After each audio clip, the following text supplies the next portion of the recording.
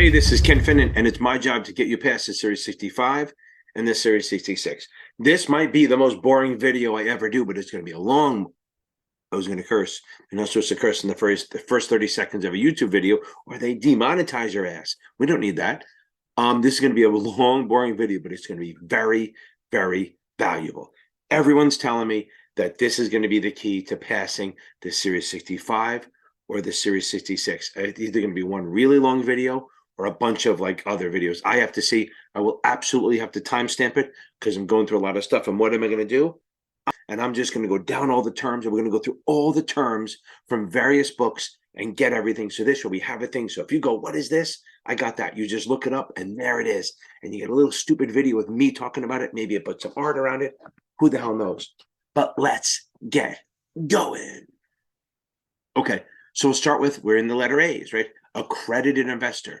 So what is an accredited investor? Well, first of all, what can they do? They're allowed to buy on Regulation D. Okay, so accredited investors are kind of rich people. Remember, 1, 2, 3 accredited. 1 million net worth, 200 salary if you're single, 300 if they're miserable. I mean married. Okay, 1, 2, 3 accredited. They can buy on Reg D with impunity. You can have as many of them as you want. They're rich. And keep in mind, FINRA's job is to protect grandma, grandpa. So they put a lot of restrictions on retail people. So as they get richer and richer, or more sophisticated, they get to, what's the best way to explain it? They are going to have less protections. Since there's less protections, they let them do more things. It's kind of a trade-off, like when you're raising a kid. When they're little, you're tight on them, and then toddler, a little more, teenager, then adult, and that's what we're doing. So accredited investors are like the high teenagers, like almost an adult, because then we get qualified and quibs and institutions are even higher. So they let them do things. They let them buy on Reg D. Plus, I think they have less restrictions on the Reg A plus tier 2. But we're not there yet. We're going to get into it. So accredited investors are 1 million net worth, 200 salary, single, 300 if they're, I want to say miserable again, but married. Also, if you have an active Series 7, Series 65, or an 82. Now, a lot of people I see, and I'll do a separate video on this, want to just get this Series 65 to become accredited. Okay, you have to get the 65 and have it be associated with an IA. You can't just have the license. It has to be an active license. So again, that's accredited investor. Now, accumulation stage or accumulation unit. Accumulation stage or accumulation, we'll put them together. When you're buying into an annuity, a variable or fixed, you're putting money in. You're putting money in after taxes most of the time if it's non-qualified. So that's the accumulation phase or accumulation stage. And what are you buying? You're buying accumulation units. So when you put the stuff in, you're buying accumulation units, okay? And then they grow in value. Now, if you do a lump sum, you can buy a fixed number of units and then they grow in value. If you do a contract plan, you're paying over every year. You're putting $100 in, $200 a month, whatever it is, that you're actually going to be buying more and more units every time, which makes sense. Okay. The acid test. Okay, so there's a current ratio and then the acid test. The acid test is basically the current ratio without inventory, because it's a more strict version of liquidity. So current ratio is current assets divided by current liabilities. That's liquidity. Even tighter is current assets without inventory over current liabilities. Now, anything current, I have videos on the current stuff.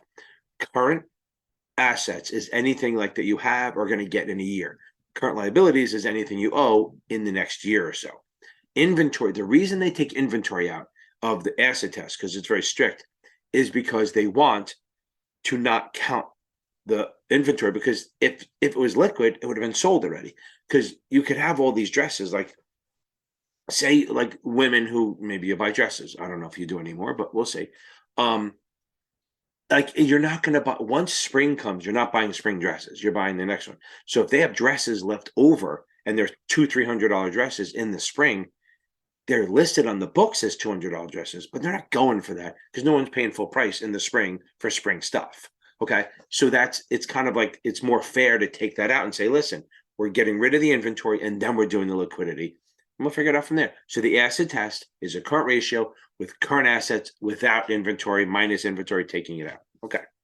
Now, An active management style.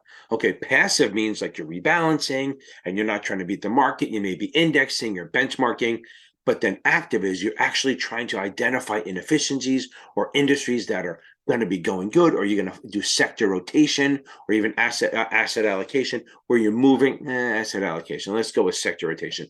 You're moving stuff around for industries, like during the upward cycle, you're going to be buying cyclical stocks, and during the downward, you're going to be doing defensive. You're actively trading to try to find inefficiencies and move the market, okay? And not move the market, but get a better price to beat the market. That's active. It also comes along with more cost because there's more commissions, and you're paying for an active manager to live in Greenwich, Connecticut and make a lot of money and not do a whole lot.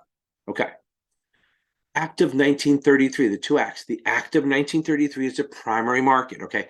The Act of 1933 is all about the primary market and new issues, or for non-exempt securities. It's for new issues, non-exempt securities.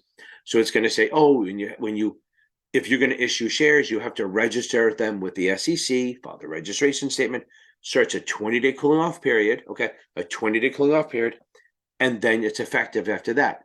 They have rules what you can't do. You can't sell the issue. You can't take money. You can't take orders, stuff like that during the 20-day cooling off period. But you can get indications of interest, send out a red herring / preliminary prospectus, stuff like that. I have all videos on that. You should all understand that the Act of 33 is for primary market. Boom. Act of 1934. The Act of 1934 is for everything else, for violations, for the secondary market. So I have an acronym called MISPERMS. I'll try to put it here or not. I'll just put a link to the video. MISPERMS. It covers margin, insiders, short sales. The SEC created the SEC. Funny, they created the SEC after the Act of 33, but that's funny. P for proxy rules. That's voting by mail. E, all the exchanges and broker dealers, how to register with the SEC. Remember that. IAs register Act of 40 if they're federal, and broker dealers register the Act of 34 under the Act of 34 with the SEC, but whose rules? R reports, that's like 8Ks, which are just like random reports by issuers. 10Qs are quarterlies. 10K is an annual report, and that one's audited. Then we have M, the last one, manipulation. That's like not churning, but marking the open, marking the close, pegging. Don't Google that. What else do we have in that? We have marking the open, marking the close, pegging. We can do, I guess, wash trades, wash sales, all the violations, all manipulation. And remember, they did put it in there that if the SEC decides something is manipulation or fraud, then it is, because they knew back then they didn't know everything that would go on, like Ponzi schemes and stuff like that. Then the last S is stabilization. That allows the underwriter to buy the shares during a new offering when it's at the POP price or lower, to hold the price until it gathers some interest. Okay, it's the only form of manipulation allowed. Okay, adjusted basis. This is basically cost basis. Okay, so we have cost basis, what you paid for something, and then it can be adjusted. Like maybe you buy more, or you sell some, or you do, like if it's a limited partnership, maybe you get a distribution, or maybe you get a return of principal. Adjusted basis is you have your cost basis, and then depending on how you do after that, it's going up or down. And then AGI, adjusted gross income. That's your gross income from all your sources, okay? That's adjusted gross income, and then you would do some things like deductions and stuff. Adjusted gross income is what you're going to be taxed on. Maybe you have IRA deductions, maybe you have distributions and stuff like that, that you're going to deduct from your income. But then once you do that, that's your AGI, your adjusted gross income, I'm stuttering, then that's what you'll pay taxes on. And there's nothing left in my Capital Advantage tutoring club, okay? And it's funny, the one thing that I really like, I don't sell because my wife made it for me for Father's Day. Okay. The administrator. Okay. What's the administrator? The administrator is like the regulator for the state. Each state has their own regulator. It could be a person, it could be a team, whatever it is. They have jurisdiction over all securities trades and registrations of securities personnel and securities in the state. If it's federal and administrator, kind of conflicting overlap, Fed takes precedence. But the administrator absolutely has jurisdiction in their state. They can investigate outside their state if there's jurisdiction. And remember, no regulator ever approves anything ever. So if you ever see, oh, the administrator approved, throw it out. It's no good. Okay, adoption. Oh, how cute. No, adoption is if, like, say I talk about your company. I say, oh, you, the viewer, was a great investment advisor, and I put it on Twitter or Facebook or something else. If you don't do anything, no problem. But if you retweet it, like it, share it, copy paste, put it on your website, something to, or direct attention to it, that's considered adoption. And then you kind of have to treat it as if it's a communication. Okay. So that's when a third party site endorses us. We're endorsed on a third party site, and we, the broker dealer or the IA, either like it, retweet it, refer to it, direct people to it, make light of it, not make attention to it. And that would be adoption. And then we have to follow certain rules because we are now part of it. As opposed, I'll talk about entanglement, even though it's not in the A's. Entanglement is when you're the broker dealer or IA actually involved in writing it. And that could be illegal or legal, but entanglement is when somebody posts on a third party website and you help the person write it. Like you go, oh, say this, say that, and put it over there, but we'll pretend it wasn't us. That's entanglement, and that's not a good thing. What's an ADR? An ADR is an American depository receipt that is absolutely a foreign security. So what happens is I'm a bank in the US and I have branches in, let's say, Switzerland. My branch in Switzerland buys a bunch of shares of Nestle, puts them in a package, and then sells that in the US. So this security, so all the securities are in this bucket, but you're buying this ADR. And this will go up and down based on what's happening to the stock in Switzerland. Now, what's cool is that there's an arbitrage sometimes that when the Swiss is closed and we're open, the stock may move on its own without that changing it. So sometimes there's a way to capture a little difference. But either way, it's a US security. You get dividends in US currency. They pay in the foreign, whatever it is, but the bank will convert it and you'll get paid in US currency. So ADRs are representative of foreign securities trading here. Okay, advertising. That's any kind of circular, any writing, any publication, anything else to help you determine whether you should make a buy or sell or use a certain service. So that's advertising is when you do anything that is to make someone help determine if they should make a purchase or a sale or something like a recommendation a little bit. That's in advertising, and it has to follow either the state laws or the SEC or FINRA rules. Okay, agency basis. Okay, agency basis is if you're doing a trade on an agency basis, that means you're the middleman. Like you give me an order to buy 1,000 shares at 40. I find a seller for you, much like a realtor with a house. I find a seller, I match him up. You buy from that person through me. I charge a commission, and we go on our way. That's agency. We charge a commission. All it is. Since we're here, remember ABC, agent, broker, commission. Now, the other side, principal side is principal dealer markup, PDM. Principal dealer markup, okay, is a principal order. If you get it acting as a principal, you're acting as a dealer, you're doing a markup. Okay, what does that mean? That means you're getting involved. You give me an order to buy 1,000 shares at 50. I go buy it and then turn around and sell it to you at like 50-50. So you give me an order to buy 1,000 shares at 50. I go buy it. I turn around and sell it to you at 50-50, and I charge you a markup. That would be a riskless principle because I'm not taking a chance. Or what if I'm not taking a chance because I'm not buying it until you give me the order, okay? By the way, I have to disclose that to you. Now, on the other side of principle is what if I already own the shares? You give me an order to buy stock at 50. I'll sell it to you at $50.50 and say I charge you a 50-cent markup. That's where I have risk because if the stock may go up or down while I own it. What's an agency cross transaction? An agency cross transaction is you give me an order to buy 10,000 shares of IBM at 50. You're going to beat up IBM. Then I go, wait a second, you know what? Johnny or whatever, I know they wanted to sell IBM. So I call them up and say, hey, I have a buyer. Do you want to sell it? And I go, understand, I'm doing both sides. I have to disclose this. I have to say, I have a buyer. Do you want to sell it? And they go, sure, they sell it. So I'm going to tell the buyer that I'm doing it internal. I'm going to cross it. So I basically take my buyer and my seller and cross them, and then I charge a commission on both sides. That's an agency cross transaction. There are principal cross transactions, not really testable. They can do that where I'm going to buy it from this person and sell it to that, and I charge a markup on both. Doesn't matter. But again, agency is where I take a buyer that came in, I find a seller, and boom. Or if the seller comes in, I find a buyer, and then I just cross both sides. It's kind of like if you go to buy a house and you call the realtor, and then the realtor goes, oh, I have a listing. One of my listings is the perfect house for you. So they sell you the house, and they have the buy and the sell listing.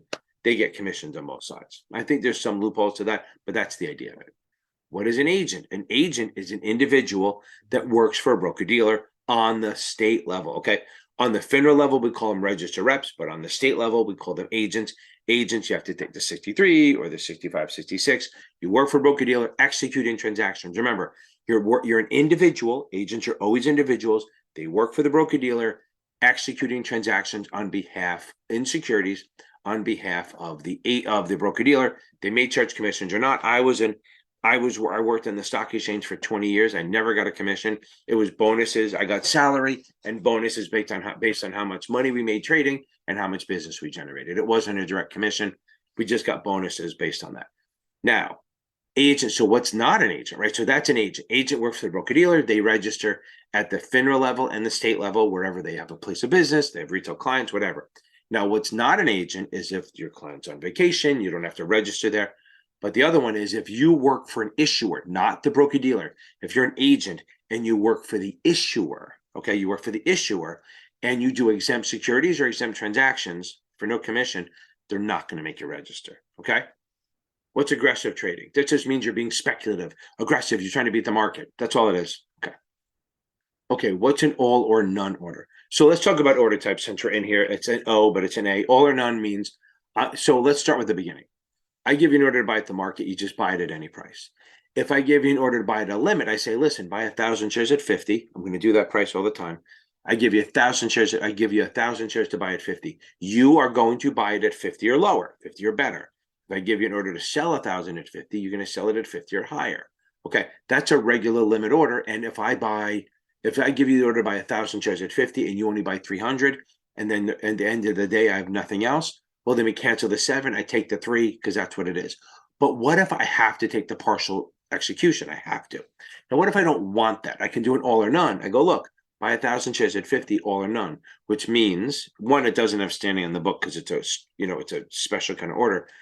But I give you an order to buy 1,000 shares at 50 AON, all or none. That means if you don't buy all 1,000 in one shot, I don't want it. Now, you can leave it out there all day trying to do it.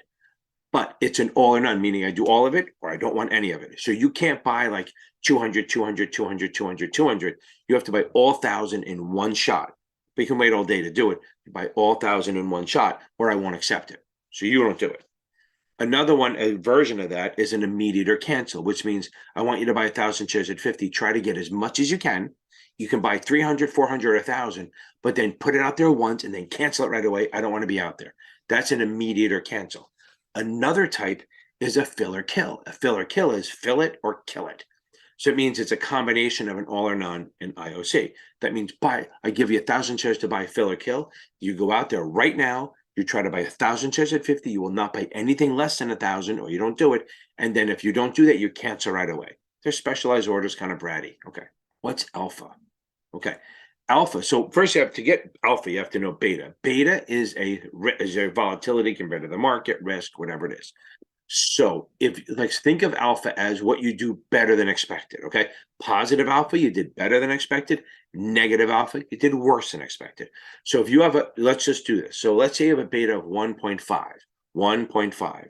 That's a multiplier. You're going to multiply beta times the index. So if the index, I'm going to do easy numbers. The index is 10%. You have a beta 1.5. You're going to do 1.5 times the index. That means your portfolio is expected to do 15%. Fair, that's your expected return. But what if you actually do 17? You're expected to do 15, but you did 17. So that means you did 2 points better. That's 2 points of alpha. That's all alpha is. Alpha is what you do better, and it's kind of like non-systematic. It's basically what you're doing. It's what you're doing better than you expected after netting. Here's the thing. Some of the vendors like to talk about the risk-free rate and do that. I don't really care about that. I'm just saying alpha is you're doing better than expected and is compared to your expected return. AMT, alternative minimum tax. Okay, AMT is an alternative minimum tax. It's for when you have some sort of tax deduction product that is tax deductible, if you want to call about it. We'll talk about them, where they take away your deductions. The more you make in income, the less you're allowed to deduct. So certain revenue bonds, not all of them, certain revenue bonds, they take all the money you're getting that's tax-free. If you make too much money or if it's subject to AMT, they're going to say, you know what? you can't take all of that. Say you made 50 grand from a revenue bond and you make a lot, and they go, you know what? Yeah, normally if it's a GO or you're a normal person, you don't have to pay taxes on that 50, but we're going to make you pay taxes on like half of that or all of it, whatever it is.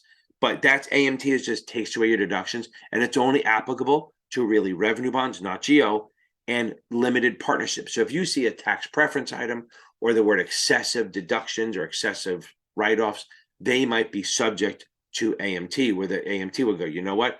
You can't take those deductions. You have to give it back. And that's where this thing called recapture, which you may or may not see. Recapture is not a good thing. Recapture is you take a deduction and the IRS goes, no, we want that back. We're not giving you that deduction. You got to pay taxes on that. Okay. If you anti-dilutive covenant. So if you do a convertible bond, now remember, so if you have a convertible bond and say it's going to turn into 50 shares, okay?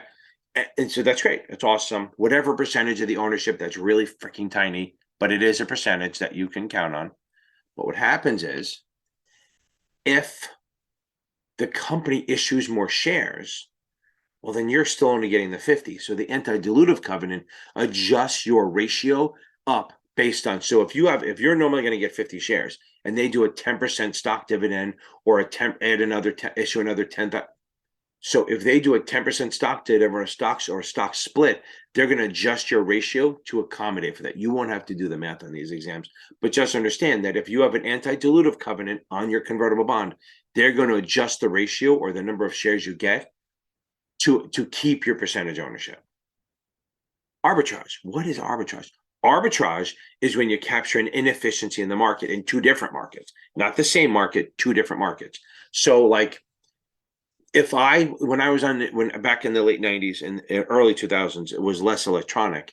So if on the New York Stock Exchange, you saw IBM trading at $40 and you also saw it trading at $41 on the Pacific or the P Coast, okay? You're like, wow, I can make money. So you would buy the stock on the New York at $40 and at the exact same time, not a second later, exact same time, short the stock at 41 in the P Coast. And then when you would just use the shares you bought to cover your short, you'd make $1, lock it in, no risk. That's a type of arbitrage. Other ones are merger arbitrage. When one company's taken over another for stock, there'll be differences and you buy one and short the other to capture it. Not math, you're not going to have to do that. That's called merger arbitrage, risk arbitrage. That's what I did when I first started. Then we have convertible arbitrage, where if you buy a bond and you notice that if you were to convert and it would be a profit, that means the common stock converted, the amount of shares you get when you convert the convertible bond, you get a certain amount of shares, right? We should know this by now. Whatever that's worth, okay? If that's more than what the bond that you can buy is worth, you can buy the bond and short the amount of stock at the same time, and then convert the bond and cover your short. Just remember, convertible arbitrage is for convertible bonds when it would be profitable to convert. Arithmetic mean is just basically average. You take all your numbers, you add them up and divide. Say if you have 5 numbers, you add them all up and then you divide by 5. That's the arithmetic mean. That'll be tested if even maybe more than geometric mean. Geometric has a lot more parts to it where it's like, well, how much traded at each number, and then you divide that and add it. That we always used to use that for volume weighted average price trades. But you won't have to know that. Just know if you see the word mean, it's average. And some exams make you decide between arithmetic and geometric. They're not going to. The real exam won't. Vendors do because they're jerks. Okay, ask. Okay, what's the ask?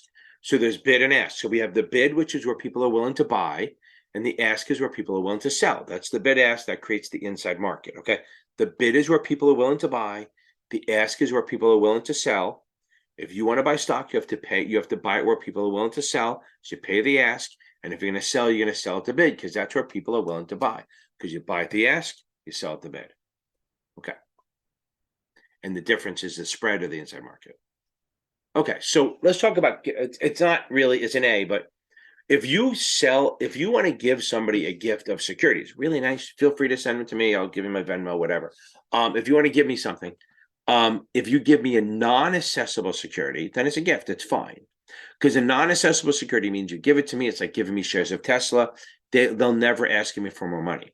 But an assessable security means they can assess you and ask you to put more money in. I like to think limited partnerships are them. They don't say it's definitely, but I think why wouldn't they be? Because if you buy a limited partnership, they can always ask you for more money because it's a partner call. So a margin call, whatever you want to call it. I guess it's a partner call. So if I give you an assessable security, that is considered an offer and a sale, and it's subject to the jurisdiction. Even if I say, here's $20,000 worth of this assessable security, don't worry about paying me, whatever. The fact that the issuer could ask you for more money means it's assessable, and that's considered an offer and a sale and subject to the jurisdiction of the administrator of the state. Okay. What is an asset? Basically, it's basically something that a corporation or a person owns. Okay. An asset is what you own. And there's two types. There's current assets, which is like stuff you own like now, cash, or going to get in a year. And then there's fixed assets like equipment, buildings, long-term shit like that. Okay. Asset allocation. All you're doing is dividing it up, but you're dividing your portfolio up between like stocks, bonds, cash, shit like that. Okay. You're allocating a certain percentage of a portfolio to certain asset classes. That's all it is. Now, we talked about this before. A 10K is audited, is basically the issuer issuing audited financial statements. What does that mean? Audited means it's audited by a CPA or an auditing firm. And advisors have to do that. If you have custody, they have to do an annual surprise audit where their financials are going to be audited and they have to submit them. Okay, that's the A's. Let's go to B. So, well, I'm going to throw in here. So that's the A's. Well, let's jump into the B's for a second. So a back end load. Well, we have to know. So mutual funds have front end loads. Class A should be in the A's, right? Class A is a front end load. It's probably in the F's. Like Rader or O'Reilly filing system. So A is an A shares is a front end load. B is what they call a back end loan or a CDSC, contingent deferred sales charge. So A is a front end load. B is a back end load, contingent deferred sales charge. What does that mean? That means that you pay when you leave, when you redeem the shares, okay? You don't pay anything when you come into the fund. And the longer you stay, so it deferred, that's the contingent deferred. The deferred means you pay when you leave, and the contingent means the longer you stay, the lower it gets. That's why it's called the contingent deferred or a back end. It's good for long term. A lot of places don't do them anymore. A is good for long term, a lot of money because they have break points, which I'm sure we'll get to. And then C shares, since we're here, they don't really pay a sales charge, so they can't be called a no load because they usually have a very high 12B1 fee. A no load fund has no sales charge, but a very low 12B1 fee, under 0.25% or 25 basis points. Okay, what's a balanced fund? A balanced fund is basically they always have all portions. It's basically going to be, like it doesn't have to be 33% bonds, 30%, 33% preferred, 33% common. Okay, and they're going to give both income and growth. They're going to give both income and growth, but they kind of are safer or they're diversified because they have all three: stocks, preferreds, bonds. That's a balanced fund. Okay, let's talk about balance of payments and balance of trade. Okay, balance of payment is like basically how much money is going out versus coming in. It's for the most part exports and imports, right? So if we, you know what? Here, I think I have a way of doing it. So, okay, good. So let's say, so this is the upside, this is the surplus. The more we export, remember, the more we export, the more money we're getting, okay? So if we bring in more money and we export more goods, people are buying our stuff, so we're getting cash. And if we're importing, that means we're buying other people's stuff, and then our money's going out. So what happens is that, let's say the dollar rises. So just hear me out on this, okay? So the dollar rises, that means it's harder for people to buy our stuff because it's more expensive. So if that happens, we're going to go more toward this way. As the dollar rises, we're going to go down, okay? We're going to be importing more because our dollar will buy more stuff, so we'll buy more things. Always money runs downhill. So here, now, as the dollar starts dropping, it's going to get lower. So this is right now. So if we look at this, what I've done so far is that our deficit is increasing. So our deficit, our balance of trade is going negative. It's going to be deficit, it's going down. Now, and that's because the dollar's rising, we're importing more, we're spending more money. But as the dollar maybe starts dropping, our deficit's going to get closer to zero. And because we're going to get more and more closer to exporting. And then if the dollar really goes down, we're going to be exporting more and more and more. So the more the dollar drops, the more we go up, okay? We start exporting more, and that means we have more money coming in. So I always say, do we want a strong dollar or a weak dollar? We say we want a strong dollar, but we actually want a weak dollar, because if we have a weak dollar, people can buy our stuff more. So you have more exports. So all the foreign money is coming here. So this way we have a surplus on our balance of payments versus a deficit. So we'd like a surplus. And look, it's not this. It's like, if depending on what, maybe corn's here and then wheat is here, and then it all depends on what we do. As a general rule, I think we're still on the importing more than exporting, but we'd love to be on the exporting more than importing, because then money's coming in. Like with oil, if it's like we were importing more, and then we were exporting more, and now we're importing again. So it goes all over the place. And the problem is it costs us money, and that hurts. Now, export is good because it helps our farmers, our producers, all that stuff. They can sell their stuff to bigger and bigger markets.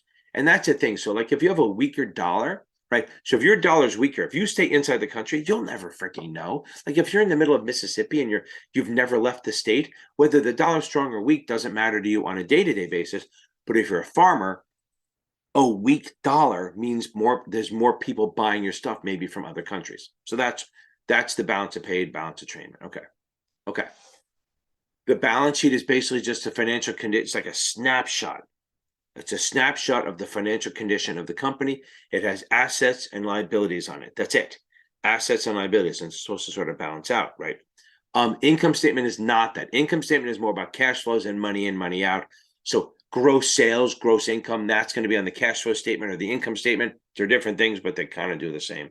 Balance sheet is about assets and liabilities. And again, some guy who's probably a CFA is, wait, you shouldn't say that. I'm talking about test world, not real world. A bank. So there's a bank and a bank holding company. So a bank is where you put your money. That's a bank, and they're exempt from everything. Remember, under NASA and the states, banks are pretty much fucking ghosts. Okay, nobody knows what they are. No, it's not that they don't know what they are. They just have no regulations. They have their own regulations. They're pretty much ghosts. They're not issuers. They're not broker dealers. They're not IAs. They're exempt from all that shit, or excluded, whatever you want to call it. Now, bank holding companies are none of that. Okay, they're really exempt, but I should have said excluded. I'm just rambling. Bank holding companies are none of that. A bank holding company is literally just a company that owns a bank. That's all it is. It's a company that owns a bank. They're not exempt. So like think of like JP Morgan, okay? JP Morgan owns JP Morgan Securities and Chase. Chase is the bank. Chase, if they issued bonds, would be exempt. JP Morgan would not. Now, JP Morgan is exempt because it's trading on the exchange, but if they didn't, they would have to register anything they issued because they're not exempt. Bank holding companies are not exempt. Okay. Basis, just remember the word basis freaking means yield to maturity. Okay. Basis means yield to maturity. Now, the next one is basis points. Remember, 100 basis points. I'll put it on here. I've been doing this for years. Other people use it, but it's fine. I don't care. I'm ready to share the wealth. 100 basis points equals $10 equals 1% equals 1 point. Okay, on a bond. So if you earn 200 basis points or 200 bips, you're in 2% or you're $20 a bond. There you go. 100 basis points equals $10 equals 1% equals 1 point. Boom. Onward we go. Okay.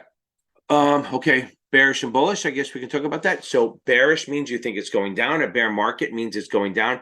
Again, it usually means it's down 20%, but don't worry about that. They're not going to ask you what is officially a bear market, because a bear market is when the market has dropped 20%. Okay. Bear just means down. Bull means up, right? Okay. Bear down, bull up. It's like bulls gore up, bears swipe down. Whatever, however we remember it. Remember, you can make money either way, as a bull or as a bear. It's not like bears lose money and bulls make money. You can be bullish and make money, or you can be bearish and make money. And let's see. So if you're bearish, short stock, buy puts, sell calls, credit call spreads, debit put spreads, stuff like that. Inverse ETFs. If you're bullish, you buy regular ETFs, you buy calls, you buy stock, you do debit call spreads, credit put spreads, buy calls, sell puts. All those things are bullish. Okay. What's benchmarking? Okay. Benchmarking is when your portfolio is going to be benchmarked to an index. It's low cost. It's usually very passive, because all you're doing is matching to a benchmark or an index, and you're just sitting on that. Okay. Indexing, all the same thing in general. Very passive, and you only kind of rebalance once a quarter. So if something gets out of skew or the index rebalances, you're going to rebalance too. You're not very active. The costs are lower than an active strategy. Black-Scholes, just know that it's the way they measure options for the risk. Okay, it's how they price options. That's all you have to know. Black-Scholes, you're just pricing options. Okay. Blue sky laws. Okay, what's a blue sky law? So blue sky laws are the state laws. That's all they are. It's basically registering a security, a broker-dealer, an agent, IR with the state. That's all they are. Blue sky laws are just about registering with the state. Okay. Okay, my favorite word, bona fide or bona fide, depending who you are, it just means real, okay? It means it's actually going to happen. It's genuine, authentic. It's actually going to happen. It's the thing, okay? So a bona fide offer is a real offer. A bona fide trade is a real trade. Bona fide market-making activity is real market-making activity. It's not like fake to pretend something. It's authentic. It's real. Okay, what's a bond? A bond is a form of debt issued by a corporation, by an issuer who is a corporation, a municipality, or a government, and it's a debt where you lend them money and they pay you back over time, and you get an interest, either interest every 6 months or at the end if it's a zero coupon. Or those are really two choices. What's a bond fund? Now here's the thing. So an income fund isn't, so this is where people get confused. An income fund isn't going to be bonds. It doesn't have to be, okay? But a bond fund will be corporates, munis, treasuries, okay? So a bond fund is going to be looking for stable income that's pretty freaking safe. Corporates, munis, treasuries. Bond ratings, we know these, right? So the higher the rating, the better the company, right? So AAA is the top, then AA, then A, then BBB. Now, BBB is the lowest investment grade. Now, if it's Moody's, it's BAA instead of BBB. They use A. Instead of saying like S&P is AA. Why don't I just do it this way, right? It's just stupid. This is S&P. This is Moody's. Why is Moody different? Because he's fucking Moody, okay? So these are all investment grade, BA and lower, so it would be B down here and then B. These are all speculative or junk or high yield. This line is big, okay? This line between them, and that's why I make the space, is big. Because literally almost anyone can buy this. A lot of institutions and banks and stuff can't buy speculative. Okay, let's talk about the bond yield. So we have coupon is just the annual stated interest rate. If you buy a 5% bond, a regular bond is paying $50 a year. That's nominal stated interest coupon. They all mean the same thing. Current yield, we should know this. Current yield is what you're earning based on what you spent. So if you think about it, there's a current. Current is electricity. What do they have in their amps? AMP. So it's AMP, annual over market price. Current yield is annual over market price. The other yields are the basis, which is yield to maturity, which you'll never have to figure out, and yield to call, which again, you won't have to figure out. But again, if it's a discount bond, it's coupon, current, yield to maturity, yield to call. That's on a discount. That's the lowest to high. Coupon's the lowest, then current, then yield to maturity, then yield to call. And if it's I'm going to break my arm, I'll do it this way. If it's a premium, it's going to be coupon up here, then current, then yield to maturity, yield to call. Remember, yield to call is always on the end. A lot of people flip them. Yield to call is always on the end. Remember that. Okay, book value. It's basically the net worth of each share, right? So book value is like, think of the tangible assets of a company, the furniture, the trucks, the buildings, the equipment, all that stuff is that, and they divide that up by the number of shares. That's the book value per share. So the book value of the company is like the liquidation value. It's what all the tangible assets are worth. And that's the book value. Book value per share is that divided by the number of outstanding shares. And then price to book is the market price divided by that number. Okay, that works. And a high price to book or even a high price to earnings means it's a growth company. Low means it's a value. Okay, breadth of the market. Okay, so the breadth of the market is just this. We look at how many shares are up or down in the day, not how much, how many. So we look at how many shares are up on the day versus how many are down. Okay. So like if you ever look on CNBC, they have the heat map. Like the other day it was all red, like maybe today it was all green. But if you look at it, if the market's down big, you may look at it and you have like, say there's 500 stocks, 498 of them are red. So that's the breadth of the market showing you that it's up or down, how deep it is. Because look, there were some years when the tech stocks were so up that even the market was mostly down. Those like 10 names were bringing it up. Okay. Like you'd see a big market, you'd see mostly red, but the market was up because those stocks who were very big would pull the market up, even though everything was down. So that's what you look at, the breadth of the market. It's to say, okay, the market's down. Is it like half red, half green? Is it all green? Is it all red? You get an idea of how strong this. Okay, the brochure. So what's the brochure? The brochure is a Form ADV, Part 2, okay? Part 2A. So Part ADV, Part 1 is what you file with the register, with the either the administrator or the SEC, whatever it is. That's the facts, like, what the name is, who the principals are, what kind of customers you have, how much money you have under management, all that crap. It's the facts, where you're registered, shit like that.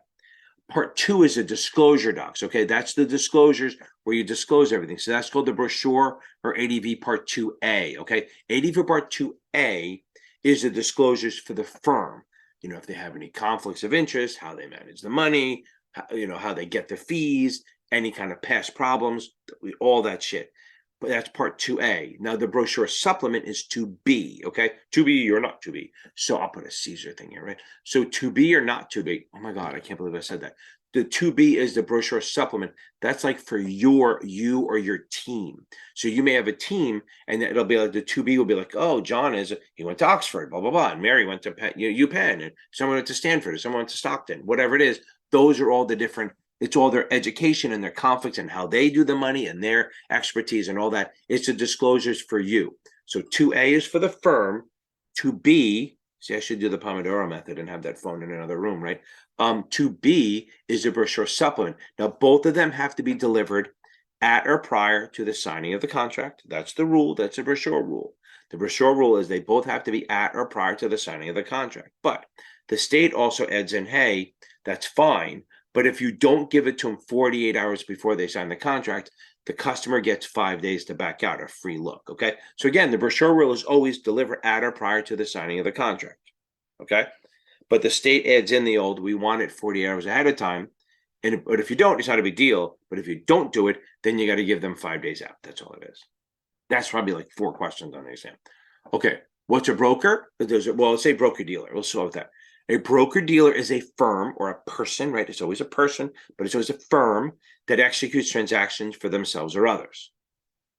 They register with the SEC, FINRA, and any state they do business in. If they don't have an office or retail clients, then they don't have to register. Remember, no office, no retail, no register. No office, no retail, no register, okay? That is a broker-dealer. It's a firm, as opposed to an IA that gives advice. It's not here, it's wrong letters, but the IA, and I'll get to it, investment advisor is a firm that gives advice as a business for compensation. Ooh, ABC, advice, business compensation, okay? And they rather register either the state or the SEC, never both, okay? So a broker-dealer registers with SEC, FINRA, and any state they do business in, and they are a firm. A broker-dealer is always a firm, and they execute. So always remember, broker-dealers execute transactions, they collect commissions, markup, markdowns, and some fees. IAs, they give advice, and they charge you fees for the advice. We already talked about bull market. Okay, business cycles. These are the 4 cycles, right? So we have expansion, peak, contraction, trough, okay? So expansion is when the GDP is rising, we have inflation, and the Fed is tightening during that to slow it down. Then we have peak, which is like it's coming up and it's going to start dropping. That's when everything's still going up. We may have disinflation, which means it's still going up, but it's starting to drop, okay? So it's going up, but not as fast. Oh, my jaws, I guess I'm talking too much. Now, just what I do. Okay, so now, and then what happened is right during that, the Fed will start loosening a little bit because they want it to go down. They don't want it to go down. They just want it to go down hard. They know it's going to happen. So they kind of they want a soft landing, right? So what's going to happen is going to start lowering rates and loosening. So during expansion, they sell treasuries and raise rates. That's monetary policy. And that's going to tighten and slow it down. And then once it starts going and they fuck it up and they make it go down, they're going to go, whoa, we got to help out. So they're going to lower rates and buy treasuries. So they're going to buy treasuries from the banks and lower the rates to make it easier to borrow. So it goes expansion, peak, contraction. And if it's a long contraction, it's a recession. And then it goes to a trough. Now, what's the definition of a recession? Well, it's 2 consecutive quarters of negative GDP. Although this year they go, well, that's not really true. But we go by that. Or you can say my neighbor's out of a job. What's the definition of a depression? Well, that's 6 quarters or 18 months of negative GDP growth, or I'm out of a job. So recession, my joke, I didn't make it up. I stole it. A recession is my neighbor's out of a job. A depression is I'm out of a job. Ha, ha, ha, ha. Business risk is non-systematic, okay? Non-systematic risk is business risk that you invest in a company, it just sucks. How do you get rid of that? You get rid of it by diversifying, okay? Business risk, you just get rid of it by diversifying. And how do you do that? You buy mutual fund immediately, really quick. You buy ETFs, mutual funds, closed-end funds, ETNs not really, but similar. Okay, so you have trust. You have some sort of trust. I'm going to just do an order. Bypass trust is this. I'm married. I have a lot of money. Oof, please. Okay. So let's say I have a lot of money. I set up a bypass trust. So what happens when I die, all the money is in a trust to go to my wife, tax-free. And she can use the money, or he, whatever, they can use the money anyway, according to the trust rules, but the money's for them. But when she dies, the money goes to the children or the financial beneficiary. So a bypass trust is this. I have money. I set up a trust. When I die, my spouse gets it. They manage it. They're the trustee. And then when she dies, then the money goes to the children. And usually if they do it right, it's tax-free. So that's what a bypass trust is. Okay, we're on to the C's now. Let's go. We're going in order, alphabetical order. Okay, I just did a video on this. Calendar year versus fiscal. A calendar year ends on December 31st. A fiscal year ends whenever they want. Like the government does, October 1st it starts. I think charities do July 1st. It doesn't matter. It's just a year. Fiscal is a year other, any 12-month period other than the calendar year. Okay. A call. What's a call? So there's a couple things. A call is an option to buy stock. Okay, we got that. A call is also when a company calls back their bonds or their preferreds. They buy them back from you. Call is always about buying. So if you buy a call, an option, you have the right to buy stock or whatever. If a company calls that they're buying the bonds or the preferred back. Okay, we have bonds, callable bond. That's a bond that is callable, which means the company can buy it back, as opposed to a non-callable bond, which is one that they can't call it back. They can buy it in the market if you're willing to sell it to them, but they can't buy it. They can't take it from you. A non-callable. Callable, they can. A non-callable would have a lower coupon because it's more attractive to the investor. Callable preferred, literally the same thing. It's a preferred that is callable. So again, we have bonds and preferreds. They are both callable and non-callable. When I get to that, I'm probably not going to talk about it. The call date, that's literally the date that they can start calling the bonds back. So if they say, oh, say a bond's issued in 2023, wow, and it's callable in 2028, that means the first time they can call it, that's the first date when they can start calling it. That's listed in the prospectus. Call feature, call provision, same thing. They're basically the ability to call the bonds back. That's what a call provision or call feature is the method or the allowance of the issuer to buy the bond back from you. And they'll say it's not callable for the first 5 years. That's also called call protection. Call protection is the number of years that the issuer can't buy it back. So you're sort of protected from being called. That's most attractive when interest rates are dropping, because normally issuers will buy the bond back when rates are dropping, because then they can buy it back at a cheaper rate. They can buy it back and then issue a new bond at a lower rate and save money. What's call risk? Well, when interest rates drop, the risk that the company will buy the bond back. And why is that bad for you? That is bad for you because if you're the investor and they call it back, they usually do that when rates are lower. So you get your money back. You're like, yeah, I got my money back. And then when you go to reinvest it, everything's at a lower rate. So you would actually have to find a riskier bond to match the rate you were getting before. So that's not a good thing. What's capital appreciation? That's literally growth, an increase in what you own. If you buy something at 40 and it goes to 50, that's capital appreciation. What's a capital asset? A capital asset is basically something you can touch, like property, and it's for long term, like equipment or a building or something. That's a capital asset as opposed to a current asset, which is for a year or less. Okay. CAPM, capital asset pricing model. CAPM is basically trying to determine the relationship between risk and reward. Systematic risk and reward. Are you getting enough return for the risk you're taking? To get this reward, you need this risk. To have this risk, you better get this reward. So it's all about the relationship between risk, systematic risk, and reward. Capital gain, that's actually a realized appreciation. So if you buy stock at 50 and you sell it, you have to have a gain, a cost basis, and a proceeds. You have to have a buy and a sell. So capital appreciation, capital gain is when you realize the capital appreciation, okay? Capital gain is when you buy stock, it goes up, and then you sell it for a gain. Or if you're short stock and it drops, and you buy it for a gain, and it's a taxable event. Okay, capital gain is when you have a buy and a sell, or a sell and a buy, and you actually realize the gain. Capitalization, that's basically all of what the company's worth. You add up the debt, the stock, and everything else, all their cash and everything, and that gives you the capitalization, what it's worth. Okay, so capitalization ratio is dividing its debt by all its capitalization, the bonds, the stocks, all the other surpluses, cash, and all that. So it's debt divided by the capitalization. It's to determine, we do the capitalization ratio to determine whether the company is over leveraged or under leveraged. So if you have the debt capitalization ratio, if you have more debt, if you have a very high capitalization ratio, that means you have a lot of debt and you might be over leveraged. What's a capital loss? That's the opposite of a capital gain. A capital gain is when you sell stock or something for more than you bought it for, you have a gain that's taxable. A capital loss is when you sell something for less than you bought it for and you realize a loss. And actually, you get to write that off your taxes, right? Good stuff. Now, capital losses, you can use capital losses to offset all capital gains, but you can only use $3,000 of capital losses to offset your income. Then you can carry forward the rest to the next year. Okay, so we have capital market and then we have money market. So capital market is like long-term debt and equities, anything over a year, and then money markets are under a year. Technically, I think 13 months kind of works, but anything over a year is a capital market. Money markets is anything a year or less, or really short term. Capital stock is all of the corporation's equity, preferred and common. Boom. But they're listed at par. So it's not the actual market value, it's the par value. You remember, so par value on common stock is $1, on preferred is 100. So it's all the common and preferred based on their par value, not on the market value. So capital surplus, paid in capital, paid in surplus all mean the same thing. Capital surplus, paid in capital, paid in surplus all mean the same thing. Those are all what you sell the stock for over par. Now, common is usually $1. So if you do an IPO with the stock at $20, it's $19 of capital surplus, paid in capital, paid in surplus. Capping, what's capping? It's manipulation. It's a way to keep the stock down. So there's capping, pegging, all that stuff. Again, don't Google pegging, please. Don't do it. Don't do it. Stop right there. Don't do it. You're going to hate me. Okay.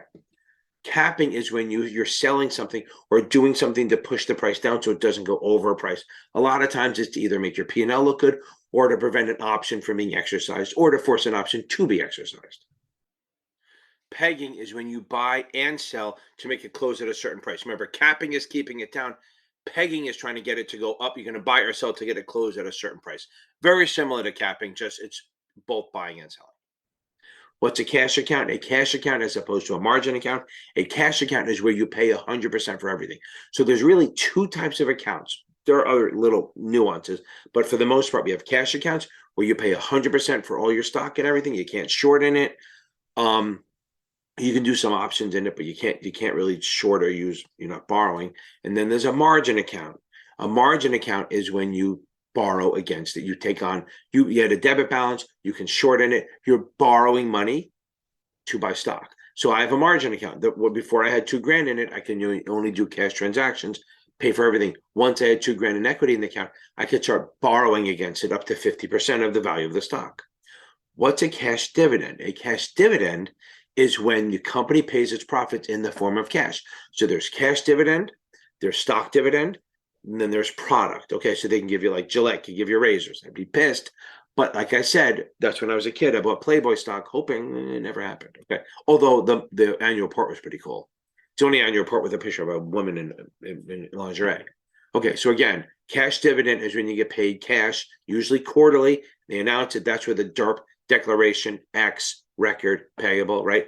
Declaration a day. They announce it. They announce, and they name the record day. That's a day you have to be an owner of record. The day before that is the X day. That's the day if you buy it on the X day, you don't get the dividend. Remember, X dividend, ex-girlfriend, ex-boyfriend, ex-wife, X dividend without. Then P, DERP, declaration, X, record, then payable. Payable is the date that they actually pay the dividend. What's a cash equivalent? It's something that can be readily turned into cash. T-bills, CDs, money markets, and stuff like that, money market funds and stuff. Cash equivalents are anything that can be turned easily, very, very quickly into cash. Like I always joke that technically you could walk into a bank with $100,000 worth of T-bills and be out of there in 5 minutes or so with $100,000 in cash. It's just that liquid. Okay. Cash flow. That's what the company gets minus any money paid out. So if we bring in money, but we pay out. So if we bring in 100 grand, but we pay out 30 grand in expenses, our cash flow is 70 grand. It's basically net income plus depreciation or depletion. Okay. So net income is how much we get. So we bring in 100, we spend 30, we have 70. Then any kind of depreciation or depletion we come out, that's going to take out of that. Good. A cease and desist order. That's what an administrator can do when it appears that a person is going to commit a violation or did. You send a notice and say, please stop what you're doing. It actually has no bite, right? So if they just go, screw you, I'm going to keep doing it. Then what would happen is then the administrator, who really can't do anything, they threaten you and shake their hands at you and say, stop that, you young whippersnapper. They would say that, but they can't do anything. Well, it just got blurry, right? So I'm moving too much, it got blurry. So then they would go to the court and have the court issue an injunction so they'd be enjoined, which then has bite of the court as legal ramifications. So a CD is where you deposit money with a bank or in a security for a set amount of time, and it pays you interest. They could be short-term, they could be long-term. The short-term ones probably pay at the end. They might pay you. But the whole point of a CD is it's very safe, usually very short-term, and it's usually a money market under a year. Over a year, it's obviously not. And if it's over a year, it can pay income. If they do a market CD or like a negotiable CD, there are other feats that we're not going heavy into that here. I'm just saying what a CD is. It's a short term. Basically, you put money with a bank and you get it back at the end of the term. You can then reinvest it and buy new ones if you want, whatever. Short term debt. What is a chartist? That's like a technical trader. They look at charts, trends, patterns. They're looking at charts to determine like the 200-day moving average, support, resistance. That's a technical trader. They use the movements of the stock to determine where it's going next. Obviously, efficient market theory doesn't believe any of that shit, okay? We'll get to that. So the point is, a chartist is a technical trader who looks at charts and tries to predict the next movement based on that. You look at support, resistance, breakouts, all that stuff, okay? What's a Chinese wall? So a Chinese wall is known as an information barrier. A lot of times big companies, like they have to have some sort of Chinese wall. And it's not racist because it's basically based on the fact that the Great Wall of China surrounds, was supposed to, is invincible. You can't get through it. So they just called it that. You're on either side of the wall. Like investment banking can't be with research. They have to have a Chinese information barrier so they can't talk to each other. It prevents the spread of inside information. So an information barrier or Chinese wall is there between different departments to keep them separated so they can't share information or have conflicts of interest. A lot of times they'll have these information barriers between small departments, even if they don't have to, so that if I get an order in this and you're on the other side of the wall and you get an order in that, we don't have to worry about front running or anything like that because we're separate. Like if I get an order from a customer to buy and you're on the other side of the wall and far enough away from me, you can buy stock without worrying about being front running, because you don't know about it. What's churning? Churning is excessive trading, okay? Churning is when you excessively trade an account. You need to see the word excessive or unsuitable, whatever it is. Remember, they look at stuff to determine if you're churning. They look at like what the character of the account. Is the person rich? What's the rich? What's the objectives? What they do not look at is gain or loss. Gain or loss has nothing to do with whether you're churned or not. You can make money and they can still be, they can still be considered a churning even if they make money. Closed-end investment company. What is it? So we have open-end and closed-end. An open-end is a mutual fund. I think an open-end is a mutual fund. You buy it at NAV plus a sales charge. It trades once a day. They constantly issue, you should know this by now, a closed-end fund. It issues shares one time. They issue the shares and then it's on the exchange. And if you want to buy shares of it, remember, they're both closed and open and are actively managed by a rich portfolio manager. He or she lives in Greenwich and makes way too much, or Hamptons. They make a lot of money. They're an investment advisor managing the portfolio, which means they have to be federally covered advisor. But the closed-end fund issues shares one time. And then if you want to buy them, you have to buy them on the market based on supply and demand. You buy at the ask, you sell at the bid, and they charge you a commission or markup, markdown. You can short them. You can buy them on margin. All that stuff you can't do with a mutual fund. Open-end, issue shares constantly. You buy at NAV plus a sales charge. It's priced at the end of the day. No margin. Okay, so we have opening sale, opening purchase, whatever it is, opening and closing. So if you have an option or even any position, if you create a position, it's an opening. So if you buy an option for the first time, that's an opening buy. If you short an option for the first time, that's an opening sale. So if you do an opening buy to create an option, how do you get rid of it? You have to sell it. That's a closing sale. So an opening buy, followed by a closing sale. Jumping down on the other side. So if we short an option for the first time, doesn't matter call or put, that's an opening sale, and that's followed by a closing purchase. So it's always going to be opening, then closing, and then it's either buy, then sell, or sell, then buy. That's the way it works. And closing means get rid of it. Okay, what's a coincidence? So the indicators, right? So we have three types of indicators. We have leading, lagging, and coincident. We put them all together. A leading indicator, it's like the stock market. It tells you where we're going to be in the next 6 to 12 months. I explain that all the time. Everyone was trying to figure out, not everyone, people who didn't know. Sounds like I'm an elitist, but I'm not. They didn't know why was the stock market ripping up during the pandemic, because they weren't thinking about now. It's predicting the future when they think the vaccine will be out and all that stuff will be out of it. So that's why the stock market was ripping up, because it's a leading indicator. A coincidence is telling us where we are, like employment, personal income, industrial production. Those are all coincident. That's telling us where we are. Then we have lagging, telling us where we were. That's like in corporate profits. They reported at the end of the year in a 10K, right? So leading is telling us where we were. Coincident is telling us where we are. Lagging is telling where we were. Did I say that? Leading is telling us where we're going. Coincident is telling us where we are. Lagging is telling us where we were. Okay, good. What's collateral? Collateral, like when you borrow money, you have to put up collateral. Okay, it's not collateral damage, it's collateral. Okay, so collateral is when you put up something to borrow. So if I went to go borrow $50,000, they say we need some collateral. I put my 2 or 3 cars on there as collateral that if I don't pay it, they pay me out. They sell that. Okay, they sell that out from under me. Okay, so what's a CMO? A CMO is a mortgage-backed security. You should know this, some of this by now, if you're taking this exam. But a mortgage-backed security, or a CMO, is big picture. When you buy a house, you pay a mortgage, you're paying into the mortgage. The bank who you're paying the mortgage to is getting an income. They sell that to someone else who's now getting the income. And what they do is they put a bunch of mortgages in a pool, and then somebody buys pieces of this. I can probably put the video up here to explain it. But I'll put a link in the description. What is a CMO? So a CMO is a mortgage-backed security. It has prepayment risk. It has extension risk, because if rates drop, people refinance their mortgages, and all of a sudden your income stream drops. And you're getting monthly income. Remember that. You're getting monthly income. Okay, a collateral trust bond. Let's talk about secured bonds, okay? We have unsecured bonds, which are debentures. Unsecured corporate bonds are debentures. Then we have secured bonds. We have 3 types that we think about. We have mortgage bonds, which are they're not mortgage-backed securities. They're mortgage bonds. They're just backed by property. So if I default on the bond, they sell the property to pay the investors, the creditors. Then we have an equipment trust certificate, which is basically we issue a bond and we use like trains, planes, a fleet of cars, boats as collateral, equipment as tractors as collateral for the bond. And if we default, they sell that, and hopefully that's enough to pay for it. Then we have a collateral trust certificate where I'm a company, I have a portfolio of securities or something. I'm going to use that as collateral for the bond. And if I default, they sell that. Hopefully it's still around and get that. Okay. Commercial paper. What's commercial paper?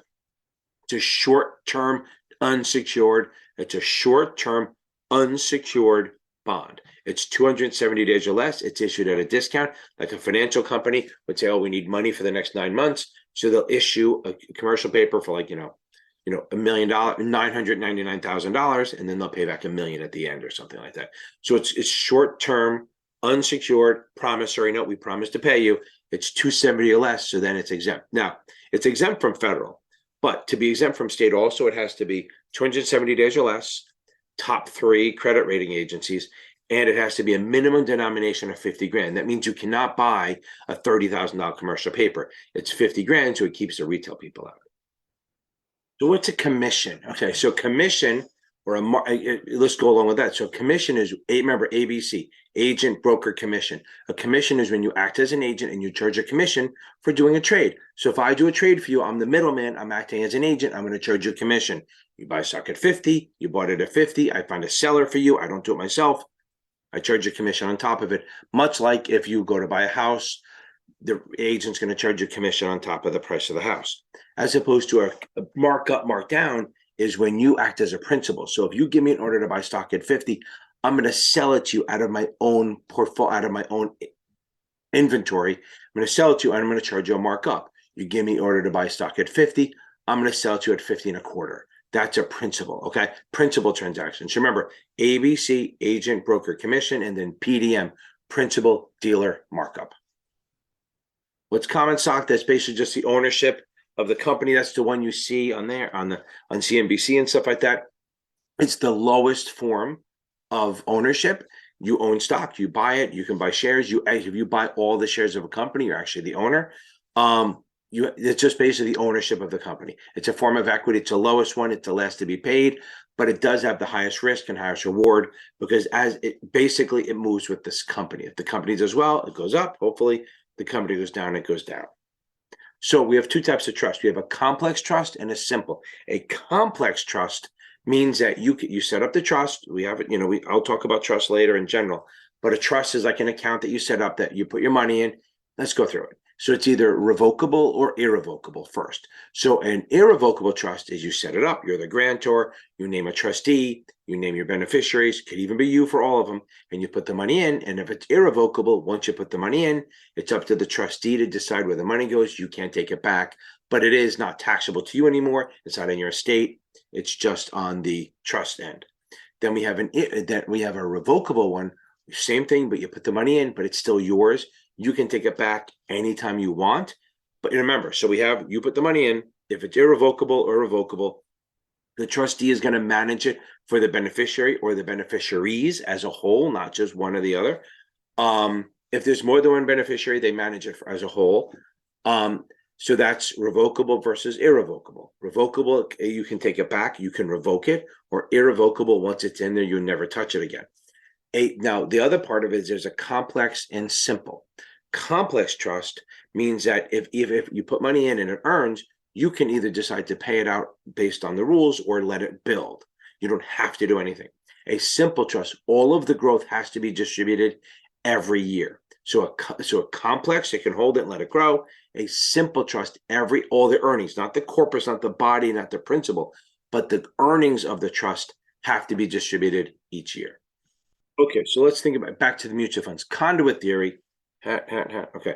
Conduit theory is the fact that if you have a mutual fund, they pass through the gains, and that's it. They pass through 90% of the gains. As long as a mutual fund passes through 90% of the gains, you, the investor, are going to get the money that's never been taxed yet, and then you're going to pay taxes on it. The reason that's a big deal is it's like a corporation. A corporation, they earn money, they pay taxes on it, and then they pay you, so it's double tax because it's taxed on their end and then on yours. So in a corporation, the IRS pretty much takes like 70% of the money. It's crazy. And they still don't have enough. Okay, so conduit theory means it's flow through, like a conduit. I don't have a pipe, but like if you went through here, the money goes through the conduit, goes right through the mutual fund and right to you, 90% of it at least. Okay, what's a confirmation? A confirmation is basically after you do a trade, you have to get a confirm, usually by completion of the trade, which is settlement, that lists, like, in general, not good the whole thing, but what you bought or sold, how many shares, what it cost you, whether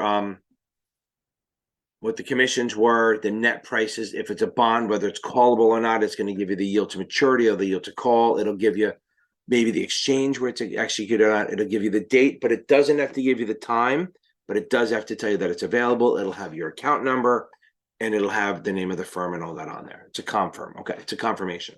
Okay, so what's a constant dollar plan? It's basically a formula of you're investing in a portfolio and you're keeping a fixed dollar amount of each asset class, not a ratio, a fixed dollar account. So what happens is if it goes too high or low, they have to either add or subtract. So they're keeping it at $1, not a percentage. They're keeping it at $1, like 30 million in this or 2 million in that. And that's, if it gets too high, they'll rebalance it, sell it to bring it back to that. Or if it's too low, they'll buy more to bring it up to that. They always want to keep it at a fixed dollar. Literally have no idea why someone would do that, but whatever. Okay. A constant ratio plan is basically the same thing, but everything's on a ratio, like percentages. Okay, 30% this, 30% that, 20% this. It's always going to be that. And then every quarter or so, they'll rebalance it if it gets out of whack and bring it back to those ratios. That's sort of passive. That's a type of passive management. Okay, what's the CPI? Consumer Price Index. It's the measure of inflation. Right now, we all know that if it's 2023 and you're watching this, we know inflation's been crazy. CPI is a consumer price index. It measures inflation. Okay, consumption is basically the purchase and use of goods by households. It's what it's not so much eating, but it's buying and using services and goods. Okay, contraction. Okay, so we have the four business cycles: expansion, peak, contraction, trough. So contraction is when it's dropping. Expansion is when the GDP is rising. Things are getting better. I might have done this already. Things are getting better. That's when the Federal Reserve will tighten. And then we get to peak. That's where the top, it's going up, it's still slowing down. That's where disinflation happens. What's disinflation? That's when we still have inflation, but it's less. It's going up. Like it was 8%, 7%, 6%. It's still going up, but at a less rate. That's kind of what we have now. So everyone's like, oh, inflation's better. No, it's still going up at a ridiculous rate. It's just not going up as fast. Okay, so contraction is when it's dropping. I got on a diatribe, right? Whatever they're called, a rant. So expansion, peak, contraction. Contraction is when the GDP is dropping, the economy is getting worse. A long one turns into a recession. And during that time, the Treasury will loosen the economy. They will buy treasuries from the bank to inject money, and they will lower rates to make it easier to borrow. What's a control person? A control person is a partner, officer, director, the pods, or a 10% owner of more than 10%. I shouldn't say 10%. So someone who is more than 10% or a pod, partner, officer, director, they usually have, if it's for an investment company, it's usually they own more than 25% of the vote. I think the same thing for broker dealers. By the way, also, the spouse of a control person is an affiliate or control person.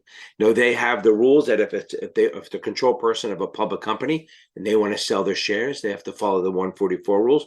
They can sell the greater of 1% of the assets, 1% of the outstanding, the 4 weeks trading volume, 4 times a year. Wow, 144.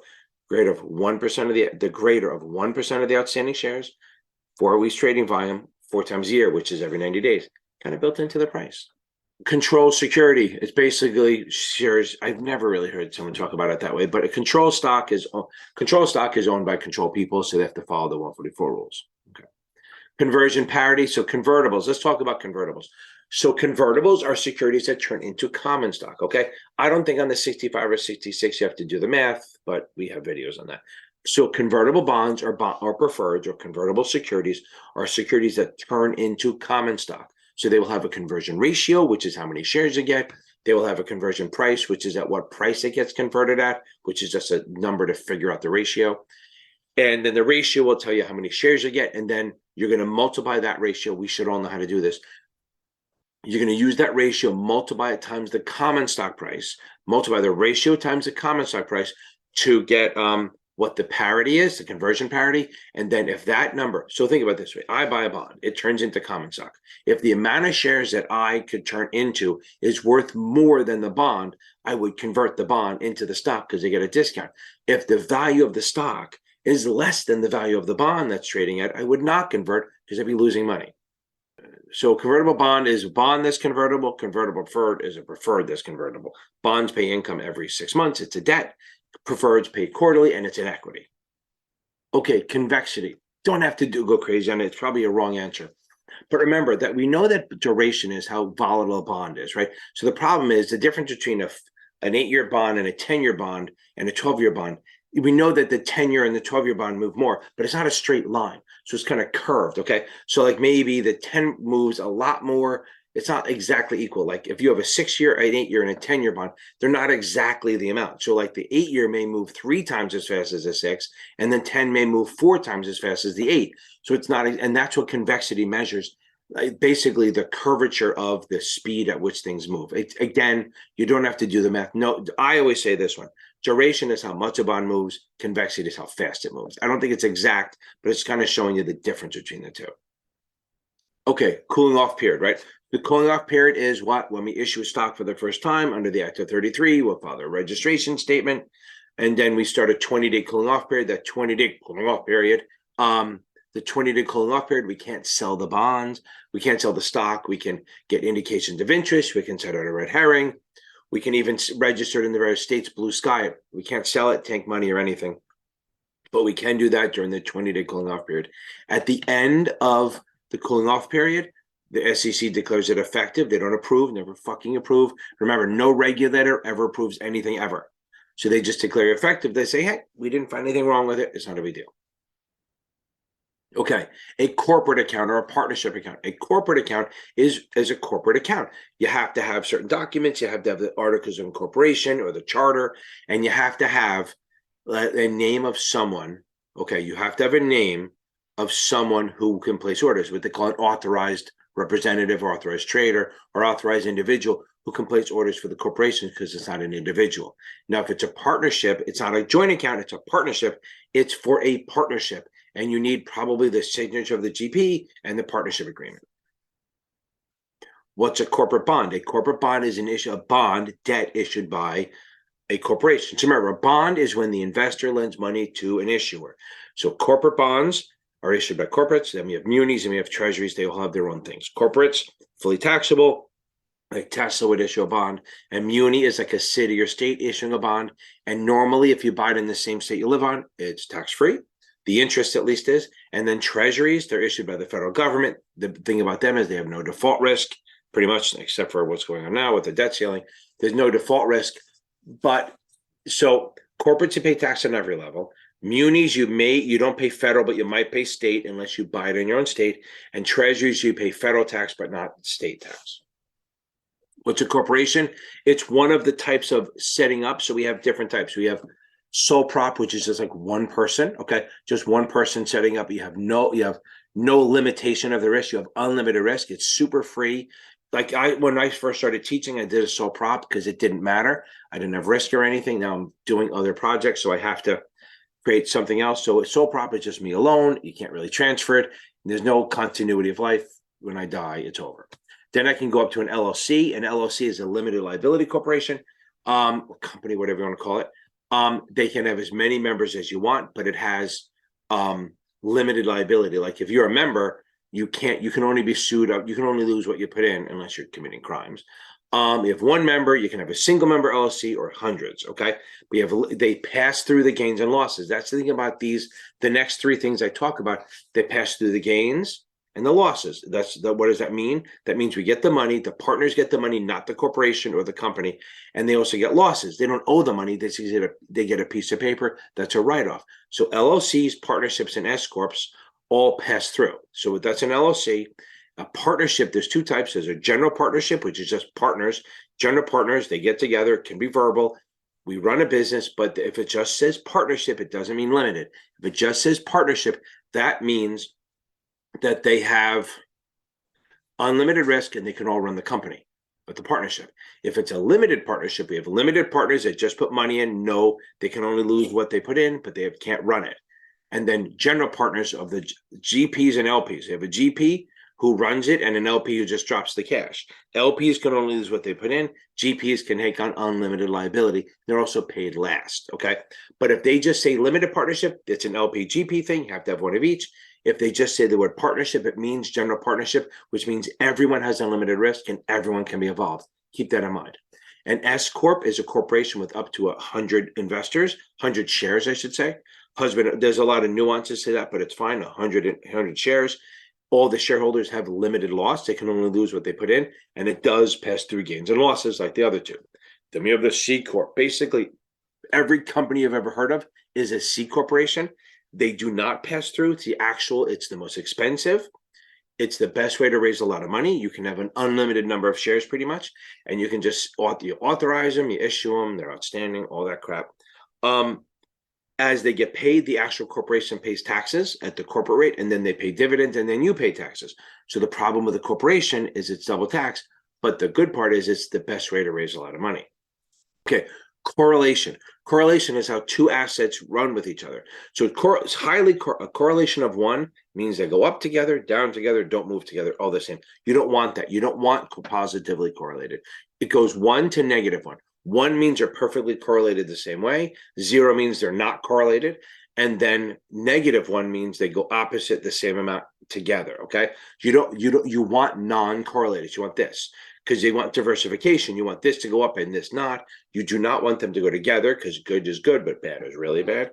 You don't want them negative correlation because how can you make money if they both go the same amount the opposite ways? So you want non-correlated assets. They have nothing to do with each other. That's perfect correlation. Okay. So perfect correlation is when they move together.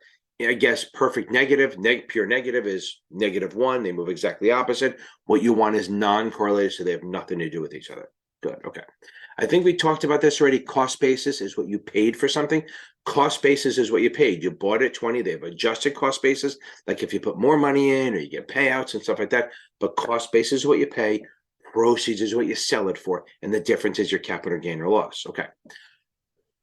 Coupon yield, it's like, so if you coupon, nominal, stated, and interest mean the same thing. Coupon, nominal, stated, and interest all mean the same thing. It's the coupon rate. So if you buy a 5% bond, it's paying 5% of par. If par is 1,000, it's paying 5% of 1,000. It's $50. The coupon never changes. Remember that. Once a bond is set or a preferred is set with a coupon, that's it. Covered securities, those are federal covered securities. That's like for the most part. Munis are a little bit if they're a certain way, but we're not going to talk about that. We will. So mutual funds are covered. New York Stock Exchange listing. Shares sold to qualified purchasers, which is 5 million or more. Reg D 506C is federally covered. And munis issued in another state. So munis are always exempt. But if you buy a municipal bond in your state, it's exempt because of the USA state law. But if you buy a muni bond issued in another state, it's still exempt, but because of federal law. That's why it's a federal covered security. Okay, what's credit risk? It's the same as default risk. Credit risk and default risk are the same. That if you buy a bond that's not a treasury, you have credit or default risk. It's a risk that they won't pay you. How do we measure that? We have the credit ratings. AAA, AA, triple B. Those are the best. Did I do this already? I feel like I did, but whatever. So then we have Moody's is little a.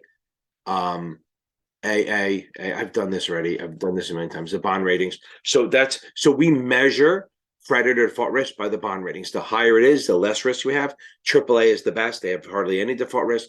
Anything below triple B is speculative or junk. They have higher credit or default risk. So what's a credit spread? Okay, so that's on this test. A credit spread is basically when you have a buy and a call. You have two calls. You buy one, sell the other, and the sell call is more expensive than the buy call. So you're bringing in money, or if it's two puts, buy and sell a put, the sell is more expensive. But I don't think that's what we're talking about here. We're talking about a credit spread, which is the difference between yields in two securities. So like if we look at, that's the interest rates, that's the years. So we have a bond, that's treasuries, the shorter term, lower rate, higher term. Then we have corporates, okay? So these two, so the spread here, this corporates will always be higher than the treasuries, always, because these have no risk, these have risk, default risk. So what happens is people measure the difference, and if it gets narrower, okay, that means oh my God, I can't speak. The economy is getting better because people are buying the corporates, forcing the price up and the yield down, and they're selling the treasuries, putting the price down and the yield up. So getting closer together means economy is getting better. But if they're getting wider apart, that means they're running to safety. They're selling the corporates and buying the treasuries. So that's a sign of a bad economy. So if you see the yield or credit spread widening, that's a sign of a bad economy. If it's narrowing, it's a sign of a good economy. Okay, then there's different types of preferreds, right? So we have regular preferred. It's a preferred stock that pays you every quarter. Boom, boom, boom. And it's consistent. It's like a fixed income. They don't have to pay. They're supposed to pay. But what if we miss a year, right? So if we miss a year or two, it's fine. I mean, it's not a big deal. There's nothing you can do about it. But they made it so we don't owe you the money, right? So if I buy a 5% preferred and you don't pay me in 2020 and it's now 2021, there's literally nothing I can do. I can yell at you and say, please pay me, but you don't have to. Unless it's cumulative preferred. Cumulative preferred means that even if they miss the previous 3 or 4 years, before they can pay anything to the common, they have to make up all the past payments. So if they miss my payment in 2019, 2020, and 2021, in 2022, they got to pay me. If they want to start catching up and pay the common, they got to make up all those past years. That's cumulative preferred. Participating preferred means you have a normal coupon 4%. You should know the basics, right? So normal 4% preferred is paying 4%. But if the company has a good year, like say we have a really good year, they'll give you a little bit more that quarter or that year. So you have 4%, maybe it bumps up to 5%. You get an extra percent or two, and then it goes back down to the original when they have a good year. So you get to participate in the earnings growth of a company if they do well. Okay, so the cumulative, and then we have participating. Cumulative, you pay the past dividends. Participating, you get to participate in the earnings, so they give you a little bonus if they have a good year. Okay. Current assets. Current assets are assets that we have, cash and other assets that were expected we can convert into cash or get within the next 12 months. Okay. So basically, cash, accounts receivable, inventory, and prepaid expenses. That's all stuff that we're going to get back. The reason prepaid expenses are, so let's say I pay the rent over the next 4 months. I prepay that. I'm getting that service over the next 4 months. I'm getting the rent. I get to stay. That's why. Current liabilities are what we owe. We owe that in a year. That's current liabilities, accrued wages payable, current part of long-term debt. So if we have a bond and we pay, we owe that money, what we owe in this year with interest payments, that would be considered a current liability. And remember, so current ratio is current assets divided by current liabilities. Quick ratio is current assets not including inventory divided by current liabilities. And working capital is current assets minus current liabilities. Current market value is really just what the stock is worth right now. CMV, they call it, current market value. I did current ratio. Okay, current yield. Now let's see. So current ratio is the same as before. I just gave it to you. Okay, so current yield. Okay, current yield is basically what you're earning when you expend, when you buy a bond. So if you buy a 5% bond and you pay $900 for it, you're getting $50 because remember the coupon is always based on par. So if you buy a 5% bond, you're getting $50. If you paid $900 for it, you're still getting $50. So what's your return? You're going to do 50 divided by 900. You buy a 5% bond for 90 or 900. Okay. So you get the current yield. You're going to say, what's it? What am I earning? So remember, as my one friend said, he said, current yield is like electricity. Electricity has amps to do annual divided by market price. So you're going to do annual divided by market price to get your yield. Let's do it. 50, which is what we're getting, divided by 900. That gives me 5.5%. So this is my current yield I'm earning. Even though I'm getting 5%, I only paid, I put a comma there. I'm an idiot, right? Okay, I only paid $900 for it. So there you go. So I'm earning, my yield is, it's a little bit more than that, but it's my current yield is 5.55555%. I'm not writing that out.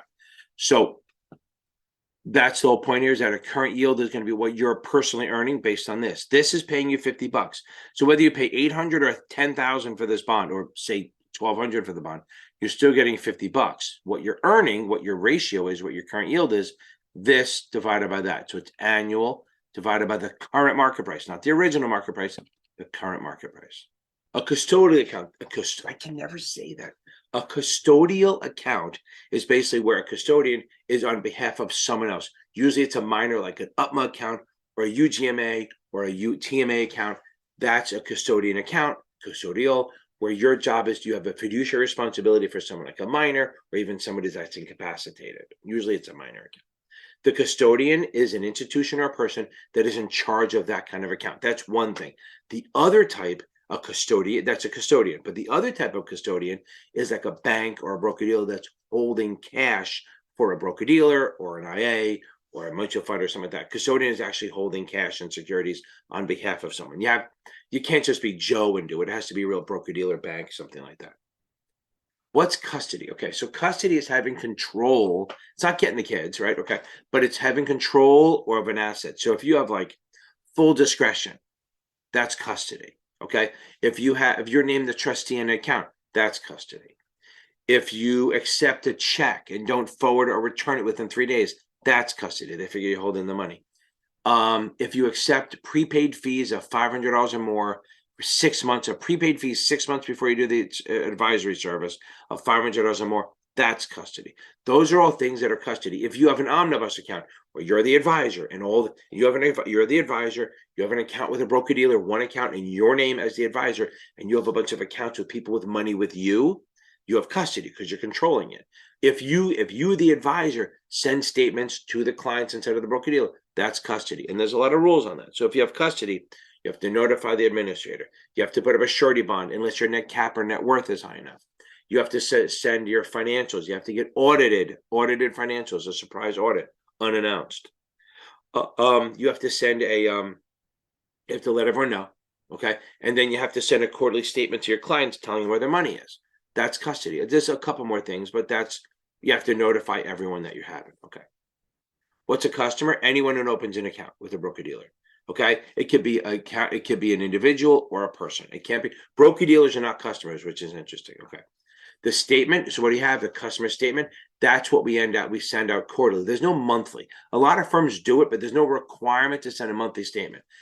Even the whole we have activity. It's monthly. That's not a thing. So statements are quarterly. You send a quarterly statement. It lists how much you have, what you've done in the last quarter. Well, just a statement on everything you did. And it's going to tell you what you've done. And sometimes they ask questions about fraud. Like sometimes brokers, when they had a bad month or something for their clients, they would send a fake statement. Totally legal. That's fraud. They should be in jail for that. But that's a sign of fraud. If all of a sudden you get if your statement doesn't match what your comm firms and what you expect, you reach out to them and you have to say, listen, what's going on? Okay, cyclical industry. A cyclical industry is basically it's an industry that moves with the cycles, like retail stuff. I think fashion, like automotive, things like that. When the economy is going well, they do well. And when the economy is doing bad, they don't do so well. That's the opposite of defensive. Okay. So like defensive is like, that's like cigarettes, alcohol, food, shit like that. Those are all like, they're pretty steady. Utilities, they're steady. They're not going to do great in a good economy or bad in a bad economy. They're just like staples. People always need to take drugs, pharmaceutical. They always need to eat. They like to drink alcohol. They like to smoke. And they need to see, which is utility. Okay. Those are all defensive securities that never really go. Okay. So that's A through C. I'll try to do the rest of the alphabet over the next couple of days. I'd like to get one big fucking video, put it up there, and have one massive video that you can just tap into what you're not. I'm going to put like timestamps for the letters, not for each one, because I'll have too many. I'm going to put timestamps for all the letters. Thank you very much. And hopefully right now it'll go right into D without having a break, but who knows? I'm fucking lazy and I'm tired and it's 2:00 in the morning. So this is going to be one really long fucking video. Seriously, this could be 5-6 hours long. Who the hell knows? And I'm not breaking it up. I'm going to do a massive one. Put it out there. Watch what you want. I'll put timestamps for the letters. So now it's what letter? It's time for a little D in your life. Everyone needs a little D in their life. Well, I don't, but everyone needs a little D in their life. Okay, so what's a dark pool? A dark pool is basically, so think of it this way. It's an alternative trading system. So I want you to think about it like two ships passing in the night. So you put in, okay, so I want you to think of a dark pool or a dark liquidity or whatever you want to call it as a way of doing orders without anyone knowing who you are. It's like an ECN or an alternative trading system, which ECNs are, where you don't know who puts the order in. So you may put an order in and get executed and go, wait, there was no offer there, but it could happen because there's dark liquidity. But a dark pool is where you put your money in and you put your order in, and then somebody else puts an order in, and if they kind of match up, they get executed. Other than that, nobody knows what happens. Okay, so let's think of like ECNs, dark pools, fourth market, stuff like that. Dark pools are like, it's like you a range. I'm stuttering because it's a hard thing to explain, right? I mean, I see it in my head, but it's hard to get it out there. So a dark pool is like you put an order in and another institution puts an order in. And if they happen to match up where they can execute, they will, but nobody knows who the other side of the trade is. So let's say Jeffries in the 90s, Jeffries ran one and they would do, it's more sophisticated now, but this explains it. So like 11, 12, 1, 2, and 3, they would say, okay, everyone who wants to put their order is in, put them in the box, in this black box, okay? And then if you put them in there at the exact, and it would print anything that would crisscross. So like say there was 50,000 to buy at 40 and there was 50,000 to sell at 40, then that would mean a buyer and seller would match up. And all of a sudden you'd see a print for 50,000 shares because it would match up, but they would not know it was there. So here's the problem. You put into, 10,000 shares to buy at 40, somebody comes in at 4101 to sell. Well, you're not going to execute because there's a difference here, but you'll never know it was there. So that's the whole point of a dark pool, is that you're staying anonymous. You don't know who the orders are. And it's a good way, like if you're in a stock a lot, like say you're Goldman and you're buying a ton of shit. Well, people start realizing that. And when they see you walk in, trying to fix this out again, right? When they see you, maybe it's just I'm crooked. Maybe I'll just do that. If they see you in there buying, they go, whoa, you know what? Goldman's a buyer. I could probably get a couple extra pennies out of them. So they'll jack their price up a little bit and go, let's see if Goldman comes to me. But if you do it in a dark pool, nobody knows who the buyer is or the seller is. Again, I've gone way too deep, more than you'll ever need to know, but it's a way for institutions to stay anonymous while doing orders. Okay, let's talk about orders since we're here. So day orders is day orders.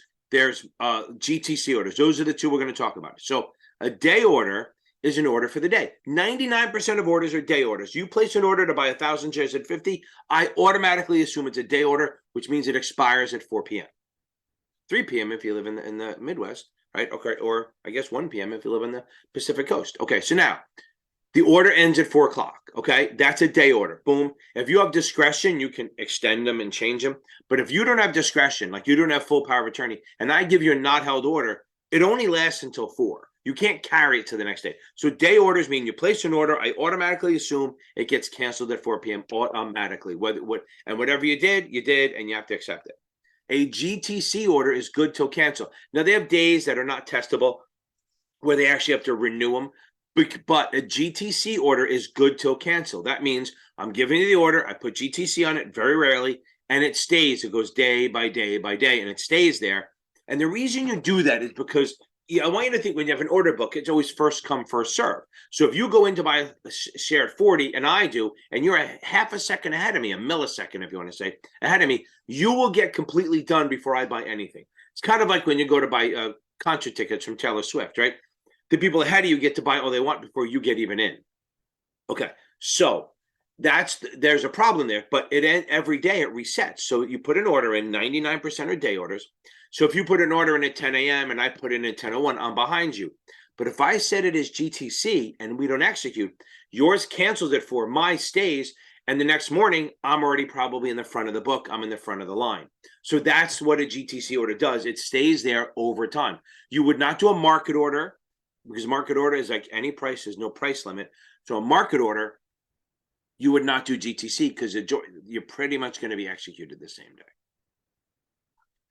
Okay, we talked about principal versus dealer. Remember, so ABC, agent, broker, commission, and then dealer, principal, dealer, markup. Like it.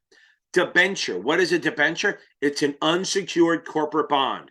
Unsecured corporate bond. And a lot of it, yeah, that works. So it's an unsecured corporate bond. Okay, what's a debit spread? A debit spread is a call or put spread where the amount of money you pay for is more than what you receive. So I'll show both. So let's say we have a spread is going to be buy a 50 call. I hate when this happens. Buy a 50 call at 7 and sell a 60 call at 4. Okay. So in this case, I've spent 7 and brought in 4. So I have a debit of 3. And here's a little trick here. If you want to know bullish or bearish, find the dominant option. So since this is the dominant option with the bigger premium, that defines the spread. If whatever this is, so this is bullish, so then so is the spread.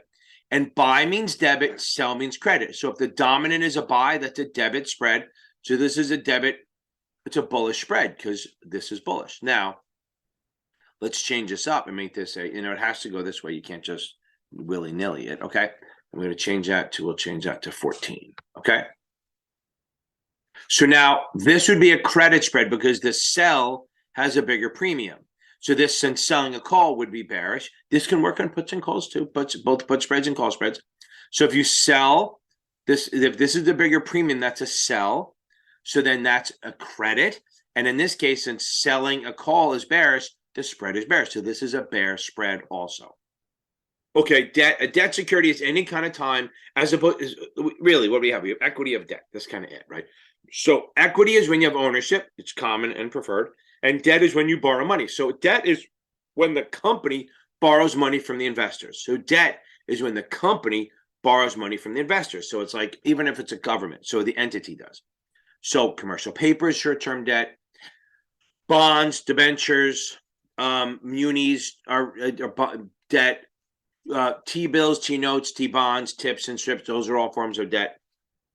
Those are all types of debt, and it just means you owe the money to someone. You borrowed the money versus giving that ownership. Like if you ever watch Shark Tank, like they want, you know what, I want $20,000 for 10% of my company or something like that. And then maybe Kevin O'Leary, Mr. Wonderful, comes in and says, well, how about this? How about instead of you giving up equity, I give you a loan and I get a royalty, blah, blah, blah. But I give you a loan and you pay me back and I get my money back and they make interest on it. That's debt. And he go. Sometimes you'll hear him pitch and go, look, you don't want to give up equity. So let me lend you the money. I'll help you out. And then I'll take a much smaller piece of the equity. Because remember, equity is ownership. That's why if you watch on Shark Tank, they're always fighting over like the littlest bit. because the more equity you have, the more control you have. Debt to equity will absolutely freaking show up in these exams. Debt to equity is how much debt we have versus how much equity we have. That's literally it. How much equity, okay? Basically, we'll call it stockholders' equity, but it's really total assets minus total liabilities. That's the shareholders' equity. And then you do the debt by that, not the market value, just the amount of debt. Because if I borrow $1 million at like 4% and rates go down, that debt's going to go up in value, market value, but it doesn't matter to me. I only owe the million. So remember, debt to equity is how much debt we have versus how much equity we have, or shareholders' equity, stockholders, whatever you want to call it. And that is, and anything, a 1-to-1 means same debt, same equity. More than 1-to-1, you're more leveraged. Leverage means borrow, right? So the more you borrow, the more leverage you are, the higher the debt to equity goes. And in some industries, it's fine. In some industries, that's not good to be that high.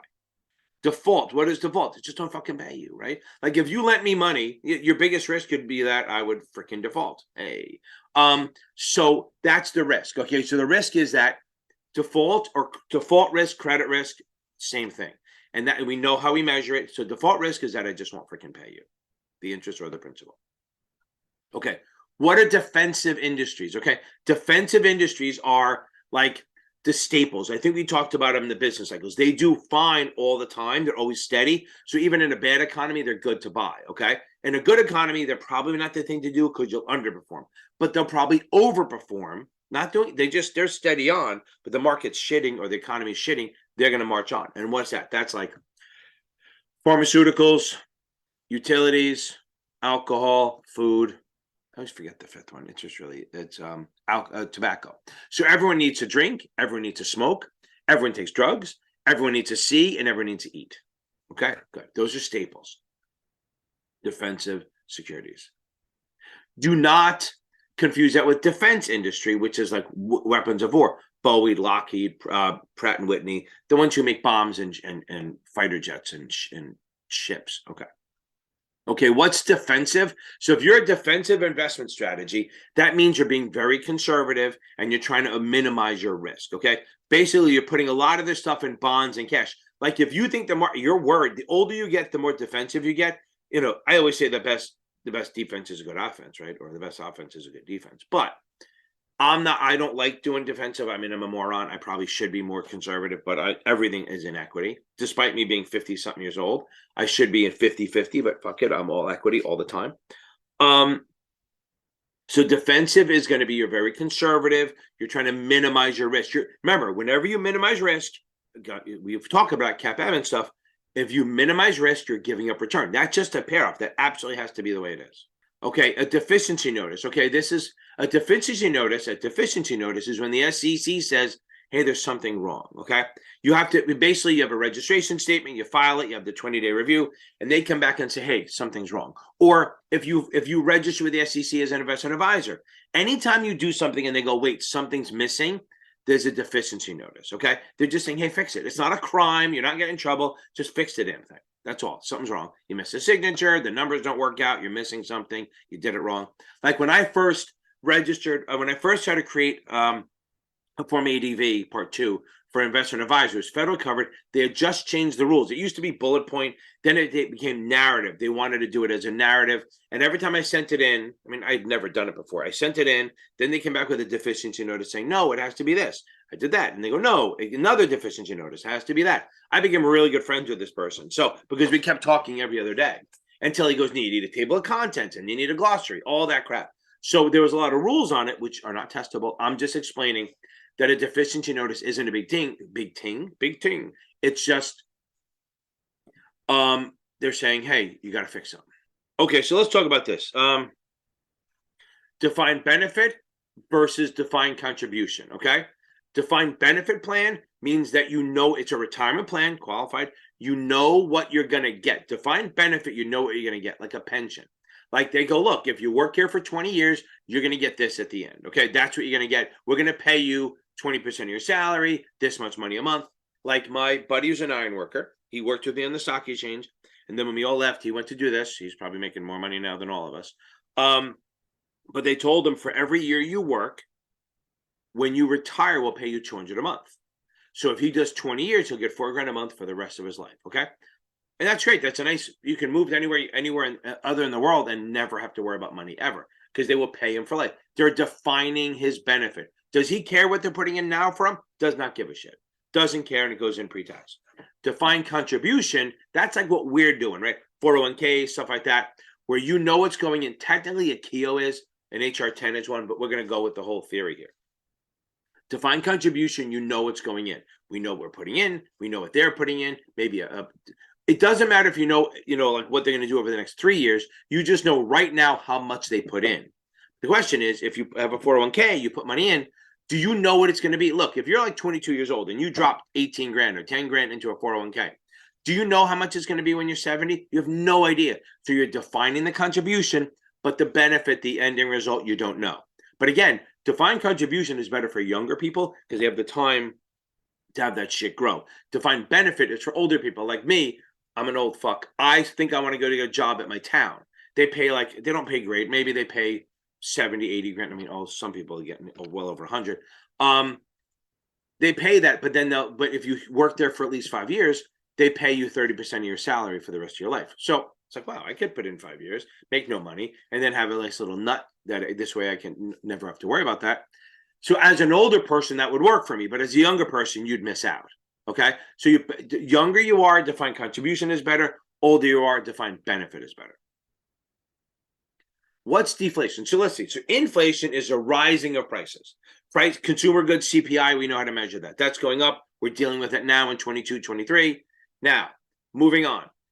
If it goes up, if it's going up 9%, 9%, 9%, and then it starts going up 7 or 6%, still going up, that's called disinflation, not deflation. Don't let the news trick you into this. If the inflation's still going up but slower, it's called disinflation, not deflation. Deflation doesn't actually happen. Maybe it happened in 2009 for like a day, but deflation, when prices drop, actually get lower. Like you buy eggs, the big one, gold, right? You buy eggs today at $2 a dozen, and then tomorrow it's $1.90. It's actually cheaper. That doesn't really happen, okay? So these prices are not dropping. They're just, so even if we get inflation back under control, these prices are here, okay? So it's just going to happen. It's just, they're not going to rise as fast anymore. So don't expect prices to drop, because that's deflation and the shit does not happen. Why would you give that up? Like, I'm not going to lower my rates, okay? Okay, delta, it's a Greek, okay? The Greeks, okay, so the delta is a measure of how much an option will move compared to the underlying asset. So if you have a delta of 40, okay, delta of 40, for every dollar the stock moves up or down, the option will move 40 cents, 40%. Delta is a percentage. So if you have a delta of 80, for every dollar the stock moves or the underlying moves, you'll move 80 cents, 80%. So think of delta as a percentage. If it's a 30%, a 30 delta, it means it's going to move 30% of the underlying asset in the same direction. And what we mean is, what I mean by moving, in case I didn't say it, the premium. The premium will move because the strike price doesn't change. So if you have a 40 call at 3, if I can do the math here, and it says a delta of 40, and the stock goes up $1, then you will now have a 40 call at 340 because it'll move 40 cents compared to the dollar. That's delta. Again, theory. Okay, supply and demand, right? So there's supply is what the actual stuff we have, and then we have demand. Demand, this is how we determine. So if you see a lot of demand, prices go up. That causes inflation, although we really know the government causes inflation. That's been known. I'm not just shitting on the current administration. It always happens. So demand is how much people want. Supply is how much people have. If there's more demand than supply, prices go up. If there's more supply than demand, prices may go down. Even though I just said a second ago that it doesn't happen. But on an interim basis, commodities, it's supply and demand. The more demand, the prices go up. The more supply, prices go down. Okay, so if you ever see the thing about M1 and all that shit, so a demand deposit account is something where you can just walk in and take your money out at any time, like a checking account, okay? So demand deposit is like a checking account, savings account, okay? Because you can take your money out anytime you want and convert it into cash. Okay, so depreciation and depletion. So depreciation is when you have a man-made thing, okay? Man-made thing, and over time it gets worth less and less and less. So you get to depreciate it. One of the greatest write-offs in the world. I have 2 cars that were used for business. I have to travel and all that stuff, and carry stuff around. So I write them. The fact that my car every year is worth less and less, I get to write that off and lower my taxes. Write-off means it's a loss, a tax loss. I get to lower my income. Okay, that's depreciation. Depletion is when you use something. Not crops. Definitely not crops because they grow back. Lumber, gold, oil, coal, gas. Once you use something, you can't use it again. So it's being depleted. So they actually let you write off the fact that you can't use it again. So if you have 100 barrels of oil and you sell one, you get to write off on your taxes the value of 1 barrel of oil. That's depletion. So remember, depreciation is for man-made shit. Depletion is for God-made shit. Okay. So natural resources, God-made stuff is depletion. Actual things is depreciation. Buildings, cars, tangible shit. Okay. What's a depression? I think we did this, so I don't have to go into it. Depression is what I feel at night. No, I know I'm totally fine. I'm actually surprisingly happy. As much as angry I seem all the time, I'm actually pretty happy. So depression is a long recession, right? So when you have 18 straight months of negative GDP or 6 straight quarters of GDP, negative GDP, that's a depression. We haven't had one since the 30s. Okay. So what's a derivative? The derivatives, right? It's an asset. It's a thing that is based on something else. So it's a product. It's a security. Hopefully, sometimes not always. That is based on another underlying asset. So like an option, a put or a call. That's value is based on the stock. Okay. Futures and forwards are not securities, but their value is based on the commodity that it's tracking, or the index, or the stock, or whatever it is. So like warrants, rights, options, futures, forwards are all considered derivatives. I still think a CMO is a derivative, but who the hell knows? Okay, dilution. What the hell is dilution? Dilution is when you dilute something, right? So like say you have a glass, say I have this and I pour a bunch of ice in it. It's fine at first, but eventually gets diluted.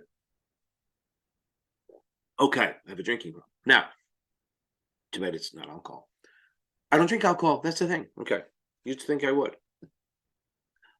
So dilution back on my tangent. Dilution is when you lower the potency, right? So let's say you're a 10% owner of stock.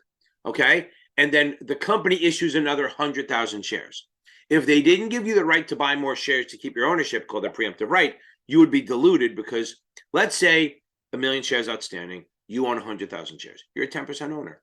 If we issue another not a stock split, a stock dividend, that doesn't do shit. But if we issue another 1 million shares and we didn't give you the right to buy another 100,000, you'd now be a 5% owner because you own 100,000 shares out of 2 million. So dilution is where your ownership is diluted down to less. Okay. I think if you watch the Facebook movie, whatever, social, whatever that was called, Zuckerberg did it to the CFO. They didn't like him, so they just diluted him. They said, oh, you're a 5% owner. Now you're a 0.00001% owner because of the way they did it. Okay, so directed brokerage is where you decide as the customer where to send what brokerage account you want you to send your order to go to. So if you're an IA and I'm an experienced customer and I say, listen, I want you to send the order through TD, I'm directing it where to go. That's all. Okay, what's a discount bond? A discount bond is a bond. So we have bonds issued at par 1,000. If rates go up after it's issued, the price will go down because it's less attractive. So that's a discount bond. If you issue a bond at 5% and rates go to 7%, your shit doesn't look as attractive, so the price will drop. So we have a discount. And then the other side is if you issue a 5% bond and rates drop, then your bond looks better, so it becomes a premium. So remember, a discount bond is when the price is below par, and a premium bond is when it's above par. I mean, it's straight up forward. That's straightforward. Okay, what's the discount rate? The discount rate, I think we talked about these. We have 4 rates: prime rate, broker loan rate, discount, Fed funds. Prime rate is the rate that the banks lend to their best customers. It's the highest rate. Then the broker loan rate is what banks lend to broker dealers for margin. That's a broker loan. That's lower. Then we have the discount rate. That's lower even still. And that's what you see in the news with the Federal Reserve is raising or dropping. That's what the Federal Reserve, that's the rate that Federal Reserve charges banks and some broker dealers for overnight lending. Then the Fed funds rate is the lowest. It's the most volatile. It moves every day. It's an average of all the rates that all of the, if you watch my Pomodoro method video, I should have this in another room, but it's the rates where banks and broker dealers lend to each other overnight lending. That's the lowest rate. It is very volatile. Power of attorney and discretion, pretty much they are the same thing. There's 2 limits. There's limited and full, and there's variations in between. But basically, discretion is saying, hey, I'm going to let you, the advisor or investment advisor rep or the agent, make decisions on what I buy, how much, and buy or sell on my behalf. You don't have to ask me every time. Regular accounts, you, the advisor, can do trades, but you have to ask me first and say, I want to do this. That's solicited. You can do that. But if it's a discretion or power of attorney, you can actually make decisions. So in power of attorney, you can choose everything. If you don't have power of attorney, the only thing you can choose is the time and the price. That means I have to choose buy, sell, the amount, and the asset. Okay. So that's the 3 A's: the amount, the asset, and the action. Okay. If you only choose time and price, you don't need discretion or power of attorney. If you choose anything more than time and price, like if you choose buy or sell or the amount or even the security, no matter what, even if I call you up and say, hey, buy a bunch of bank stocks, you're choosing the bank, so you would need power of attorney. Now, let's go on that. So if it's an agent on the broker-dealer side, you have to have it in writing, in hand, before you do anything. You can't say, oh, it's in the mail. As on the IA side, you're allowed to actually have verbal discretion for 10 days, and then it must be followed in writing. Let's say the question comes, they give you verbal power of attorney, and on the 10th or 11th day, you get nothing, okay? You don't get the paperwork. Your discretion ends that day. On the 10th day, it's done. You can't do any more discretion. You don't go back and bust the old trades, but you are going to do, that is where you're going to draw the line. Now, let's talk about this a little bit. There's full and limited, right? Limited means you can do any suitable trade, but you can't really pay bills and stuff like that. And that's not custody. You may have to put a surety bond, but you don't have, it's not custody. The next step up is full power of attorney, and there's gradations of that. But let's start at the top. So full power of attorney means you can do any suitable trade, plus write checks, withdraw money, pay bills for the benefit of the client. You can't pay for your trip to Rio, but it is what it is. So that's full power of attorney. You can pay bills and do the money. So if you can touch the cash or withdraw your own fees without checking with the client first, that's full power of attorney. That's custody. And we know the rules on custody because I did them in about maybe half an hour. Okay, so if you do something wrong, you may have to disgorge your commissions, which just means give them up. Just give them back. Disgorge means give back. We love the big words. Okay, disposable income, that's basically what you can spend on. You can just spend, like you have savings, you have your bills, whatever left over is disposable income, which means you can spend it on crap. Okay, so now distributable net income, that's basically what the beneficiaries receive from a trust that would be taxable to the beneficiaries. So you pay them, they get the money, they have to pay taxes on. Diversification is modern portfolio theory anyway. So diversification is instead of buying one security, you buy a bunch of securities and spread it out to reduce your non-systematic risk. You can almost get rid of it by having that. You can lower your system. Now, you can't really lower your systematic. Books try to say you can, but it doesn't matter. It doesn't matter if you're across the board owning everything. The market drops, the market fucking drops. Okay. We'll be back. Take a break. I have a student. So what's a diversified fund? You might see over the course of this, my beard may grow. I may get fatter. Who knows? Who knows how long this is going to take? So a diversified fund is a mutual fund. Usually it's in common stock and stuff. Here's it. Remember 75, 5, 10. 75, 5, 10. 75, 5, 10. 75% of the assets have to be invested somewhere of the fund, have to be invested somehow. No more than 5% of the fund's assets can be in any one security. So if you have a $100 million fund, 75 million at least has to be invested. No more than 5 million can have any one asset. And you can't own more than 10% of the voting stock. Because if you own more than 10%, you become control, and then you can't really sell this shit. So if you want to be called a diversified fund, I'm going to be fixing this damn hat. If you want to call it a diversified fund, 75, 5, 10. 75% invested, no more than 5% of the fund's assets in any one security, and you can't own more than 10% of the voting stock of any company. What's a dividend? A dividend is when the corporation, we have all videos on this, you should know this, but dividends are when you own common stock or preferred, you're going to get paid a part of the profits. Remember, dividends are up to the board of directors. They're not guaranteed in any way, shape, or form. Even on preferreds, they're not guaranteed. The board of directors has to approve it every single time. One day I'll fix out why I'm itching. And remember, the order is declaration, X, record, payable. So it's declaration date, then you got the X date, which is the day before the record date. Then you have payable. Remember, DERP, D-E-R-P. And remember, on the X day, the actual price of the stock will drop by the amount of the dividend to offset the fact that you're not getting it. Because remember, X means without, ex-boyfriend, ex-girlfriend, ex-dividend, all without. Okay. Dividend discount model. Okay, so we know what DCF is, right? Discounted cash flow is taking all the future cash flows, discounting them back based on a discount rate, and coming up with present value. That's for bonds and projects. For common stock, it's dividend discount model. There's dividend discount model, which is taking all the future dividends and bringing them back to find the present value. But that one isn't the best one because it assumes that the dividend's not changing. That's a dividend discount model. Then we have the dividend growth model, which is saying, oh yeah, we're going to do the same thing, take all the future dividends, discount them back to today's dollars, but we're going to assume that the dividend's growing over time. Only for stocks that actually pay a consistent dividend. So like a Tesla, a Google, it wouldn't work for. But a company that actually pays a dividend consistently, that would be valuable for. If you are the dividend exclusion rule, right? So the exclusion, whatever it is, if you are how it's taxable, right? So if you have a dividend, it's taxable at ordinary income, unless it's qualified, and then you get taxed at the lower tax bracket, which means you've held it for 60 days before and after the X day. Then they drop your rate down to 15 to 20%. But here's the kicker. And here we go, the rest of the D's. I hope it works. If you like what I'm doing, shoot me a like, shoot me a share. Let other people know about it. Don't forget to subscribe. And don't forget my membership videos. They will help you. Sunday nights are all about learning. If you're a corporation and you own common stock of a company or preferred and you're getting dividends, you will only pay tax on 50% of it, okay? So that's a dividend exclusion rule. If you are a corporation and you own 20% or less of, I guess under 20, I don't know the number. You can look it up. Under 20%, you only pay tax on 50% of the dividend, which is great. So you get $100,000 dividend, 50 of it comes off the table. You only pay tax on the 50. Great reason for cross ownership. If you own more than 20%, 25%, 20% of the company, then you only pay tax on 35%, even more. And I think if you're over 90%, I think there's another number where it even goes even higher, but not testable. They're not going to do the numbers. Just know that corporations benefit greatly from buying stocks that pay dividends. Dividends per share is really just how much dividends we get per share. If you look on a stock, you're going to look, if you ever look on TD or Schwab, wherever you have an account, and you look, it says dividends per share. That's how much you're getting paid per share. So let's say we have $1 million, we're paying out $1 million. We have 500,000 shares. We're paying out $1 million in dividends. It's $2 a share. So easy, not a big deal. Now, the dividend payout ratio.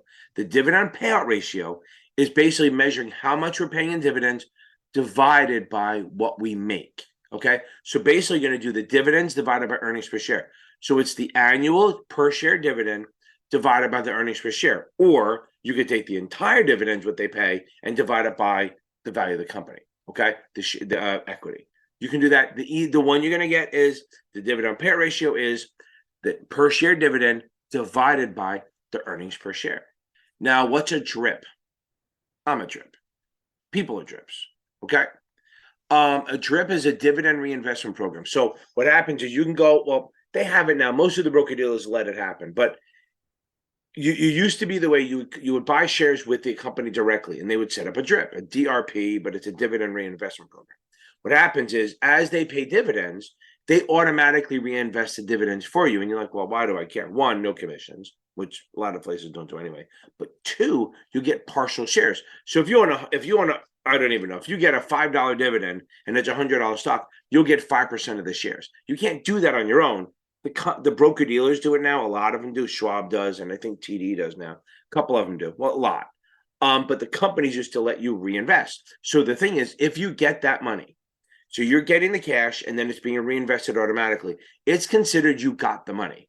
So you're going to get the share, get the money. You're not going to see it. It's going to get the cash, and it's going to automatically buy a percentage or a portion of the new shares, fractional.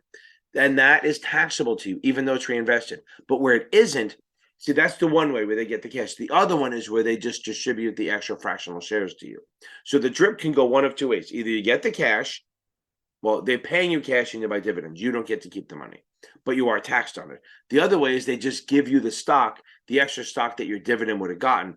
Then that isn't taxable up until you sell it, because you're just getting more shares yet, and it's not a taxable event. Kind of like how a stock dividend is not taxable in the moment, but a cash dividend is. Now, dividend yield is basically the same as current yield, okay? Dividend yield and current yield are the same thing. You take the annual AMP, right? AMP, annual over market price. So you're going to take the annual dividend and divide it by the market price. Again, the annual dividend and divide it by the market price. Current yield.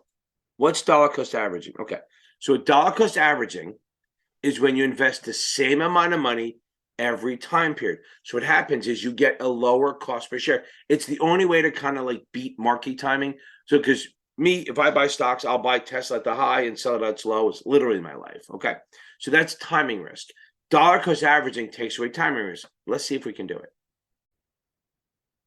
Okay, so let's say you're going to invest $1,000 every month, and this is a really volatile stock, but it is what it is. You can invest $1,000 a month each month. This is dollar cost averaging, same amount every time.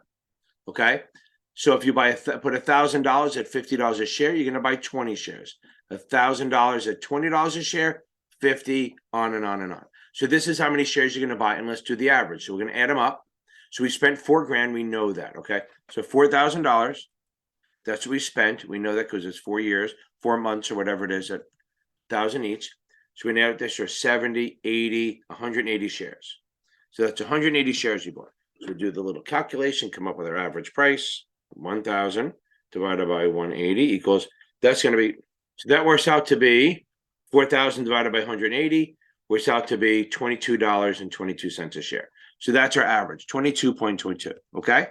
Because you bought a lot of shares down here and all that. Okay, so now that's our average cost.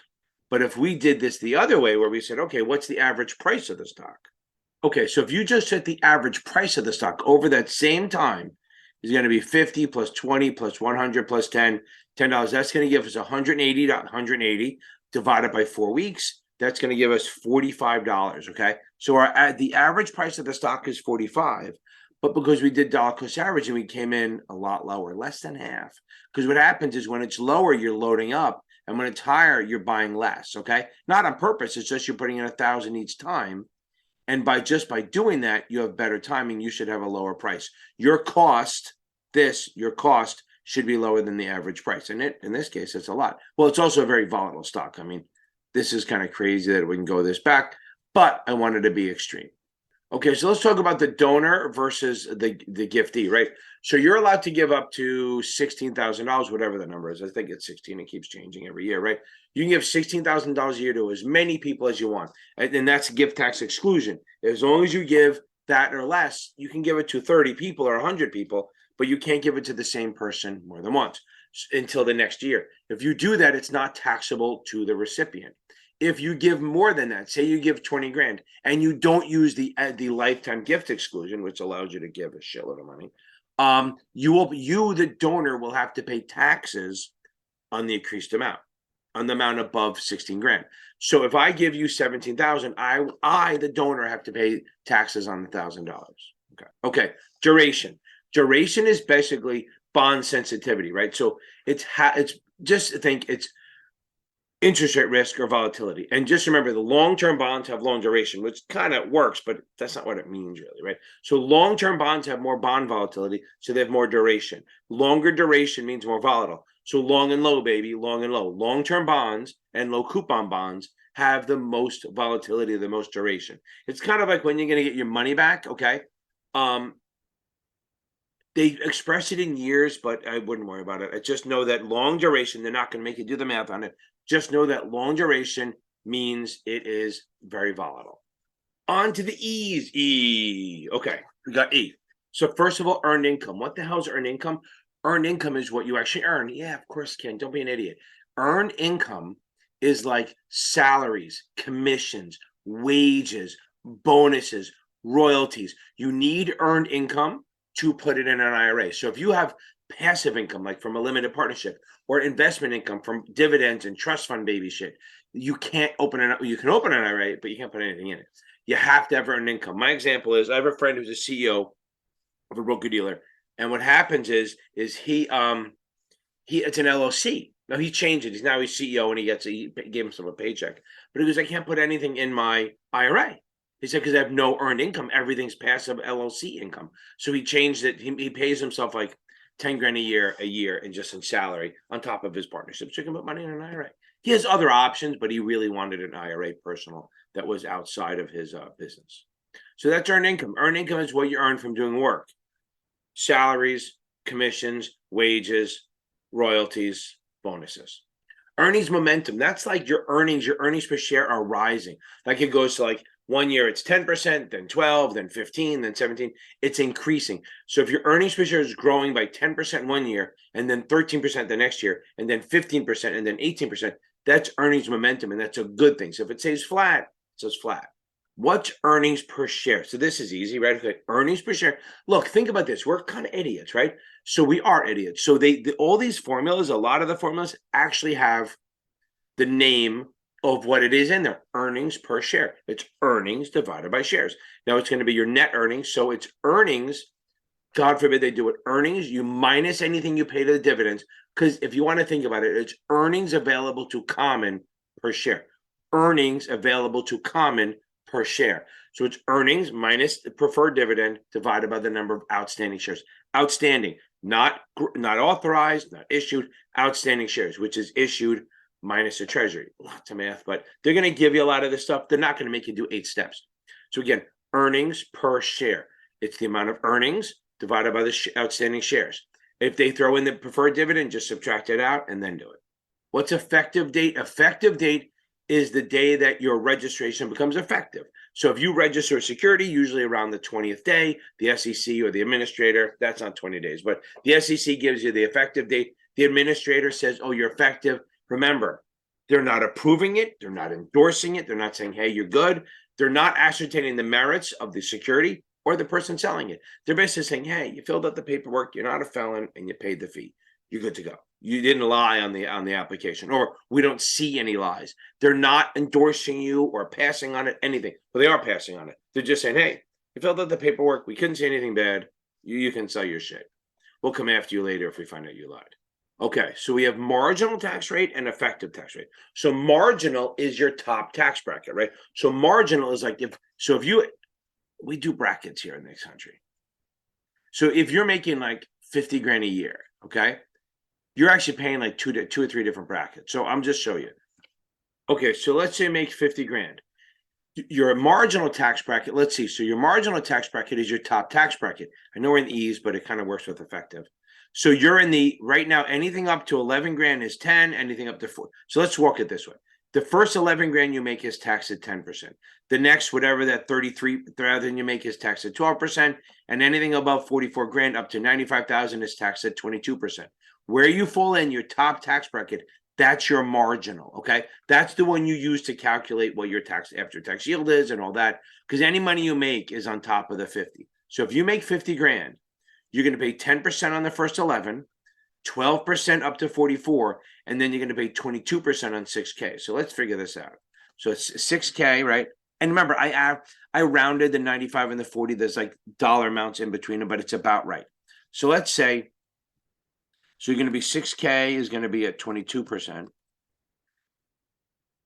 33%, 33K is going to be at 12%. And 11K is going to be at 10%. So I'm going to pause so we can do it, so we don't waste too much of your time, because I'm already nailing you for hours on this one. Okay, so we already know that your marginal tax bracket is your top tax bracket of 22. You're not paying 22 in the whole 50 or anything, even though you're in that bracket. So the first 11 grand you make is 10%. That's going to be $1,100. The next 33,000 you make, I hope I did the math right, is going to be $3,960, 12% of that. And then the amount above 44 is 6 grand. You're going to pay 22% of that. So you're going to pay $1,300, $3,960, and $1,100. That's $6,380 in total taxes. If you make 50 grand, you're going to pay $6,380 in total taxes, which is your effective tax rate of 12.7%. That's this. That's the blend of all this.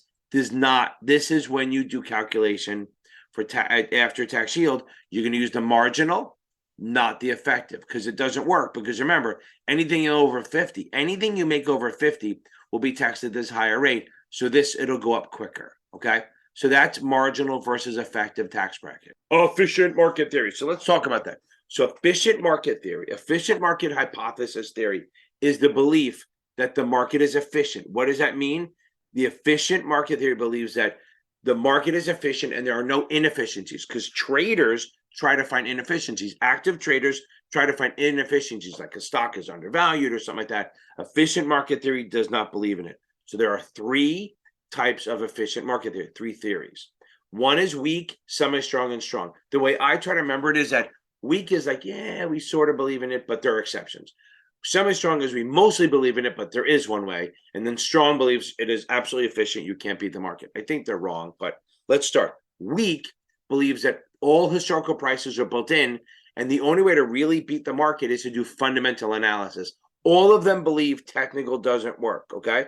All of them believe technical does not work, okay? They believe, so only weak believes that you can gain an advantage maybe by doing fundamental and finding like a diamond in the rough, looking at the balance sheets and finding an undervalued stock and buying it. Hopefully it'll catch up. That's weak. Semi-strong, they're pretty good believers. They believe all news is built into the price. So efficient market theory, semi-strong believes that all news is built into the price. Public news.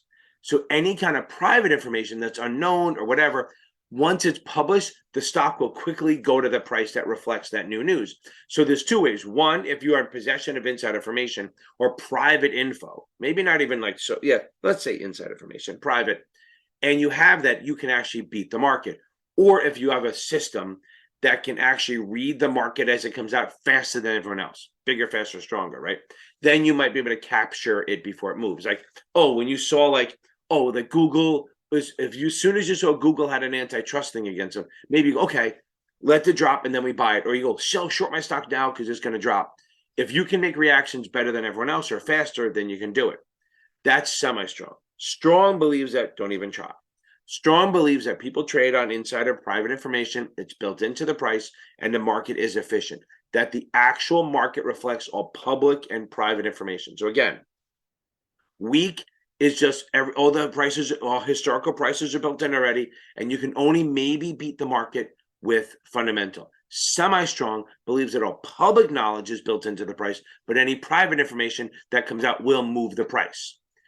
And then strong believes that all public and private information is built in. So even when new news comes out, it shouldn't really affect it that much because it's already built into the price. That's efficient market theory.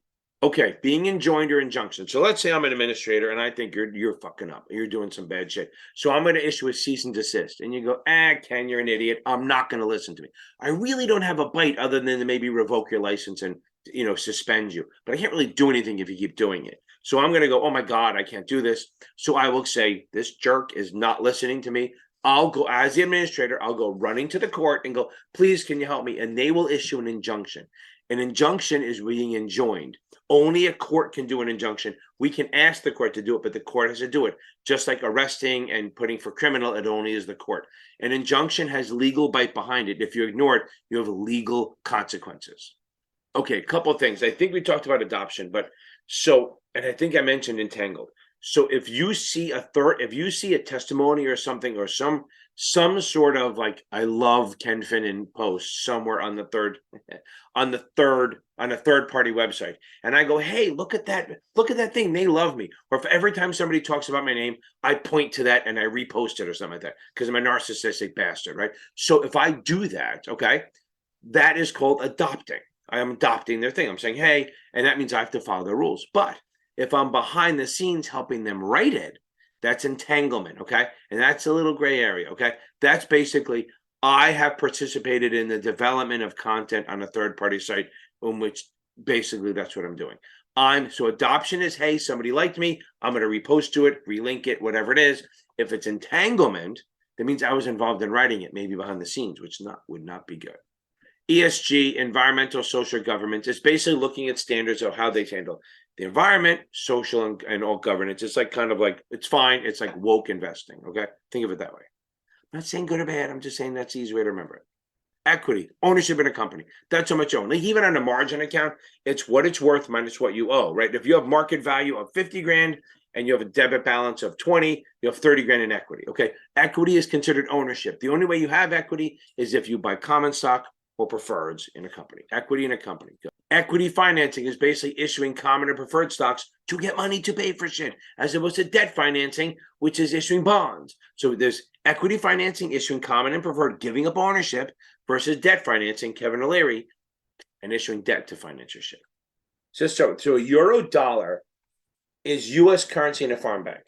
That sounds so stupid, right? But what it is like, say you're going to do a deal in, let's say Europe, it's not a country, in England, okay? You're going to do a deal in England and they want to be paid in dollars because why wouldn't you? That we're the reserve currency, we're the shit, all that crap. So if you want to do a deal in a foreign currency, in a foreign country, you're going to take your dollars and deposit them in the the Bank of Gringotts. See if you get that reference. And then you say, I don't change it into your stupid pound, keep it in dollars. That's a euro dollar. Okay. Euro dollar is US currency deposited in a foreign bank and left as US currency. Then we have euro dollar bonds. Euro dollar bonds are bonds issued by US companies or so, and they're issued in another country, but they pay in US currency. So it's like Apple issuing a bond in London, but it pays in dollars. We can't buy on it. It has to be foreigners, foreign residents. There's loopholes to that, but we'll leave it at that. So if so many people in London can buy an Apple bond, but it pays in dollars, they have currency risk. Listed securities exchange listed, they just trade on the exchange. They're the big boys. They're the biggest of the companies. They're not supposed to be say you're safer, but they're much more liquid. They have a lot more people ripping them apart and looking at them. They are, in a sense, safer. I mean, as far as disclosures go, because everyone's looking at them and trying to find any little mistake, as opposed to unlisted securities over the counter, which are a little riskier. What's an exchange privilege? That allows you to move, like say Fidelity, you have account, say you have a large cap at Fidelity, and you know what, I want to get into the mid cap. The exchange privilege is allowing you, the investor, to move some of your shares or all of them from the large cap to the mid cap without charging a sales charge. But if you do that and you sell it and you sold the large cap for more than you bought it at, you're going to pay taxes on that. Capital gains, whether it's long-term or short-term. So remember something. Everything about a mutual fund is taxable. Everything about a mutual fund is taxable. Even if you get a dividend and you reinvest it, you're paying taxes on that shit. An ETF. An ETF is a packaged product like this, okay? Okay? They put a bunch of securities in it and it trades on the exchange. This trades on the exchange. It's an ETF, okay? We should know what this is. So an ETF is a packaged product. It's an investment company. It's under the Investment Company Act of 40. But here's the differences, okay? So like a mutual fund is actively traded. You can only see the top 5 holdings, and maybe at the end of the quarter you can see. The ETF is not actively managed. They kind of rebalance it. So they set a certain percentages of what they have in the fund, and you know what they are pretty much down to the percentage point. Now, it may change over time because stocks move, right?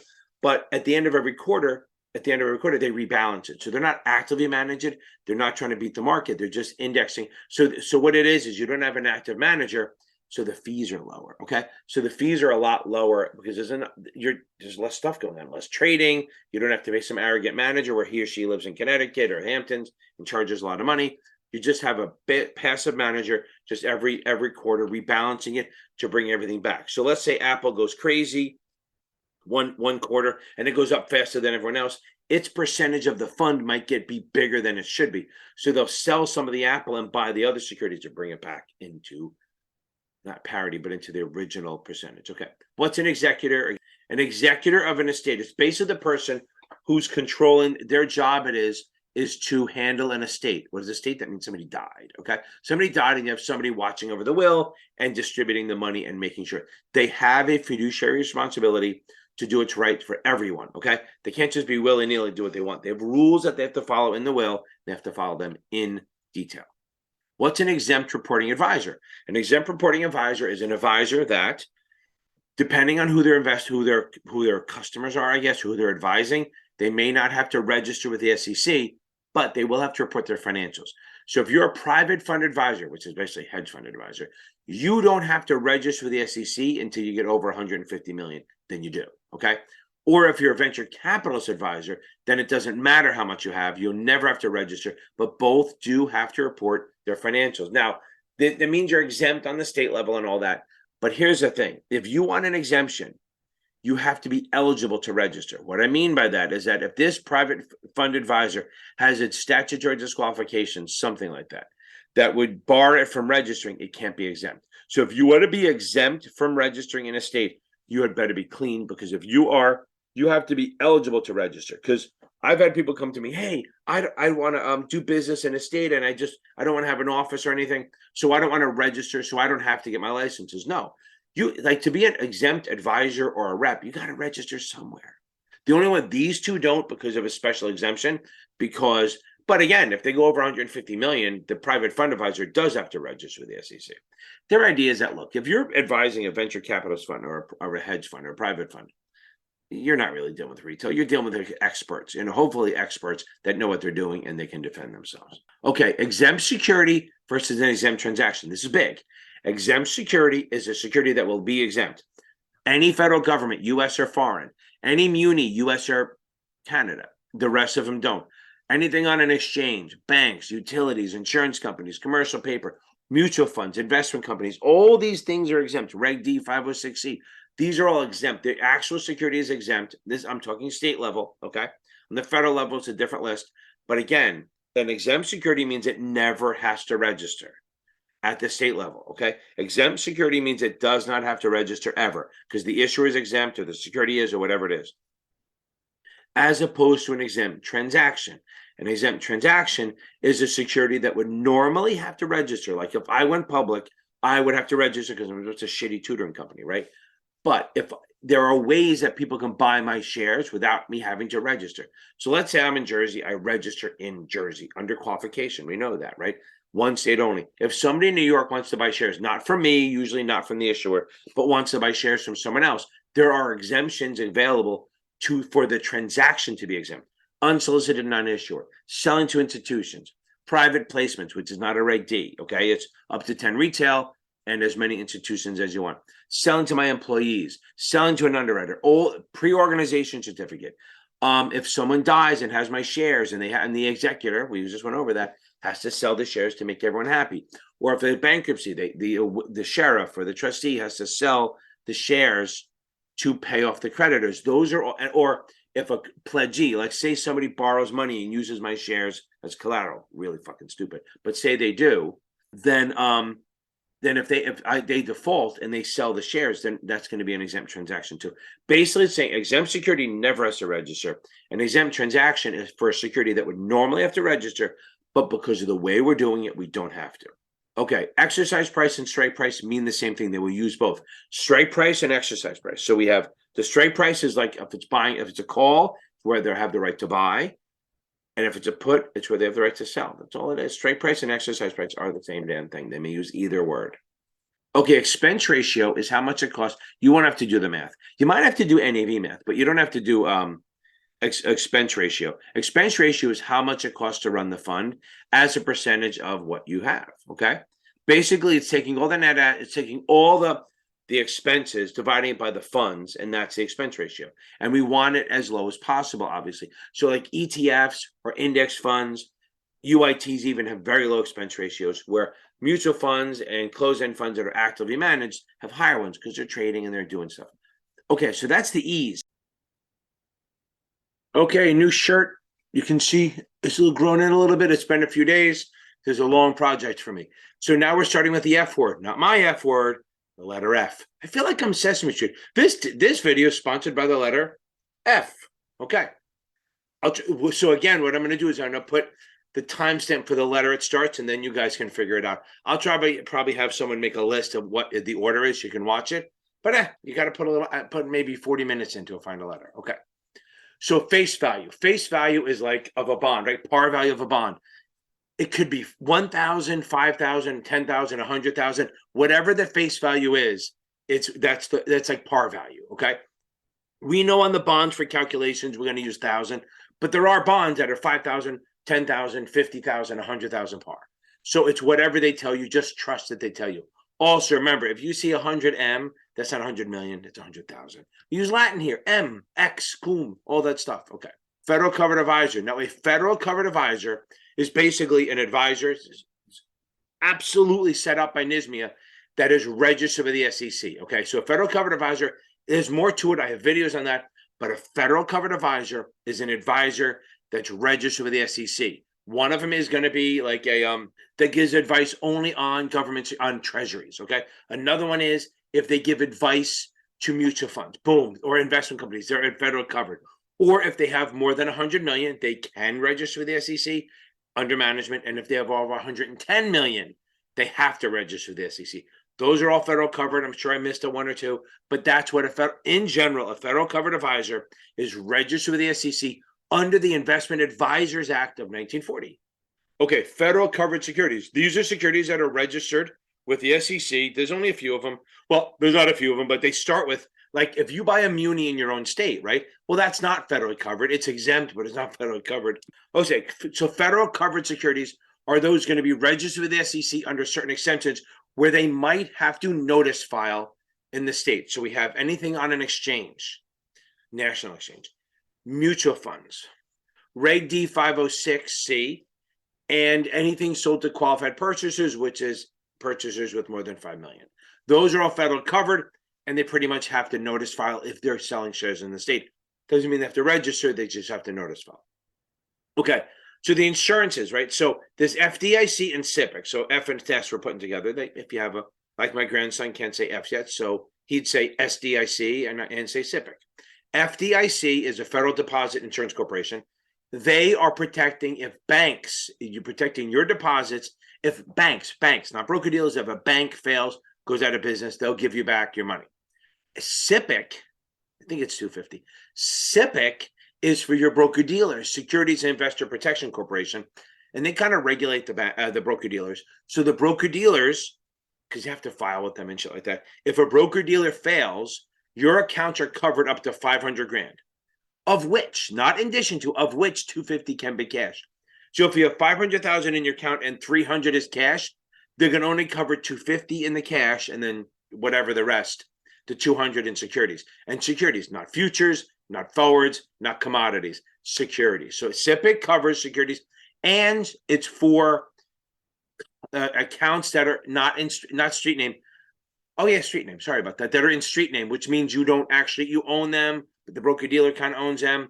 But if you're in direct name or like UPMA or UGMA accounts, they're not covered. Now that sounds cruel, but the point is, if you own shares of IBM in street name, that means actually your broker dealer, say Schwab, owns them and you're the beneficial owner.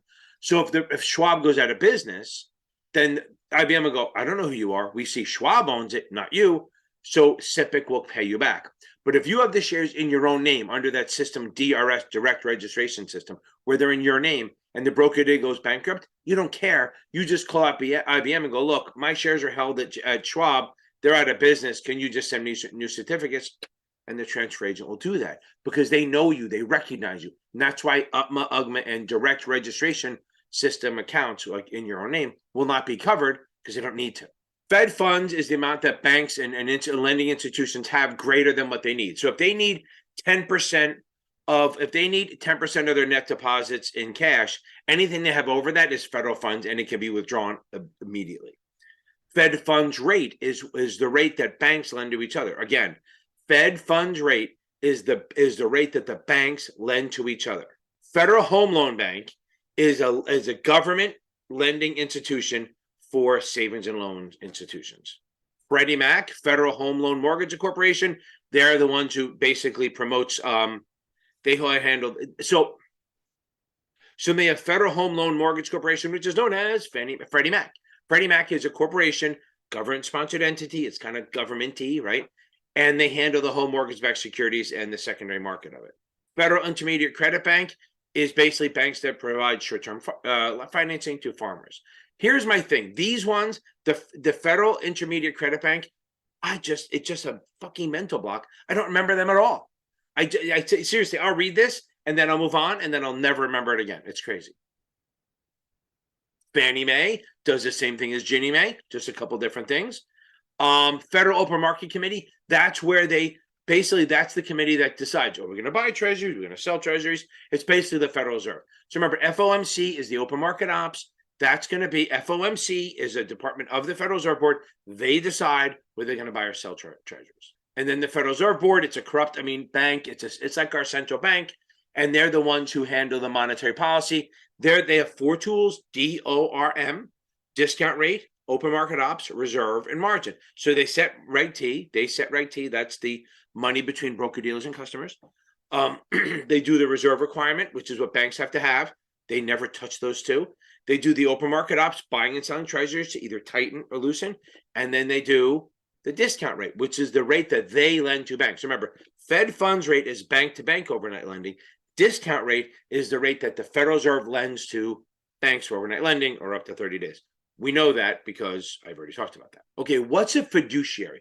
A fiduciary is basically your job is to manage assets for another person, and you have to do them for the person's benefit. So IAs, trustees, IARs, trustees, IAs have guardians. custodians have a fiduciary obligation to do what's best for the client or the beneficiary. If you're an executor of a will, you have to do what's best for the beneficiaries or the people being really sad someone died. We talked about orders. Okay, then there's prospectuses, right? There's final or statutory prospectus. That's the one that gets issued when you buy it, right? Before the effective day, I think we talked about this, you have the preliminary prospectus, as known as the red herring. Once it's effective, once you're effective, we're going to start sending out the final or statutory prospectus. What's the difference between the two? Well, the preliminary doesn't have a date or a final price. The statutory one does. So an order, okay. So an order is basically saying, a final order is just saying, hey, this is our decision. It's appealable, but it's our decision. FINRA or the SEC can do that. Okay, what's FINRA? FINRA is not a government. Remember that. FINRA is not the government. It's an SRO or a DEA, not that DEA. It's a designated examining authority or a self-regulatory organization. It's a member and it regulates broker-dealers, agents, and exchanges. That's it. It doesn't do IAs. It doesn't do IARs. And surprisingly, it doesn't do securities. So what's a firm quote? A firm quote is when you make an offer. You go, I'll buy your shares at 40 or I'll sell the shares at 40. It's a firm quote and you have to honor it. And the person on the other side can take that to the bank. I mean, you can't sit on it for 2 hours. But if I say, listen, I'll buy your shares at 40, I have to honor it. Or if I say I'll sell shares to at 38, I have to honor it. That's a firm quote. FIFO, first in, first out. That's so when you buy shares and sell them, right? So if you buy shares at different prices, like at 30, 35, and 40, and then you go to sell some of it, not all of it. If you sell all of it, it's easy. You just figure the numbers out. But if you buy 100 at 35, 100 at 40, 100 at 45, and then later you sell 100 shares, which ones do you choose? Well, you can choose, you can select which shares you want.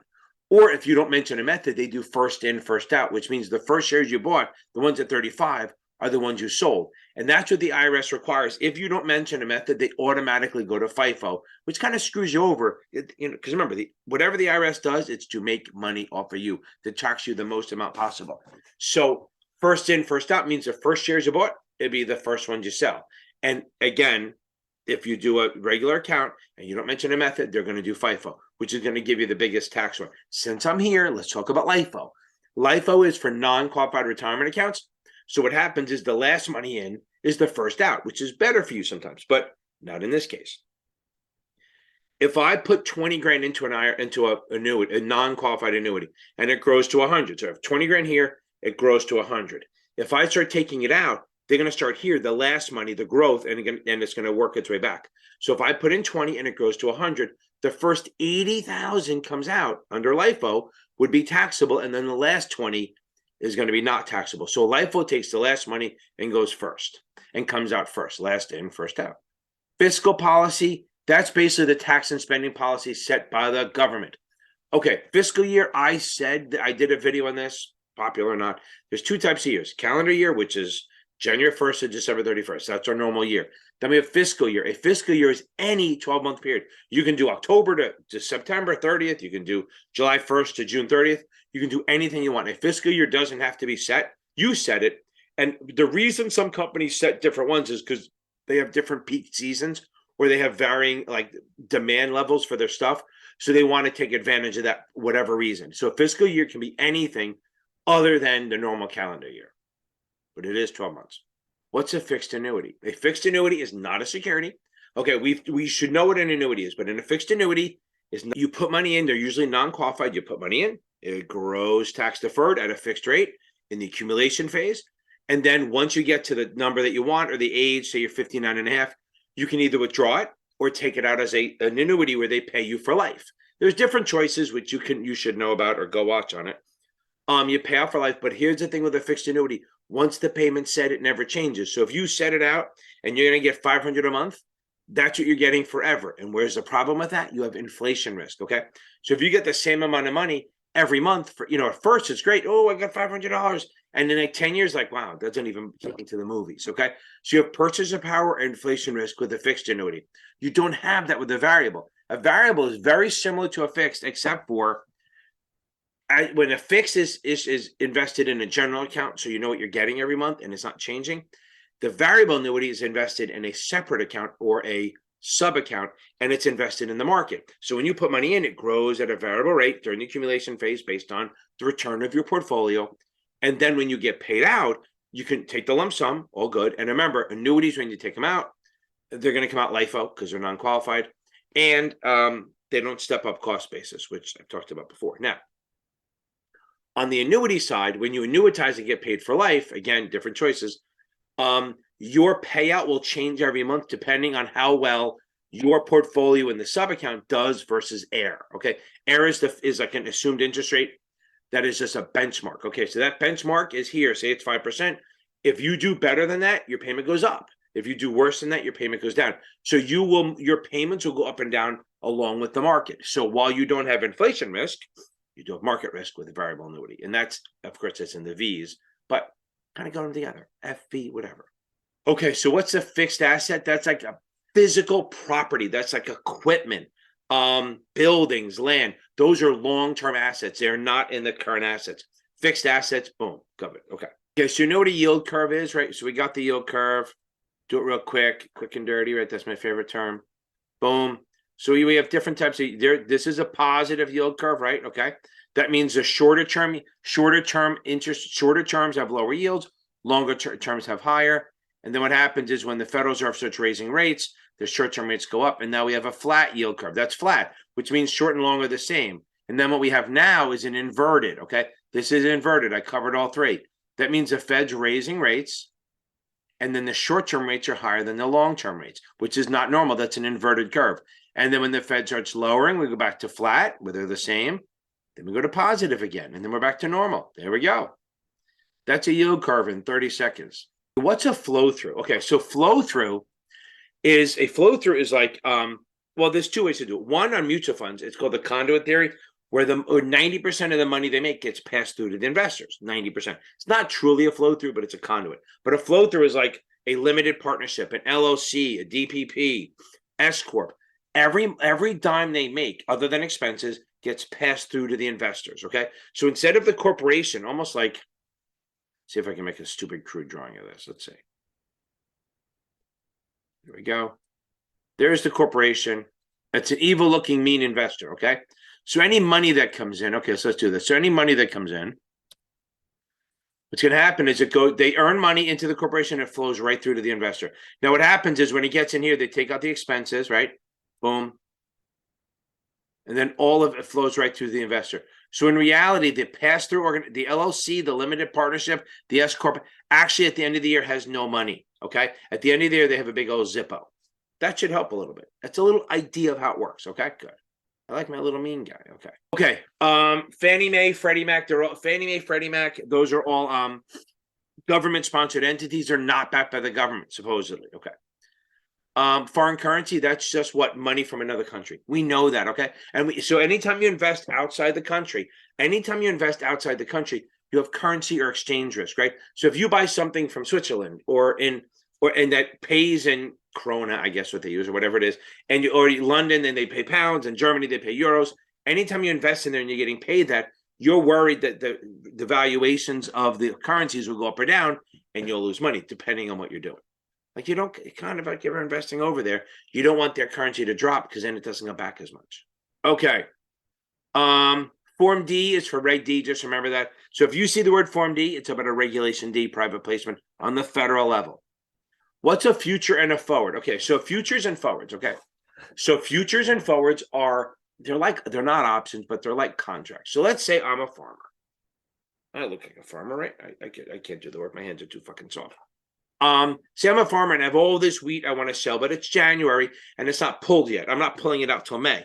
Well, I'm worried that in May, the prices will drop. And I go, look, I can sell this at 50 cents right now, 50 cents a bushel, but I'm worried in May, everyone else will be selling their wheat too, and it's only going to be 30 cents. So what I'll do is I'll actually sell the wheat now. I'll say, I'm going to sell the wheat to you now, and I'm going to deliver in May. That's a future or a forward, okay? So if a farmer sells a future, they're locking in a sales price now, and they'll deliver in the future. They don't normally deliver, but they usually just offset it and buy it back. But so let's do it, baby.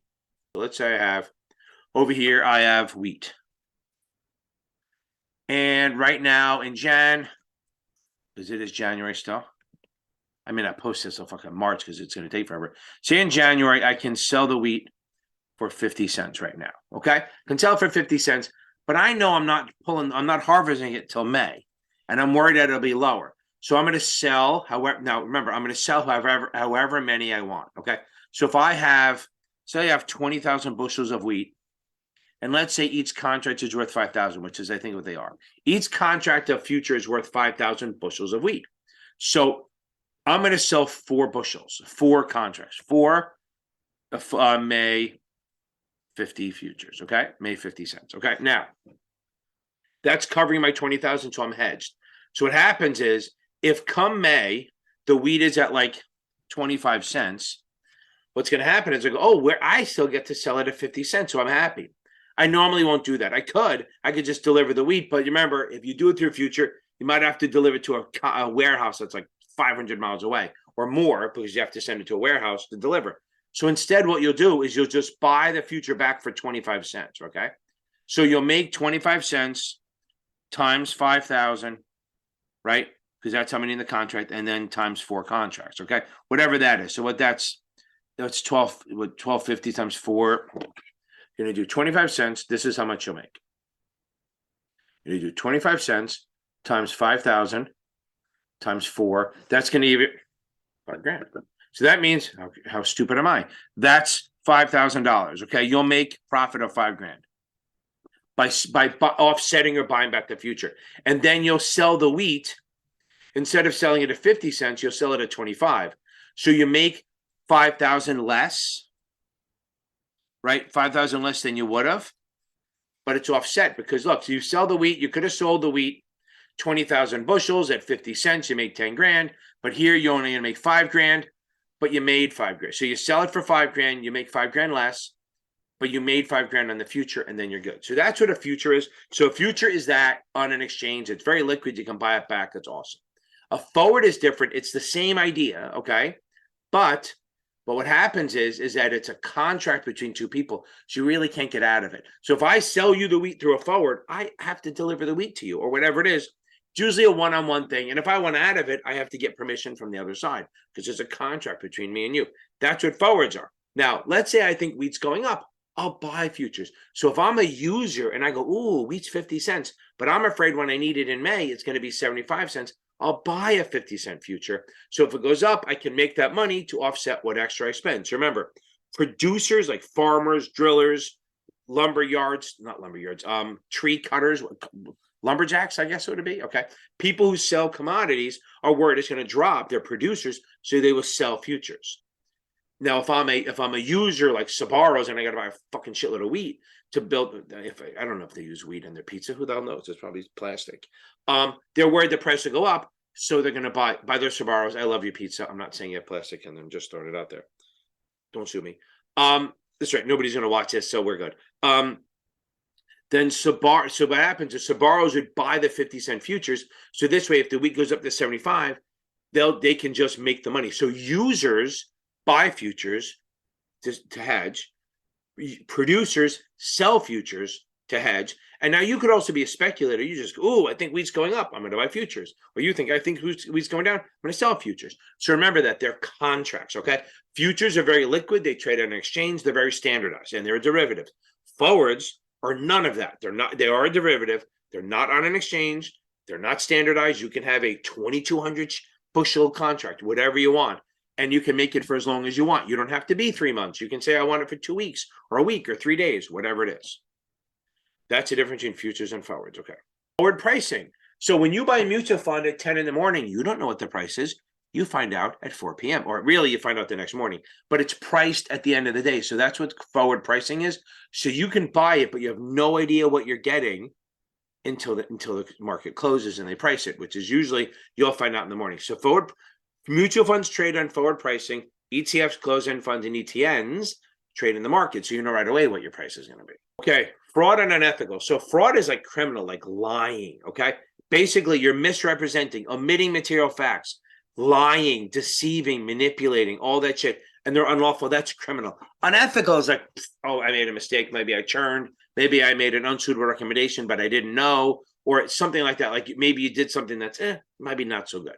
Like not illegal per se, but kind of just like not good. Okay, you can't go to jail if you see the word unintentional, or unethical. There's another word, I can't think of it. That means not criminal. It's unethical. Okay, if you see intentional, willful, misrepresentation, fraud, it always can be criminal, and jail time is on the table for that. Okay, I think we talked about this. Front end load is for an A shares, you pay when you go in. Back end load is CDSC, you pay when you leave, and it goes down every year. And Class C is not a no sales search, not a no load, and their expense ratio is very high because you're paying a high 12B1 fee. Full power of attorney versus limited power of attorney. Full power of attorney, full trading authorization, pretty much the same thing, okay? So full power of attorney means, let's start with the whole power of attorney. You have power of attorney, you have the right to, you have the ability to make decisions, you have discretion to make decisions to buy and sell securities on behalf of your client without getting permission first. Okay. If it's limited, that's all you can do. If it's full, okay. If it's full, then we have, if it's full, then you have the right to make this, you can make decisions on securities, plus you can pay bills, you can withdraw money, pay your fee, all that stuff. You can actually withdraw the money for the benefit of the client. That's full power of attorney. And full power of attorney actually is considered custody. Okay, fundamental analysis. What's fundamental analysis? Oh my God, I can't say it. Fundamental analysis is actually looking at the, I almost said it, at the balance sheet, income statements, earnings per share, PE ratio, okay?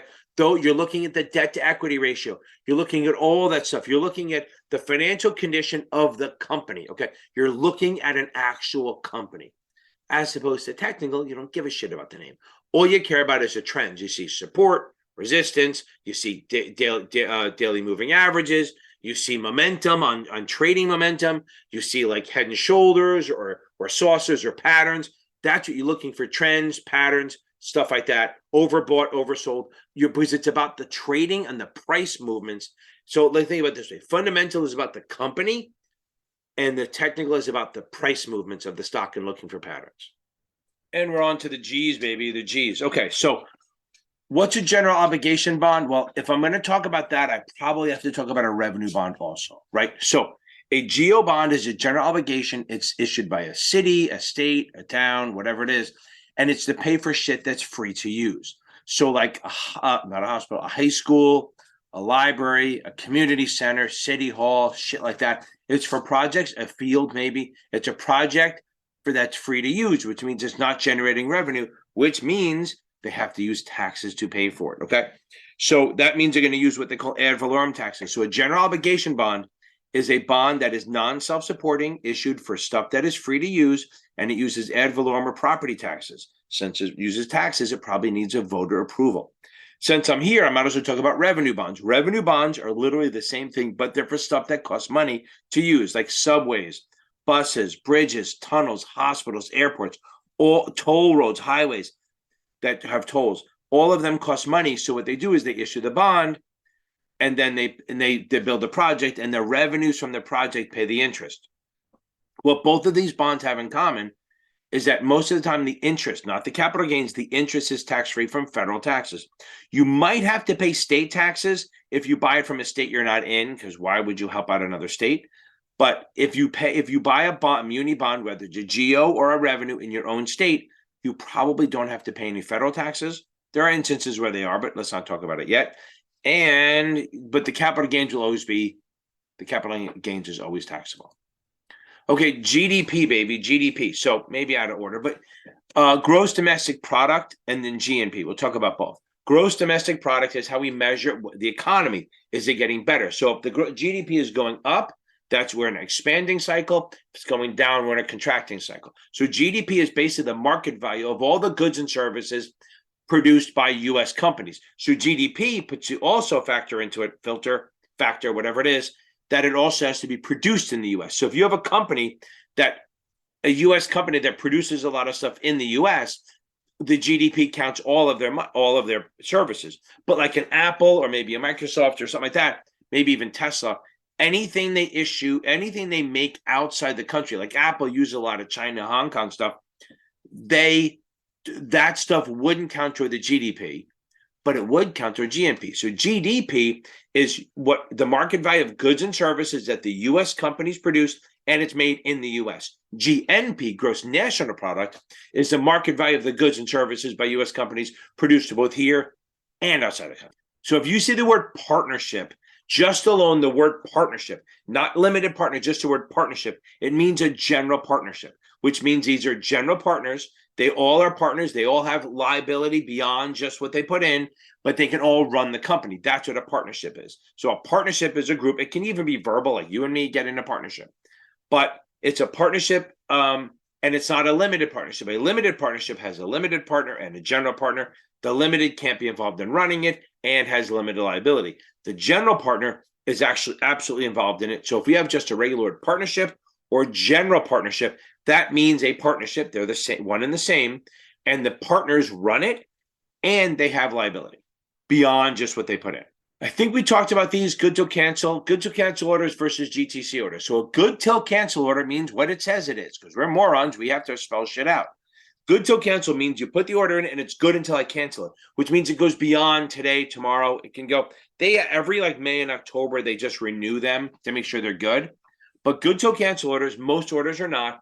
They go beyond today. Okay, you can place it as a good till cancel and you leave it in there for 2 months or 3 months or whatever it is.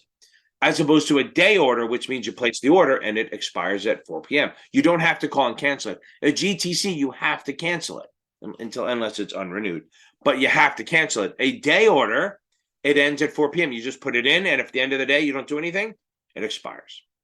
What's goodwill? Goodwill is the intangible part of the value of a company's business, okay? So basically, it's not part of, if you're trying to figure out book value, right? Because book value, I think we talked about, was the tangible stuff, right? As far as the value of the company, you would use intangible goodwill, which is intangible, like their reputation, the what do they call it? The syrup for Coke, your name value, like Nike's name, or the value of the name or your reputation is part of your shit, as part of your worth, but it's not part of book value, because book value is basically if we sell the company for the trucks, the buildings, the desks, everything they have, that's book value. Tangible, touchable stuff. Intangible means it's kind of reputation. It's not a hard thing. Okay. What's a grantor? So a grantor is, or a settler, a settler is a person who sets up a trust. Now, they set it up, they put the money in, they get the trustee, they pick the beneficiaries, and then they're out of it, okay? They're not, I mean, you can be the grantor, the trustee, and the beneficiary. You can do that. But if you're just a grantor, you drop the money in, and then if you make it irrevocable, you're done. You have nothing to do with that anymore other than the trustee, right? The trustee, unless you're the trustee. So the grantor puts it in. Once it's in there, the trust, if it's irrevocable, we don't care about the trust, about the grantor at all anymore. Then we say, thank you, move on. If it's irrevocable, then the grantor is involved, because at any point they can bring it back, and it does counter their estate. So an irrevocable trust, the grantor has nothing to do with it once it's in. An irrevocable trust, well, then it's still part of their estate if they die and stuff like that. Gross income is basically all the money we get, okay? Basically, if you're in a company or a person, gross income is all the money you get from all sources. Before taxes, that's the top line thing. Gross margin is like your profits, okay? Gross margin is basically like your operating profit, right? So basically saying, I haven't paid interest or taxes yet, so if I make $1 million and it costs me $200,000 to do it, I made $800,000. That's gross margin. Again, gross revenue, very much same thing as gross income. Gross revenues, how much we earn from our business operations. A growth fund, not gross.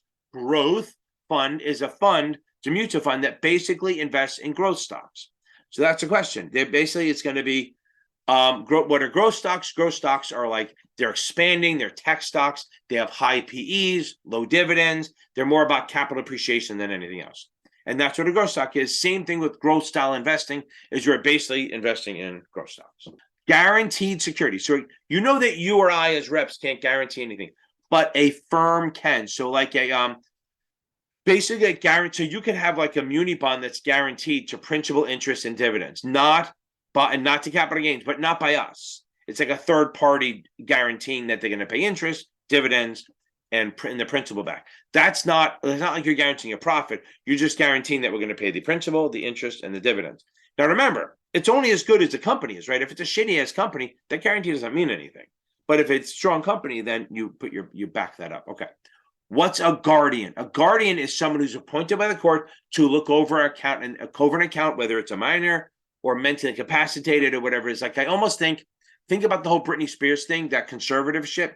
Her dad, for whatever reason, was the guardian, and he had a fiduciary responsibility.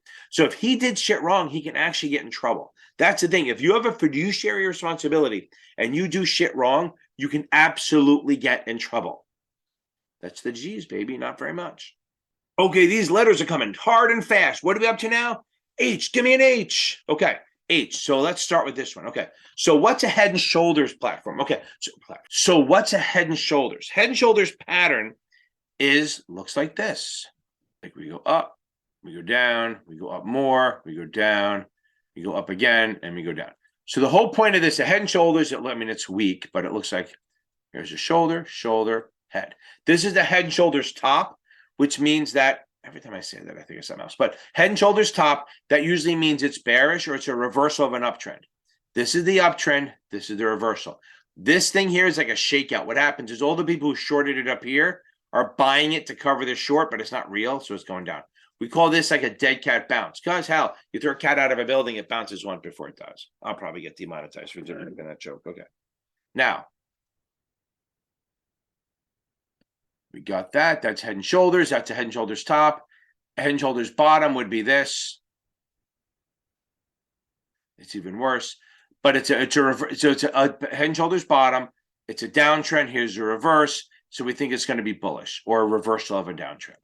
What does hedge mean? Okay. So like hedge funds, all that stuff. Hedge means to kind of reduce your risk. Okay. That's what you're trying to do, is reduce your risk. And I'm just going to throw it in here. Hedge funds are really made that what they do is everyone goes, oh, they don't risk. They take risky shit. Yes, but they also hedge it. Like they'll buy shit and buy options, or they'll buy shit and buy some other product that is opposite, is non-correlated, to hedge their positions. So hedge funds, so a hedge is basically an act to reduce a risk. A hedge fund is a pooled investment of money for usually high net worth or accredited people. And they're not unregistered with the SEC. I mean, at some point they have to register, but for the most part, they're unregistered. You don't have to. They're not registered. I'm going to leave it at that.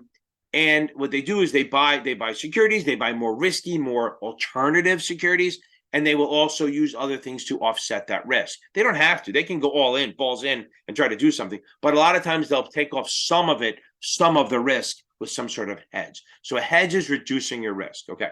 A hedge clause is usually not allowed, usually meaning all the time, not allowed in a contract, because it's basically saying you can't blame me for doing something. So it's almost like a hedge clause tries to make it seem like, oh, you can't blame me if this happens. No, that's not true. Okay. As an investment advisor, if you put a hedge clause in your contract, it could be a violation. And when I say could, it will be a violation, because you're saying, hey, don't blame me for shit going wrong. You can't do that. Okay, high net worth just means you're rich. I mean, some people try to say that the same as qualified, which is the million under management or 2.2 net worth, but I just say that's a qualified investor, which means that those people you can charge performance-based fees to, but that's more qualified. High yield bond. A high yield bond is a bond that has an interest rate that's higher. Obviously, it's because it's riskier. Usually it means it's below. I think we talked about it before in one of the earlier video, that if it's below BBB, right? So BBB is the lowest investment grade. Anything below BBB, BB, B, CCC, CCC, all that, those are all high yield or speculative or junk, if you want to say that. Okay, so what's a holding company? Okay, so a holding company is a company that owns, like a bank holding company. Everyone goes, oh, they're exempt. No, I want you to think of this. Like a bank holding company is literally a corporation that owns a bank. There's two big ones: financial services holding company and a bank holding company. A bank holding company is literally just a corporation that owns a bank. But a financial services holding company is a corporation that owns a bank and a broker-dealer, investment advisors. They can hold other things. There's different requirements for that. But on their own, they are not exempt. Holding companies are not exempt. They're just corporations. So if I'm a bank holding company, I own a bank. The bank is exempt from registration, but I'm not. If you hold something, you're the owner. Own, long, own, hold, all mean the same thing. Short, sell, right, kind of mean the same thing. What's a holding period? Usually that's when you have restricted shares. You have to hold it for a certain amount of period. A lot of times it's 6 months. It's not every time, but holding periods are like they make you hold it. Like if you do a Reg D, you have to hold it for 6 months fully paid. If you buy shares outside the country under a Reg S, you have to hold it for a year fully paid. There are exemptions to that, but that's pretty much what a holding period is. Another version of holding period is how long you held the stock for, right? So if you buy stock today and you hold it for a year or less, it's a short-term holding period. And if you hold it for over 12 months, then it's a long-term holding period. So so holding period is for one thing, how long you hold it for as far as meeting restricted. But another one is if you've held it for more than a year, it's a long-term holding period, which means long-term capital gains rate. Or if it's a year or less, then it's a holding period of short-term, which means it's in a short-term capital gain, which is the same as ordinary income. Home state, that's like where your principal, I always say that home state rules, baby. So if you're an IA or a broker dealer in a state, you that wherever your principal office is, wherever your principal place of business is, that's your home state. And that's whose financial stuff you have to follow. As long as they're not higher than the SEC, if you're regulated by the SEC. But if you're a state advisor and you're in 5 states, you have, even if the other 5 states have higher financial requirements, you just follow your home state and they're okay with it. Home state is where your principal place of business is. What's hypothecation? Hypothecation. Okay. Hypothecation. I always think of that anticipation catch-up thing. Hypothecation is when you open a margin account and it happens is you fill out the credit agreement you get, the margin agreement, you want to call it. Then your hypothecation agreement is saying, I'm allowing you to take my shares and use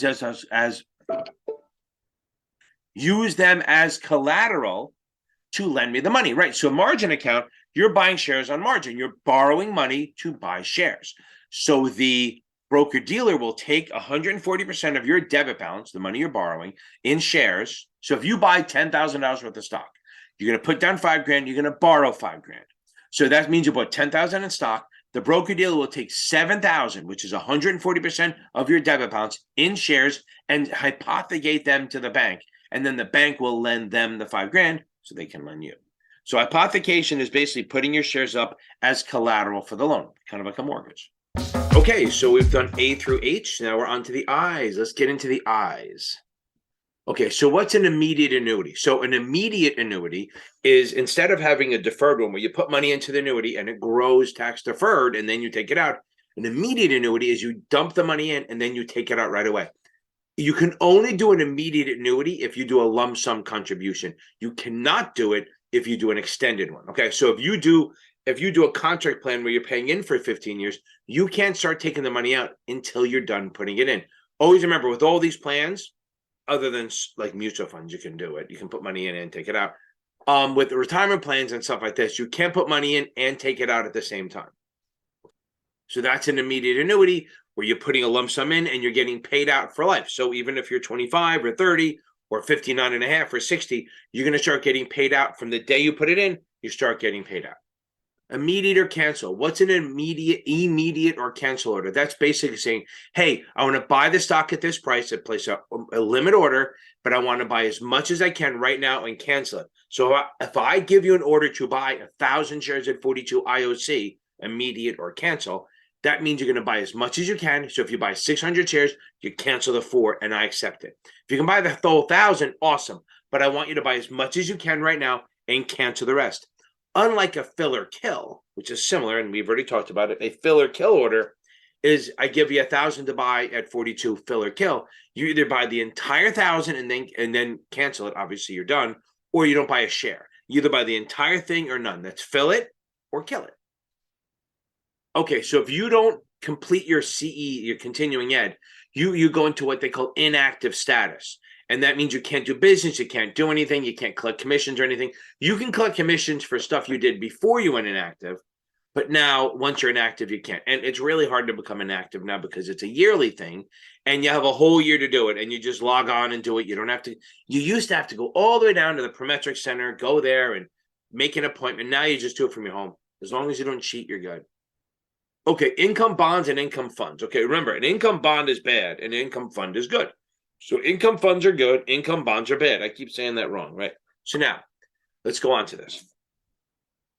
An income bond is like an adjustment bond. A company is going bankrupt, they decide to restructure, and all the people who own bonds before, they're told, hey, you have a choice. Either they go bankrupt or you agree to this adjustment. So the adjustment here is that they say, okay, we have a coupon, and it is what it is, but we can't afford it. So we're going to adjust it and say, we'll still pay the same coupon or higher maybe, but we're only going to pay it if we hit a certain income threshold, like earnings per share, some sort of threshold that they set that we can afford it. And the reason they do that is that if you're trying to get back on your feet, sometimes having to make that monthly payment every 6 months is tough, right? So they can't do it. So listen, so every time you get, 2 steps forward, you can take a step and a half back. You're not really moving forward so much. So the whole point is an income bond is saying, hey, we want to readjust our structure so that we will only pay that income payment when we are making enough money to afford it. Now, great, that's awesome, but it also is a company that was basically bankrupt. So it's very risky. It's never really suitable for anyone. It almost has to be on an unsolicited basis or a hedge fund or somebody's looking for crazy risk. Yeah, because if it works, you can make a lot of money because the bond is now trading at a deep discount. So if it starts paying, it's going to go up in price. So there's a lot of upside, but there's a hell of a lot of risk. Okay, an income bond is that. An income fund is a mutual fund that's working on creating income, generating income, whether that's interest payments or dividend payments or something like that. That's what they're looking for. It's not just bonds. It's not just preferreds. An income fund is trying to create income through dividends and interest payments. I think we talked about it before. An income statement is basically all the money that's going in and out. Okay, there's a balance sheet, which is assets and liabilities. An income statement, but is more about the money going in and out, the income we're generating. An income stock is like a utility stock or like a value stock that's paying a high dividend. That's all it is, just paying income. It's a stock. There's no guarantee. Dividends are not guaranteed. But an income stock is something like maybe a defensive stock or a value stock or utility that is very well known for paying dividends. Okay, what's an indenture? Okay, the indenture is basically, you're going to be saying, basically, I apologize. I'll try to edit it out, but it's not going to work. Basically, we have to deal with this. So an indenture, try not to say it, is an agreement between the issuer and the trustee. The trustee on a corporate bond, they have to do an indenture. I guess they can do it in any bond, but they have to do it on corporate bonds, where it's an agreement between the issuer listing on what they can and can't do and the trustee whose job it is to protect the investor. So if we violate any of that, the trustee will come at us and sue us, meaning the issuer, not the customers, because the customers are being protected. What is an index? It's a benchmark of a group of securities at the S&P 500, the Dow 30, it's all industrials, the Russell 2000, it's all this small cap stocks. You have the Wilshire 5,000, which is like a shitload of stocks, it's the whole market. The whole point of an index, it represents what the stocks are doing on at any given moment. An index fund is a fund that kind of replicates the performance of a specific index. So you buy an index fund, it's passively managed, it's not actively. They're not trying to beat the index, they're trying to benchmark it and match it, okay? There's a little lower fees. They have ETFs that do it. They have index funds, index mutual funds. All these things are there. But an index mutual fund might be a little more active, some fees, but a straight up index fund, okay, or an index ETF would have very low fees because you're not actively trying to beat the index, you're just trying to match it. Now, nobody ever can. So what happens is some of these index funds, not the ETFs, the index funds maybe take on a little more risk to make up for what they call tracking error. Tracking error is that if we're trying to track an index, we're not always going to nail it because the index is just a bunch of numbers. We actually have to buy the securities. We have margin costs, we have commissions, we have salaries, we have expenses. So that's going to reduce our return. So they will actually take on a little bit more risk to bump up what they make to reduce that tracking error. And indexing is when you try to match it. Okay, so basically where you're an investment approach where you're trying to match the index. You're not trying to beat it, trying to match it. Very passive, very low cost, all that stuff. They all kind of go together.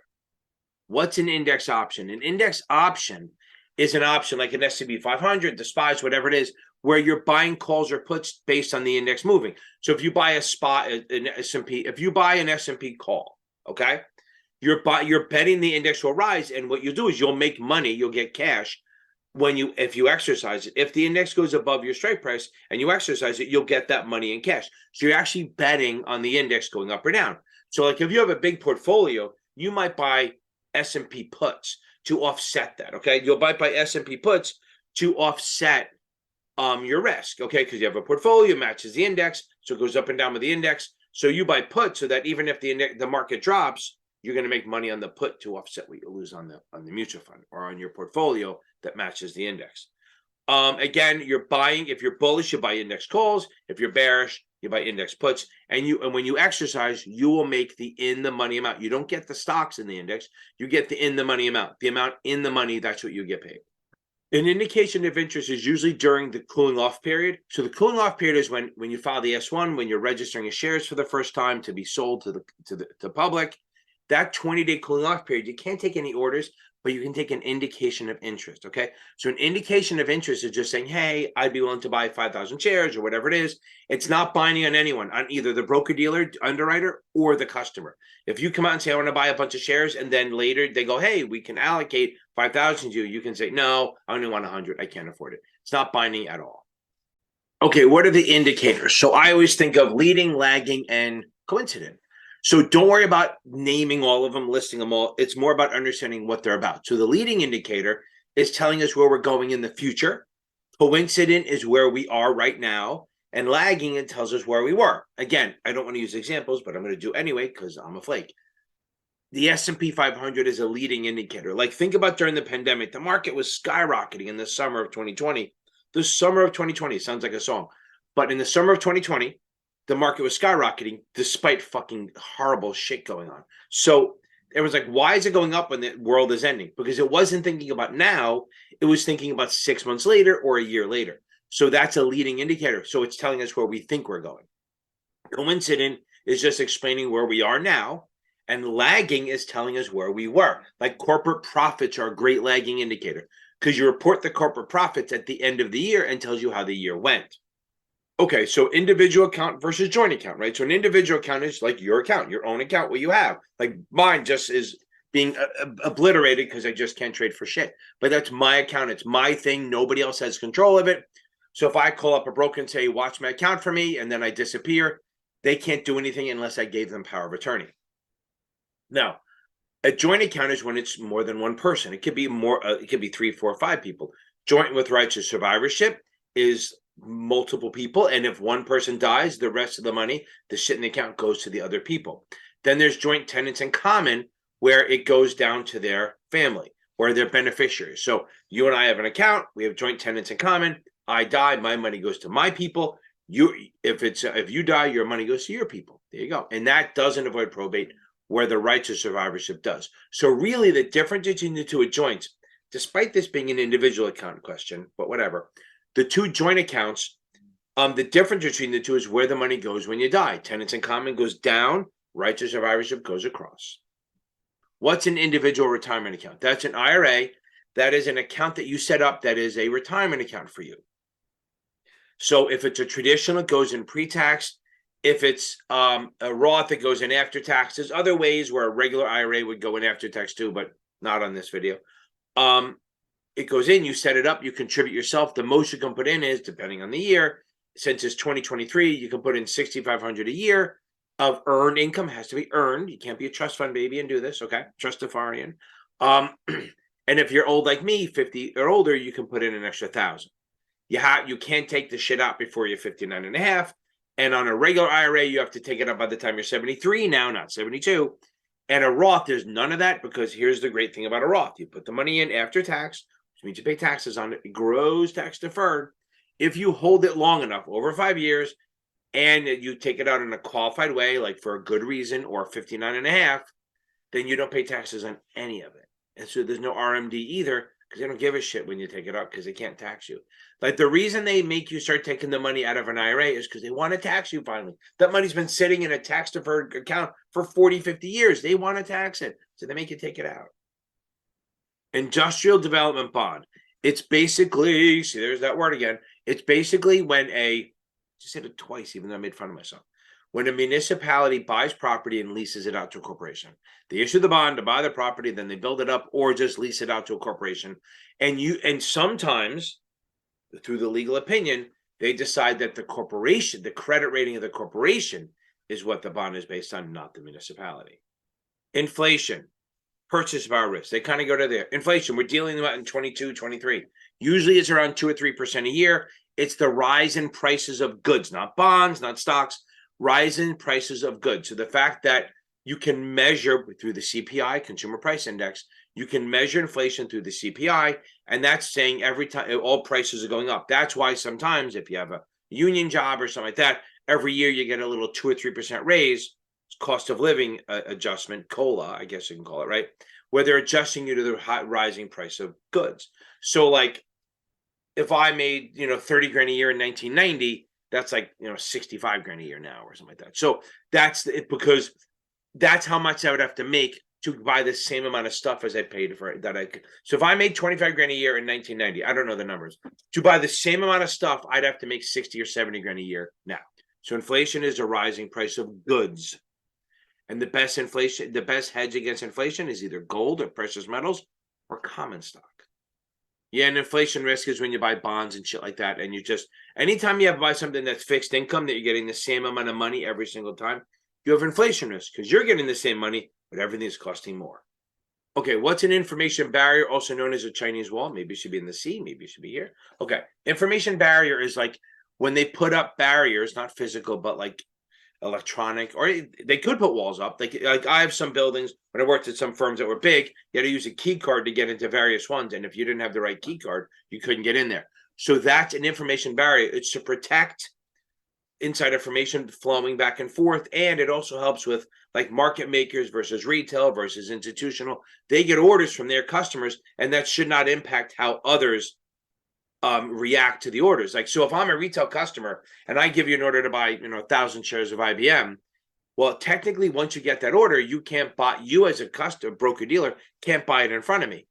But in another department that has good information barriers up, they can, because they don't know about my order. That's what do you call it? Not know. You don't know about it, so you don't have to worry about it. It also protects the spread of inside information. Most of the time, it's about putting the difference between like underwriting or investment banking and research and trading, because all of them could use some of that information to trade on it, and you don't want that. Like research used to be under the investment banking arm.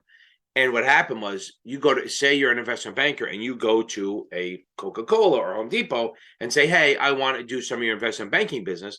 And they go, well, that's great, but your firm just gave me a sell rating or a neutral rating in research. So that'd be embarrassing. So the investment bankers went back and yelled at the research people and told them to give them a buy rating.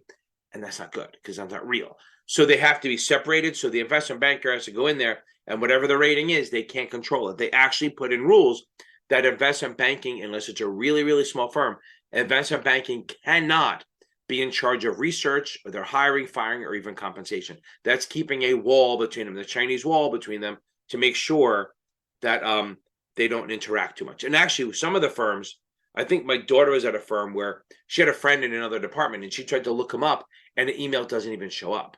Like, you can't even email them. If you want to talk to someone over the wall, on the other side of the wall, you have to bring in like a compliance officer to sit in or to monitor the conversation, make sure you're not trading secrets. What's an IPO? An initial public offering. Okay, so an IPO is the first time issuance of stock. First time going public, an IPO. And remember, since you're working in Wall Street, if you're watching this, you can't buy on that. You can buy in the market, you can buy an additional offering, you can buy a follow-on, but you cannot buy part of the deal of an equity IPO. Again, an IPO is the initial time. It's a primary offering. The primaries can be follow-ons, where second, third, fourth, fifth time you offer shares to add more shares. But the first time is always an IPO. Okay, the inside market. Okay, inside market is the highest bid and the lowest ask, right? So you have to determine where we are. So, okay. So this is just a quote for Cisco. Doesn't matter.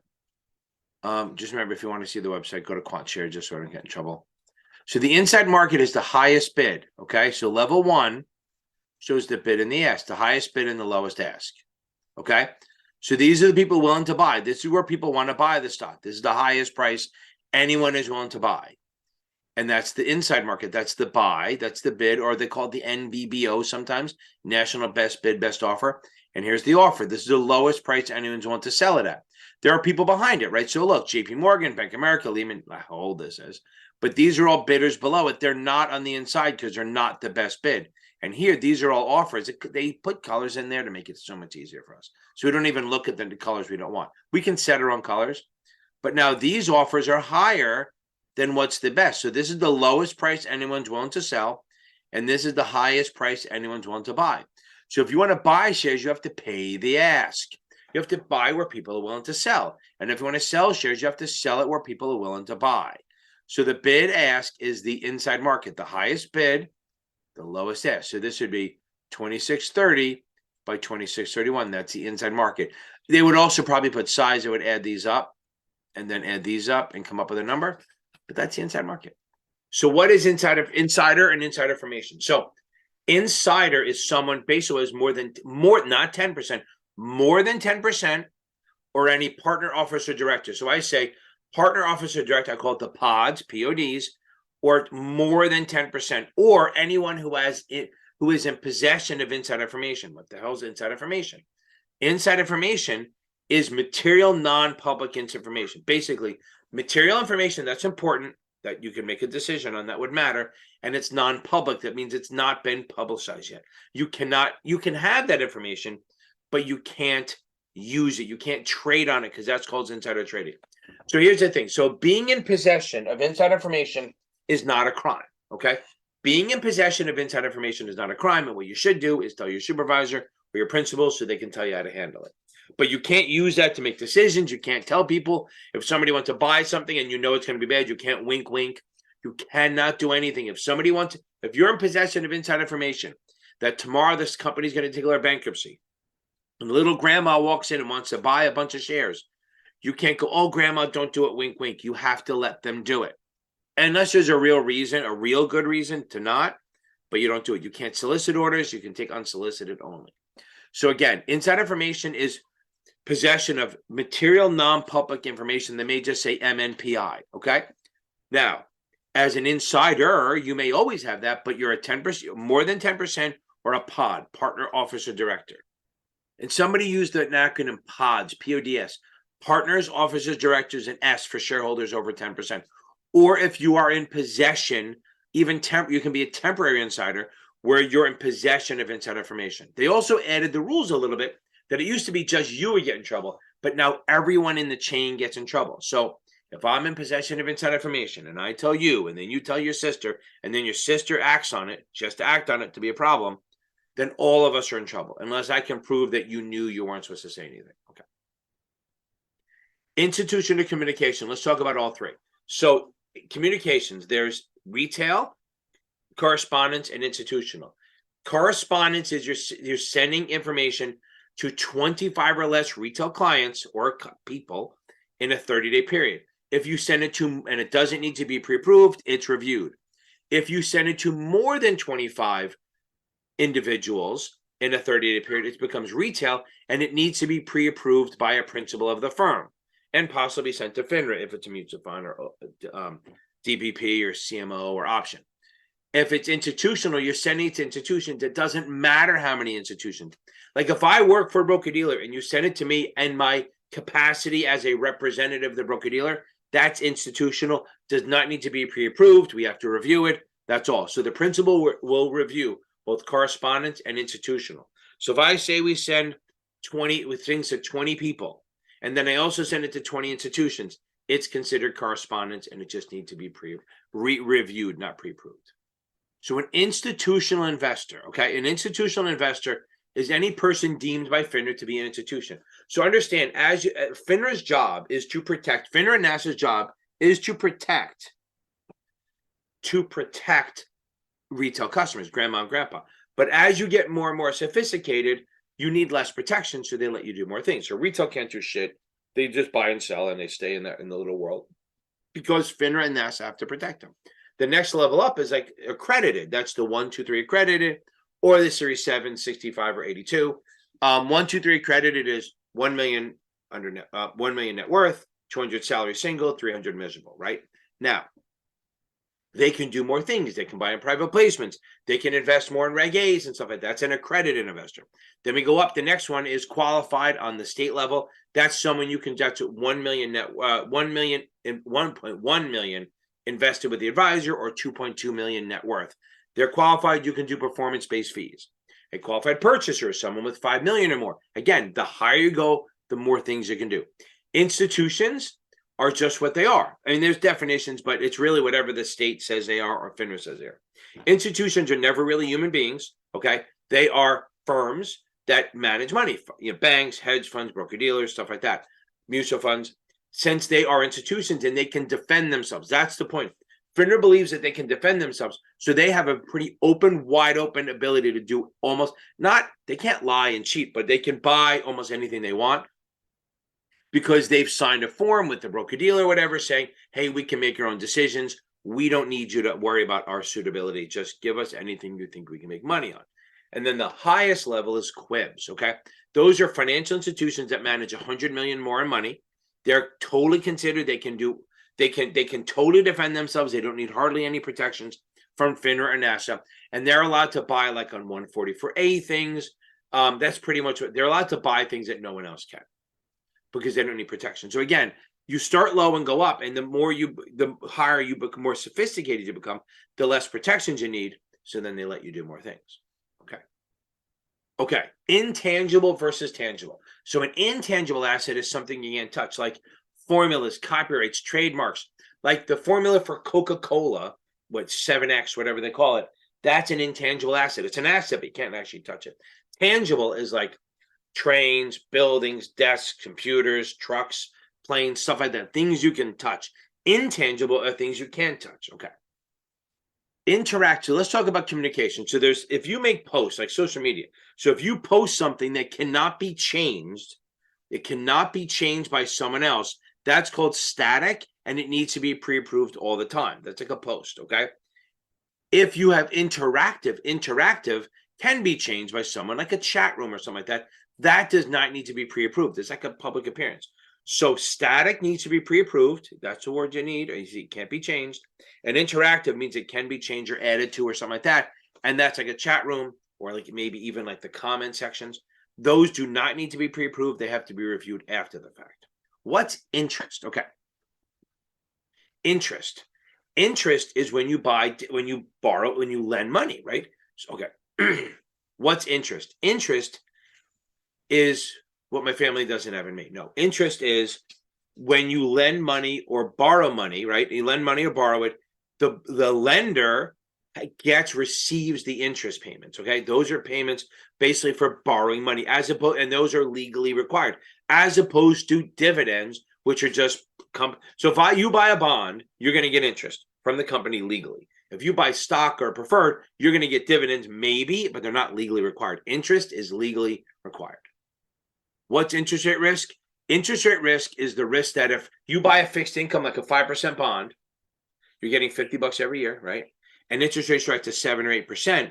Now, those new bonds being issued are paying $70 or $80 a year. You're still only getting your 50 because it doesn't change unless it's a VRDO.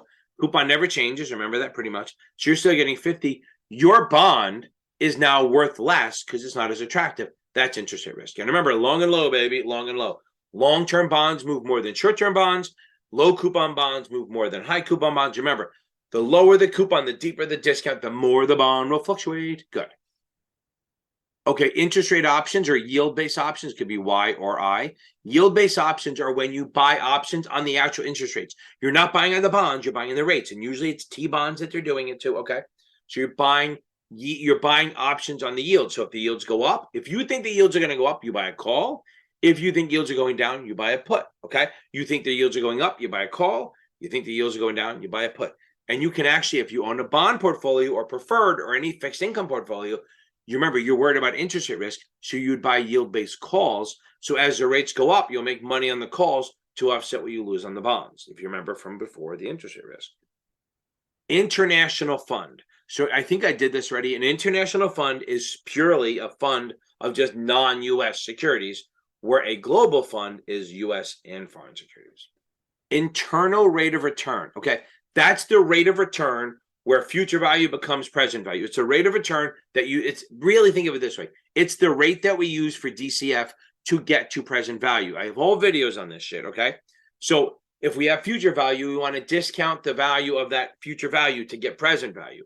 That rate of return is called the internal rate of return. That's the discount rate we do. And we'd love to earn more than that because that means we have a positive NPV.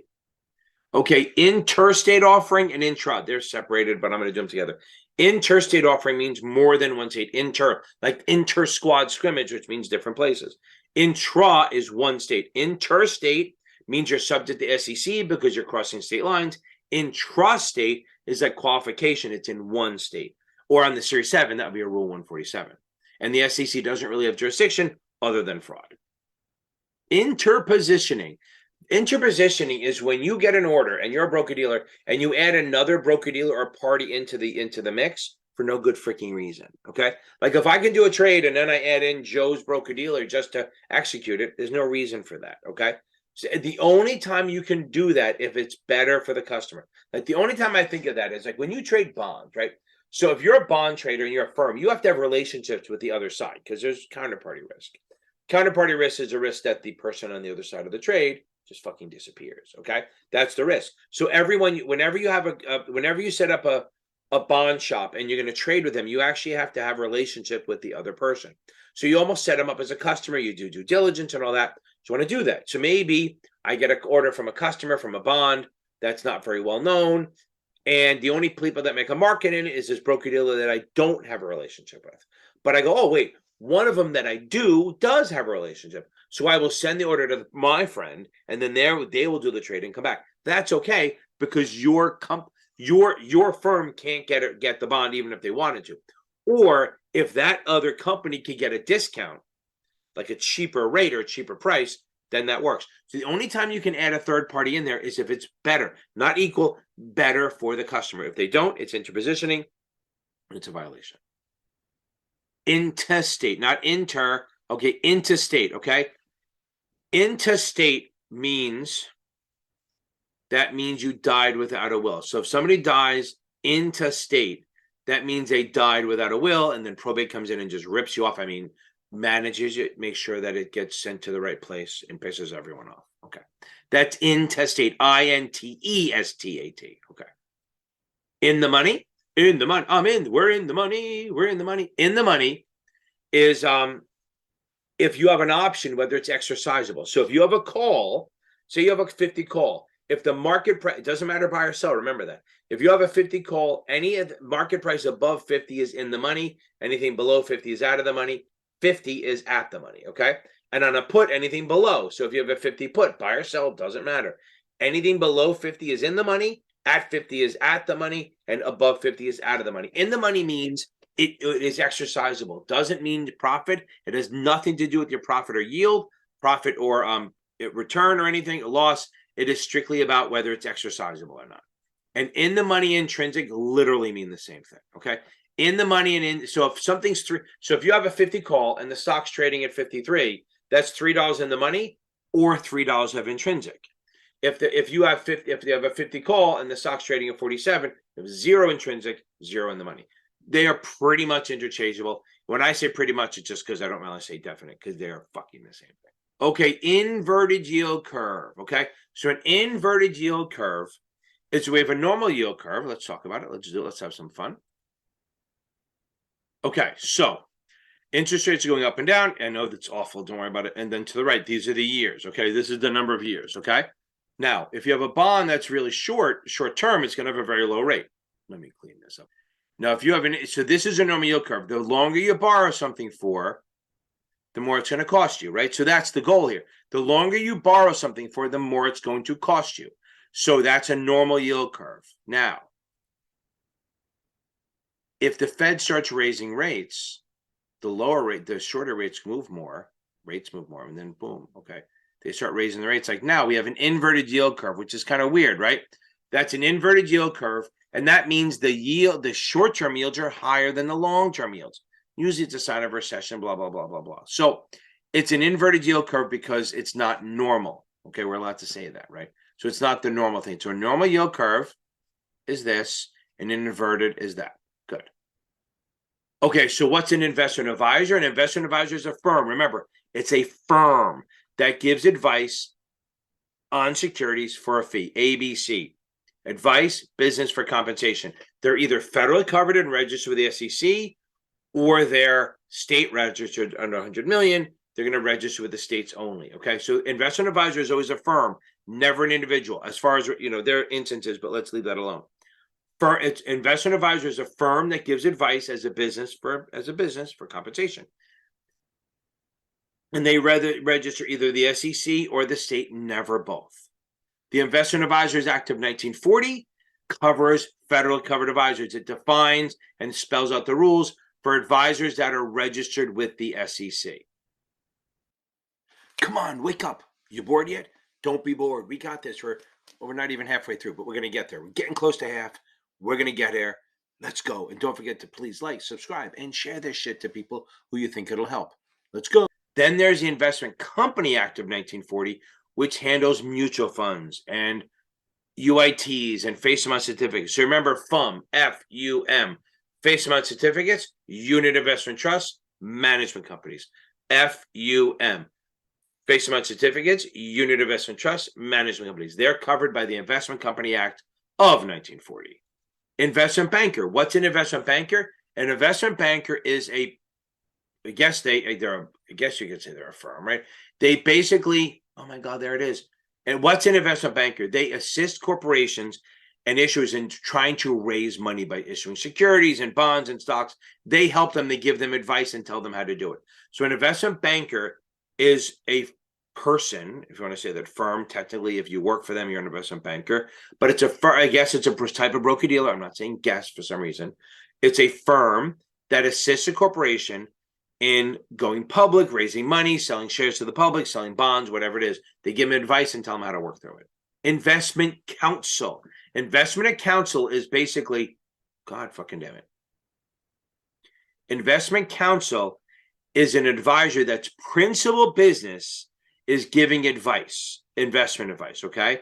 And investment supervisory services. So an investment counsel, it can't just be one of the businesses they do. It has to be the primary business. Giving investment advice has to be their primary business. Investment constraints, okay? Investment constraints are limits or restrictions that a customer puts on the advisor that they want. Either liquidity needs, time horizon, basically that maybe they want ESG. Those are investment constraints or limits on what the advisor can pick. They're telling the advisor what you cannot do. We want liquidity. We want, we need it in 2 years. We want ESG, ethical investing, stuff like that.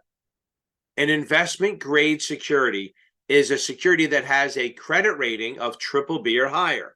BBB, A, AA, all that is considered investment grade. Anything below BBB is speculative junk or high yield. An investment objective is the goal, is what we want. We want growth, capital. We want growth, income, capital preservation. Really, by the way, with suitability, it's kind of everything. It's either growth, income, or capital preservation. There's variances of that, but really, that's what people want. Either growth, income, or capital preservation, safety. That's really everything it is. Again, there's differences in there, but it's all under those three umbrellas. An IRA rollover is like when you get a 401k lump sum or some other retirement plan and you roll it into your IRA within 60 days. You have to do it within 60 days. And if you do that, there's no tax consequences. Okay. That, as opposed to an IRA transfer where you say you have an IRA with Schwab and you want to move it to UBS. That's a transfer. It's basically you never touch the money, right? Because an IRA rollover, you may get the check and have to redeposit it. There's issues with that. But the point is you're touching the money. On an IRA transfer, you never actually touch the money. It's just, hey, JP Morgan, send it to UBS. We're good to go. There's no time limit. No worry about that. Okay. Issuer or issuer. Okay. An issuer is a firm or organization that's issuing or proposing to issue a security. Okay. That would be like Tesla, the government, a municipality like New York City, or anyone issuing. If I went public, if I issued shares or bonds or anything to raise money, I'm an issuer, and the issue is what I send, okay? The issue is me actually issuing the shares. And issued shares are basically how much. So remember, an issuer is someone, a firm, that either proposes or does issue any kind of security, whether it's a bond, preferred, common stock, whatever it is, that's an issuer. They either do it or propose to issue it. The act of issuing is issuing the shares, and then issued shares are the amount we've actually issued. So we've authorized, say we authorize 1 million shares, we actually issue 500,000, that's issued.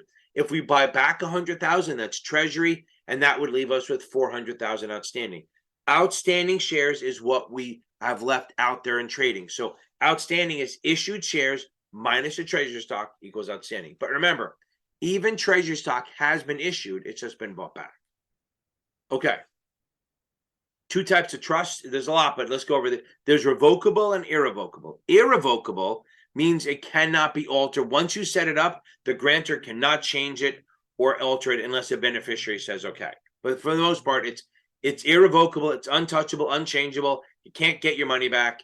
And this way, if you die or whatever, or it's not part of your, that money is not part of your estate, it's not taxable to you anymore. But again, you have no control over it. Revocable means you can put it in and then take it back and change it whenever you want. J, baby, J. Okay. Joint account. A joint account, we talked about it, is when there's more than one person. We did talk about this. A joint account is more than one person, and they have to be individuals. They can't be corporations. You can't have remember, partnership account is for a limited partnership. It's not two people. Okay. A joint with rights to survivorship. Okay. Joint with rights to survivorship means we have an account. If I die, it goes to you. If you die, the money goes to me. Joint tenants in common means if I die, the money goes to my estate, my beneficiary, my heirs. And if you die, your money goes to your estate, your beneficiaries, your heirs. And remember, joint tenants in common is possibly subject to probate. Now, junk bonds are high yield bonds, speculative. We kind of just talked about them. Hey, letter K. CJ was quick. Letter K. KEO plan called an HR10 is for self-employed individuals. Okay, it's a corporate plan that's set up by a self-employed. Now you can have employees. So if I'm self-employed, I may have a couple of employees. But here's the deal with the KEO. If I set one up for myself, I must set it up for them. If I contribute a percentage for myself, I have to give them the same percentage of their salary that I did of my salary. Keynesian. Okay, Keynesian. I'm not a fan of this. It's basically John Maynard Keynes set it up. And it's saying the only entity that's large enough to help the economy out of a problem is the government. Okay. The government, and what they do is they spend money and they do projects and stuff like that. The government spending and lowers taxing. Okay. So that's how they believe that they can stabilize the market. Basically every country does it now. Where the government controls the spending and controls the economy to prevent it from going shitty. Okay. KYC, know your customer rule. That's a rule that requires broker-dealers to get certain information on each of its customers so you know what's going on, so that you know what is going on. Okay, we're on to the L's, and this could be a big one. L, give me an L. Okay. So let's start with last in, first out, as opposed to first in, first out. Okay. So first in, first out, FIFO is when you sell shares. Say you buy a bunch of shares. Let's do it. Okay. Okay, so let's say we have three things here. We bought stock in June at 30, and then July at 35, and then August at 37. Stock's moving up. That's awesome. And then it doesn't matter when, but I only sell 100. If I sell everything, we're fine. But if I only sell 100, I'm going to do FIFO. And I probably talked about it already, but we get to see it again. If I choose a method, what I should do is choose these shares. That I'm going to sell shares. I'm going to sell these. So I only pay taxes on $3, which is awesome. That's normal. Select a share. I choose my shares. If I don't choose a method, they're automatically going to go to FIFO, which is first in, first out, which is these, okay? So that means that if I don't choose a method, they're going to choose that. So I would have to pay taxes on $10 versus my $3. So that's where FIFO comes in. If you don't choose a method, they do that. Now, if I have a non-qualified retirement account, they do it a little different. They do LIFO automatically, and I can't change that. So I put in 20K. In a non-qualified account, and it goes to 100K, right? That we're good with that. That's just the way it goes. My shit goes down, but let's pretend it went up. Now you put it in after tax, so you pay taxes on this 20, and now it's at 100. So this $80,000, okay, this $80,000 is taxable when you withdraw it. So when you take the money out of your retirement account, when you take your money out of the retirement account, it's going to start here and go backwards, LIFO. So all the growth is going to be taxed first. So if you take out 90,000, the first 80 is going to be taxed, and the last 10 is not going to be taxed. It's going to be return of principal. So that's what the retirement accounts do. Non-qualified retirement accounts do LIFO, where you're taking the last shit out and then you're going backwards. There you go. Okay, leaps are just long-term options, right? Long-term equity anticipation products, but securities really, but they're just options that are up to 36 to 39 months. And the good thing about them is there's a lot of time value and you're going to pay a lot for them. But if you buy them and they're over 9 months, you only have to put down 75%. Like you can do it in a margin account. Normally with options, you have to pay 100% for everything, right? So on leaps, if it's more than 9 months, you only have to put down 75%. But once it gets within 9 months, you have to put down the balance. Good. A legal opinion. Okay, so what's a legal opinion? A legal opinion is what bond counsel does before you issue a revenue bond and maybe some GOs. Seen it on the bond buyer. Where they're looking at the lawyer, the bond counsel is looking at the legality of it. Like, is it tax-free? Are there any liens on the property that they're doing? Who owes the money for it? Is the insurance valid? Are the signatures good? All the legal stuff. What they don't look at is whether it's suitable or the credit ratings or any of that stuff. They don't look at whether it's going to make money, whether it's suitable or any of that. They're looking at the legal stuff, okay? And we want an unqualified legal opinion. That means we have no issues, okay? Hey, look at that. It almost matches, right? It's supposed to. It's the same shit. A legal opinion, unqualified legal opinion means there's no issues. A qualified legal opinion, which is what we don't want, that means there's an issue. Either it's subject to AMT, or it's going to be taxable somehow, or there's a problem with the property. Anything qualified just means there's some issues that we have to kind of fix. Legislative risk. Legislative risk is not the same as regulatory risk. We'll get to regulatory risk. Legislative risk is that your security or whatever you have, your security will be affected by tax laws or changes in the laws. That's legislative risk. Lots of limited partnerships have a lot of that because they're worried about the tax law changing. Letter of intent. A letter of intent is for when you buy a mutual fund and you go, look, the break points are 20 grand, but I only have like 9 now. But I think I'll get the other 10. Maybe grandma's on her sick bed, you're getting the money from her. Okay, whatever. Don't want to be that mean, but it is what it is.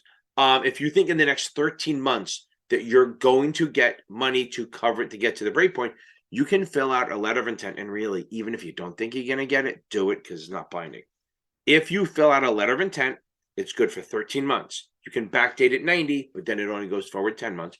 It gives you the ability to get the lower break point. So let's say I put in 9 now and it's an 8%. It's normally going to be 8%. But if I get 20 grand in there, it's only 7%. So what I'll do is I'll fill out a letter of intent for another 11 grand and say I'm putting in 9 now.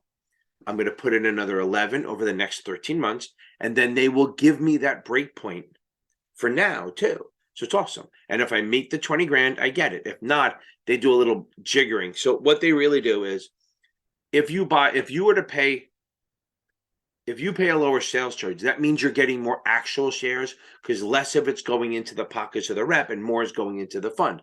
So there's extra shares that you get by paying a lower sales charge go into an escrow account and they grow like they're yours. If you meet the letter of intent, you get the shares. If you don't, they just fold them back into the company and it's like you paid the original sales charge. That's why it's no big deal. Just fill one out and do it. It's almost always suitable. Level load. A level load means they're just charging you a sales charge every year. Boom, boom, boom. I always think of C shares. They basically just charge you a sales charge every year. It's usually small, but it's every year. Okay, so sometimes when somebody dies in an account, you have to wait for some documents. You have to wait, the proof of death and all that. But one of the things you have to wait is for the letters testamentary. The letters testamentary, okay? Though that's a court doc stating who the executor is. So now you know who you can take orders from. That's all it is. Letters testamentary is just saying that's naming the executor. Okay, leverage is just borrowing money, right? Leverage is borrowing money to increase what you're doing, like issuing bonds and using the bonds to increase your capital to do things. That's all it is. Using margin as leverage. Anytime you borrow money to increase your buying power or your capitalization, that's using leverage. Like if I'm a company and I'm issuing bonds, I'm getting levered up. I'm using leverage. If I issue equity, I'm not. I'm just selling my company. Leverage buyout, LBO, crazy one, right? So an leverage buyout, this is crazy, is when you use bonds or assets to borrow money to buy a company. But here's the crazy one. Say I'm going to take over a company. No, let's do it this way. Okay, so a leverage buyout, right? It's very simple. Again, it's quick and dirty. I'm not really given that my investment banking buddies would be pissed at me. But leverage buyer does this. Company A wants to take over Company B, but Company A doesn't have enough money. But they go, hey, wait a second. Company B, the company we're taking over, has 100 million in assets. So what we're going to do is we take some of our assets and some of their assets, put them together, even though we don't own the company yet, and either go to a bank or issue bonds and borrow money based on that. So I'm literally, if I'm taking over Company B using a leverage buyout, I'm literally using their assets, the fact that they have assets, to get a loan to take them over. Again, and Milken was the king of this. These were like junk bonds and stuff like that back then. Call them junk then because they were paying 16%, right? But if you pay me 16%, you can kind of call me anything you want. So Company A is taking over Company B. They say, oh, that Company B has 100 million in assets. We're going to go to the bank or issue bonds or borrow money from other lenders based on that collateral. We'll use some of ours too, maybe. But again, it's almost like we're using their assets to screw them over. And then we're taking them over with that. We're buying over their company. A lot of times it works, like they're working together and it's fine. But technically you could do a hostile takeover this way. Hey, it's worth 100 million. We're going to just buy you out, doing it that way. I think it'd be tough to do now, but it could have been done. A liability is what we owe, right? A liability is we owe that, okay? Like a bond, we owe that money. A liability is what we owe. An asset is what we have. A liability is what we owe. Current assets are short term. They're a year or less, okay? So like current assets are like accounts payable, wages, salaries, dividends payable, accrued taxes payable, stuff like that. And then long term would be like mortgage, bank loans, debentures, stuff like that. So those are liabilities, what we owe. And the short-term stuff is called current. The long-term is usually fixed liabilities. Okay, so LIBOR is London Interbank Offered Rate. It's basically the benchmark. I always think of it as like their version of the Fed funds. So it's basically the benchmark that a lot of major big companies use as their benchmark interest rate, kind of like our internal discount rate or Fed funds rate. That's what LIBOR is. So even we use LIBOR, everyone uses LIBOR as a benchmark rate.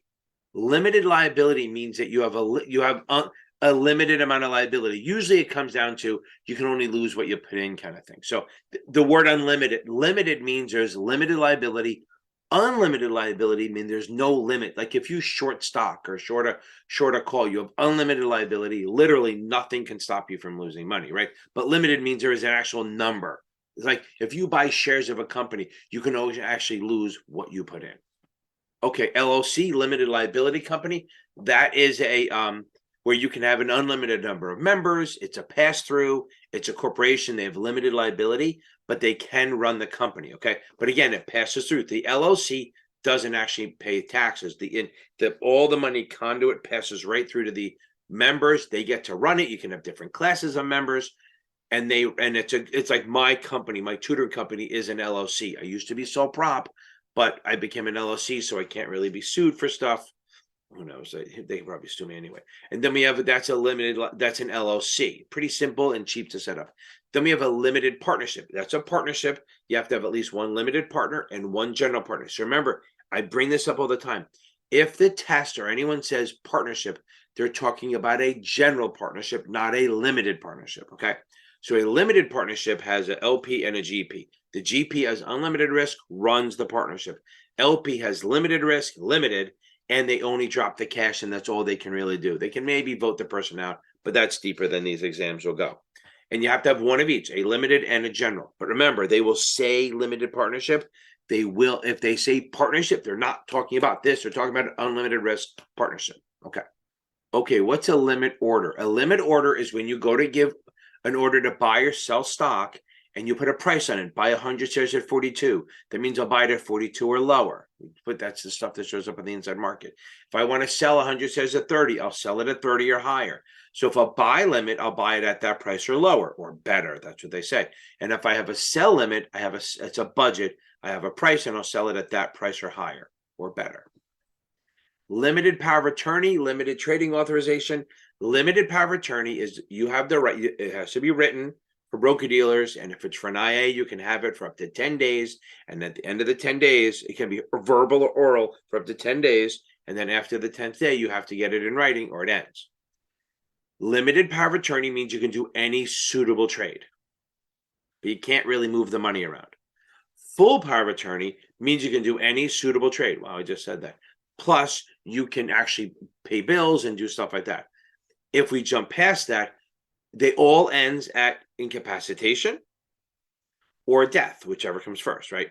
Coma, stuff like that. But durable will go through incapacitation, but will still end at death. So limited power of attorney and full can both either be regular or durable. Durable goes through incapacitation. Regular does not, but they all end at death. Remember, all power of attorney ends at death.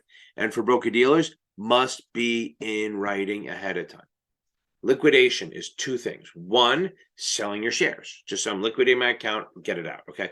The other one is when a company goes bankrupt, they liquidate it. And what's the order? It's secured, unsecured, preferred, common. If they do taxes and wages, because different states have different rules, they're going to either show you taxes and wages or secured. They shouldn't do both because different states handle it differently. That's the order, okay, of liquidation.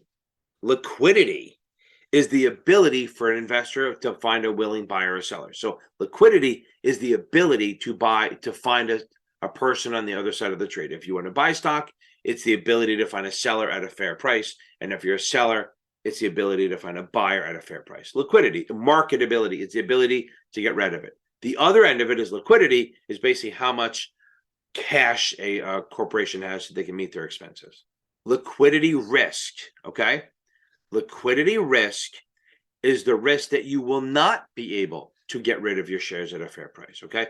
Liquidity is the ability to do it. Liquidity risk is the inability to get rid of your shares at a fair price. That will be like if you have a lower credit rating bond, or some munis have liquidity risk. DPP MLPs have liquidity risk. A lot of things. Pink sheets, bulletin boards may have liquidity risk. The smaller the company, or the lower quality it is, the more liquidity risk you will have. Okay, listed stock and listed options means they're trading on an exchange. That's it. Listed means on an exchange. Unlisted means not on an exchange. A living trust is a trust created during the lifetime of the grantor. So if I create a trust right now, that's a living trust. It's also known as an inter vivos, while I'm alive, Latin for that, okay? Load means sales charge. So Class A shares, a front end load means sales charge. Remember, load means sales charge. Okay. Loan consent. Loan consent is part of the margin agreement. It's one of the ones that don't have to be signed. You're allowing it's not to borrow the money. It's part of a margin agreement, and it's allowing your shares to be lent to other people so they can short stock. You can say no to that, or you can even try to get paid for it if you want. Loan value is the maximum amount of money that you can borrow against a position. So Reg T says it's 50% on stocks and 0 on options. Okay. Long means you own it. Long, own, hold, buy mean if you buy, own, hold, long, all mean you own it. I'm long the stock, I own it. Okay. I'm long the option, I own it. A long-term gain or a long-term loss is when it happens for more than 12 months. So a long-term gain is when it's more than 12 months, and a long-term loss is when it's longer than 12 months. Loss carryover, carry forward, loss carry, whatever you want to call it. It's like if you have a loss of $5,000, we know you can use $3,000 as earned income, ordinary income, and then you carry forward the rest. That's a loss carry forward. A long coupon. Okay. So usually when a bond is issued for the first time, we know that bonds are every 6 months, right? So we know that bonds are every 6 months. Okay. So what happens is when they first issue it, say we have the dated date, say it's a January and July bond, and then the dated date is like February or March. Well, they don't want to pay a 4-month coupon. So what they'll do is they'll make the first payment next January. So it'll almost be an 8 or 9 month coupon. So it's a long coupon, means it's only on the first one, and when it's longer than 6 months. They only do that to keep everything going. A long straddle is when you buy a call and buy a put at the same time. You buy them both. You're looking for volatility, unlimited gain, limited loss. And since I'm here, I'll talk about a short straddle is when you sell a call and sell a put. You're looking for income. You can only make the premium. You're hoping nothing happens. Short straddle, stability. Long straddle, you want volatility, okay? Always remember, straddles are the only things with 2 break-evens. They have an upper break-even and a lower, okay? Long-term liabilities, that's liabilities that are longer, like circular definition, that's over 12 months. So like like bonds or a bank loan or a mortgage or something like that. Loose credit. Ooh, loose. Never mind. I'm just kidding. Easy. Wow. I'm really just laying them up there. Easy money, loose credit. That's when the Federal Reserve is loosening the economy. That's when they're buying treasuries and lowering the discount rate.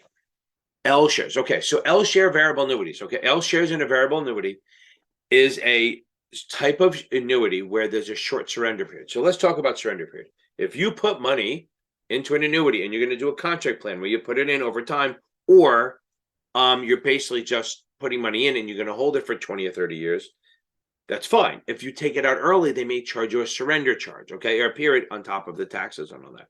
But L shares may have a shorter one, like maybe it's only 10 years instead of 20 years. I don't know what it is, and nobody cares what the numbers are. But L share annuities are that the period where you pay a penalty is a short amount of time. Okay, I think that's a good place to end it. I'm not going to do M. M's a big one. I'm going to start the next one in M. That's literally like half the alphabet, and I think I'm at 5 or 6 hours. It's crazy. Infinite, and I'm here to help you pass the Series 7, the SIE exam, the Series 65, the 66, and on the Series 6.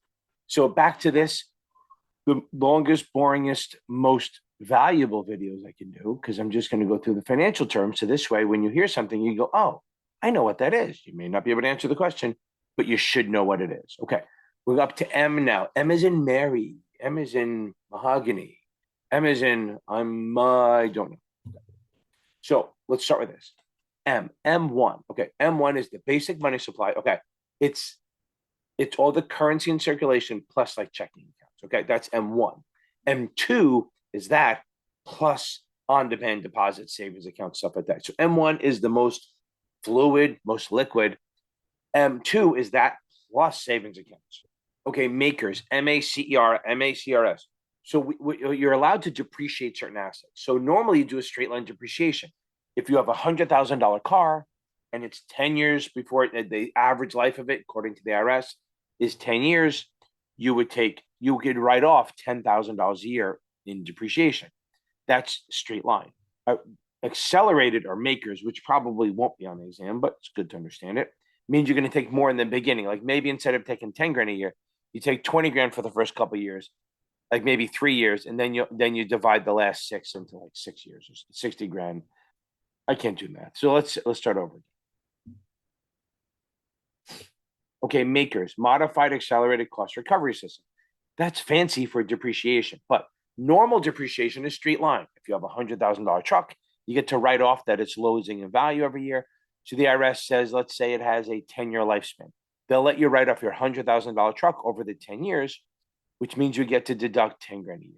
Boom, boom, boom, boom. That's regular straight line depreciation. I want to say accretion, but it's depreciation. Now, accelerated means instead of taking 10 grand a year, you're going to take more in the beginning, like maybe 20 grand for the first 2 years, and then spread the last 60 grand over the next 8 years. So you're going to take more deductions in the beginning and less at the end. So you'll have less taxable income in the first couple of years, but more in the end. And the reason they do that is because they go with, well, money now is worth more than money later. So I'd rather have the deductions now than later. So that's makers, M-A-C-R-S. Okay. Maintenance. Okay. Maintenance for, that's not like fixing your car and stuff like that. Maintenance is the minimum amount of equity you can have in a margin account. Remember, I know we talk about it later, but margin, just do it now, do the whole thing. A margin account is when you have an account that you're allowed to borrow money. You can leverage, you can borrow money to buy more shares. Instead of a cash account, like a cash account, you have to come up with 100% of whatever you're buying. A margin account, you can do less. And there's ways that you can do less than 50%, but we're just going to stick with, for this test, Reg T covers margin, and it says that you have to deposit 50%, and you should have 50% equity in your account all the time. So if you buy 10,000 in you buy 10,000 in stock, you should put down 5 grand. You can't really put that less than that. Now that's margin, okay? A margin call is when you buy the shares and they say you have to put up the money, or if you go below minimum maintenance, you have to put up some money. So maintenance on the long account, if you have a long margin account where we're buying shares, 50% is Reg T. But if the stock goes bad and your equity starts dropping, your equity can't fall below 25%. So again, your equity can't fall below 25% equity. So it's 25% of the market value. If it does, then they're going to give you a maintenance or margin call and tell you to put up some more money. On the short side, your equity can't fall below 30%. Okay. So again, on the short side, your equity can't fall below 30% of the market value, or you will have to come up with some money.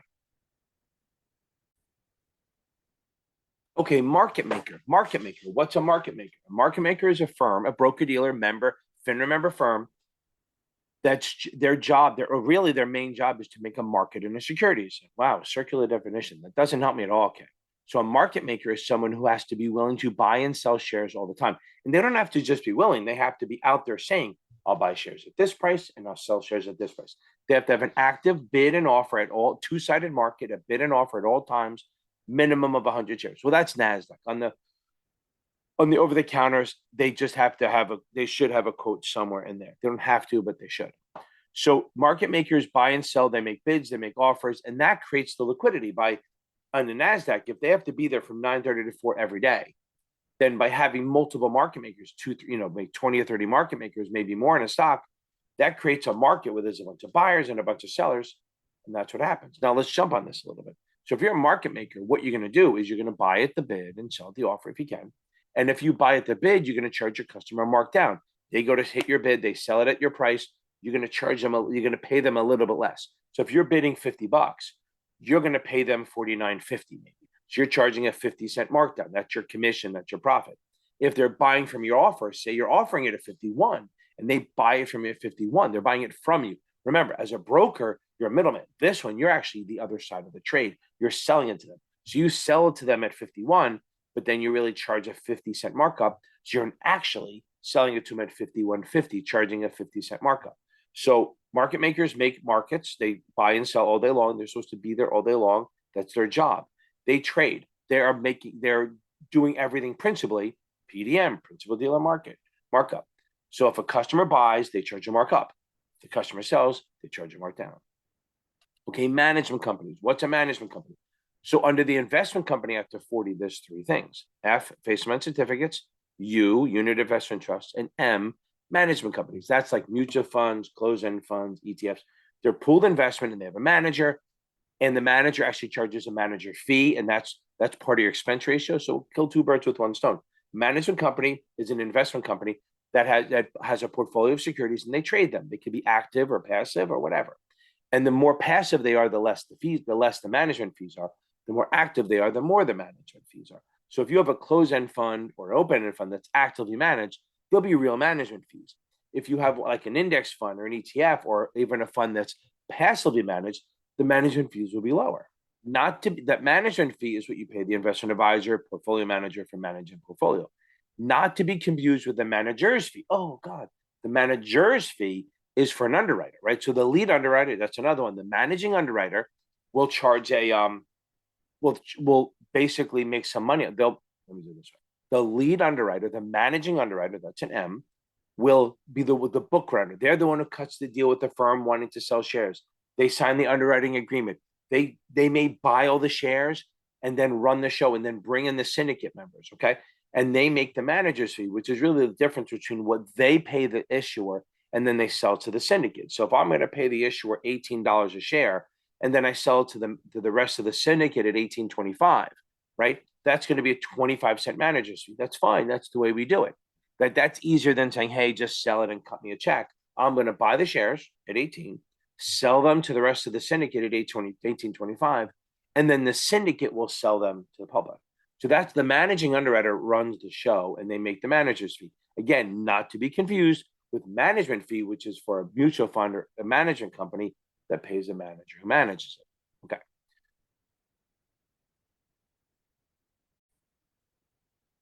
Marginal tax rate. Marginal tax rate is the last marginal tax rate is the tax on the last dollar you earn. It's like, what the hell are you talking about? So what happens is,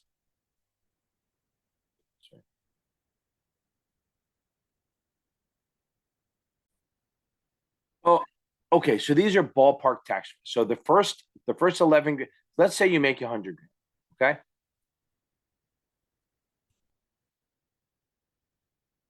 The first 11 grand you earn, you're going to pay 10%. From 11 to 44 and change, you're going to pay 12. From 44 to 95, you're going to pay 22%. And anything above 95 up to like 180 or so is going to be 24%.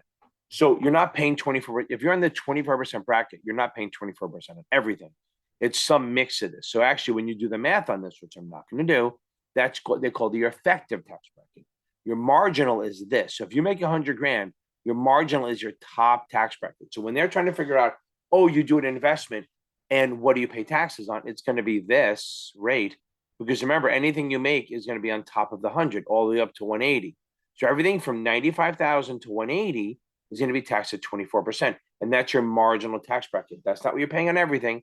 And your effective is obviously going to be lower than that, but that is your top tax bracket. And anything you earn on top of the 100 grand through investments and stuff, if it's ordinary income, will be taxed at this 24%. Or if you're over in 180, it'll be 32%.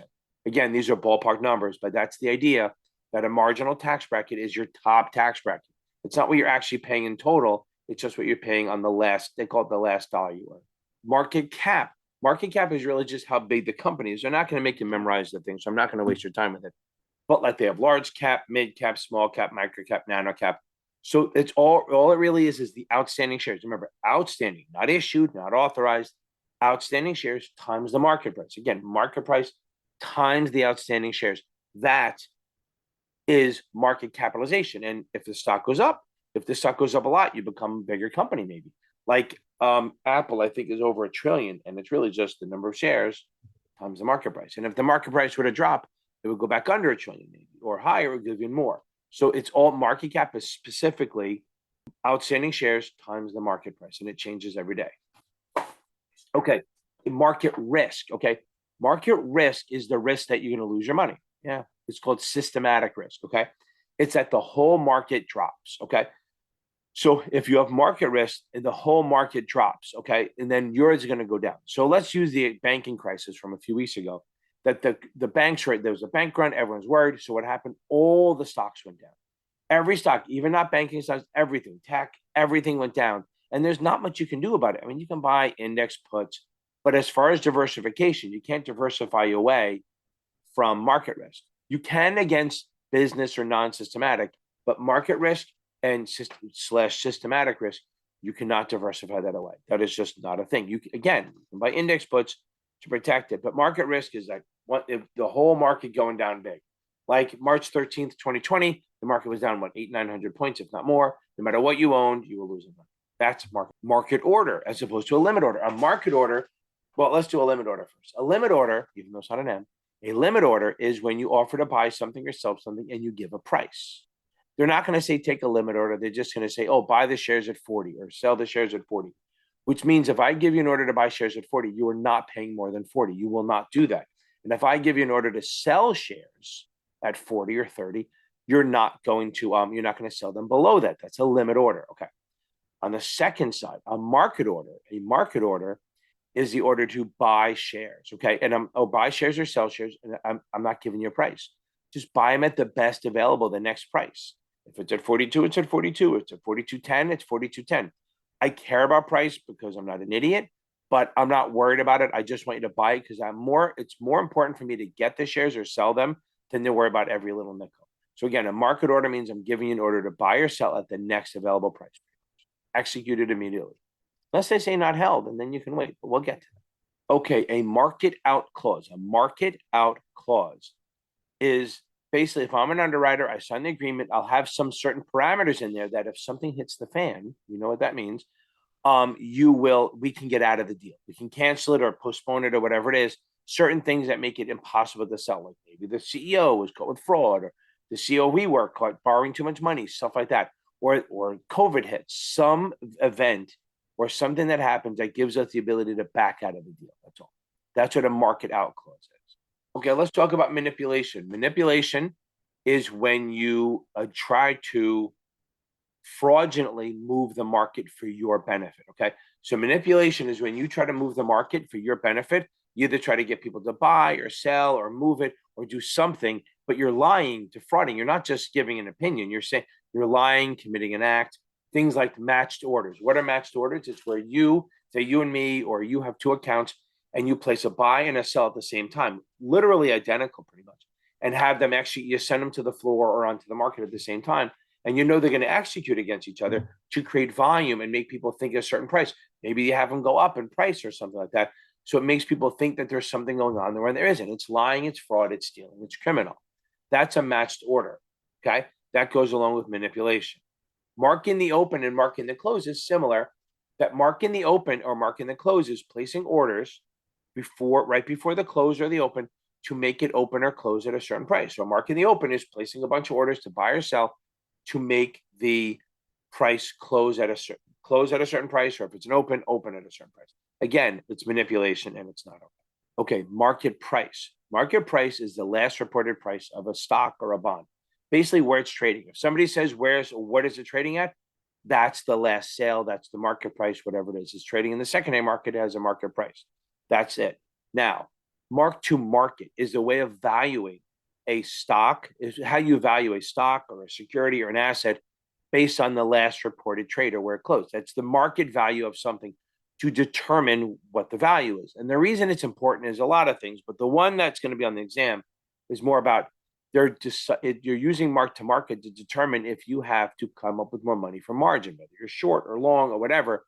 If an option, it's futures, it's all this stuff, but it's used to determine if the value of your security is too low, where you would need to put up more money. That's what mark to market is. They do it on like a daily basis. They check your prices, and then they check it to see against what your contract is, whether you owe money or not, and to decide if you need to put up more money. Sometimes people use it for profit and loss. When I was early on, we do mark to market every day to check our positions to see if we made money on a given day or not. We don't know taxes on it because it's unrealized, but it was an idea of, up or 3% today. We're down 3%. We do all our securities, compare them to the day before. It was on paper, it was a pain in the ass, and I suck at that shit. And we would just figure it out. And that's mark to market every day, checking out the price. Material information. Okay, so there's material and immaterial or non-material.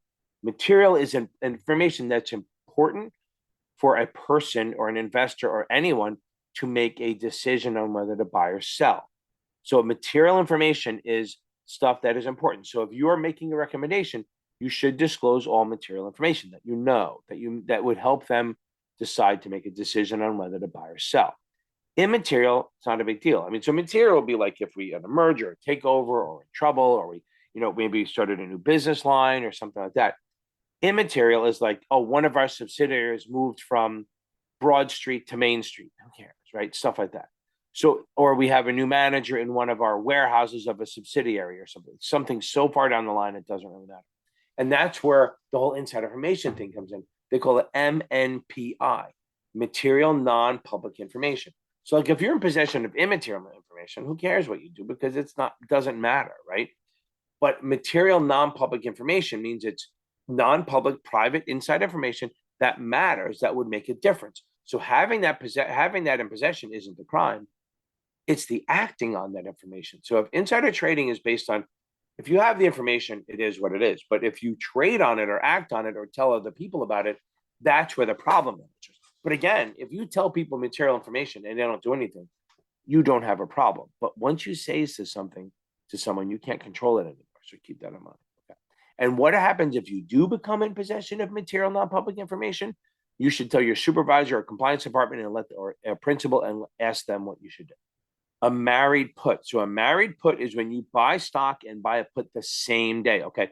A married put is when you buy stock and buy a put on the same day. And why you do that is that if you buy a married put, the break even or your cost basis will be impacted by what you pay, and it's considered one position. If you do it on the same day, it's one position. And the good thing is if you buy stock today and you buy a put on the same day, your holding period, which you want to be over a year to get a lower tax bracket, continues on with no problem.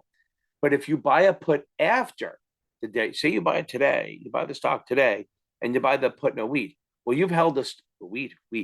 You've held the stock for a week now, but if once you buy that put, it goes back to zero and stays at zero, your holding period, until you get rid of the put. Why that matters is you want to hold it for over a year and a day, and then you get long-term status, which is a lower tax bracket. That's not going to happen if you buy the put. It's going to take a longer time. So if you buy stock and then buy a put 9 months later, well, your 9 month of holding time is now put down to zero. And then when you get back, when you sell the put or let it expire, it starts up at 1 again. So you could really extend your time. So the 2 times that you can buy a put and not have a problem, if it's a married put, you buy it on the same day. Or if you wait till after you've held it for 1 year and a day, over a year, then there's no problem. Maturity date. This is for fixed income usually, not preferreds, not common. Maturity date is for bonds, like notes, bills, bonds, stuff like that. Any kind of muni note, any kind of muni bond, corporate bond, treasuries. They don't last forever. So there's a maturity date. That's the day the principal gets paid back. That's what it is. A maturity date is the day the principal gets paid back and the issuer no longer owes the money. That's it. That's a maturity date. Okay. Mean. We're going to go through the 3 of them. Mean, median, and mode. They're all M's, but they're not all together. Mean is the average. That's you add. You take all your numbers, you add them up, and then divide by the number, and you get mean. I'm not going to do the math. You should be able to do mean. That's average. Median is the same amount above and below. It's like the middle. It's the same amount of things above and below. That's the median. And mode is how many times a number shows up. So if you have a bunch of numbers, the number that shows up the most, if there is one, is called mode. So again, mean is average, median is the middle, and mode is what shows up the most. Modern portfolio theory is a method of diversifying and reducing risk and increasing your portfolio, looking for an optimal portfolio. But what you're looking at, you're not looking at each security on its own. When you have to make sure that's suitable. You also have to look at the portfolio as a whole and look at that and how they work together. Like you want to diversify. You don't want to have all muni bonds, right? Because then you have all interest rate risk and inflation risk. So you want to diversify your portfolio. So you're going to look at the entire portfolio to determine the risk, okay? And that's what you're looking for. Instead of looking at one security's risk, you look at how the relationship between all the securities together creates a level of risk. That's modern portfolio theory. Mediation. So mediation is when they have you sit in a room and they all have a little peace person in the middle, like a FINRA arbitrator who sits there, and basically you're going to hash it out and they're going to make sure you don't kill each other. That's the whole point of it. The mediator goes, whoa, they try to mediate it and keep you in the middle. They don't have any control over it. Their job is just really to be in the middle and make sure that everyone gets to hear their say and stuff like that. And mediation is not binding until you sign, okay? When you sign the contract, you say, oh, we come to a meeting of the minds, we sign, and boom, we will get, then it's binding. But until then, you can walk away at any time. It's usually a precursor to arbitration. So you file for a complaint, you want to work it out, you're going to file an arbitration complaint, they're going to send you to mediation first to try to get you to do that. Then after that, if that doesn't work, you go to arbitration. A member order is where a member order usually comes after all customer orders, right? A member order, there's a whole muni one, but I don't think we're going to go there. A member order is when a friend or member wants to buy or sell shares. They take the back seat. So if there's a public customer order in the I'm stuttering, in the book or something, and it's out there, the customer order will be filled first, then the member order, because they have to come last. Member orders come last. What's a merger? A merger is when 2 companies come together, okay? There's a lot of insider trading stuff with that, like people worried about that. That's where it usually happens. But it's like if, when one company merges with another, like T-Mobile and Sprint getting together, and they go through a whole rigmarole. They have to go through a lot of federal laws federal agencies to make sure that they're not creating a monopoly. Like if Coke and Pepsi went together, or say AT&T and Verizon merged, that would cause a problem because that would give a monopoly pretty much of the whole market. So they would probably kill that. But that's a merger, is when 2 companies come together, as opposed to a takeover when one company buys all the shares of another, like a tender offer, which we'll get to when we get to the T's. Member firm. I think I've said this a few times. A member firm is a broker-dealer that is registered with FINRA, that is a member of FINRA. They're registered with FINRA. They're subject to FINRA's rules. Okay, what's the mill rate? The mill rate, let's get into it. So the mill rate is what each town sets on a mill rate, and that's how they decide what to charge you on property taxes. And the books all do this 0.01% shit. It's so much easier than this. If God forbid you have to figure it out, you most likely won't, but it's super easy. All you're going to do is, this is the mill rate. This is how you're going to figure it. Each town has their own, whatever. So you're going to use this to figure out what you owe in taxes. All you're going to do, now you don't do market value. Market value is not the one we use. We use assessed value. That's if you live in a house every 10 years, the town comes in, counts all your rooms. They have some new person count the rooms, see how big the house is, how the land is, and come out and then change your taxes and say you owe us more money. They're assessing it. So it's usually never the same as market value. But let's say it's assessed value of $300,000. And you go, wow, the mill rate is 4, which is 0.0004. That's so hard to do. So I just do this. I take off the last 3 zeros and then multiply. It's the easiest way to do it. So 4 times 300 is 1,200. So in this case, I would owe 1,200 a year in property taxes. It's that simple. So again, all you're doing is taking off the last 3 zeros of the assessed, not market value, last 3 zeros of the assessed value, whatever it is, whether it's 30 million or 300,000 or $4,000 or whatever it is, the last 3 zeros off and then multiply times the mill rate. 4 times 300, $1,200. Super easy. A mini max offering. Okay, so a mini max offering is a type of offering which is going to be a best efforts, which means the best efforts is where we're going to do an offering, try to sell shares, try to sell as many as we can. But there's 2 types of contingent ones. There's an all or none, which means you either sell the entire issue or none at all. Like say I go to sell 1 million shares, I say either sell the million or don't bother at all, or I do a mini max and go, look, here's a minimum.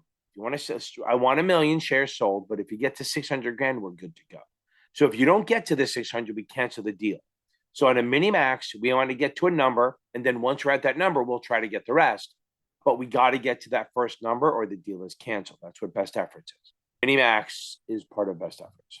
Okay, monetary policy, that's where the Federal Reserve comes in and tries to, monetary policy believes that if you impact the money supply, monetary, you can impact the economy. That's what's going on now. They're raising the rate, like they're trying right now. It's 2023, in case you watch this in 20 years when I'm long dead.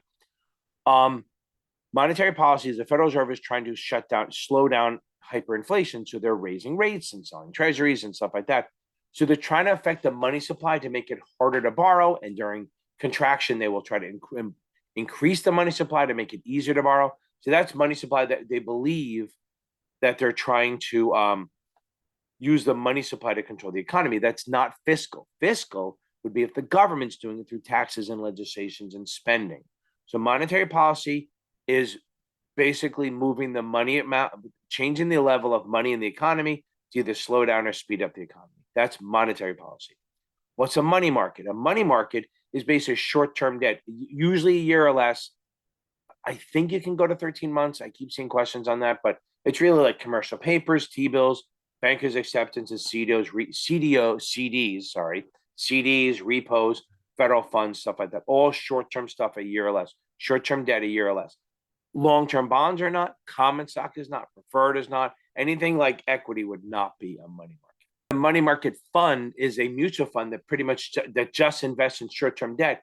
It's basically it's earn interest without having any risk. It's where you park your money kind of thing, because individual retail customers don't really buy money markets. They'll buy money market funds. It's easier that way. Big companies who need to park their money will buy money markets, but retail will buy money market funds. And unless they've changed it, the NAV is always going to be $1.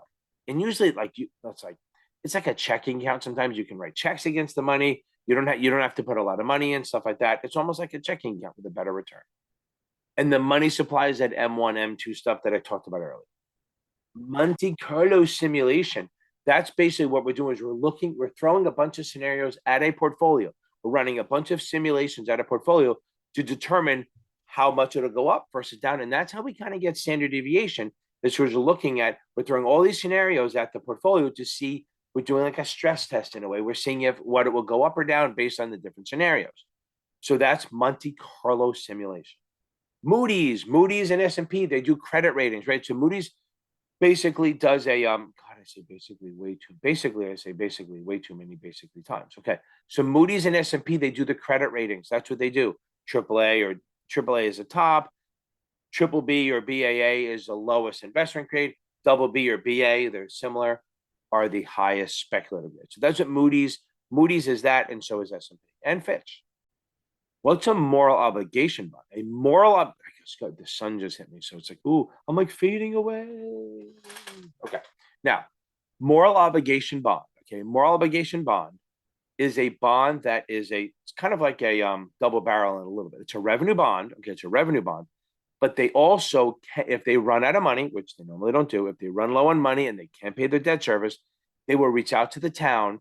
And the senators, whatever you want to call it, the trustees, whatever you want to call the council members, will vote on whether they pay it or not. And they don't have to. It's a moral obligation.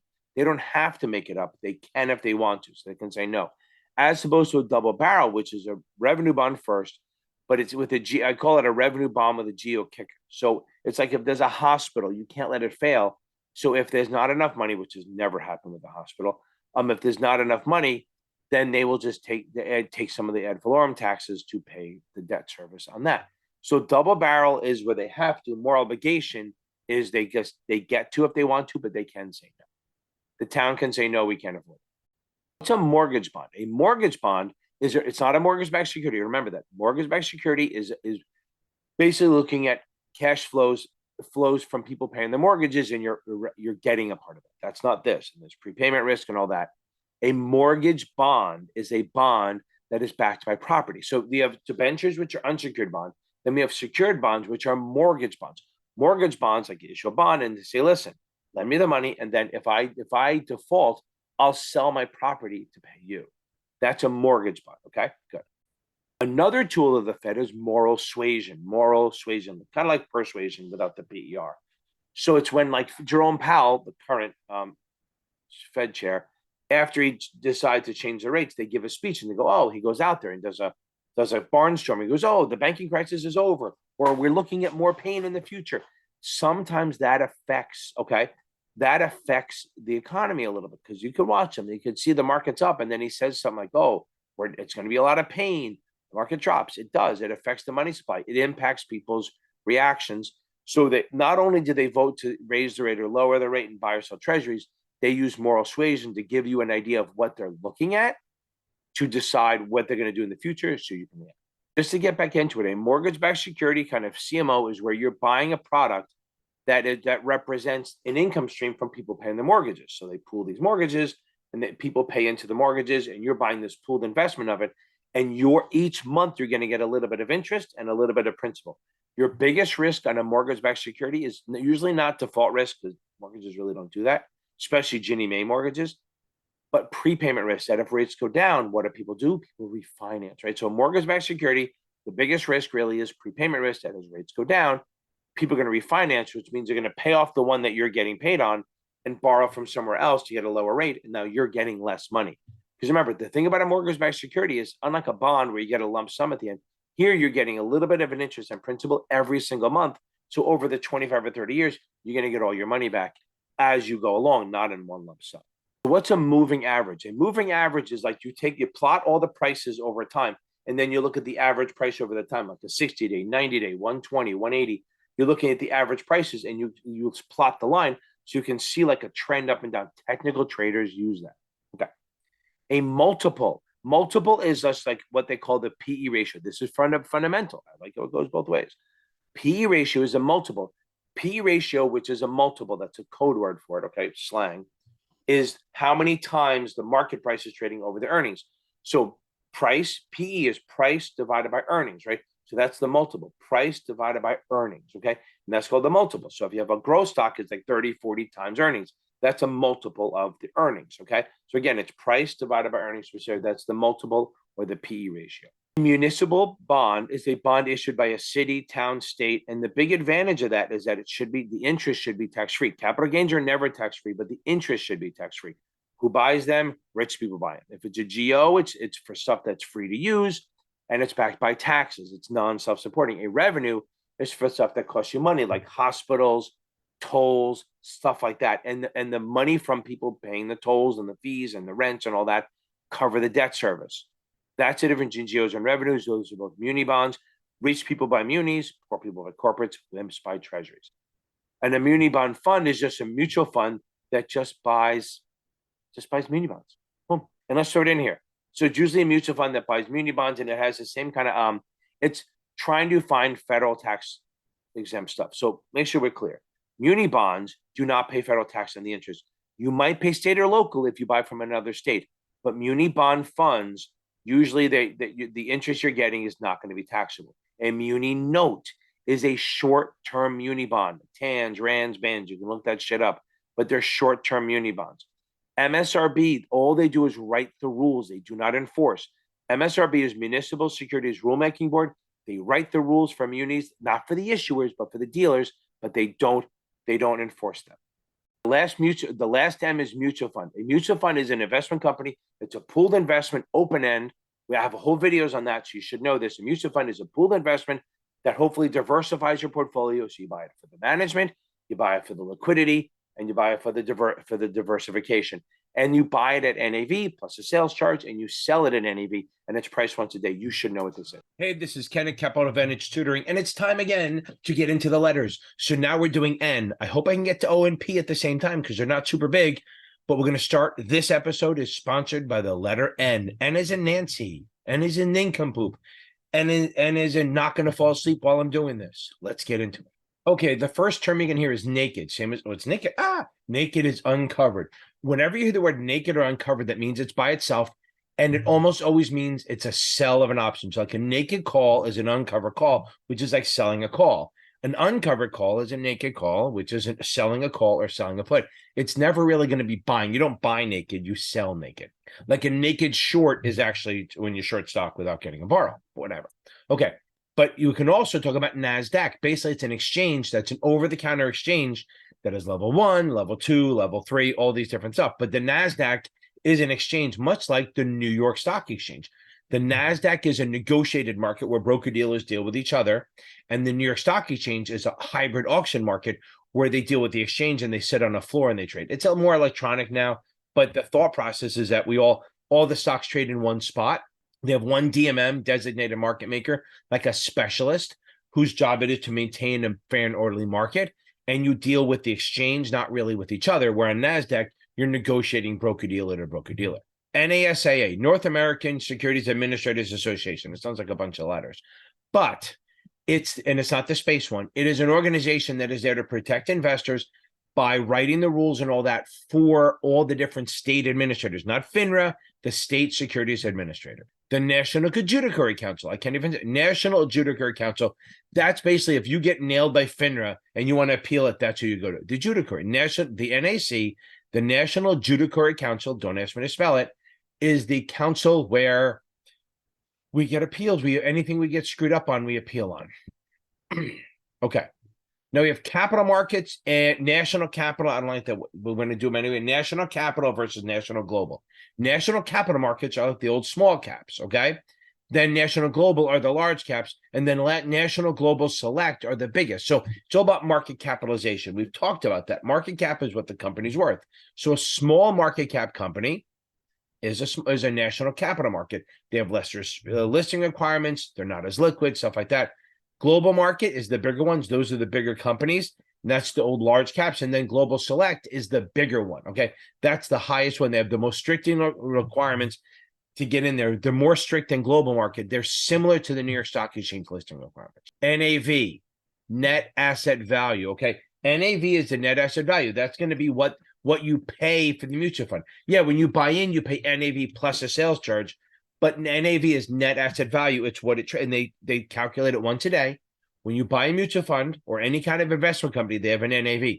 If it's an open-end fund, you are buying it on the NAV plus a sales charge. And when you sell it at the NAV. If you have to do the math, it's assets minus liabilities divided by the number of outstanding shares. Okay. A negative consent letter. A negative consent letter is basically if I say to you, hey, do you mind if I do this? Only respond if you have a problem with it. Usually what happens with net basis trades. Well, we're on this. So a net basis trade is when we do a principal trade, but we don't disclose the commission or the markup to you. So it's kind of like when you buy shares at 40, I'm going to sell to you at 41 and say, hey, you bought them at 41. I built in $1 markup or profit, but I don't disclose that to you. So if I want to do that, if you're an institution, I have to send you a negative consent letter saying, hey, we do pre-do net basis trades. Do you have a problem with that? If you do, let us know. If you don't say anything, we're going to assume you're okay. We can only do that with institutions. You have to actually get permission from a retail customer to do what I just said. So again, negative consent letter means you only come back if you don't say anything, we think you're okay with it. Okay, so now negotiable versus auction market. So the NASDAQ is considered a negotiable market, okay? And then the New York Stock Exchange's auction is hybrid, okay? But we're going to go back to that. Negotiable means tradable. So there's really two types of things that can happen. Either a security is negotiable, which means it trades on the market, or it's redeemable, which means you buy and sell from the issuer like a mutual fund or a UIT or an annuity. Okay, a negotiable CD. It's a money market. It's usually a minimum of 100 grand, and it pays interest paying. And it's negotiable, which means you can trade it between parties. Not so much trade on the exchanges, but you can get in and out of it. You don't have to hold it the entire time. That's what negotiable means. Again, back to that tradable. Okay, net income. Net income is basically your earnings minus all the costs of depreciation, interest, expenses, taxes, selling, all that. It's your net income. It basically, think of net income after all your expenses, kind of like your paycheck. I make 10 grand in a month and I only bring home like 7 or 6 because all the taxes and everything come out of it. So net income is what you're actually, the income after all the expenses are taken out, taxes, everything. Now there's net interest cost and true interest cost. It's the way they measure whether they decide who's going to win the bid for a muni offering. So I'm a municipality, I do an auction, I send it out there and say, hey, everyone, a competitive offering. Everyone please decide where you're gonna what we're gonna bid on it. And we either do it NIC or TIC. NIC or TIC. Don't go in too deep into it. Just NIC does not take into account time value of money, where true interest cost does take into account time value of money. I would go with that one. Net revenue pledge. So there's gross revenue and net revenue. So again, back to the munis, right? So if we have a municipal bond and we decide, okay, where are we paying the debt service? Debt service is the interest and principal payments. Are we paying them out of the top line or the bottom line? And Ken, what the fuck does that mean? Top line means if it's gross revenue pledge, which we talked about already, probably gross revenue pledge, we pay the debt service before we pay any expenses or maintenance stuff. If it's net revenue pledge, we pay the maintenance and operations and maintenance, and then we pay the debt service. So gross, you're paying out of the top line, out of the gross money.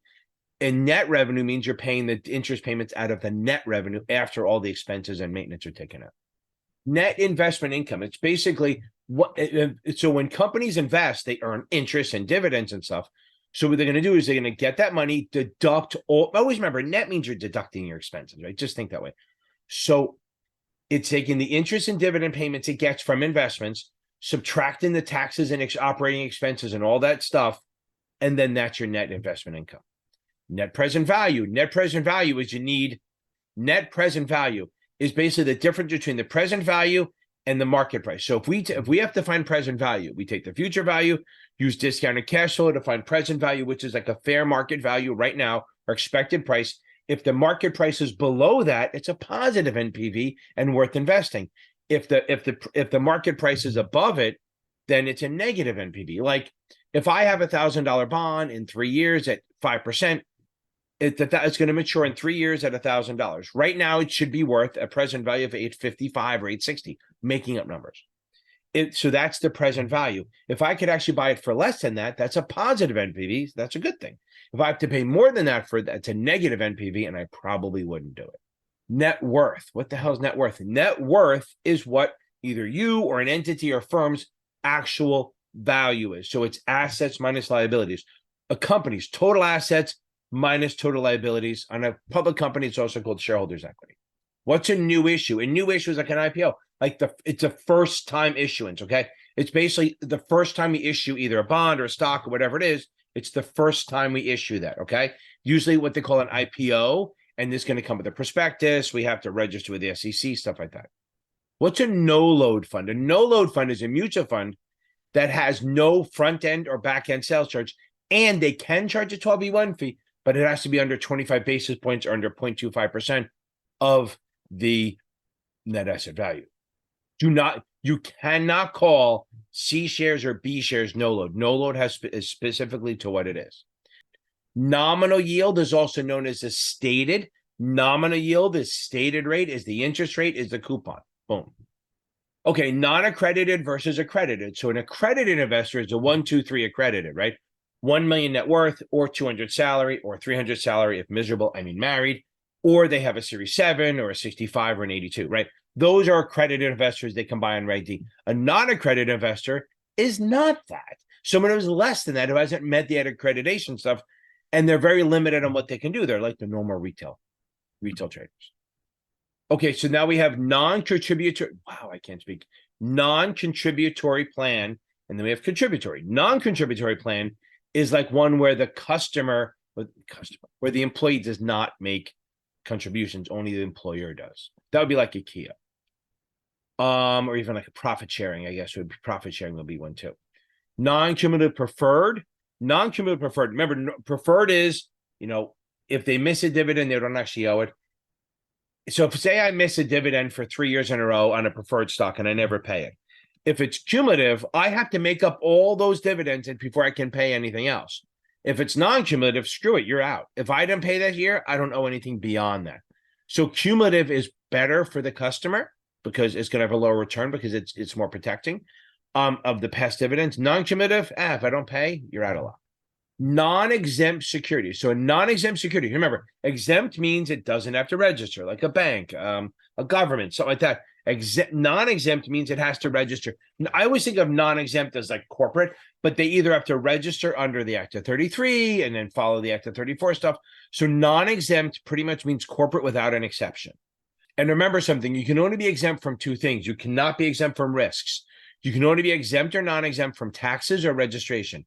So non-exempt security is one that has to register. An exempt security does not have to register. It might be exempt from taxes. Who knows? Okay, a non-issuer transaction. So a non-issuer transaction is between like you and me. So if you buy shares of Ford stock, right? Okay. If you buy shares of Ford, okay, then you're not buying it from Henry Ford or the company. You're buying it from like John or Mary or Bobby or Sue, right? Horrible names. But you're buying it from someone else. That's a non-issuer transaction. A non-issuer transaction is a secondary market trade. It is a secondary trade between two investors. An issuer transaction is when you buy it from the actual company and the actual company gets money out of that, okay? So that could be an IPO, that could be a follow-on, additional, anything where a company is issuing shares and you're paying them. So like when you buy into a mutual fund, you're buying it from the mutual fund and that's an issuer transaction.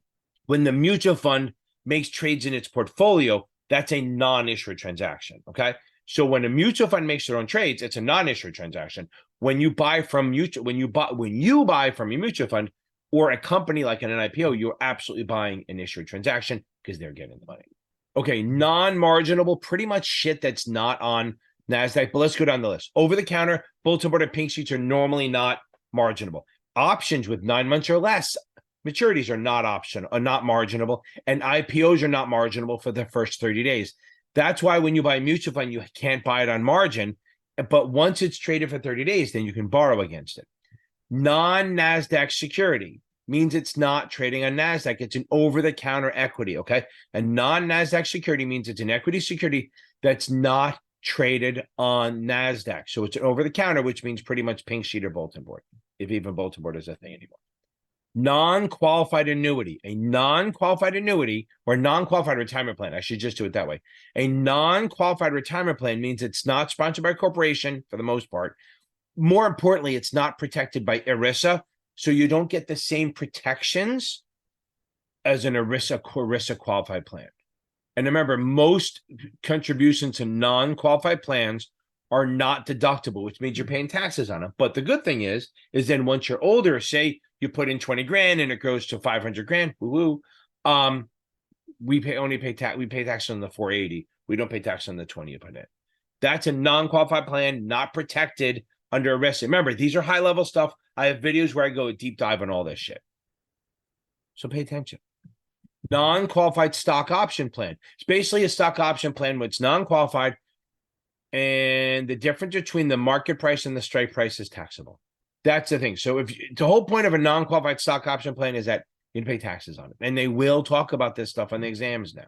Non-recourse loans means you put money in, you borrow, but you do not owe any of the money if the partnership fails. But if a recourse loan means they have recourse against you, that means if the partnership fails, you can be liable for the money you borrowed. Like they may be gone, but you still owe the money. Kind of like a student loan. Non-systematic risk, okay? Non-systematic risk is like business risk, okay?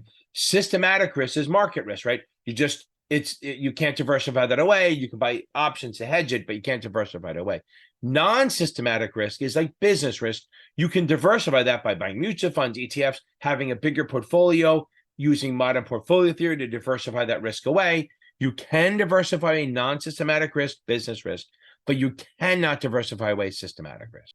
Okay, we have a normal yield curve and an inverted yield curve. A normal yield curve, I've done videos on this, so I'll try to link it here. But a normal yield curve looks like this, right? Short yields, lower rates, the longer, right? So these are the years, this is the yields, right? It could be either way. Maybe this is the yields, this is the years, I don't know, but it doesn't matter. The shorter you borrow, the lower the rate. That's a normal yield curve.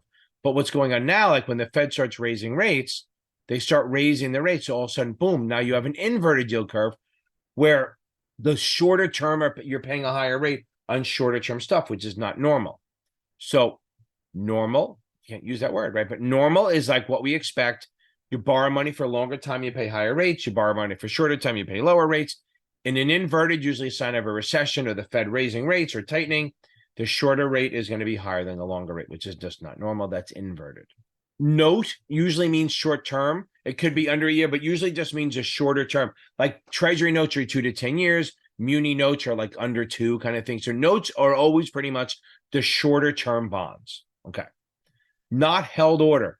Basically, a not held order is when you give your broker discretion, not like the full power of attorney discretion, but the ability to choose the time and price, meaning you can give them an order to buy 1,000 shares not held, and they can decide any point in the day to buy the shares when they think it's right. That's a not held order. You do not need written power of attorney for that.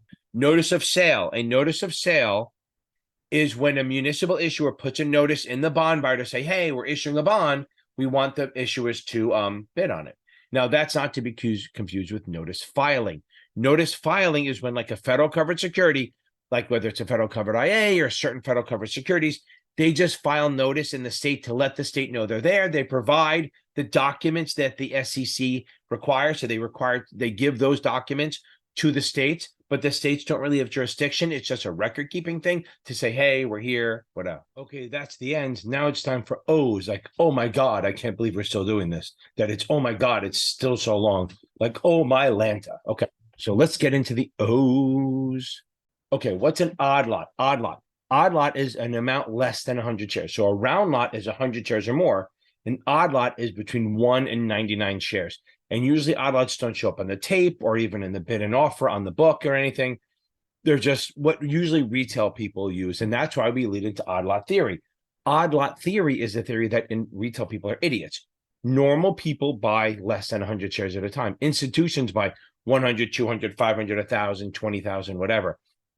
Retail people buy odd lots, and retail people are idiots. So we figure if there's a lot of odd lot buying, then it's probably a bearish because the idea is that they're always wrong, right? They're late to the game. So if they're a bunch of buying, it's too late. So you probably should start selling. If there are a lot of people selling, maybe it's time to buy. That's odd lot theory. Okay, an offer. An offer is, so it depends. If it's under NASA, there's offer and sale. So an offer is the attempt. Okay, I guess it's sort of the same.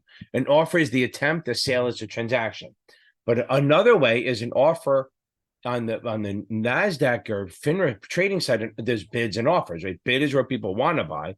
Offers or ask is where people want to sell. So it works on two things. An offer is the attempt to make a sale. The sale is the actual transaction. Or two is the offer is the I want a price that I want to sell it at, an offer or an ask.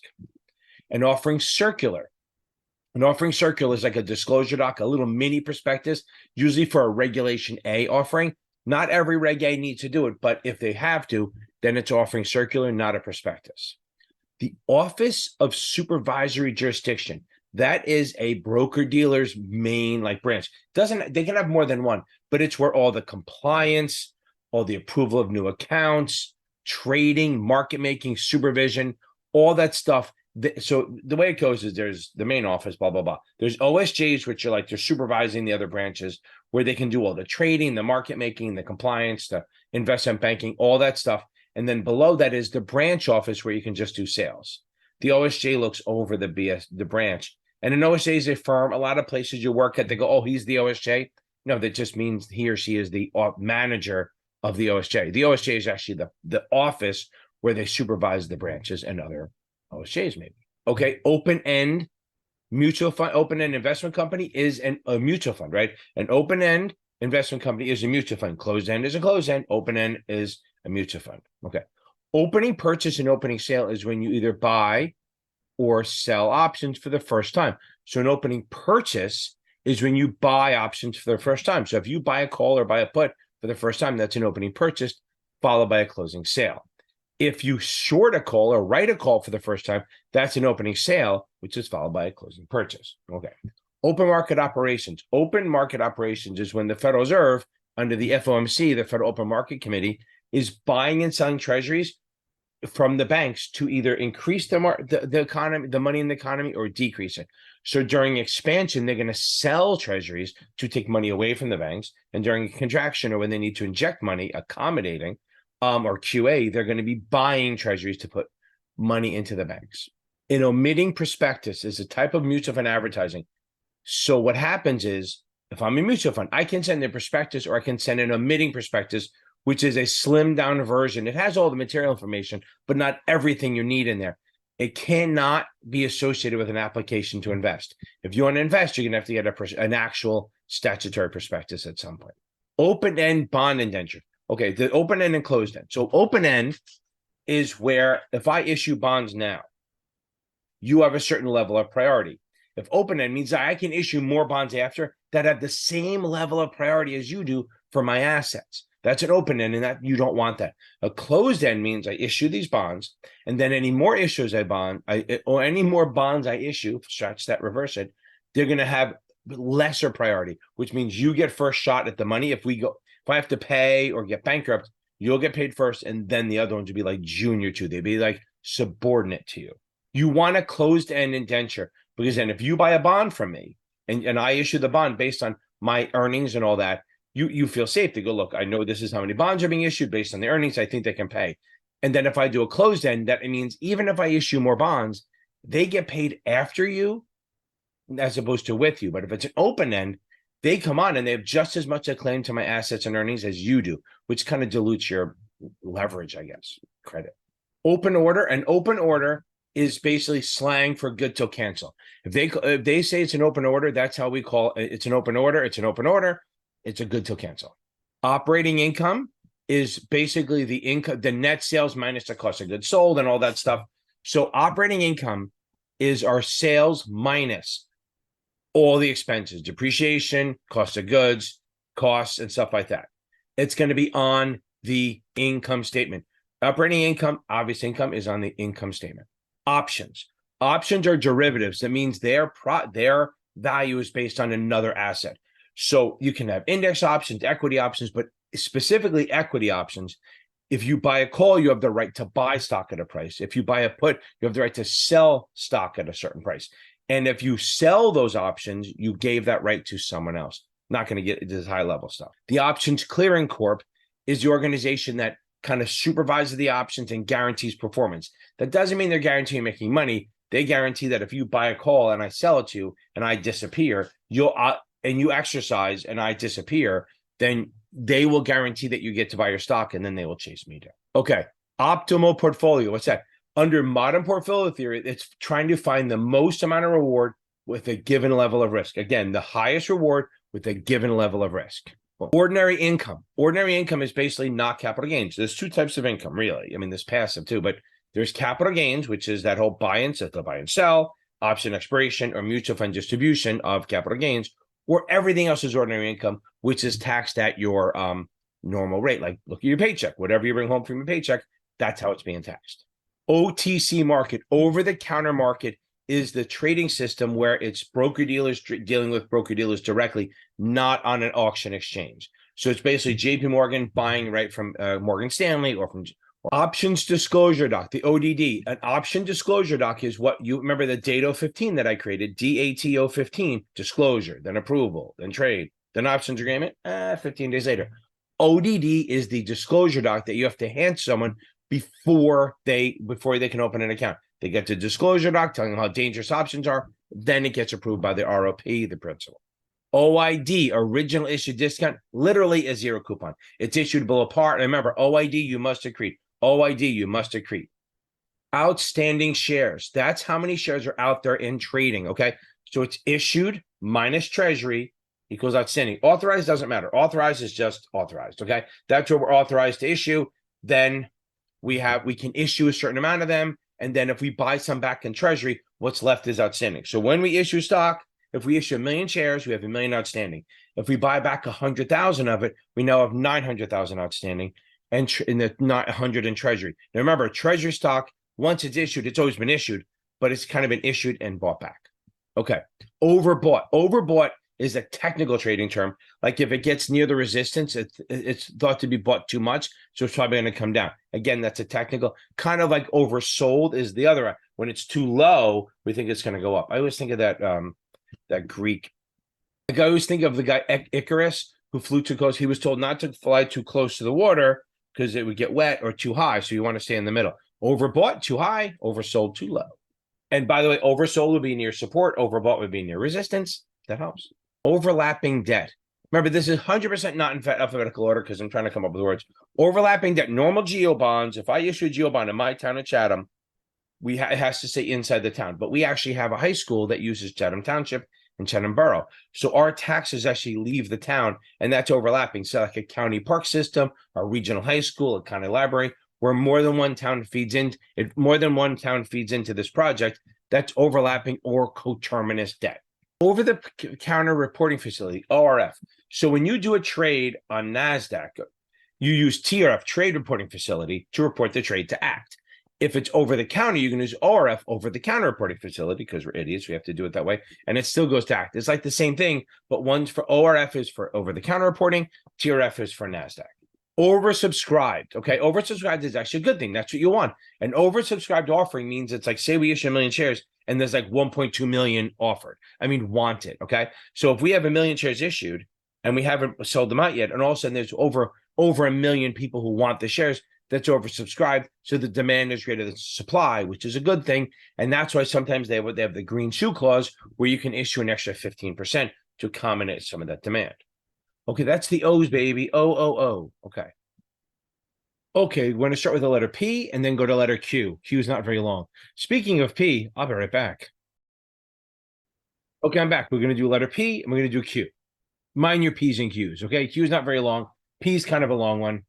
It's a long P. I don't know. There's a joke in there somewhere. I have no idea. Okay, I'm Ken Finnan, and I'm from Capital Advantage Tutoring, and it's my job to get you past all these licensing exams. The Series 7, the Series 6, all that stuff, and the 65 and the 66, just a mishmash of fucking words. Okay, let's get into it, and let's start on letter P. Okay, we're going to start with painting the tape. What is painting the tape? Painting. It's slapping trades on the tape to make it look like there's more trades. It's illegal. It's manipulation. It's an illegal manipulation of the market. So you're putting trades on the tape to make it look like there's more trades or more activity than there is. Okay. Paid in surplus. Paid in surplus is when you issue shares for the first time, it's the amount above par. So par, we'll get to, par on a common stock is $1. So if you sell the stock for, if you issue the shares for $20 a share, that's going to be $19 of paid in surplus or capital surplus. Okay. A paper profit or loss is an unrealized gain or loss. It's just on paper. We're not actually gaining or getting or losing anything. It's just on paper we win or lose. And that's what some people are trying to tax that, which should be impossible, because what if it becomes a loss later and you already taxed it? Crazy shit. Okay. So par is like the face value, principal, stated value. So in reality, the best way to think of it this way is par on a common stock is $1. It's an accounting tool. That's all it is. Par on a preferred is 100 normally, could be 25. It's whatever the company sets it as. And when you do the percentage, when you figure out how much they're getting paid, it's going to be a percentage of par, which is 100 on a preferred or 1,000 on a bond for the most part. They can change the par on a preferred to 25 or 50 or 10 or whatever they want. It can be any one of those things. So if you buy a 5% bond, a 5% preferred, it's going to be 5% of whatever par is. So if it's 100, it's $5. If it's $25 par and it's a 5%, it's going to pay you $1.25 a year. So par is really just an accounting tool. It's what they use to measure the value of the security, not the market value, just the accounting value. Parity is the price, the market price where converted shares, once you total up the value, is equal to the convertible bond market price. That's parity. If it's above parity, then it's probably worth converting. If it's lower, then it's not. Participating preferred. Love this. Participating preferred is that if we have a normal preferred, it pays you 5% a year. If it's participating and we have a really good year, they'll actually increase the dividend for that one dividend, not it's forever. So say we have written in the indenture, not the indenture, in the prospectus, and the participating preferred, that if our earnings are over $5 a share, we give an extra 1% for that quarter. So what happens is if I'm normally a 5% preferred and we hit that target, you'll get 6% that one dividend, and then it'll go back unless we keep hitting the targets.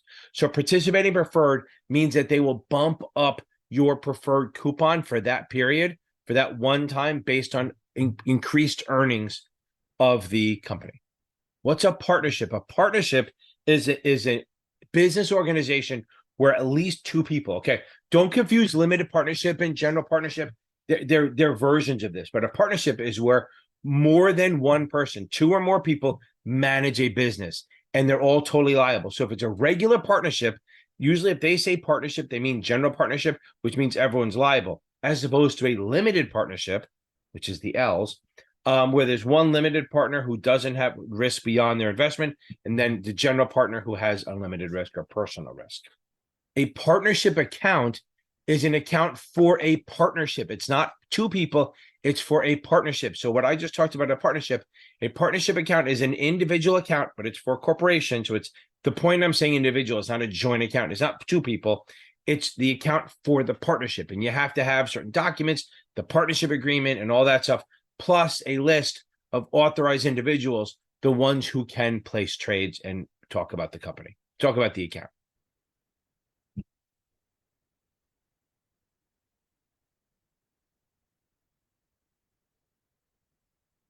Pass-through securities, pass-through certificates.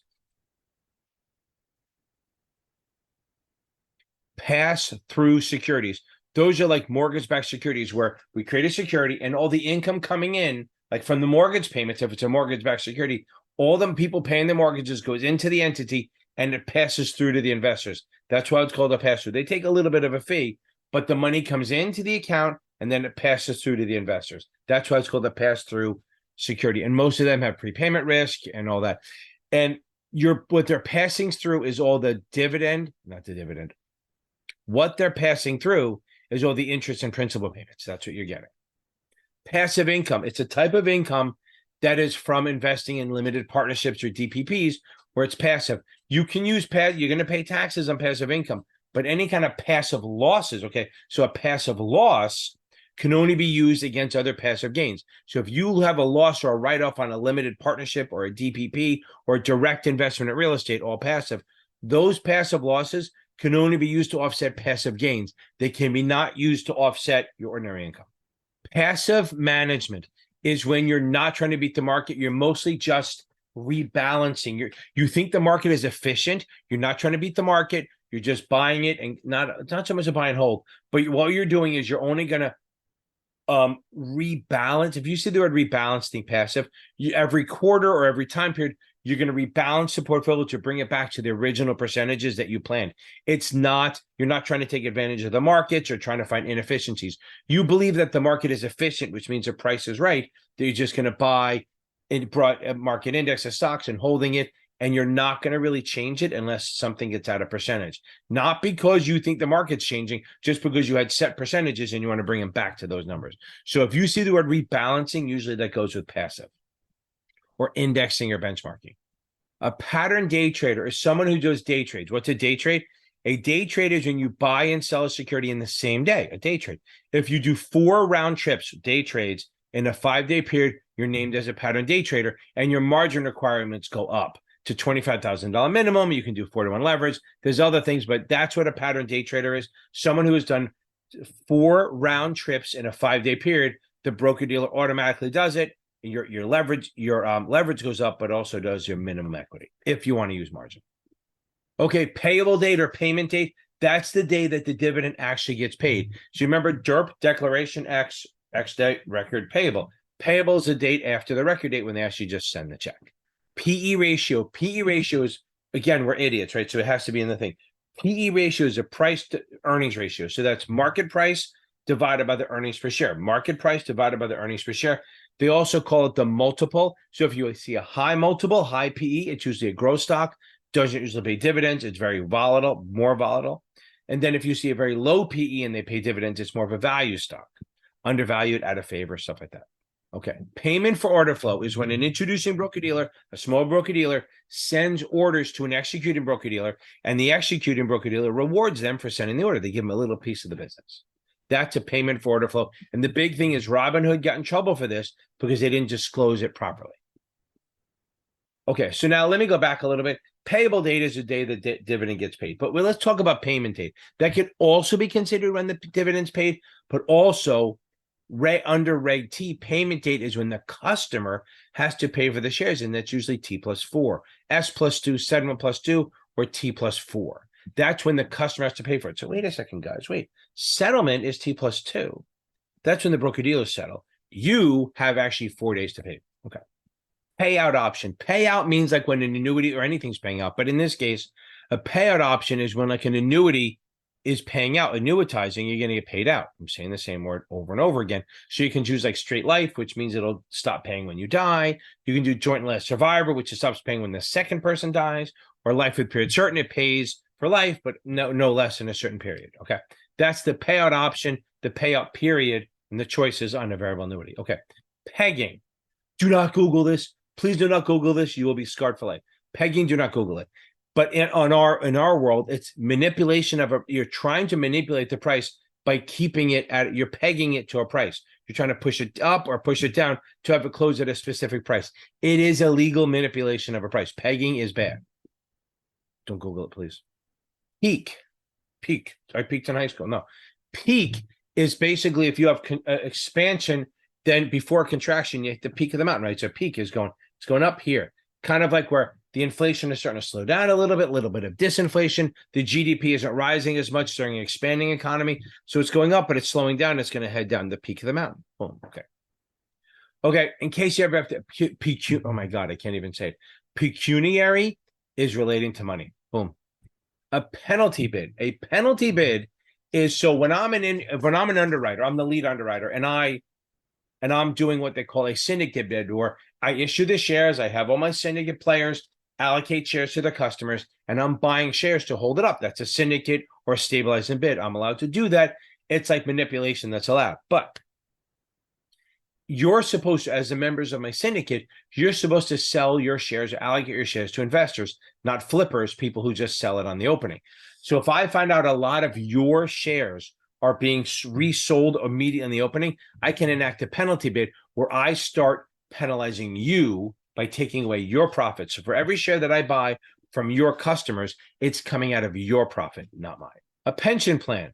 That's your qualified retirement account. Usually it's where the company puts money in, and then when you retire, they pay you. Like my grandfather, well, he worked for Kohler. He got paid until he died. He actually, till his wife died. They got paid every month, 800, 1,000, whatever it was a month.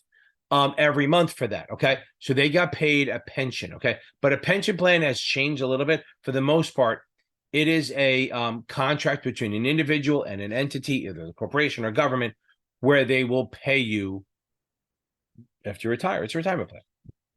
Penny stocks. Penny stocks are, according to the SEC, are non-NASDAQ, which means over-the-counter securities trading under $5 a share. So remember, they're very speculative, very risky. There's a lot of rules around it.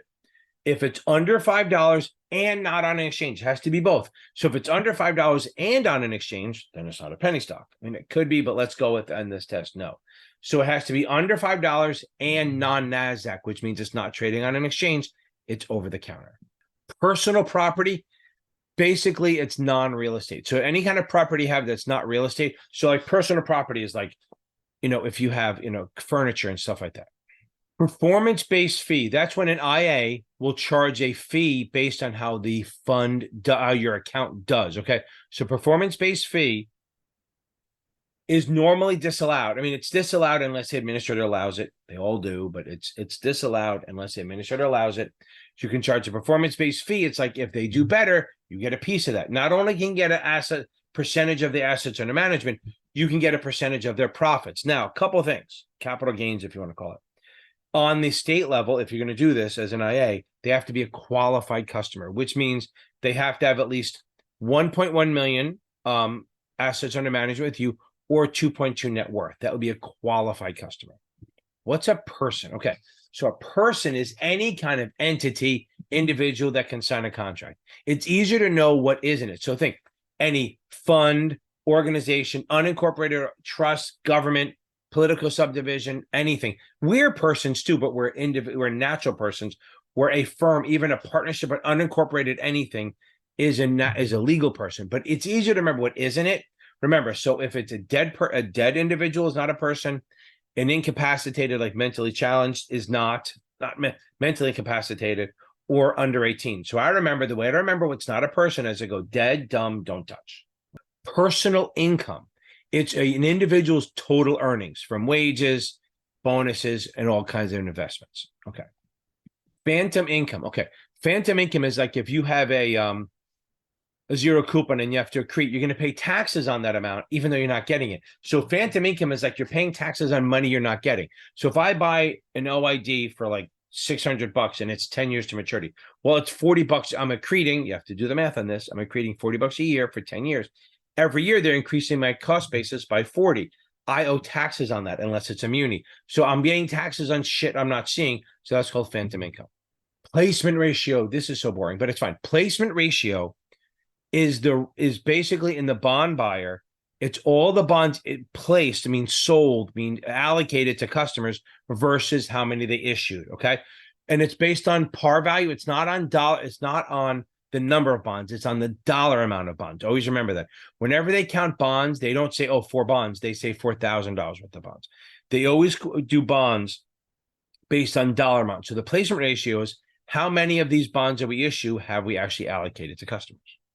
A planned amortization class, a PAC. It's a CMO tranche. It's based on a CMO. You add these companion tranches to it, and it makes a PAC, a planned amortization class. What you need to know is that it protects against both prepayment risk and extension risk. Prepayment risk and extension risk. It protects both. So you have a much more consistent payout level. Your income from this would be much more consistent than if you had something else like a TAC. A TAC protects against only prepayment risk and not extension. Okay, if you hear the word point, on stocks, it means $1. On bonds, it means 10. So I would go like this. 100 basis points equals $10 equals 1% equals 1 point. 100 basis points equals $10 equals 1%, which equals 1 point. Political risk. Anytime you invest pretty much outside the US, you have a risk of that. That doesn't mean upheaval or something like that. Look, the main Western countries in ours, I mean, if you go from Democrat to Republican or a Whig party to something else, that's not really political risk. It's like there's going to be upheaval, like what happened in Greece and Argentina and stuff like that. Maybe Venezuela. I have no idea. I always forget the two. But when in Cuba, that's the best one. When the company, when Castro nationalized all the products, all the stuff that we had, all the oil companies and everything in there were taken over by the national government and it's gone. That's political risk. So if you invest outside the country, always look for political risk or currency or exchange risk. Okay. POP, public offering price. That's the price we offer it to the public, or when you buy a mutual fund, that's the price you pay. That's NAV plus a sales charge, calculated one time a day. So public offering price could be one for a new issue. Okay.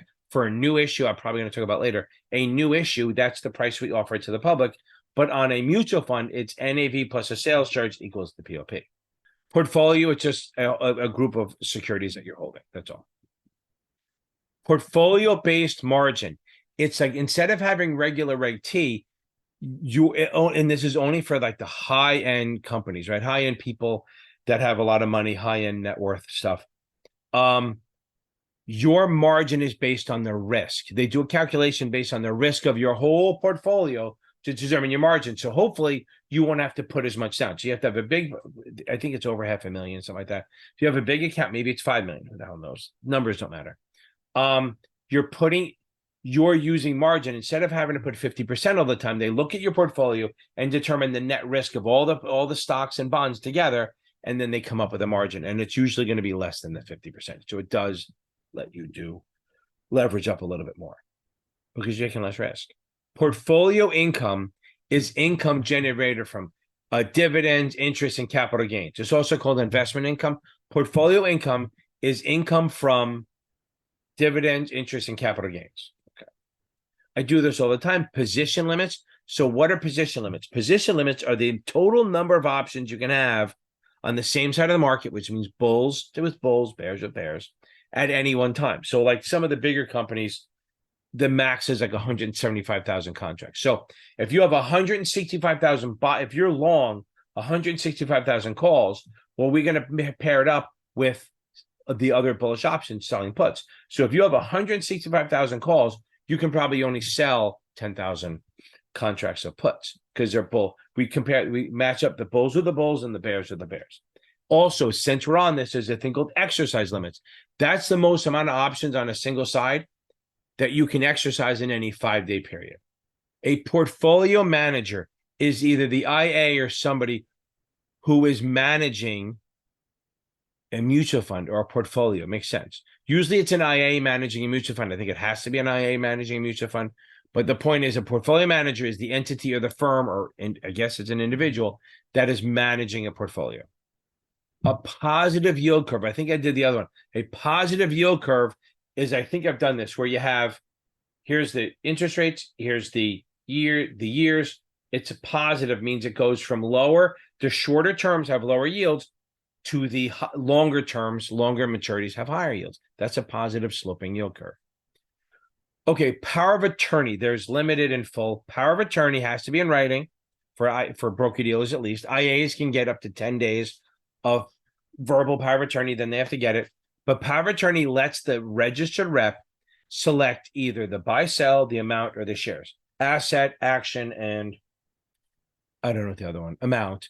If you're the rep, choose either the buy, sell, or the amount, or the security, you have to have power of attorney in hand in writing, broker-dealer side. Now, limited power of attorney means you can do any suitable trade, but you can't pay bills, you can't touch the money. Full power of attorney means you can do any suitable trade, plus you can pay bills and remove money, withdraw money, just stuff like that. But all of them end once you're considered incapacitated or a coma, it ends, or if you die, or if you revoke it.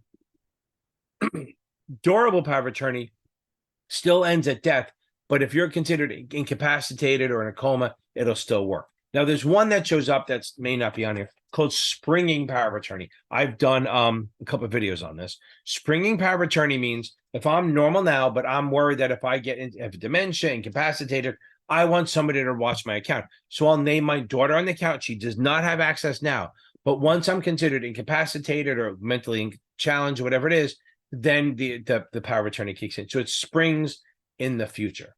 Preemptive right. That's a right of common shareholders to maintain their percentage ownership. So if you own shares of a company and they issue more shares, the preemptive right will allow you to maintain your percentage ownership. And the thing is, they're very short term. Now, to maintain it, you still have to buy shares, but they allow you to buy shares less than where it's trading at a discount.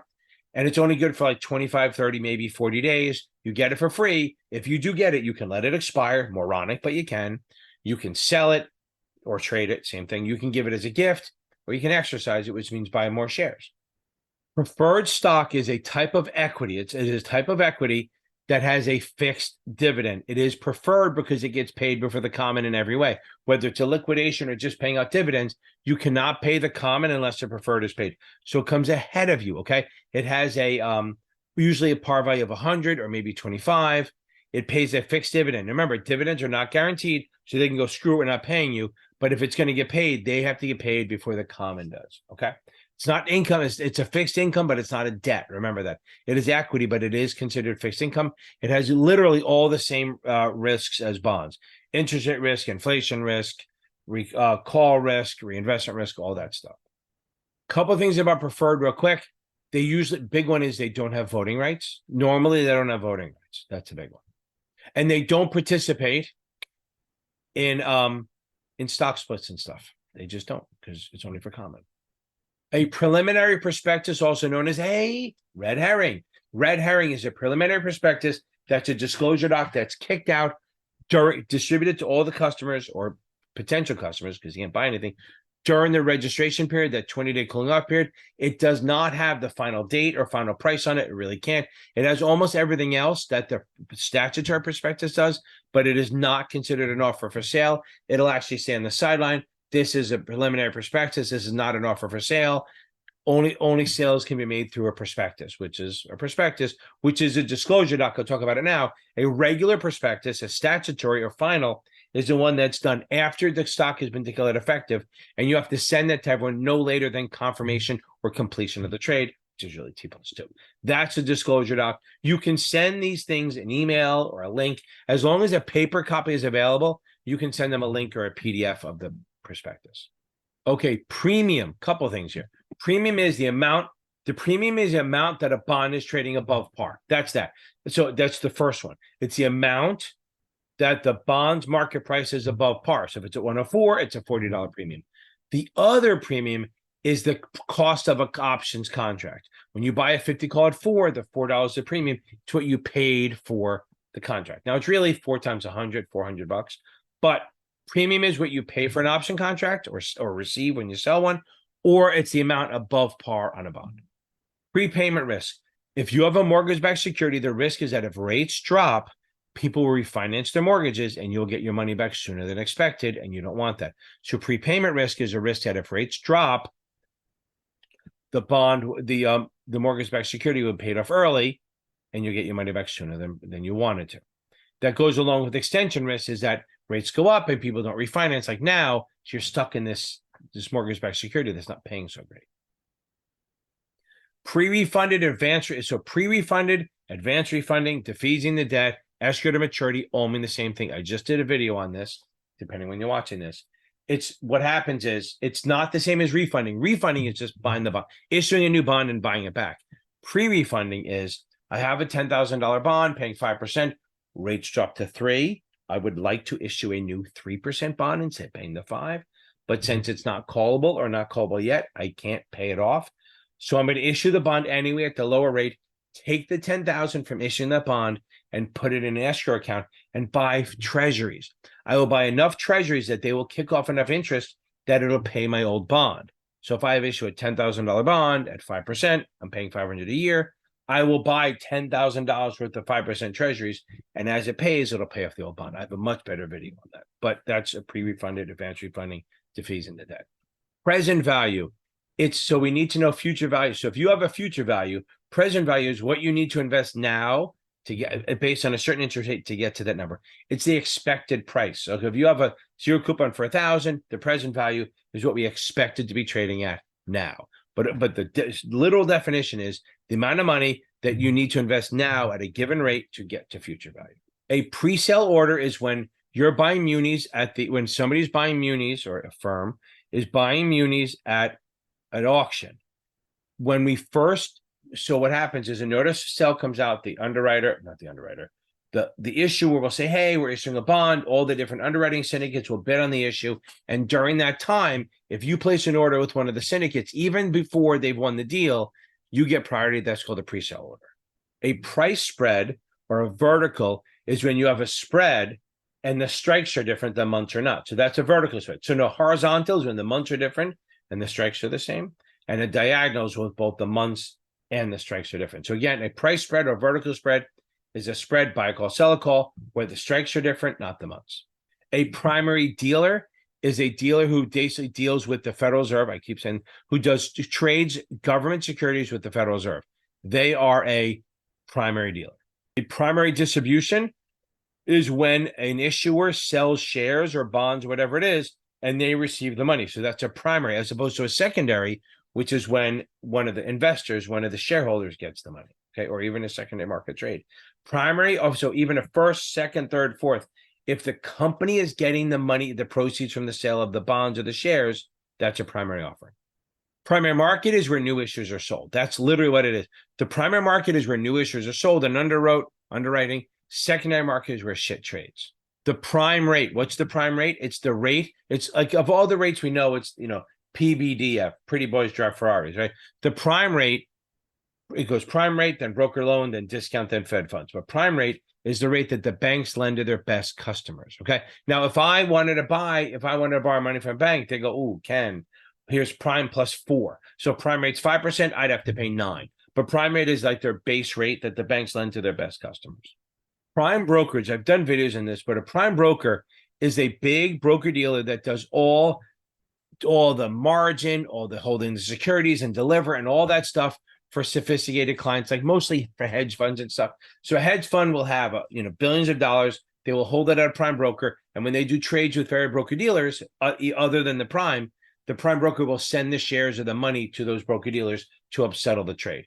Basically, they're holding the securities and the money for the customer and facilitating trades for them. They have a minimum net cap of 1.5 billion, no 1.5 million. Principal, the guy I saw every morning at school. Okay, so now the principal transaction is when you use your own inventory. When a broker-dealer uses their own inventory or their own money to buy and sell shares to facilitate trades, that's a principal trade. Also, a principal is a supervisor at a broker-dealer. Again, back to this, a principal transaction, same thing, is where the broker-dealer uses their own inventory to buy or sell to facilitate a trade. And they usually charge, if you see principal, you think dealer, you think markup, markdown. PDM, baby, PDM. Private placement is like a Reg D. Private placement is where you sell to just usually accredited investors and a small amount of unaccredited investors. You don't have to, it's an exemption from the registering with the Act of 33, but there's rules like you have to hold it for 6 months fully paid, unless you sell to a quib, and then you can do less. But the point is, private placements are not going through the normal public. They still have to have an offering circular, an offering memorandum, private placement memorandum, whatever you want to call it. But they're not registering through the Act of 33, so you can only sell to certain types of investors, pretty much accredited, and again, up to a small 35, maybe up to 35 non-accredited. Since we're selling it to sophisticated people, they're allowing us not to have to go through the Act of 33. Okay, a private securities transaction is when you work for a firm, like a broker-dealer, and you do trades either in your own brokerage account, or you act as a registrar for like a friend of yours. Like if a friend of yours comes up to you and says, hey, I'm doing this new app, I want you to raise money for me, I'll pay a commission. That would be considered a private securities transaction. If you did it without permission, it's called selling away. If you did it with permission, it's called a private securities transaction. A proceeds transaction is when you say, okay, I call you up and say, hey, John, go sell my IBM and then use that money to buy GE. You're doing it in one transaction. Okay. Profit sharing plan is a employer contribution plan. For the most part, employees don't contribute. But based on certain profits or certain numbers, they can put what they want in there. A lot of times, even if you don't make profit, they can put money in. But the company puts money in, and they're not beholden to putting a certain amount of money in at any time. It's based on profits and stuff like that. A progressive tax means the more you make, the more they take. That's why I've done the videos with the tax brackets. Like the first 11 grand, the first 18 grand you earn is taxed at a certain rate. 18 to 82 is taxed at another rate. 82 and up is taxed at a different rate. So the more you make, the more they take, as opposed to regressive, which is like a sales tax, so it hurts the poor people more. Proxy is like when you let someone else vote your shares for you. So it's a limited power of attorney. If you can't get to a shareholder meeting, you're going to let somebody else vote in your stead. A proxy statement is when the broker-dealer sends you the information so you can make your own decision, and then you can decide whether you're going to let somebody else make your vote for you. A protective call is when you're short shares, you buy a call to protect it. A protective put is when you're long shares, you buy a put to protect that. The prudent man rule is a standard of investing. They used to have these legal lists where every state had a list of securities that you could buy for these custodian or guardian accounts. So now they use the prudent man rule, which is like, what would a prudent man do? It's basically using common sense to decide, which also means that any security that you think is suitable, you can put in an account. Like there's no rule on what securities you can and can't do. I mean, with IRAs there are, but for the most part, when you're investing, if you think futures are good or options are suitable, then go for it. Okay, a publicly traded fund is like a closed-end fund. It's an investment company, but it actually trades on the exchange, unlike a mutual fund, which you buy and sell from the company. Purchasing power risk is the same thing as inflation. The fact that over time, if you invest in fixed income, your money won't buy as much as it used to. That's purchasing power risk. You can't buy as much. So the best hedge against that is pretty much common stock or gold. A private investment in a public offering. Okay. That's basically where, like, say a group of accredited investors or quibs will go to like Home Depot and say, hey, we want to buy 30 million shares, $30 million worth of your stock on a private placement. And they'll do that and they'll buy it. The problem is they have to hold it for 6 months fully paid so they don't dilute the market. Okay. It is restricted for 6 months. That's the big thing about it. Okay. And the reason we do this is it's a way to inject money into a company. But remember, the company's already trading public. So we're just doing a private investment in a public entity. Okay. A purchaser's rep usually goes with a Reg D. If you're like unaccredited or not sophisticated enough, usually they'll bring in a purchaser rep, not someone involved to getting commission on the deal. like an accountant or a lawyer or another register rep that you're friends with that can explain the risks and rewards of investing in a certain Reg D offering. A put is an option, a piece of paper. A put is an option that gives you the right to sell at a certain price for a certain amount of time. So if you buy a put, you're bearish.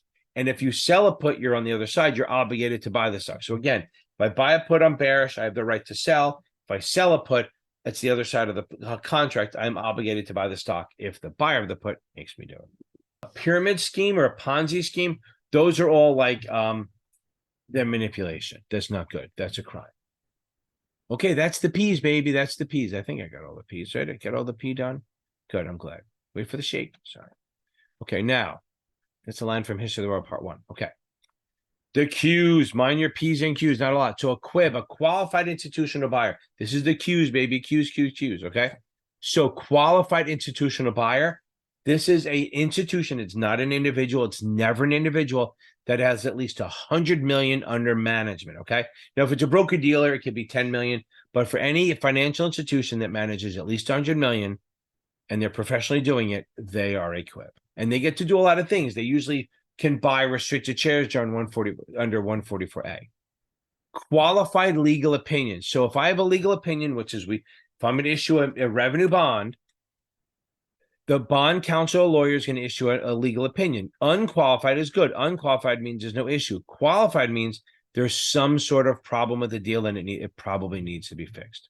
A qualified plan as a retirement plan, which has tax-deductible contributions. It's covered under ERISA. You can't discriminate. The money goes tax-deferred. We know all this shit. And you have the earliest you can take it out is 59.5, and you can have an RMD of 73. Also, remember, since you haven't paid taxes on any of this yet, and it's non-discriminatory, which means you have to offer it to every full-time person over 21, the money goes tax-deferred. When you take it out, you pay tax on everything. A QDRO, Qualified Domestic Relations Order. This is a court order, like say I'm married and I get caught, whatever, doing something really, really gross, okay? And my wife goes, screw you, get out of here. If I've been putting in my money in my 401k for the 30 years, well, she's entitled to some of it. But if she doesn't have this QDRO and she tries to take it out, she's going to pay a penalty. So this goes to a court and says, hey, Mrs. Finnan can take, ex-Mrs. Finnan, the first ex-Mrs. Finnan, not my first ex-wife, can take money out of to put in her own IRA or her own IRA without paying the penalty. And so if you have a 401k, they won't let you take that out without a penalty unless that's there. Okay. So a qualified person is an individual under the state laws that is allowed to get performance-based fees attached to their accounts if you allow it.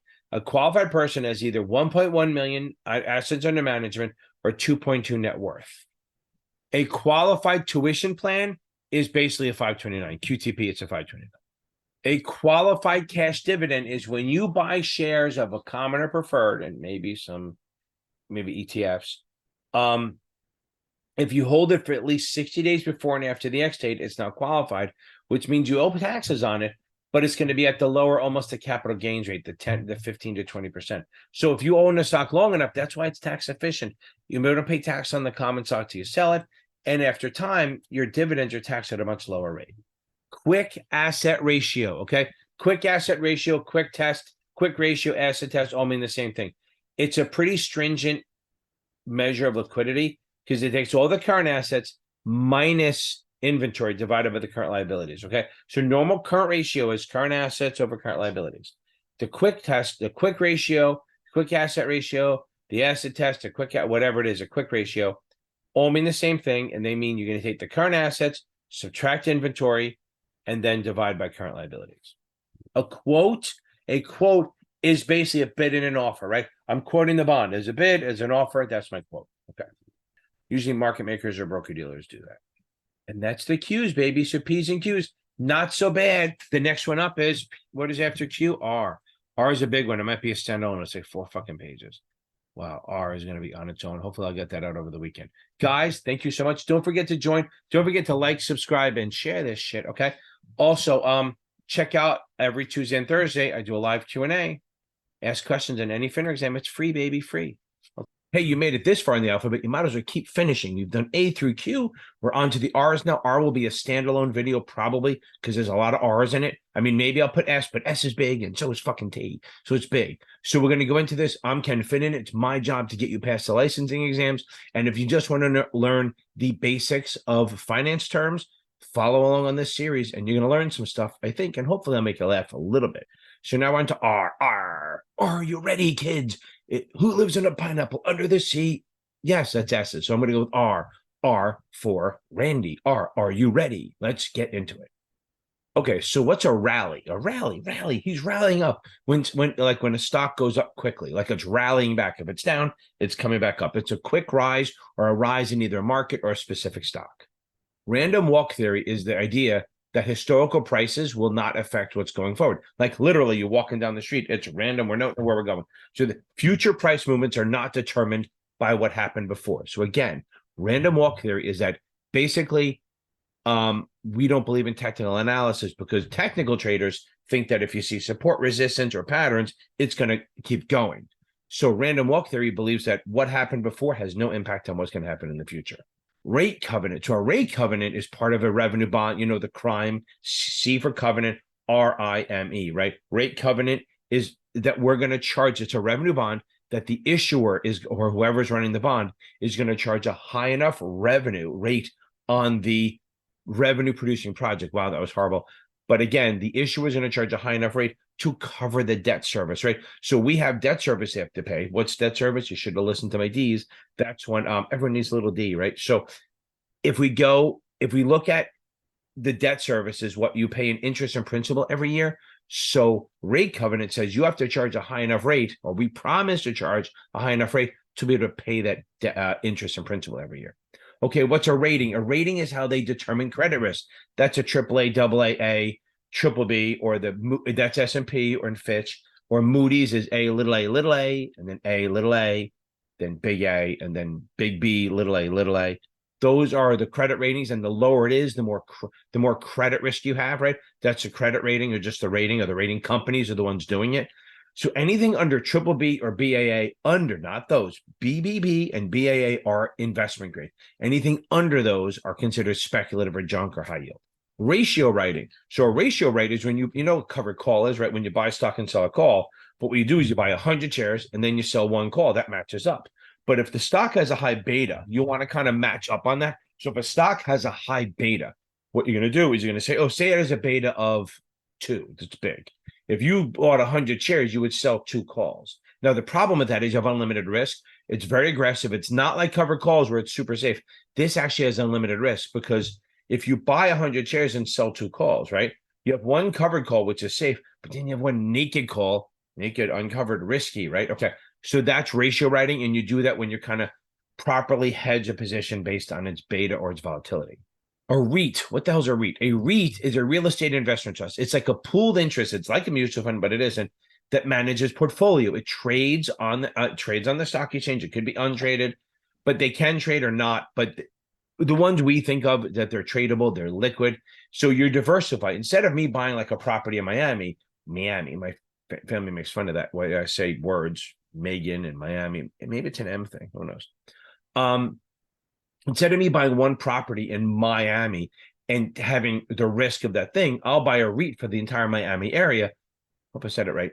The whole Miami area. So this way I'm diversified. So if one property fails, I still have 99 others in this pool. Now remember, I'm not managing it. I'm just buying it like a stock, like a closed-end fund in a way.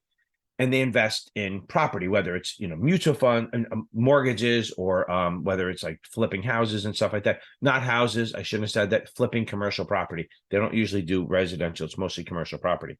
Why they don't do residential, I don't know, but it isn't there. So they pass through 90% of their gains. They don't pass through their losses, and it does trade. You can buy it on margin and you can sell it short. But again, it's a pooled investment of real estate, and it creates diversification.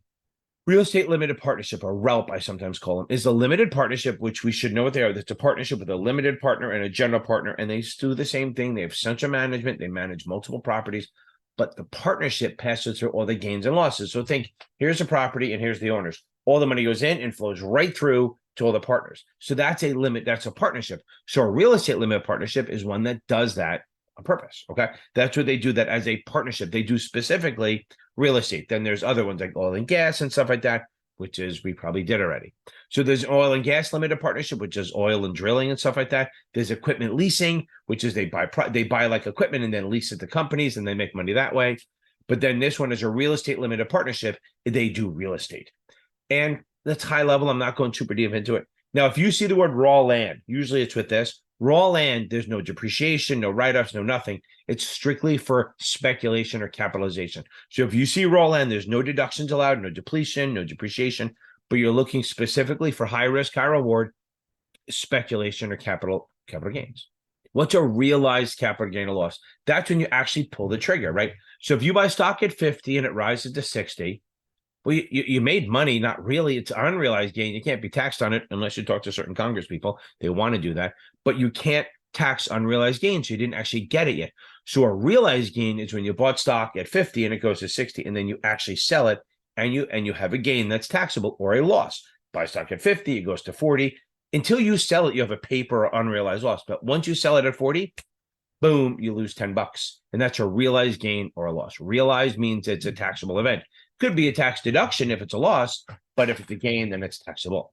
Recession. What's a recession? So a recession, again, depending who's president or whatever, whoever's in president will never say they're in a recession until after. It doesn't matter right or left. A recession is technically, according to this, 2 quarters of negative GDP growth. A depression is 6 quarters of it. Real property, as opposed to personal property, real property is like real estate. Personal property is like your actual stuff, like your cars, your desks, your computer, stuff like that. Real property is like real estate buildings, stuff like that. Record date. So we have the record date is Thursday. Settlement is normally T+2. So you have to buy the stock by Tuesday or before. That's the cum date. I'm not spelling that.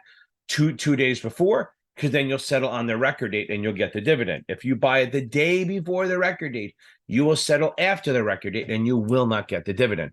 I always try to picture myself as like the transfer agent or the payee agent at the end of the record date on that day. Say it's a Thursday. They look at the list and he or she goes, okay, these people on the list, they get the dividend. If they're not on the list, they don't get the dividend. So the record date is a day you must be an owner of record to receive some sort of distribution. Real-time reporting system. Okay. Real-time reporting system. That's the way muni bonds are reported for trades. When you do a trade in a muni bond, you use the RTRS, real-time reporting system. The other one for corporates and treasuries is called TRACE, TRACE. They take 15 minutes to report it, but from the execution. But RTRS is for munis, and then TRACE is for corporates and treasuries. Recapture.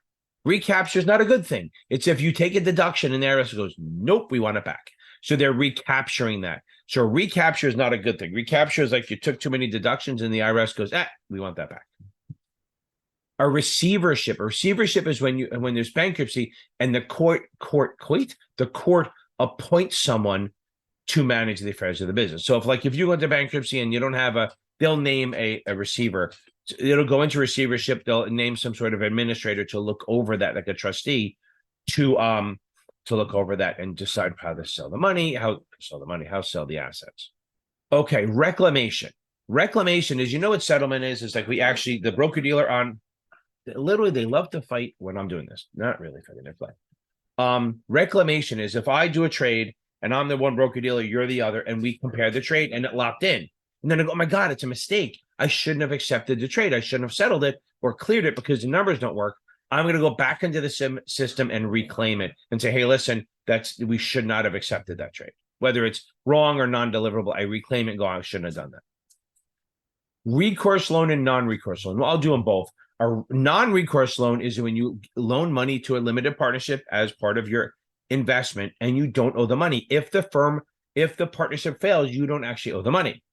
A recourse loan means that you do owe it. So if you do a recourse loan into a limited partnership and the partnership fails, you still owe the money. But then that recourse loan does count toward your cost basis. So it affects the basis. It affects how much you can, take off in losses and how much you earn and what your percentage is. So a recourse loan means that you owe the money still, even if the partnership fails. And a non-recourse loan means that if the partnership fails, you don't owe the money. Okay, redemption. Redeemable securities. We'll go both. So a redeemable security is like a mutual fund or a UIT, stuff like that. Okay. Now, they're redeemed back to the issuer, like mutual funds, UITs, I guess annuities, if you want to say, but no, let's just go with UITs and mutual funds. They're redeemed back, or even like the Series EE things, right? So you don't sell them in the market. Things are either negotiable or redeemable. Okay, redeemable means like a coupon, you give it back to the issuer and you get your principal back. That's what that is. Okay. Negotiable means you trade it. If you want to get rid of it, you have to find a buyer. So redemption is the act of returning it to the issuer and getting your principal back, or whatever you're supposed to get back. And redeemable just means that you can do that. Refunding is lit out. A refund is like what I don't do. If you cancel a lesson, I don't refund you.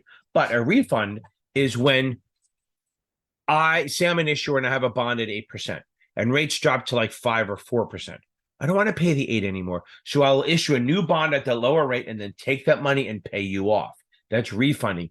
Unlike pre-refunding is when I think I covered this. Pre-refunding is the same situation, but I can't call it back yet. So I will issue a bond at a lower rate anyway, buy treasuries, use that money to buy treasuries, okay, that I got from issuing the bond, buy the treasuries, and the interest from those treasuries will pay off the interest on the older bond. It's kind of a accounting loophole.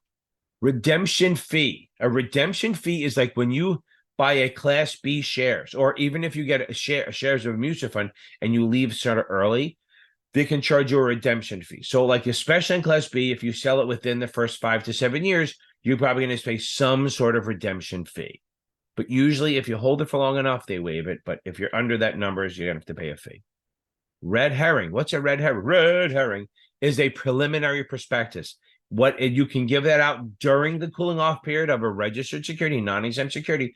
You give that out to get indications of interest. What's missing from it? It can't have a final date or a final price, because God forbid you saying you're just going to be there. Remember, if you're doing this before the SEC has declared you effective, so you can't be like, hey, it's going to be printed this day and this price, because that's assuming the SEC is going to approve you. No, they don't approve. They declare you effective. Remember, no regulator ever approves anything ever. So a red herring is a preliminary prospectus that you push out to get investors interested, and that you can get an indication of interest. It's not, it's not an offer for sale. It actually say on it, this is not an offer for sale. Offers can only be made through prospectus, which is the final prospectus. Registered. Okay. So registered means you're either registered with under the SEC or some sort of state, you're registering the security with either a state or the SEC. Registered certificate. So that's registered. That's non-exempt securities have to register with the SEC or the state they're going to do business in. Okay. There are exemptions. If they're non-exempt, they have to do it. If they're exempt, they may not have to do it. A registered security means that basically your name is registered on the books of the issuer. So the issuer knows who you are. You buy the shares, the issuer knows who you are. That's what it is. An ROP, the registered option principal. They supervise reps with options accounts. Okay. So again, they sign the advertising, they approve the new accounts. The ROP, or the Series 4, the registered options principal, is the individual. It's not a firm. It's the individual that supervises options activities, and they open accounts and they check the advertising and all that stuff. Registered rep. That's what you're going to be after you pass these exams. That's an individual that is registered with FINRA, and any state they do business in, they'd be an agent. But a registered rep is an employee of a member firm. Member firm always means FINRA firm, right? Okay. And they're registered with FINRA and their firm. Okay. And they are basically serving customers. They're giving advice, they're facilitating trades, they're executing transactions or giving advice or impacting with retail customers over securities. Registration by qualification. That's when an issuer registers their shares in one state only, and it's up to the administrator to decide when they're effective, and you file with the administrator only. You're not in more than one state. It's one state only. Once you cross state lines, the Fed wants to be involved. So that would be registered by coordination. Registration by qualification is one state only. Registration by coordination is when it's multiple states, but you're not federally covered, because you're going to register both the SEC and all the states you're in. Literally, if you cross the state line, the SEC or the federal government has jurisdiction. So you're going to register with the states, more than one state, and the SEC. So you're coordinating between the SEC and the state, And you're effective when the SEC says you are, not when the state does. Registration statement, that is absolutely the legal document. That's called the S1. Well, on the federal level, it's an S1 where you file it. That starts a 20-day cooling off period. And that's it. A registrar is usually a bank or a trust company that's job it is to make sure that the record of the owners of corporation securities are right. They're like, think of the transfer agent as the one who handles the changing of the names. The registrar is looking over their shoulder going, no, you missed a name. The registrar is like the boss of the transfer agent. The transfer agent is changing all the names on the list of securities owners, and the registrar is making sure that they do that. That's their job. Okay, a regressive tax as opposed to a progressive. Progressive tax means that the more you make, the more they take. That's normally like the way income tax go, right? If you make 30 grand a year, you're going to pay this. If you make 50, you're going to pay that a little bit more. And if you pay 100 or more, you're going to pay even more. Now, remember, it's graduated. So it's not like if you make 100, you pay that higher rate on everything.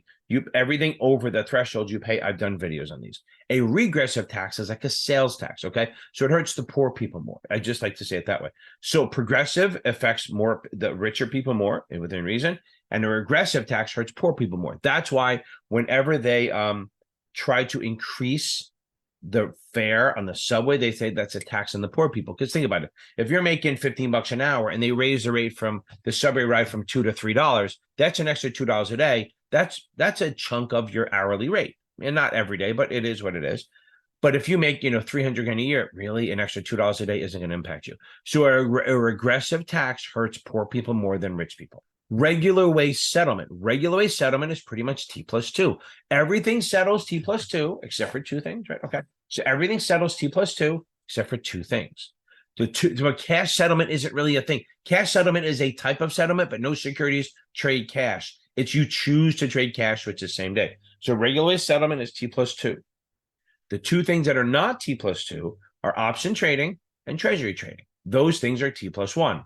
And then actually, even if you exercise an equity option, that's T+2. Because think about it, when you buy a call or a put on a stock and you exercise it, you're buying or selling the stock, which brings us back to T+2. But if you do an index option or non-equity option, it's T+2 trading and T+2 exercise.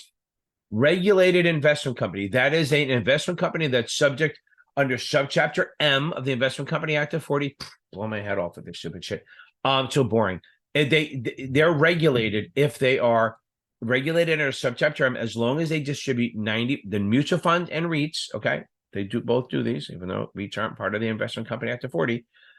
They're regulated under subchapter M of the IRS code that says if they distribute at least 90% of their income, net income really, but just income, then they only pay tax on what they don't. So the investors actually get more money because they're getting it hasn't been taxed. They owe tax on it, but that has not been taxed yet. Unlike a corporation, when they earn money, they pay taxes on everything. Then they kick out a dividend and then you pay tax on it. So it's double tax. Okay, Regulation A, small issuer. Regulation A plus, really. Regulation A plus is there's tier 1 up to 20 million and tier 2 is up to 75 million in a 12-month period. Don't have to go too deep on it, just know that. Now, it's still sort of registered, it's just light registered, and anyone can buy them, especially Reg A tier 1, anyone can buy, right? Tier 2, anyone can buy, but if you're not accredited, then you can't buy as much. You're limited what you can buy. Well, I'm going to go out of order first. Reg D, I'm going to go out of order a little bit, then I'll go back to Reg BI. Reg D is like, I think D for direct. I think Reg A, SMALL, like small issuer. Reg D is for direct, so it's a private placement. That's the whole private placement where we don't register with the SEC. We're exempt. We're just selling to kind of rich people, accredited, right? We know what accredited people are because you watch my letter A video, right? So you can only sell to accredited investors, and there's different levels, but the most you could ever, like if it's 504, you can sell to anyone you want. That's under $10 million. $5 million and more. If it's a 506B, you can sell to all accredited, but only up to 35 non-accredited. And if it's a 506C, which is the big one, it's still 5 million and more, but it's the highest level.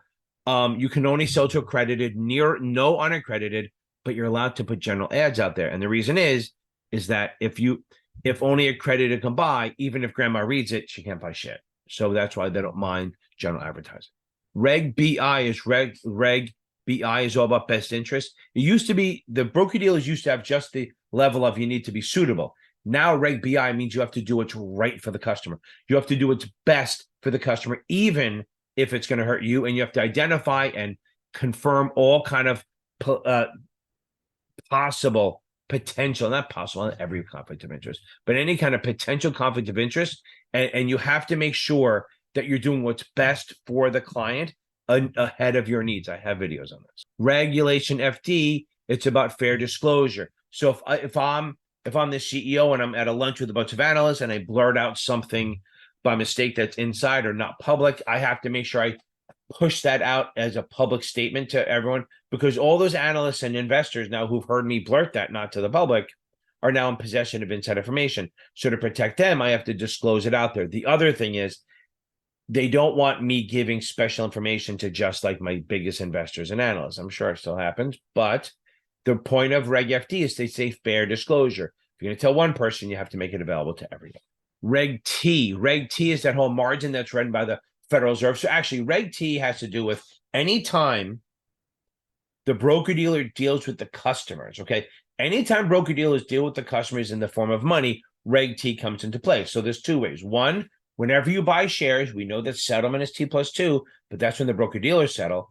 Reg T settlement is actually T+4. That's when you, the customer, have to have the money into the broker-dealer, or your account gets frozen if you don't get an extension.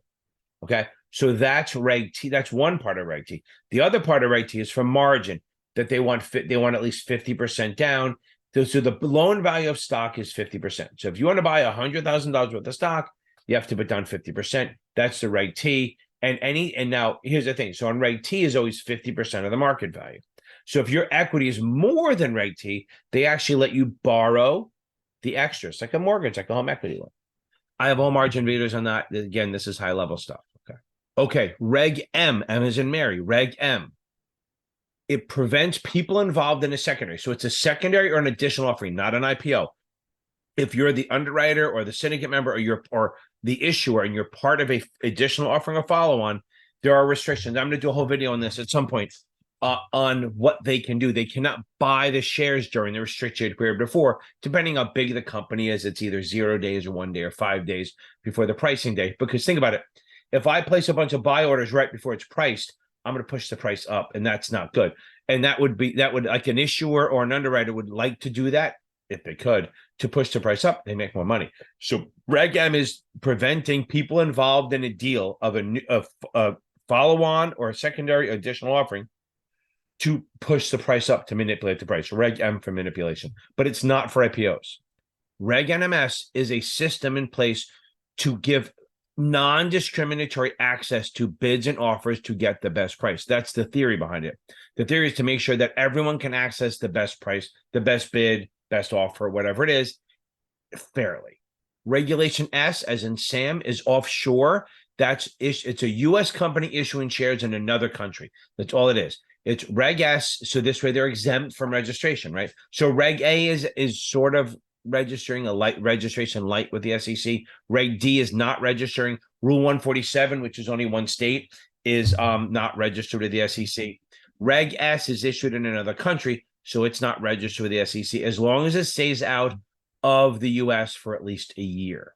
There are exceptions where it could be 6 months. So if it's equity, it's a year. If it's a reporting company in the US, then it's only 6 months. And then if it's a bond, it's only 40 days because nobody gives a shit about bonds. But again, you're issuing securities in another country. Only non-residents can buy, other than freaking Quibs. Quibs can do whatever the hell they want. You're issuing it outside the country and it can't come back into the US for pretty much a year. Reg Show is all the rules that under the SEC for short selling. Like you have to get a borrow or a locate. If there's a circuit breaker, you can't sell on a down ticket. You can only sell on a plus ticker, plus bid. There's all videos all over the place for stuff like that. But Reg Show is the regulations regarding shorting of securities. They have to get a locate or a borrow and the rules on that, and when they can do a buy-in, stuff like that. Reg SP, I always think of super privacy. Reg SP is a federal regulation covering privacy of customer information. And Reg SP says you have to tell them what you're going to distribute to other people, and the investor or the customer has to be able to opt out of it very easily. You can't make them like write an email. Basically they can opt out of it and say, I don't want you sharing any of my information. They can say that. There has to be a very easy opt out. Regulatory risk is the risk that regulations may negatively affect the operation. So like if you're a pharmaceutical company and you have a drug that you're waiting to see if it's going to be approved or not, that's regulatory risk. But if you're like a limited partnership, I'm just saying regulatory risk is like there's going to be a ruling. Okay, like some agency is going to make a decision on you based on regulations. Legislative risk is that they're going to change the law of the land. Reinvestment risk is only, okay? It's only for things that pay you. It's not for zero coupons. It's not for common stock, like bonds, coupon paying bonds, preferreds. As you're getting paid, what happens? So say you're getting 5% a year. Oh yeah, you're getting 5. Oh, now it sucks, but 5% a year, and then rates drop to 3. Well, you're still getting your 5, but what are you going to do with the money you get? You're receiving that money. You're going to have to reinvest it, but the only thing available is that lower rate. So that's reinvestment risk. And again, reinvestment risk is only for things that pay you on a consistent basis. So zero coupons do not have reinvestment risk. Regulatory element. Okay, so regulatory element, there's 2 kinds of continuing education, regulatory and firm. Okay, regulatory element is what FINRA requires. And now it used to be every second anniversary and then every 3 years. Now, regulatory element is where you sign into your FinPro account, you go online and you take this annual, it's now annual continuing ed. And they actually added it in with the whole MQP program where you get to keep, even if you leave, you get to keep your licenses for up to 5 years, as long as you do continuing ed every year. That's regulatory element when FINRA runs it. And if you don't do it by the end of the year, then you're what do you call it? Deficient. Continuing education deficient, CE deficient, and then you can't do any business. Now, there's also firm element, which I probably talked about. It's your firm. You know those little modules that you have to do every like 3-4 months? Oh, one in AML and one in ethics and one of that. That's the firm level, and they have to do both. So FINRA requires you have to do theirs every year, and then you have to do the firm element from the firm. And the firm is very specific to like each firm will have a different list of what they have important. So like when I was at the prop trading firm, everything was about not front running, but equity and insider trading and stuff like that. But then I went to the bond shop. It was much more about like markup and markdown and bond trading and AML and stuff like that. So each firm on the firm element is going to gear it toward what they need, where on the FINRA is going to gear it to what you're licensed for. That's what kind of stuff you're going to get. Okay, rejection. Literally my entire life with women. So rejection is when if I send you securities to clear and you go, nope, they're not good delivery, I'm rejecting them. If I take them by mistake and I go, I shouldn't have, then I do reclamation to give them back. But rejection is basically my entire life, is where I go, you try to deliver shares and I go, nope, I don't agree with them, or they're not in good delivery form, whatever it is. A remainderman sounds like a horror show, right? Remainderman. It sounds like, a tall, thin guy in a woods or something like that. So the remainderman is like, so you have a trust and you have a regular income beneficiary who's getting the money. Now what happens is when that beneficiary dies, the remainderman gets it. There's a little nuance to that, but that's pretty much what it is. The remainderman gets their money after the beneficiary of a trust or something dies. Remuneration, literally getting paid for services or work provided. That's all it is. Remuneration is getting paid. Remunerate me, baby. Okay. Repo or repurchase agreement. So whoever's doing the buying is doing a repo. So if the Federal Reserve is trying to jump the economy during contraction, they will do repos where they will buy the treasuries from the banks, and then the banks will sell them, and then the banks will agree to buy them back with a little bit more, like 2 or 3 days. That's a repo, even the next day, but that's a repo. So the Federal Reserve is buying in a repo. The Federal Reserve is buying treasuries from the banks to give them money. They do that during contraction, okay? And then they get that little bit of, they get the money and then they lend it out at a much higher rate and then they pay it back a little bit more. So I'll do this again because I just got confusing. I buy treasuries from you. You have my money. Say you buy them at 980. You promise to buy them back. You will buy them back from me in 2-3 days at 980 and at 132nd, say, okay?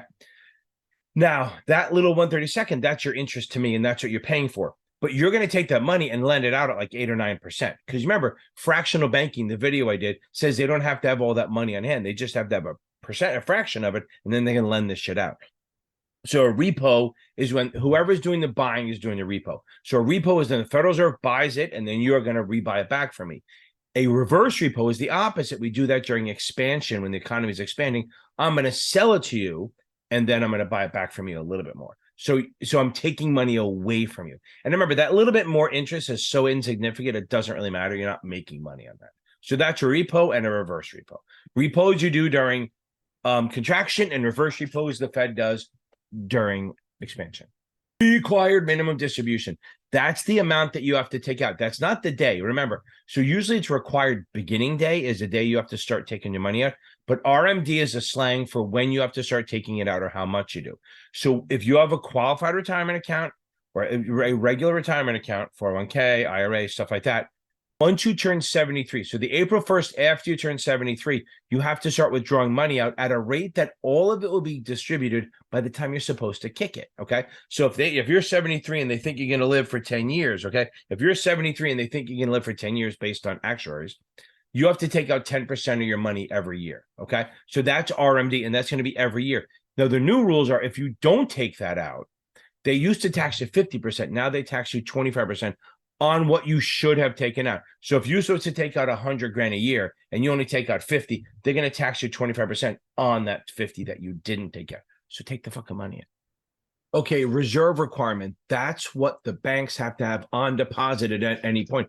So I've done the video and I try to attach it on fractional banking. I can only attach 3 videos, so I have to pick and choose. But for fractional banking allows banks to just take a portion of what they get in deposits, put it aside, and then lend out the rest. They only have to keep around, it's around 10 or 11% of what the bigger banks have more, but it's usually around 10% of what they get in deposits. And that allows them to grow the economy a little bit because they can lend out and invest 90% of the money that comes in. They don't have to keep 10. So that's a reserve requirement. And they usually don't change that too much. 2008, they did with the too big to fail. They're trying to put that on some of the broker dealers now, which is a problem. It's kind of shutting out the small broker dealers, but we'll get there. So again, the reserve requirement is what the Federal Reserve requires banks to keep on deposit. They call them the reserves. It's either cash or treasuries they can use. Resistance, there's support and resistance. So if you're a technical trader, resistance is like the higher price where it keeps, like there's not a rule that it can go through that. But there's pressure. There'll be downward pressure when it gets up to this point. Like, look, I'll show you. Hold on. Okay, so the stock is trading in a range. Like it goes from 50 up to 60, down to 50. So what do you think is going to happen when it gets to 50? It's probably going to rise up. So that's called the support level. The bottom is called support. It's not a hard number. It's just that when it gets down there, people see that and then they want to buy it. So then they'll push it up. And when it gets up here, they go, oh, it's been hitting 60 a bunch of times. We think it's going to go down. So they start selling it. It puts downward pressure on it. And that's resistance. The upside is resistance. It's stopping you it's resisting your rising. And support is holding it up. So it's probably going to prevent it from going down too much. Now, a breakout is if it goes through that, right? So we think it's going to bounce off of it, but it goes through what we think is going to keep going higher. So through resistance means it's bullish, okay? And you place a buy stop up here. But if you go through support, it's not a good thing. We think it's going to go down again because once you get through the floor, you have to go to the next floor before you stop falling. Okay. A restricted security is usually an unregistered, non-exempt security, like a Reg D. Usually it's subject to 144 holding period, stuff like that.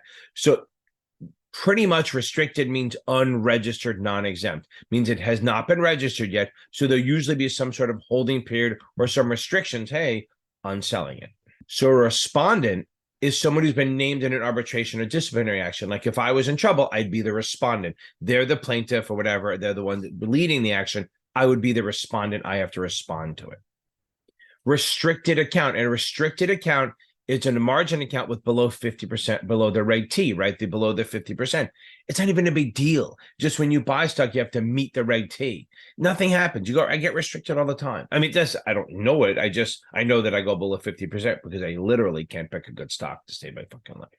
So if you see residual claim, that's what common stock owners have, right? So if a company goes bankrupt, all the creditors and all that get paid off, whatever's left goes to the common stockholder preferred. Well, to be fair, none of it gets there because that's the equity. Residual claim is you get paid after everyone else is paid. Retained earnings. Retained earnings is when a company makes money, the profits, or their income, I guess it's better if whatever their income is, what they don't pay in dividends. So if we earn $1 million and we pay out $400,000 in dividends, that's $600,000 in retained earnings. Retained earnings are literally just us, what we don't pay in dividends. Retiring a bond is basically ending the obligation. You either buy it in the open market, you call it, or it just matures and you pay it off. Retired bond means we don't care about it anymore. It's gone. I know I'm going to jumping around. A restricted person is someone, because I have like 4 different databases I'm looking at. So restricted person is a person who pretty much works in a broker dealer or in our industry and cannot buy on equity IPOs. Restricted persons, member firms, associated people of member firms, immediate family, employees of member firms, fiduciaries, portfolio managers, and people who own broker dealers, or even lawyers or accountants who do most of their business with broker dealers. They're restricted from buying on equity IPOs. They can buy on additionals.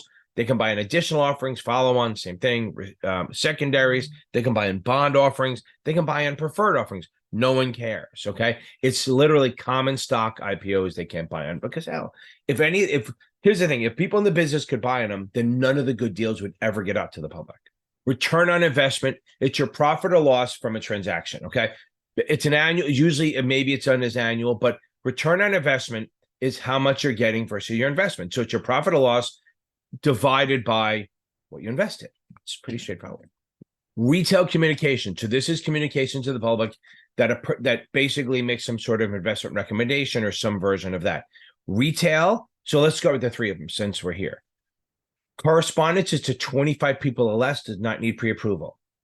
Or if it's over 25 people in a 30-day period, then it needs pre-approval, and that is retail communication. If it's to institutions like broker-dealers, hedge fund, mutual funds, it doesn't need to be pre-approved, it's reviewed. So correspondence and institution are treated the same way as far as whether you have to pre-approve it or not. They will put more restrictions on correspondence if they see something wrong. Institutions can kind of defend themselves, but correspondence is 25 or less, no pre-approval. Retail is over 25, needs pre-approval. And institutions is sending to institutions does not need pre-approval. Revenue bonds are bonds that they're a type of municipal security that is issued for projects that earn revenue. So the revenue from the project pays a debt service, unlike a GO bond where the property taxes, ad valorem taxes, pay the debt service, which is interest and principal. So revenue bonds are issued for projects that earn money. And they're not corporate, they're a little corporate-y, but for the most part, they're issued by city, state, town, whatever, and they're there to generate revenue, like a parking garage, a hospital, airport, shit like that, toll roads. A revenue anticipation note, a RAN.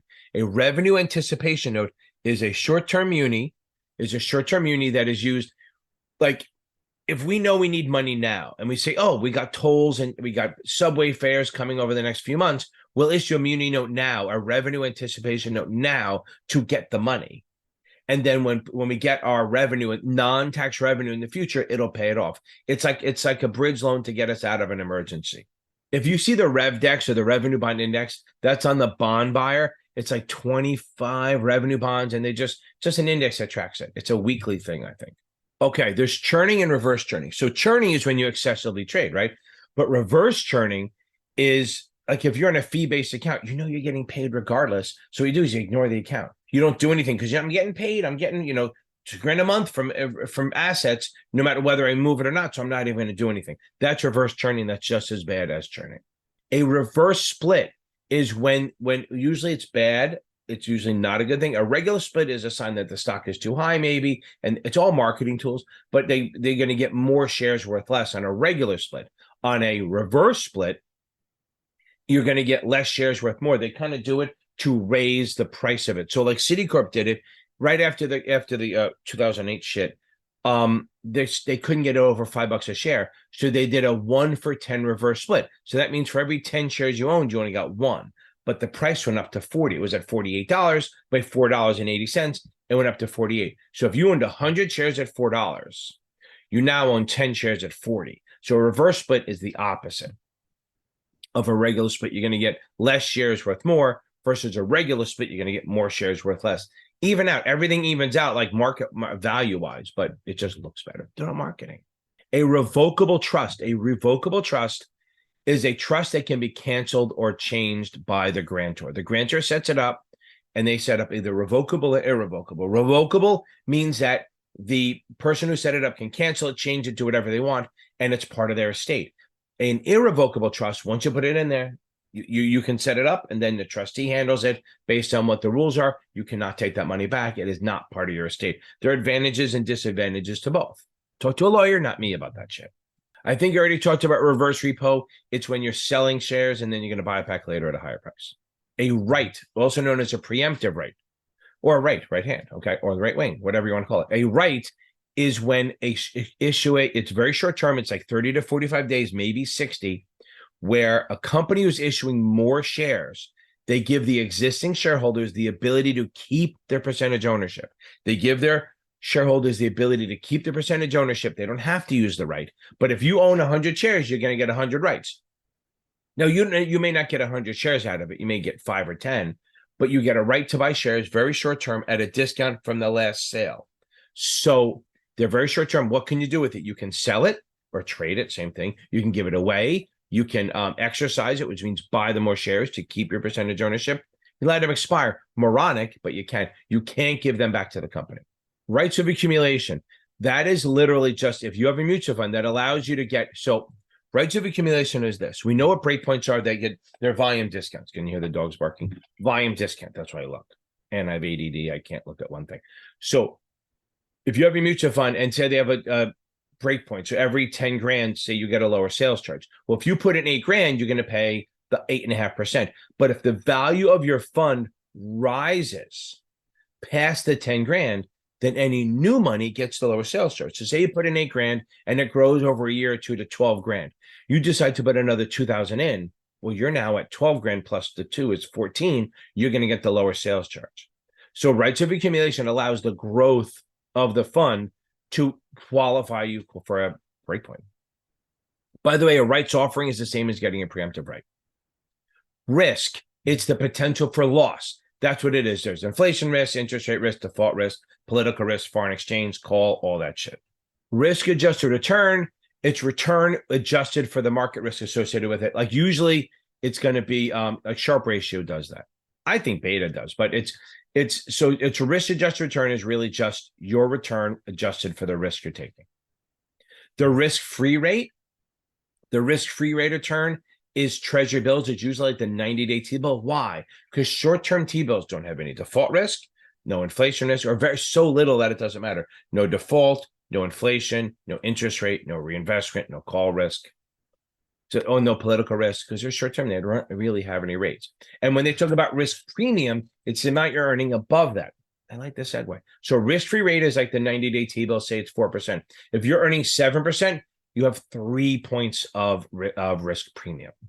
Riskless principal transaction. Okay, riskless principal transaction. Normally, a principal transaction is I'm the broker dealer. I own the shares. You come to buy it. I sell it to you out of my inventory with a markup. But I have risk because the market may go up or down while I own the shares.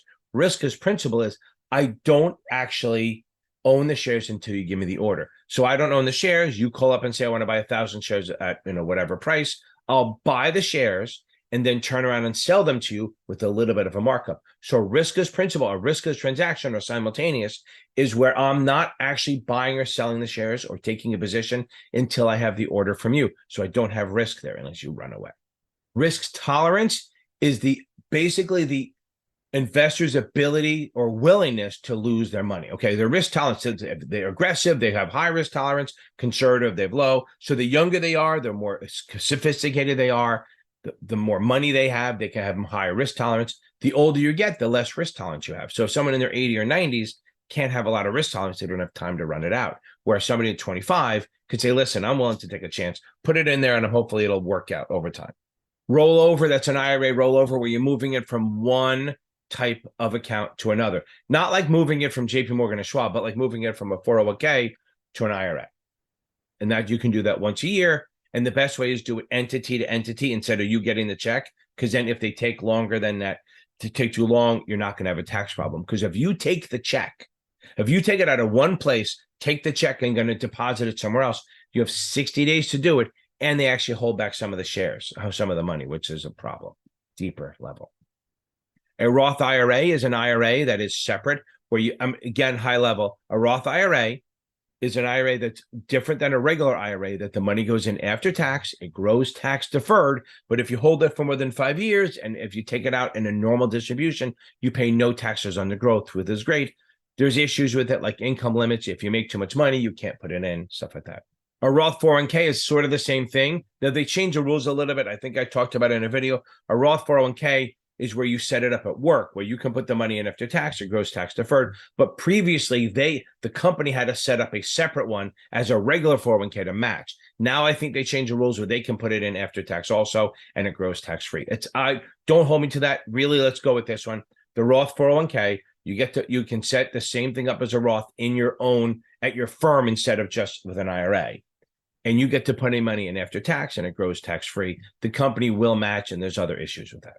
A round lot, it's a unit of trading that's a multiple of 100. So if you want to buy for shares, okay, for common stock, round lot is 100 shares. So if you buy 80 shares, that's an odd lot. If you buy 100 or 200 or 300 or 400 or 500, that's a round lot. A mixed round lot is like 140, 180, 240. So a round lot is 100 shares. So 100, 200, 300. Rule 144, I'm not going to go deep into it. It's a rule that restricts selling. So if you do restricted shares, it's a 6-month holding period. Then you can sell whatever you want, depending on certain things. Well, and then the other one is for control people of any shares. They have no holding period, but they have to follow the 144 rules. They can sell the greater of the 1% of the outstanding, the 4-week trading volume, 4 times a year, which is every 90 days. And then every 90 days, they have to fill out a new form. That's for control people. They have no holding period, but they have to follow that their whole life. 144A is an exemption to the holding period for 144. So it allows quibs to buy during that 6-month holding period. 145, Rule 145, is all about mergers and acquisitions and stock splits and stock dividends and reorganizations. It sets the rules for that. A lot of rules on that. Rule 147 is that if you register your shares in only one state to only be sold in one state, then you're exempt from the SEC requirements because you're an intrastate offering, because the federal government can't really control what the states do within reason. So Rule 147 is for intrastate offering. You can register all in one state. Rule 415 is for shelf offering, where a WIXI or a well-known seasoned issuer or a seasoned issuer can do a shelf offering, and they can actually sell the shares for up to 3 years instead of a normal 1 year. RMD, required minimum distribution. That is, if you have a qualified retirement account or some version of that, they are going to require you to start taking your money out. It's now 73. It was 72. Now it's 73. You have to take it out at a rate that would, I think I already did this, but you have to take it out at a rate that all of it will be expended by the time you're supposed to die. I definitely did it again, but hear it twice. Not going to hurt. So good. I said it twice. Okay. That's ours, baby. That's the R's. Okay. So that's a big one that took a while. S's are up next. So we're going to go there. Guys, hopefully stay awake during this. Okay. Don't forget to stay to the end because there's a little surprise. No, there's really no surprise. I'm just hoping to stay on to the end so you can actually give me some viewing time. I'm going to pretend that there's a surprise at the end. So actually, let's get into this. So instead of me wasting a lot of time. So letter S is in Sam. This is going to really exacerbate the fact that I had to learn to get rid of my lisp in high school and before that. So before that high school, if I was in high school with a lisp, I think I would have got my ass kicked a little bit more than it did. It did get my ass kicked, but not as much as if I had a lisp. Okay, first thing we talk about is sales proceeds. Okay, sales proceeds is when you sell something, right? When you sell something, there's cost basis when you buy it and sales proceeds when you sell it. So when you buy stock at 50 and sell it at 60, 50 is your cost basis, 60 is your proceeds or sales proceeds, and the difference is your gain or loss. In this case, it would be a $10 gain. So also remember, if you buy a put or sell a call, your break even is your sales proceeds. So again, if you buy a put or sell a call, your break even is your sales proceeds. Okay, also safe harbor. So safe harbor is like, it's a legal precedent. You're not guaranteed, but if you follow these guidelines of safe harbor, you will not be subject to legal action. So a couple of them are the two main ones that I think about on the test or in general is corporate buybacks. When companies buy back their stocks, they have the safe harbor so they don't get in trouble or accused of manipulating. Because think about it. If you're buying back your own stock, there's a chance you're going to push it up. So they make rules like you can't buy in the opening or at the end of the day within the last 10 minutes or so. They say you can't buy it more than 25% of the daily volume. You can't buy in straight plus sticks. You can't push the stock up. You can only bid where other people are bidding or where it's already traded. So those are the safe harbor rules for corporate buybacks. The other one is for research. If you're going to do soft dollar, you can provide, as a broker dealer, you can do soft dollar, which is going to be in this video. Soft dollar is where you provide a service as a broker dealer and they pay you in the form of commissions. So the safe harbor rules are that's fine to do that as long as you limit it to what you're giving. You can't do hardware, you can't do rent, you can't pay the rent or salaries. But what you can pay under safe harbor rules are you can provide for research, you can provide for like access to a seminar, and you can provide software to help them allocate or do trades and stuff like that. So seminars, research, and software you can provide. If you do that, you're under the safe harbor where you won't get in trouble if you provide those things. Obviously, you can provide more things than those three, but those are under safe harbor. So again, safe harbor is like a legal precedent where if you follow the rules, you will be safe from being sued. Sales load or sales charge. Okay, same thing. Sales load is the amount you get charged. I prefer sales charge. Sales load sounds dirty. Sales charge is what you get charged for buying into a mutual fund. So if you buy into a mutual fund, you pay the NAV plus a sales charge equals the POP. The sales charge, the max is 8.5%, and they have breakpoints for stuff like that. We're not getting into it. We've talked about that before. So sales charge is what it costs to get into a mutual fund, and it's a max of 8.5%. Okay, S corporation. An S corporation is a pass-through entity, which means all the profits and losses pass through to the investors. My voice is disappearing. That sucks. Another S word. And then here's the thing. So it passes through all the gains and losses. It's like a partnership in a way, but it has some rules. It has a rule that you can't have more than 100 shareholders in it. If it's more than 100, then it doesn't work. It passes through, and all the investors have to be U.S. residents or human beings. They can't be corporations. If they don't meet that, then it has to be taxed as a corporation, where the actual corporation pays taxes. Okay, so if they don't meet the 100 or less, and the U.S. residents and or corporations, they can't have corporations. Think of it this way: they have to be U.S. resident human beings to be shareholders. If it's not that, they lose that protection and they have to become a corporation, a C corp in a way, and they have to or be taxed as a C corp, and they pay taxes. And then when they distribute, you pay taxes. So that would mean double taxation, which is not the purpose of these things. Okay, secondary market is where shit trades. Okay, there's a primary market, which is new issues. Then there's a secondary market where the stuff trades. And there's 4 markets in the secondary market. I'm not going to go deep into it. First market is the exchanges. Second market is over the counter. Third market, remember, anything on an exchange is listed. So third market is where listed shit that trades on an exchange actually trades over the counter. So third market is like an alternative trading system where stuff that trades on the stock exchange trades over the counter in addition to that. And then the fourth market is like ECNs and dark pools, and it's where institutions can trade with each other. So that's the secondary market. Now, a secondary offering is when, like, say Bill Gates owns a bunch of shares. Now, we know what a primary offering is, Microsoft issuing shares. A secondary is where a shareholder, like a big shareholder, instead of selling under 144 rules and following those restrictions, they do a secondary where they make an offering. So a secondary offering is where an actual shareholder gets the money, not the company. The company will be a primary offering. When a big shareholder sells their shares in the offering, that would be a secondary offering. Okay, a Section 457 plan is a non-qualified plan for like government-y kind of things, for like if you work at a hospital or a charitable union, stuff like that. I guess not churches, but the point is it's non-qualified, which means the money can come out before you're 59 and a half. So that's what it is. It's a Section 457 plan. Since we're on these things, let's talk about a Section 529. A Section 529 is that college savings plan, right? So it's basically a municipal fund security covered by MSRB where you can put money aside for college and it goes in after tax. It grows tax deferred.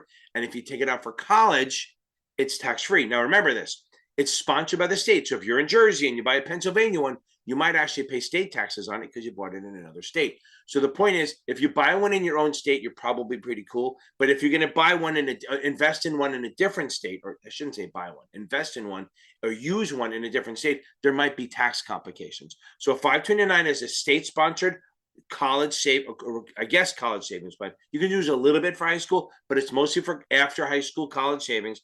That's if you open it up, you're the owner, you have your kids' names on it. And if you decide to take it away from your kids, you can, because you are the owner of the plan. The key is, just like a covered up, the money goes in after tax grows tax deferred, and if use of education, it's tax-free withdrawal.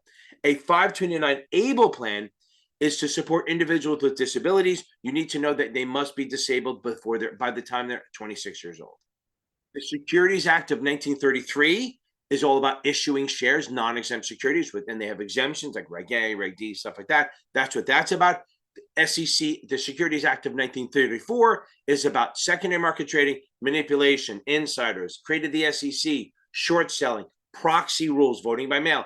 The exchanges and broker-dealers had to register, reports, manipulation, and stabilization. Those are all things under the Securities Act of 1934. The Act of 1933 is for primary and new issues. The SEC, the Securities and Exchange Commission, I couldn't think of the fucking word. The Securities and Exchange Commission is a government entity. FINRA is not a government entity. The NFA is not. That's the CFTC. So SEC is a government that regulates broker-dealers, agents, IAs, IIRs, and securities and exchanges. Anything to do with securities, maybe crypto at some point, but they regulate it. They're the ones who regulate it, and they use FINRA and CBOE and all these other DEAs to actually be their watchdogs for them, and then they come in at the end. So the SEC is the actual government overseeing anything to do with securities, agents, IIRs, broker-dealers, IAs, securities, and exchanges. So this one's a little out of order, but it's SIPC, SIPC, Securities Investor Protection Corporation. It's there in case broker-dealers or the broker-dealers go bankrupt. Every broker-dealer pretty much has to be a member. So what they do is they reimburse if a broker-dealer goes bankrupt, not fraud, that'd be Fidelity. If a broker-dealer goes bankrupt, they will cover up to $500,000 total per account. Up to $250 can be cash. Okay. So again, here's what happens just per account. So per person, I guess. So if I have a cash and a margin account, they combine them for the 500 grand. If I also have a joint account with my wife, that's an account. So if I have an account, I have a joint account, and my wife has an account. That's 500 each, not 1.5 total. That's 500 for my accounts, 500 for the joints, and 500 for her accounts or joint account. A Roth IRA is considered a fourth account. Another one. Keep that in mind. So they will cover up to $500,000 of security, $500,000 of which, not in addition, of which $250 can be cash. So you have 300 cash in your account. It's only getting covered on 250. Sector rotation. That's a strategy. It's active. Remember, if I die right now, sector rotation is active. By the way, if I die, what do? Yes, we share the shit out of this. So I go viral as a last thing. So now, sector rotation, okay, is when you think certain sectors of the economy will do better or worse depending on the business cycle. So maybe during economic boom, you would buy like retailers and stuff like that. And during during a contraction, you'd buy more like pharmaceutical, healthcare, stuff like that. I guess healthcare, but like alcohol, food, stuff like that. Those are defensive securities. You would move it up and down based on what's happening in the economy. That's sector rotation. Now, a sector fund is a mutual fund whose investment objectives is focused on a specific sector. So they're riskier because they're less diversified. So what's a security? Well, literally anything the SEC says it is. But a security by the Howey definition, which is the Howey test, is an investment of money in a common enterprise with other people with risk or for profit managed by a third party. All four parts, I can't do this, all four parts, they're not shipbuilding in a ship, it's a part, are going to be part of, you have to have all four parts, I'm stuttering like a fool, to become a security. And they are regulated by the SEC unless they're exempt. And even then, even if they're exempt, if it's a security, it may be exempt, but it's still subject to anti-fraud rules. SRO or DEAs. SRO is self-regulatory organization. DEA is designated an examining authority. They're literally the same thing. That's like FINRA, MSRB, CBOE, NFA. They are regulating the members of broker-dealers and stuff like that under their charge on behalf of the SEC. The SEC will come in too, but they will send reports to the SEC. So they're not remember, they're non-governmental. SEC is government. FINRA, SROs are not. FINRA, CBOE, NFA are not government.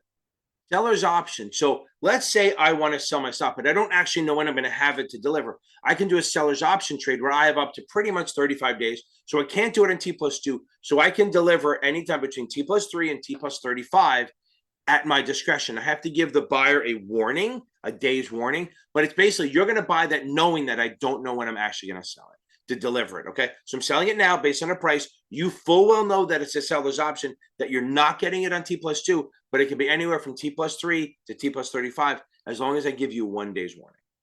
A secured bond is a bond that is backed by some sort of property or asset or something, so that if it defaults, the trustee who's named on this will sell the asset to pay off the creditors. So like a mortgage bond is backed by property. It's not a mortgage-backed security. It's a mortgage bond backed by property. They will sell the property if we default. A equipment bond is backed by equipment, trains, planes, shit like that, tractors.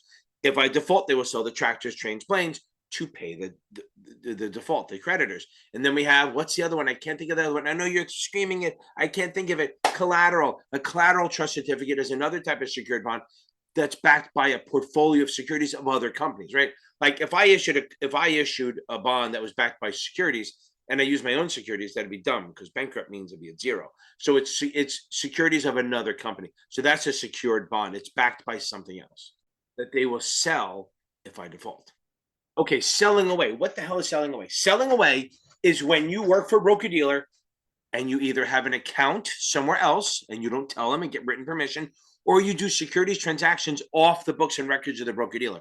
So the one is if you have a brokerage account not with your broker-dealer and you don't get permission, okay, that's one. And the other one is if say you're just starting out and one of your buddies comes up and said, hey, I got this new thing I want to do and I want you to help me get investors and I'll pay you for it. And you go, sure. If you do it without permission from the firm, that's called selling away and it's a violation. If you do it with permission of the firm, it's just a private securities transaction and we're good to go. So selling away is when you do securities transactions off the records, off the books and records of the broker-dealer without permission. If you get permission, it's a private securities transaction. Selling a dividend. Okay, so selling a dividend goes like this. We should know by now, and I'll talk about a video here if I don't lose all my logs.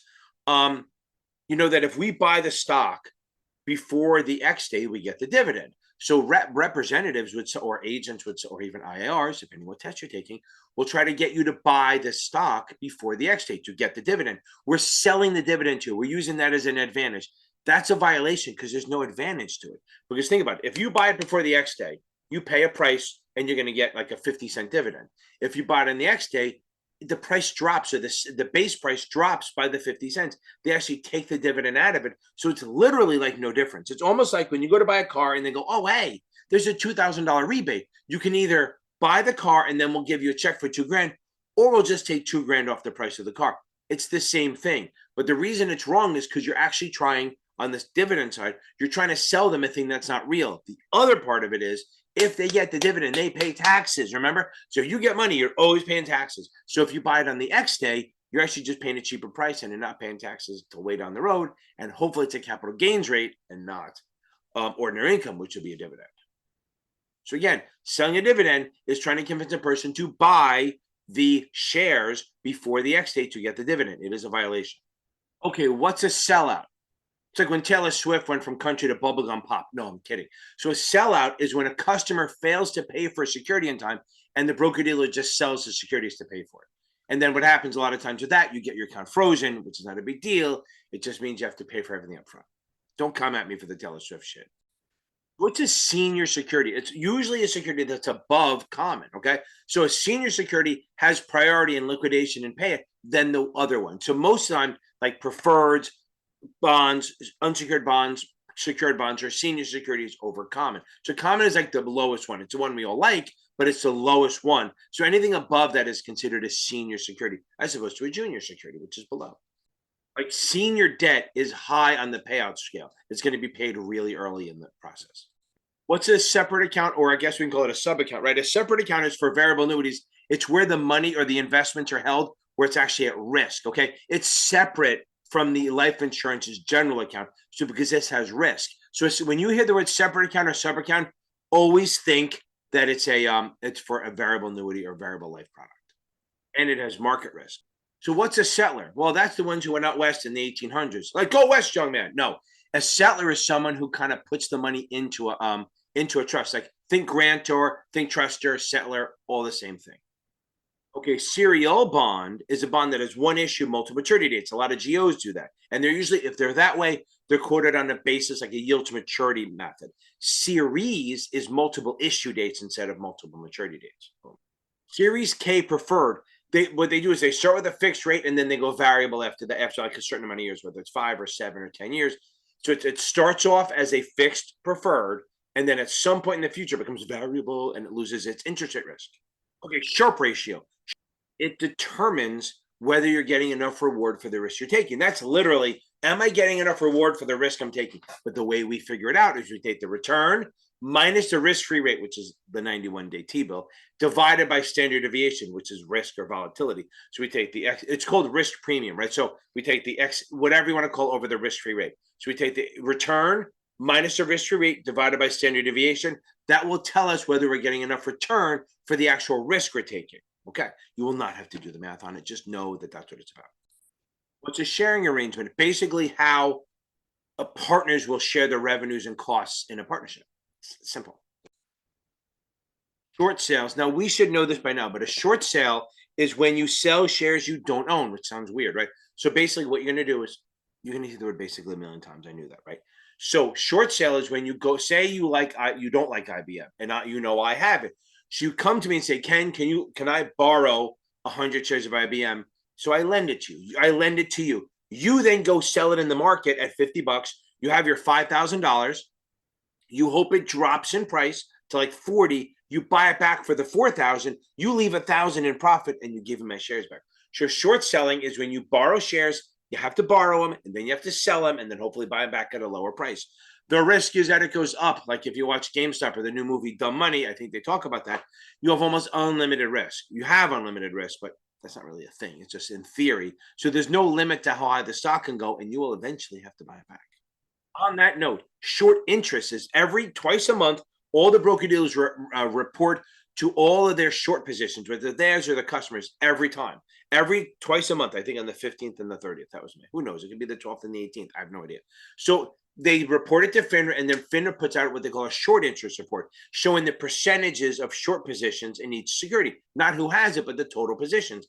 And if you see a lot of short positions, it could be a bad thing. But if you see very high short interest or really fast rising, that's actually bullish, because the more people are shorting it, the more people have to buy it. Okay. So eventually you're gonna have to buy it back. So what's going to happen is it might drive the price up. So short interest is the amount of shares short. It's percentage of the outstanding that's short. I don't say held short, it's short of a stock. If you see a very short interest theory is the theory that if the shorts go up too high, the short percentage is too high, then it's actually a bullish thing. Like with GameStop, again, think about it. It was 136% short. That means that 136% of all the outstanding shares were short, which again means that more shares were short than were actually outstanding, which is not supposed to happen. And that's why the stock ran to like $600. Okay, short-term capital gain or loss is a short-term gain or loss that's 12 months or less. If you hold a security for 12 months or less, it's a short-term capital gain. Also, remember, short sales are always short-term. So if you have a short position, no matter how long that thing sits open, even if it's 2 years, it is going to be a short-term capital loss or gain, because short sales are always short-term.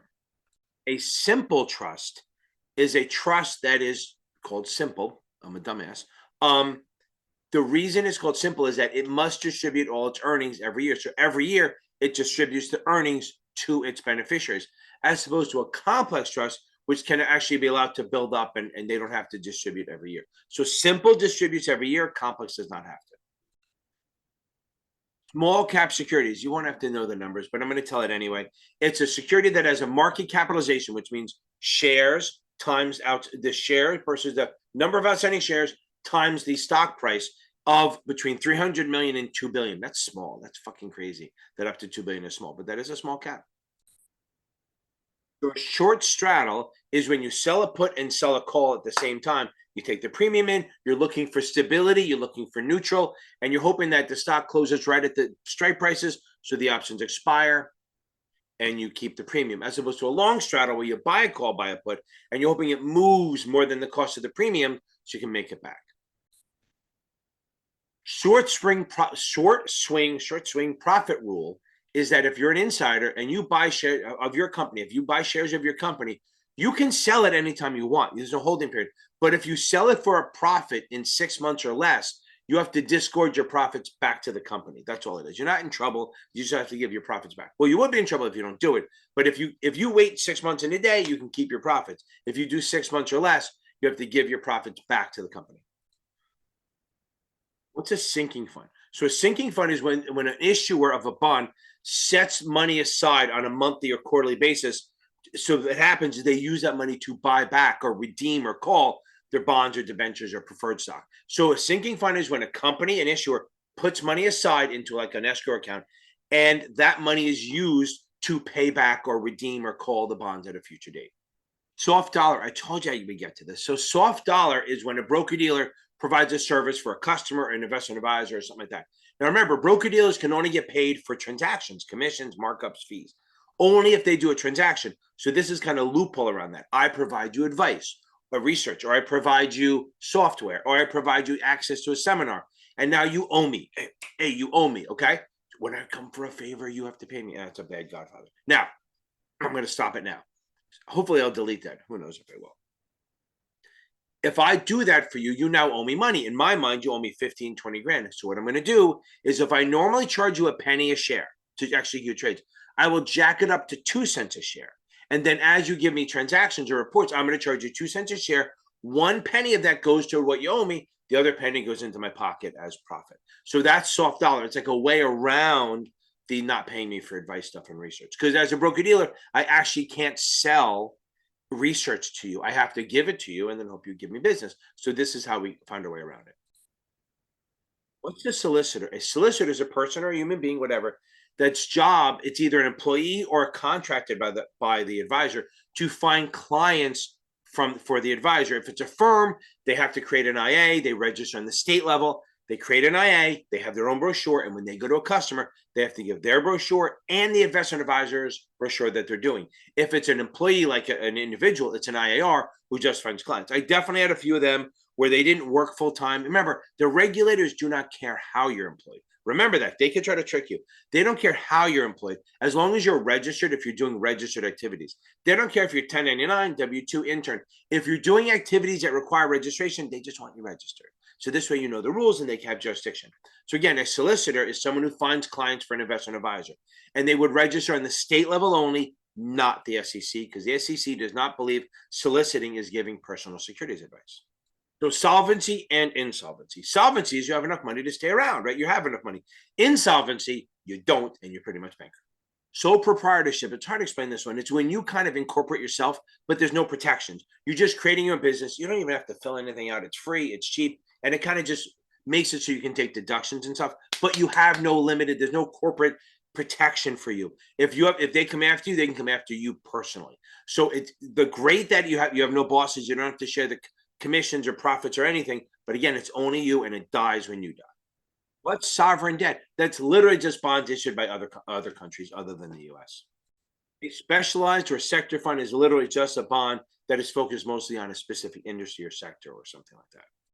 Specially designated nationals, the SDN list. Every customer that comes in, every person that works for you has to be run through that system to make sure that they're not a terrorist or other criminals, basically, or they're in charge of other countries where we're not okay with them. Okay, so that's what would be a special designated nationals list, and that's where it's all. We report their names on OFAC, and they tell us whether they're a problem or not. I literally every time we had a customer or somebody come in, I had to run their list in OFAC. It's fun. It's interesting. A special situation fund is like a fund that only invests when like takeovers, bankruptcies, mergers, stuff like that, like one-off things. They just to get a quick buck. Special memorandum account, or another one known as an SMA, is like your excess equity. It's not exact. It's when it starts that way, but when the stock drops, you lose some of your excess equity, but your SMA stays the same. Don't worry about it. You should know this by now. SMA is basically what you can borrow from the firm as your excess equity. It's the amount of equity you have pretty much over the Reg T minimum, and you can borrow that and withdraw it. You can either borrow it and you can take it out like a credit line, or you can use it to buy more shares. A special tax bond is literally just a bond that is specific, it's limited to a specific tax source where they get the money from. That's it. It's not that hard. Speculation is when you take on risky behavior. You're taking on above average risk. Like when you buy a call or buy a put, or you buy small caps or penny stocks, that's considered speculation. It's high risk. How about a spousal IRA? That's an IRA. So if you have a job and your husband or wife doesn't work, as long as you have enough income, you can open an IRA for your husband or wife, your spouse, and put money into it. As long as you have enough income for both. So if you're both under 50, you can put in 6,500 for you and 6,500 for them. Now it's in her name or his name, so that's fine. It says you're putting it in for them because you have enough income. What's the spread? Okay, the spread is the difference between the bid and the ask, right? So if I'm bidding 42 and I'm offering at 42.50, the spread is 50 cents, not brain surgery. The S&P 500 is one of the more broad indexes. It covers a wide variety of industrials, financials, utilities, transportation. It's 500 securities, and it's the index most people use. The VIX is based on it, and usually when people talk about what's going on, they look at the S&P 500. Yeah, people look at the Dow on TV. They mark it's up 50 points or whatever, but the Dow is really just 30 stocks, right? The Dow 30, it's 30 of the biggest companies in the world pretty much. So it's not a true indicator. The S&P 500 is a better indicator. Now, the Wilshire is like the whole market. It's like the broadest, but the S&P 500 is the one most people use. So what's a standby underwriting? Well, you have to go back a little bit. So if I do not a secondary, but an additional offering, I'm issuing more shares. I'm going to issue rights to my current shareholders so they have a chance to not be diluted. Well, they have to subscribe to the rights if they want to buy the shares. But if they don't, I have a standby underwriter who's on a firm commitment basis, will buy all the unsubscribed shares or rights to then sell them to the public for me. But that's a firm commitment. So if I have a standby underwriter and I do a secondary, not a secondary, an additional offering, I make that up, I'm guaranteed to sell the shares because that standby underwriter will buy them and then take them to the public. Standard deviation, literally just risk. It's volatility. High standard deviation is very risky, very volatile. Low standard deviation is not.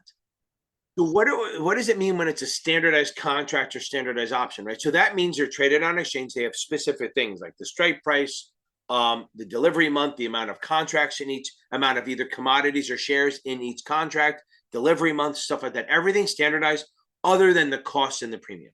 Statement that's literally a list of all your securities in your account, and it's quarterly. So this is where people get screwed up. The only rule that the FINRA has for statements is quarterly. Everyone thinks if there's activity, it's monthly, but that's not a FINRA thing. That's a firm thing. All the firms do it, but the firms, there's no requirement other than penny stocks for them to do monthly statements. But all the firms do it. If there's activity, they do monthly. If there's not, they do quarterly. But FINRA doesn't care. They say as long as it's quarterly, you're fine. Statutory disqualification, SD. That's if you're basically you can't work for a certain amount of years. So if you are convicted with a felony in the previous 10 years, you are statutory disqualified. You cannot work for 10 years. If you're convicted, remember, convicted, adjudicated, pled guilty, nolo contendere, all those things. If you are guilty and convicted, you are of either any felony or any ethics or taking of money or bribery misdemeanor or securities misdemeanor, you are out for 10 years. Now you can ask for a eligibility hearing and have them let you back in, and then the firm just agrees to pay a fee every year and watch you harder, but you can get in somehow. But statutory disqualification pretty much means you can't work during that time. And it's only 10 years, unless you're really an asshole. Statutory voting. Okay, so we can vote two ways. We can do cumulative or statutory. Statutory means if there's 3 board seats, okay, if there's 3 board seats and you have 100 chairs, you have 100 votes per board seat and you can't fuck with it, okay? That's statutory, okay?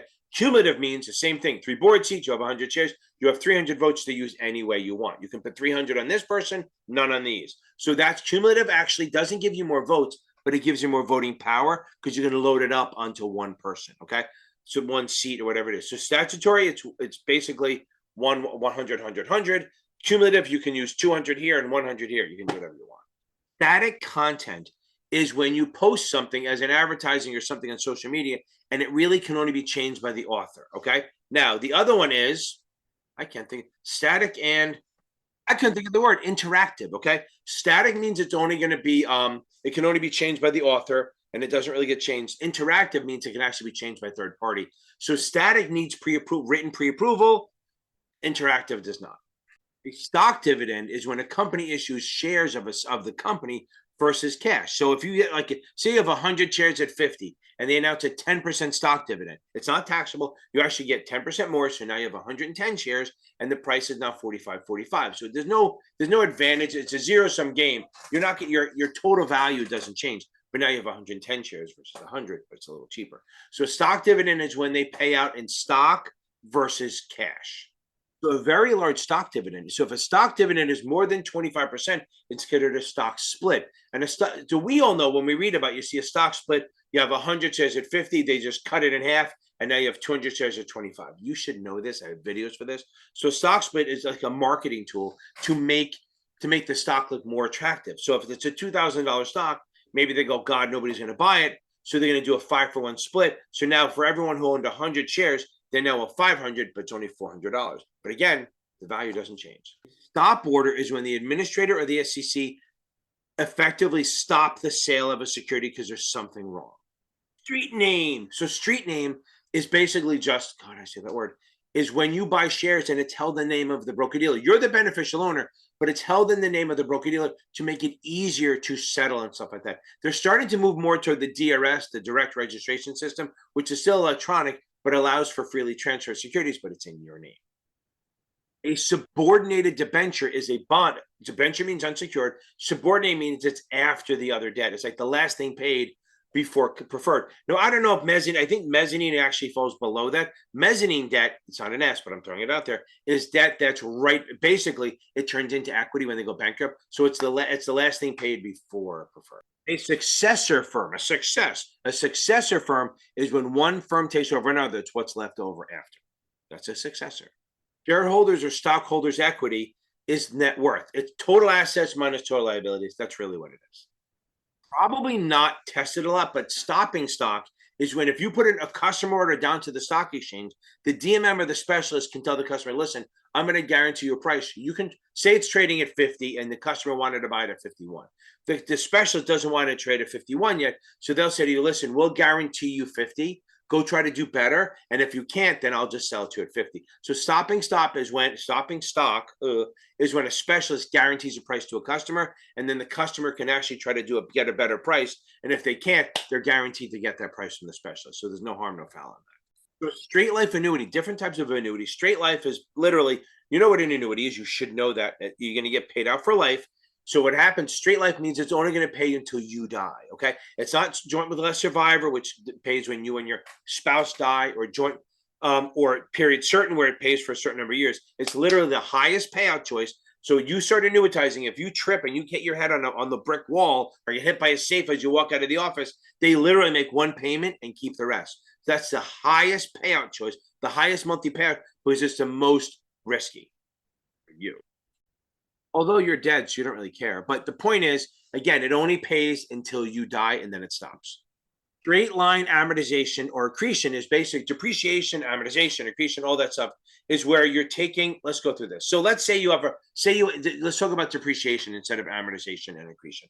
So if you have like a truck, say a $50,000 truck, and it's for your business, you get to depreciate it each year and write off that taxes, but you're going to do it in a straight line manner, meaning that let's say it's worth 50 grand and the IRS says it has a 10-year lifespan. So you're going to take 50 grand divided by 10, that gives you 5 grand.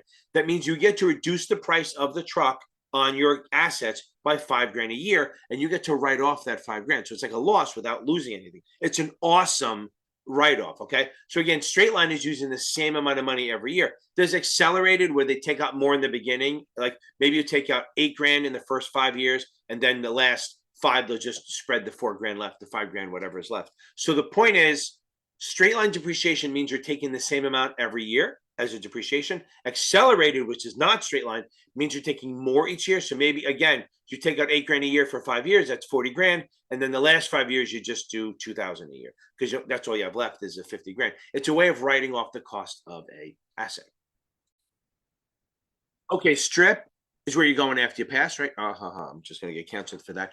A strip is a long-term zero coupon by the government, okay? So it's like up to 30 years, you buy it at like $200-300, and in 15, 18, 20 years, you will get, what do you call it? You'll get the par value of 1,000. You get nothing during the life of it. Part of the problem is, since it's an OID, you must accrete every year, which means if it's not in a retirement account or some sort of account that's tax deferred, you're going to be paying taxes, what they call phantom income, on that money every year, even though you're not getting any of it. Okay, that's a strip. Long-term zero coupon, and by the way, FINRA and the regulators love it for college savings. Keep that in mind. So supply in economic theory is the available goods or products to be bought. Demand is the demand to buy them. Okay. So now supply side theory is an economic, I think it was Friedman who did it, believes that you give advantages to the corporations, tax breaks and stuff like that to the corporations. And then what happen is they will be more willing to invest in in corporations and facilities and equipment, and hopefully that'll create more jobs. So again, supply side theory believes that if you give tax breaks and incentives to corporations, they will hire more people. So then there's also support and resistance. Support, if you have a chart, like if you're a technical trader, say a stock trades between a range, like, hold on. Let's say the stock is trading in a range between 50 and 60. So what happens? Let's do it. It's down, it goes up, down, it keeps bouncing off these things. So I'm going to do both.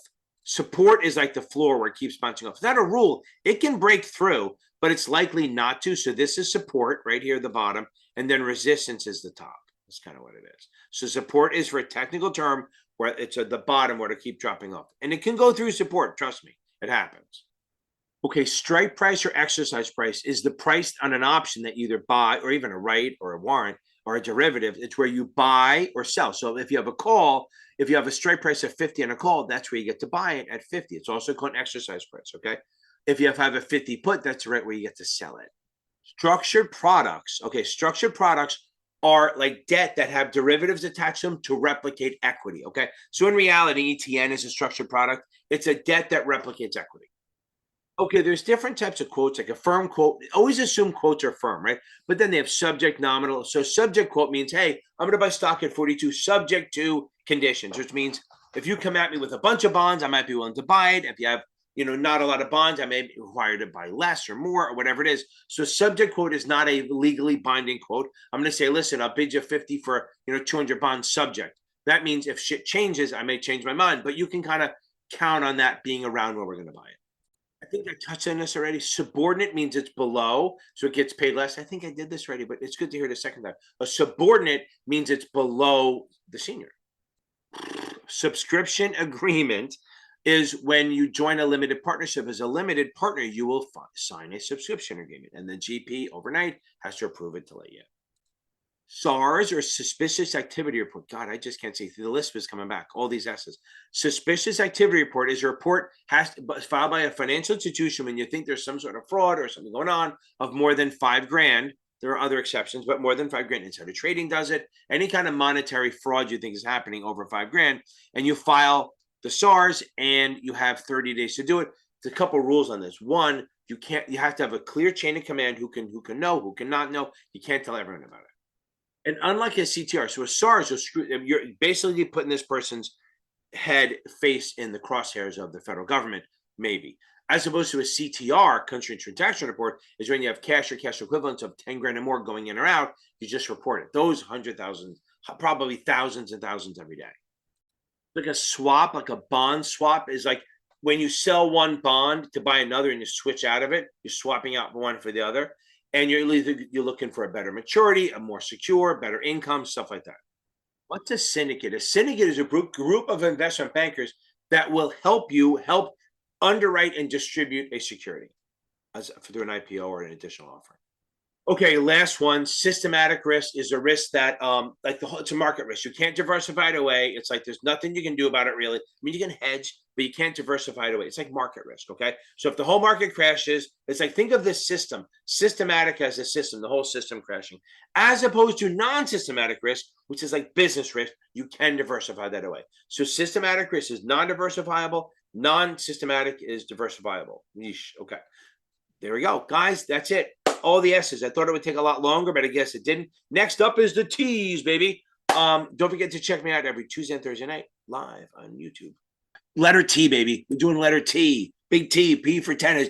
T for the Jets win. They beat the Eagles this weekend, which is awesome. Okay. Or T for Travis Kelce, whatever. T for Taylor Swift, whatever you want to say. We're doing the letter T's today. We've gone through A through S. We're on to the T's. How many left? Who knows? Well, I guess we do know because there's a limited alphabet.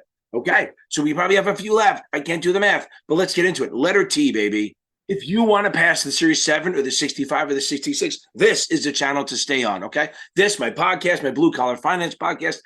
My voice is gone from the game, so I don't know why I'm doing a video like this. but I have a live every Tuesday and Thursday night, a live Q&A answering all your questions. I've been doing it since with the COVID. I'm the original. I've been doing it forever. Okay. I'm crazy Eddie. Okay. So actually we're going to get into the T's before I go nuts. Okay. Before you guys call the cops on me and go, this guy has to go away in a rubber room in a, what do you call it, straight jacket. Let's get into it. Letter T. Okay. So let's talk about tax deduction versus tax credit. So tax deduction is it reduces the income that's being taxed. A tax credit is a direct reduction of your taxes. So let's look on the left side. You make 100 grand a year, you take a $5,000 deduction, maybe from donating for your IRA or for charity or something like that, a deduction. Then it reduces your income to 95,000. You pay 10% on that, and then you pay 9,500 in taxes. If you didn't take the deduction, you pay 10 grand on the 10% of 100 grand. But you reduce it by $500 because you took a $5,000 deduction. Let's jump over to the credit, the manna, right? So make 100 grand, you pay 10% taxes, that's going to be 10 grand.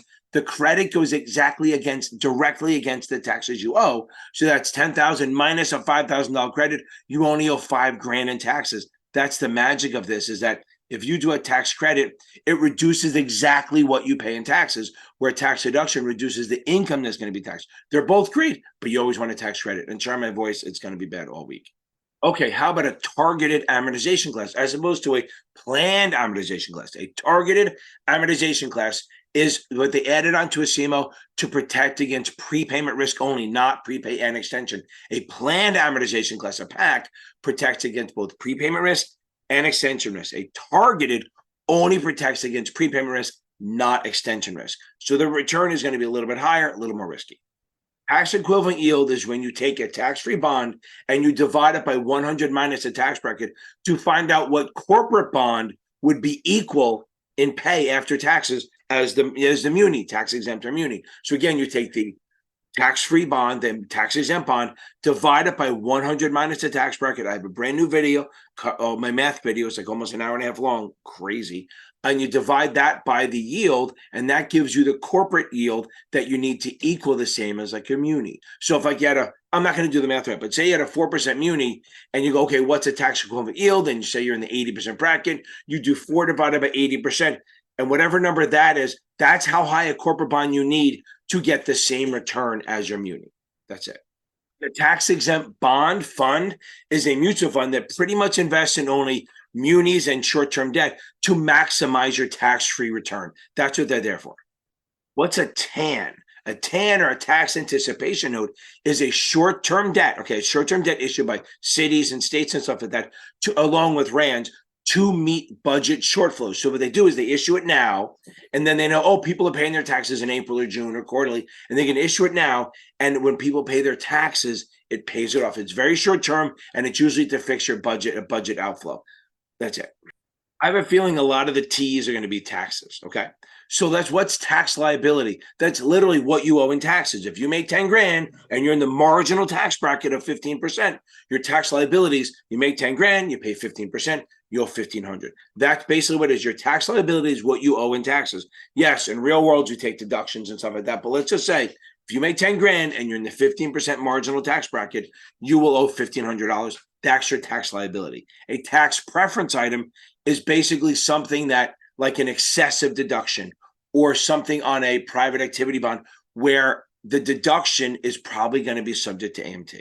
So these deductions, whenever you take them, and then if you are subject to AMT, you have to add them back, and it's taxable. So if you're a normal person, like us poor people, then what happens is maybe that doesn't matter. But if certain tax preference items, if you see excessive deductions or accelerated, usually those might be tax preference items. And then if they're calculating MT, which we don't have to do in the test, just understand that those would be added back into your income to be taxed, because the IRS doesn't miss a penny. So what's a tax shelter? A tax shelter is some sort of product or process that avoids or lowers your taxes. Think of like muni bonds or DPPs, limited partnerships. That's where they put like real estate limited partnership, cattle, stuff like that. Equipment leasing, all these things that are tax sheltered is like a DPP, a limited partnership. They're created to lower your tax burden.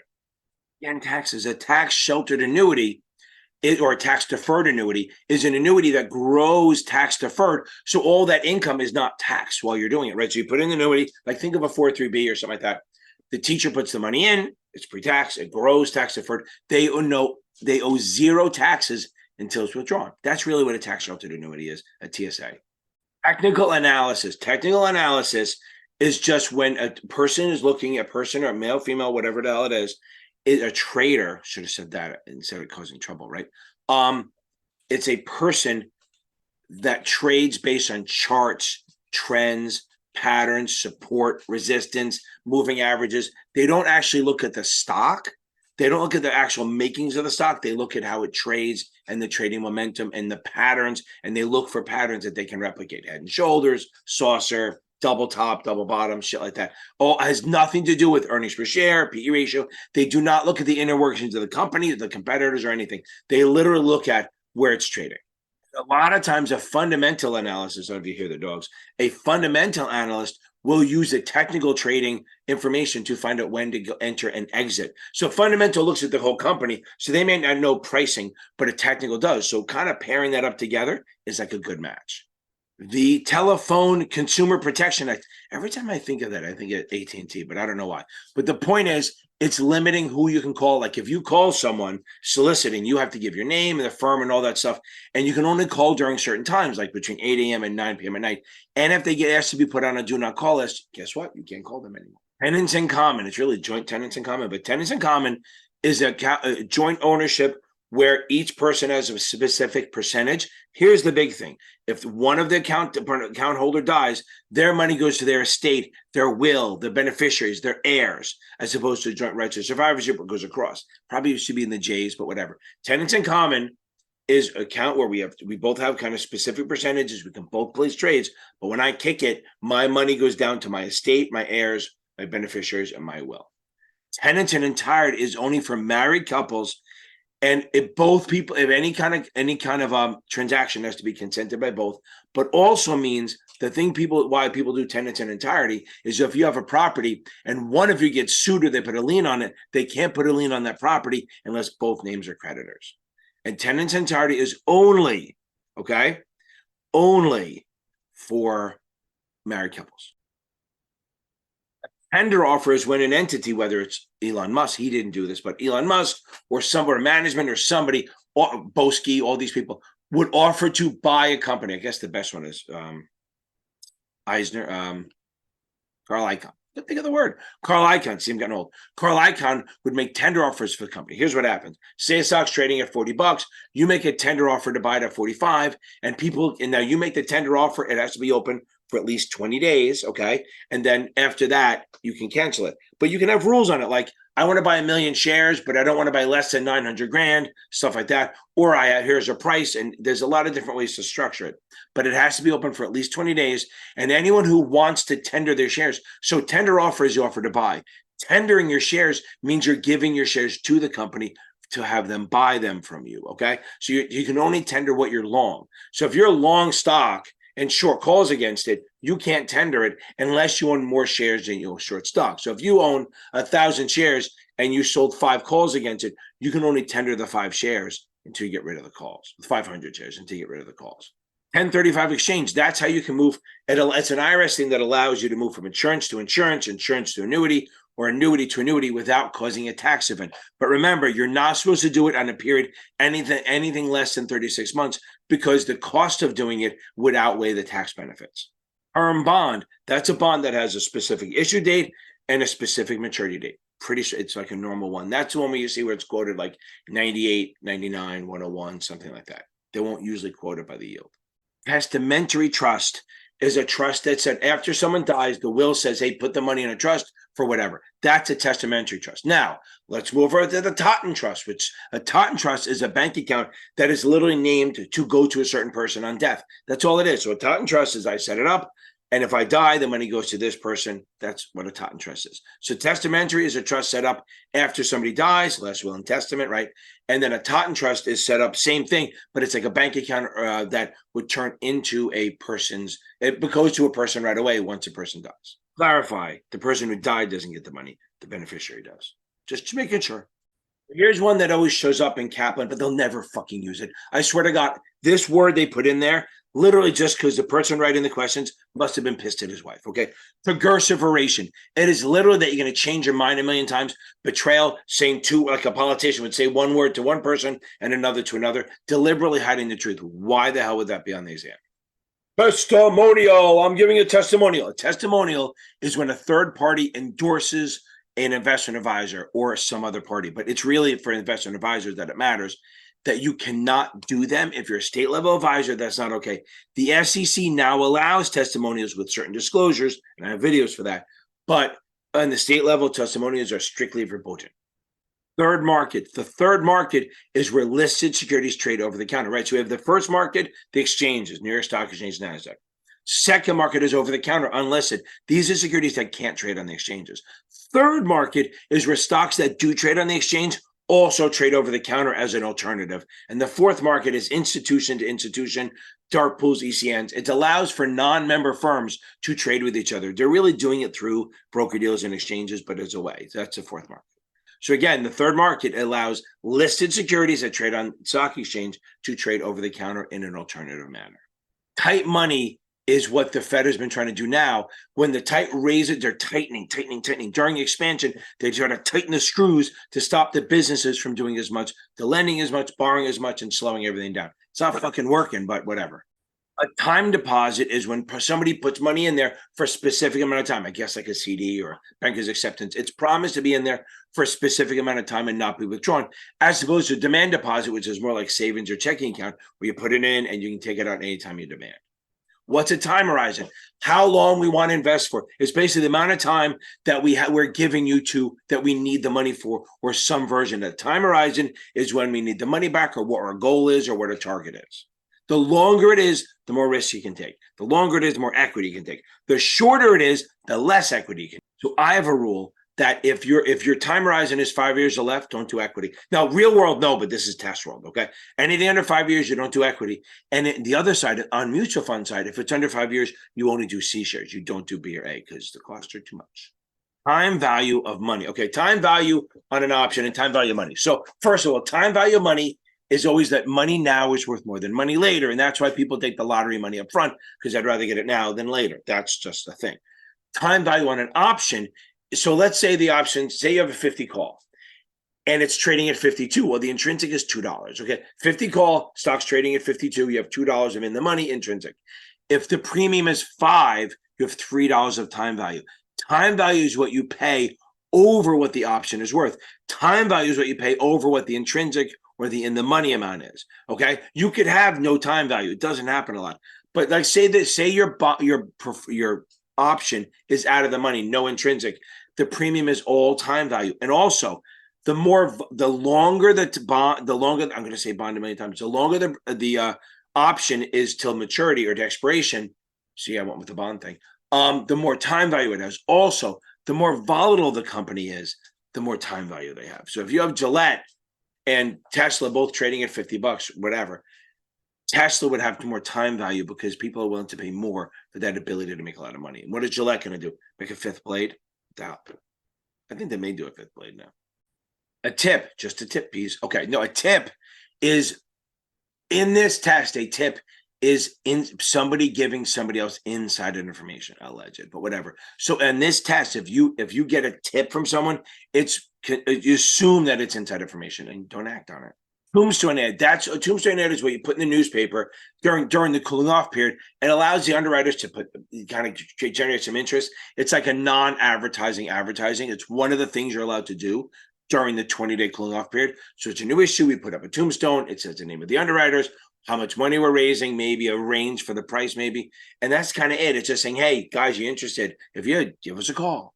Okay, top heavy. Literally half of these things could have double entendres, whatever. Top heavy is when a 401k or retirement plan has too many key employees in it. Like if so many of the key employees are in it that it outweighs what the normal people have, then there's an issue. What's a transfer agent? A transfer agent is either a person or a corporation that they're responsible for keeping track of all the names of all the names and who holds the shares and all the names on the securities. And anytime somebody buys from other, they make sure the names get switched over. So they always have a list of all the names of all the shareholders. And they make sure that the new person gets credited with it. The old person gets it taken off. Top down versus bottom up. Again, see, top down is where you look at the economy as a whole, then you narrow it down to like it's a sector, to the industry, blah, blah, blah, all the way down to the stock to make a decision. Bottom up, it's like a Queen song, right? Bottom up, girls. Okay. Bottom up is you start at the stock and you go out to the industry, then the sector, and then the market to make your decision. So top down, you start at the economy, work down, and bottom up, you look at the stock and go up. Okay, trade date is literally T. That's the day the transaction actually happened. Trace, that's how it's called trace, trade reporting and compliance engine. Nobody gives a shit. Trace is when you report corporate and treasury bond transactions. And usually that's within 15 minutes. Okay. So trace is how you report corporate and treasury bond transactions. And it's always within 15 minutes. Treasuries, treasury bill, that's under a year, right? Under a year, it's a zero coupon, most liquid. Treasury note, 2 to 10 years, pays a coupon every year, every 6 months, trades in 30 seconds. Treasury note, treasury bond, up to 30 years, again, pays every 6 months, trades in 30 seconds. And TIPS, Treasury Inflation Protection Securities, they pay a coupon every 6 months, but the par value adjusts for inflation, CPI, and then you should keep pace with inflation. Strips, where you're going after your pass. I say that all the time. This, again, I'm only putting it in there because we're talking about treasuries. It's a long-term zero coupon, very volatile. FINRA loves it for college education savings. Okay, how about a trough? TROUGH. So we have 4 business cycles that we worry about. A lot of the books try to do a lot of other crazy shit, but here's it is. So we have expansion, peak, contraction, trough. Trough is the bottom of it, the bottom of the declining business activity. And hopefully it's going to head back up into expansion. That's it. Okay. What's a trustee? A trustee is a person who's in charge of a trust. Okay. They have to act on the beneficiary's on their behalf, and they are considered a fiduciary, which means they have to put the needs of the beneficiary ahead of theirs. Kind of like a good husband, I guess. Then we have a transfer initiation form. That's a TIF. That's like an ACAT. It's where you're transferring your assets for your securities from one broker deal to another. That's called the TIF. There's the trustee, and then we have the trustor. Trustee is the one who manages it. Trustor is the one who puts the money in, also known as a grantor or a settler. How about a trusted contact person? This is the person for specialized adults. So anyone over the age 18 who's mentally challenged or whatever, and then anyone over 65, you're invited to bring in a trusted contact person who then you can speak to them when there's something going on. They have no discretionary power unless it's set up that way. They're not actually able to make trades and stuff. They're just like a third party who can talk to you and talk to the client when there's an issue. The whole point of that trusted contact person is to prevent exploitation of people who are vulnerable.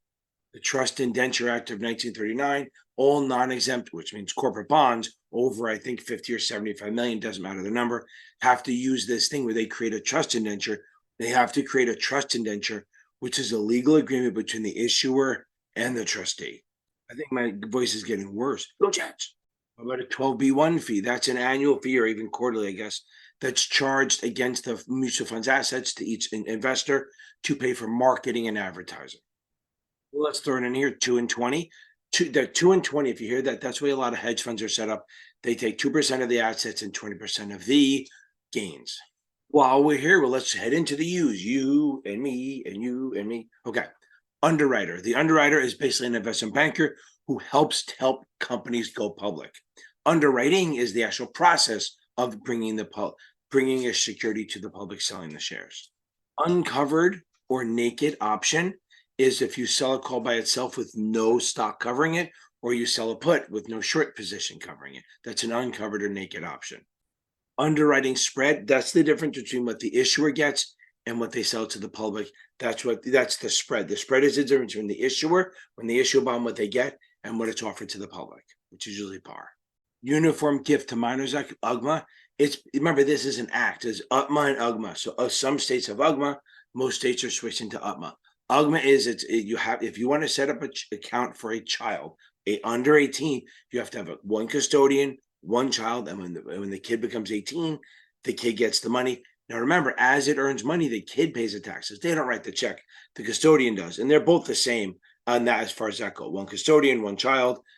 The child pays the taxes and any earned income that they get. And remember, it's a custodial account, which means they have certain rules they have to follow to make sure they don't rip them off. And no shorting, no margin, stuff like that. And UGMA at 18, it becomes the kids, and UTMA at 21 to 25, depending on the state, age of majority, it becomes the persons, the beneficiaries. Uniform Securities Act is literally just the model law for all the states to follow. NASA created it. And the state, it's not like every state follows all the laws. They just pick and choose which ones they want, and they can make up their own, but it's like a template so they can follow it. Unfunded pension liabilities is the opposite of overfunded. Overfunded means you're putting money in quicker than they need and they have more than they need. Unfunded means they don't have enough and the company has to make up the difference, unfunded or underfunded. It's usually with a defined benefit because they know what they need at the end, but they're putting money in and then maybe the actuary comes in and says, listen, you don't have enough in here to get to the number you wanted. That's underfunded. And if the actuary comes in and said, wow, you're ahead of the game, that's overfunded. It's an overfunded pension. And actually that could be, that's considered cash. The company can take that money out. UPC, Uniform Practice Code, that's literally the code that dictates how, that's like settlement code delivery, how member firms, FINRA firms deal with each other with transactions. UPC, Uniform Practice Code. UIT, Unit Investment Trust. That is a type of investment company. That's the U of the FUM, but it has a fixed portfolio, very low fees, because it's not really managed. It's like supervised. They never change the portfolio. I mean, I guess they could, but they don't change the portfolio. So if you have a bunch of bonds and they mature or stock and they get called, the fund actually self-liquidates over time. Unlisted stock, that security that's not eligible to be listed on an exchange, is considered over the counter. And if it's under $5 and not on an exchange, it's a penny stock, which has other rules. An unrealized gain is when the stock rises, but you didn't realize it by selling it. You buy stock at 50, it goes to 60. You didn't sell it, so it's an unrealized gain, and you cannot be taxed on it. Pay attention to that. They will probably have to say you sell it and you have proceeds for you to have a taxable event. Unsystematic or non-systematic risk is like business risk is on one either tiny sector or one company, and you can get rid of that by diversifying it away. That's like business risk. Basically, if it's like one company and they do something bad, like I like Elon Musk, but when he went to buy X or Twitter, that put pressure on Tesla. That's business risk. And you would diversify that away by buying multiple securities, by mutual funds, ETFs, stuff like that. So non-systematic risk is diversifiable risk. This one may not show up a lot, but it's good to know. An uptick is when the stock is traded higher than the previous trade. So there are certain things like corporate buybacks and syndicates where they can't buy on a straight plus stick, which means stocks at 21, you can't buy it at 2101. I can't stutter because it's 2:30 in the morning, 2:45 really. It's straight up like it's higher than the last sell. That's a plus tick or an uptick. Well, we're on a roll. We might as well roll into V. V for volatility. It's how much the stock moves. Volatility or vol is how much the stock moves. That's like interest rate risk on bonds or stocks. The more, I guess, the more volatile it is, it has a higher beta, stuff like that. Riskier. Vesting schedule. That's a risk. If any ERISA plan has to have a vesting schedule, because look, if you put money in, that's always yours. That's 100% vested. But if a company puts money in for you, then you might not be able to walk away with it right away. So they say, like maybe they make a 20% of it after the first year, 20% the second year, 20% the third year, all the way out until after 5 years you get it. Or they could say, listen, you get none of it until the third year and then you get all of it. It's called cliff vesting. So vesting is the time period where the money that the company put in slowly becomes yours and you can do what you want with it. Now, remember, you can't withdraw it under 59.5 without a penalty, but if you leave, you can roll it out with you. Like, for example, I worked at Westpac for like 9 months. It was just not a fit. I was there. They had about 10 grand in the account for me that they put in for me. I left after 9 months. I got to walk away with 1,200. That was it. Value stock or value style investing. Value stock is a stock that's like under pressure, maybe a little distressed, but it's solidly fundamental, most likely has a low beta, a low PE ratio, and it pays dividends. But that's a value stock. It's kind of undervalued, maybe out of favor right now, but it is a solid company. A variable annuity is an annuity, right? You put money, it's a non-qualified plan most of the time, unless they say qualified, okay? You put money in after tax, normally, it grows tax deferred, but it's invested in a separate account or a sub account, and the growth varies, right? As opposed to a fixed annuity where it's set rate. Then when you get paid out, when you do the payout, the annuity phase, you choose your method, and then it's also invested in a separate or sub account, and the value goes up or down, and that affects your payment. And there's AIR. So if your return in your sub account does better than AIR, your payment goes up the next month. If it does worse, it goes down. That's a variable annuity, very high level. I have a bunch of videos on that. Variable life insurance is like normal life insurance. You put money in, it grows at a set rate, fine. But a variable life insurance, you put the money in. Remember, it's not term, it's whole. Where you put the money in, it's in a separate account or sub-account. And based on the investments, it goes up and down. Your cash value can rise faster or slower than you expected. Now, you have a guaranteed death benefit. So if you buy $1 million policy, if you die, your family's getting $1 million. But your cash value may grow up and down. It could actually be zero. Okay, or not negative, but could be zero, but you still have the death benefit. But it can grow faster. It avoids inflation risk because it's invested in the market. And over time, it should likely outpace the fixed or the universal. But you are taking more risk. So again, variable life insurance has a growth rate that's variable based on the investments, and it is considered a security. VRDO, or variable rate demand obligation, that is a bond that has a fixed rate, okay? But and at every certain period, if the rates go up, it goes up. So the coupon moves with it. It starts out fixed, and then every period when the interest rates move, it'll move with it. So it really doesn't have interest rate risk. And the second part of it, the demand part, means you can demand the company pay you par, which is called an embedded put option. So at any time in a VRDO, you can sell it back to the issuer for par. So you have no interest rate risk. Pretty cool, but it's a low coupon. You would not want to buy that when rates are high because they're probably going to drop and you're going to make less. I mean, we're really so close. You might have just finished out the fucking alphabet. The W, baby. Okay. A warrant. Let's start with that. A warrant. Okay. A warrant is a security that you usually get attached to a bond or preferred to make it more attractive. This warrant gives you the right to buy stock at a set price, usually pretty far out. Okay. Usually 5-10 years out. So say the stock's trading at 30, it'll say you can buy it at 45 or high, 45 or so. Maybe it'll be set high or whatever it is. So it's no good now. But over the long haul, eventually, hopefully over 5 or 10 years, the price will go above that. And now you have a valuable thing. It is a sweetener on a deal because if I attach a warrant to my preferred or common, it makes it more attractive. So my initial coupon can be lower because remember, it's always trade-off. Anything I add for the customer or the investor is going to lower what I have to pay them. Okay, a wash sale. A wash sale is when you sell a security for a loss, which you usually get to write off your taxes, right? Up to, whatever. But if you buy the stock back or anything like the stock, so if you sell a stock for a loss and then you buy back the stock, a right, a warrant, a call, or a convertible security, that would violate it. And all they say is you're disallowed the loss. It's not like you get punished. You just can't take the loss and deduct it against your taxes or against your income until you actually sell the security for full and stay out of it for 31 days. Hey, that can't be confused with a wash trade, which is a violation. That's when you actually move trade shares without any beneficial ownership. Say you have an account at JP Morgan and at Goldman, and you place an order to buy and to sell at the same time. So you're trading it to create a volume to make it look better without actually changing ownership. That's fraud. That's manipulation. When issued, which is really when and as if issued. So this is when trading happens, when a security has been basically not approved, but effective, but they issued the shares yet. It's been authorized, but not issued. Wildcatting. It's the limited partnership. It's the drilling where you're drilling for oil or gas, where it's an unproven area where there's no oil already. That's as opposed to development, which you're going to drill where there's already oil. Copycatting. But wildcatting is where you're drilling where there's no proven oil already. So it's a high risk, high reward venture. Wells notice. You're not well when you get one. It's when a regulator, usually the SEC, sends you a letter stating all the charges they're going to charge you, that they're referring you to enforcement and they're going to charge your ass. Not a good thing to get. You're not well when you get a Wells notice. Wilshire 5000, it's called the total market. So if you ever see referring to the widest or the most diverse or whatever it is, the broadest market, it's also the Wilshire 5000, even though it has like 3,700 stocks in it. Withholding affection, no.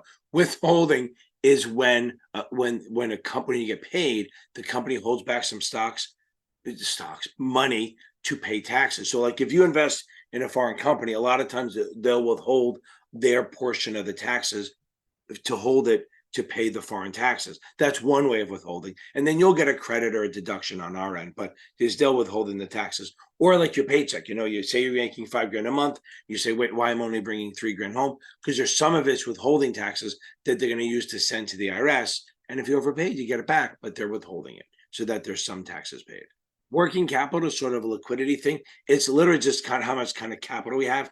So it's current assets, which are within a year, minus current liabilities, which are within a year. So that current assets minus current liabilities is working capital. A workout, okay, no, a workout is like a nominal or a subject quote where it's like, oh, I'm going to make a bid or offer to you, but it's subject to conditions. But we'll work it out. We'll work the deal out. I'll pay you, 80 for bonds workout, which means it'll be somewhere around 80. We'll figure it out. Don't worry.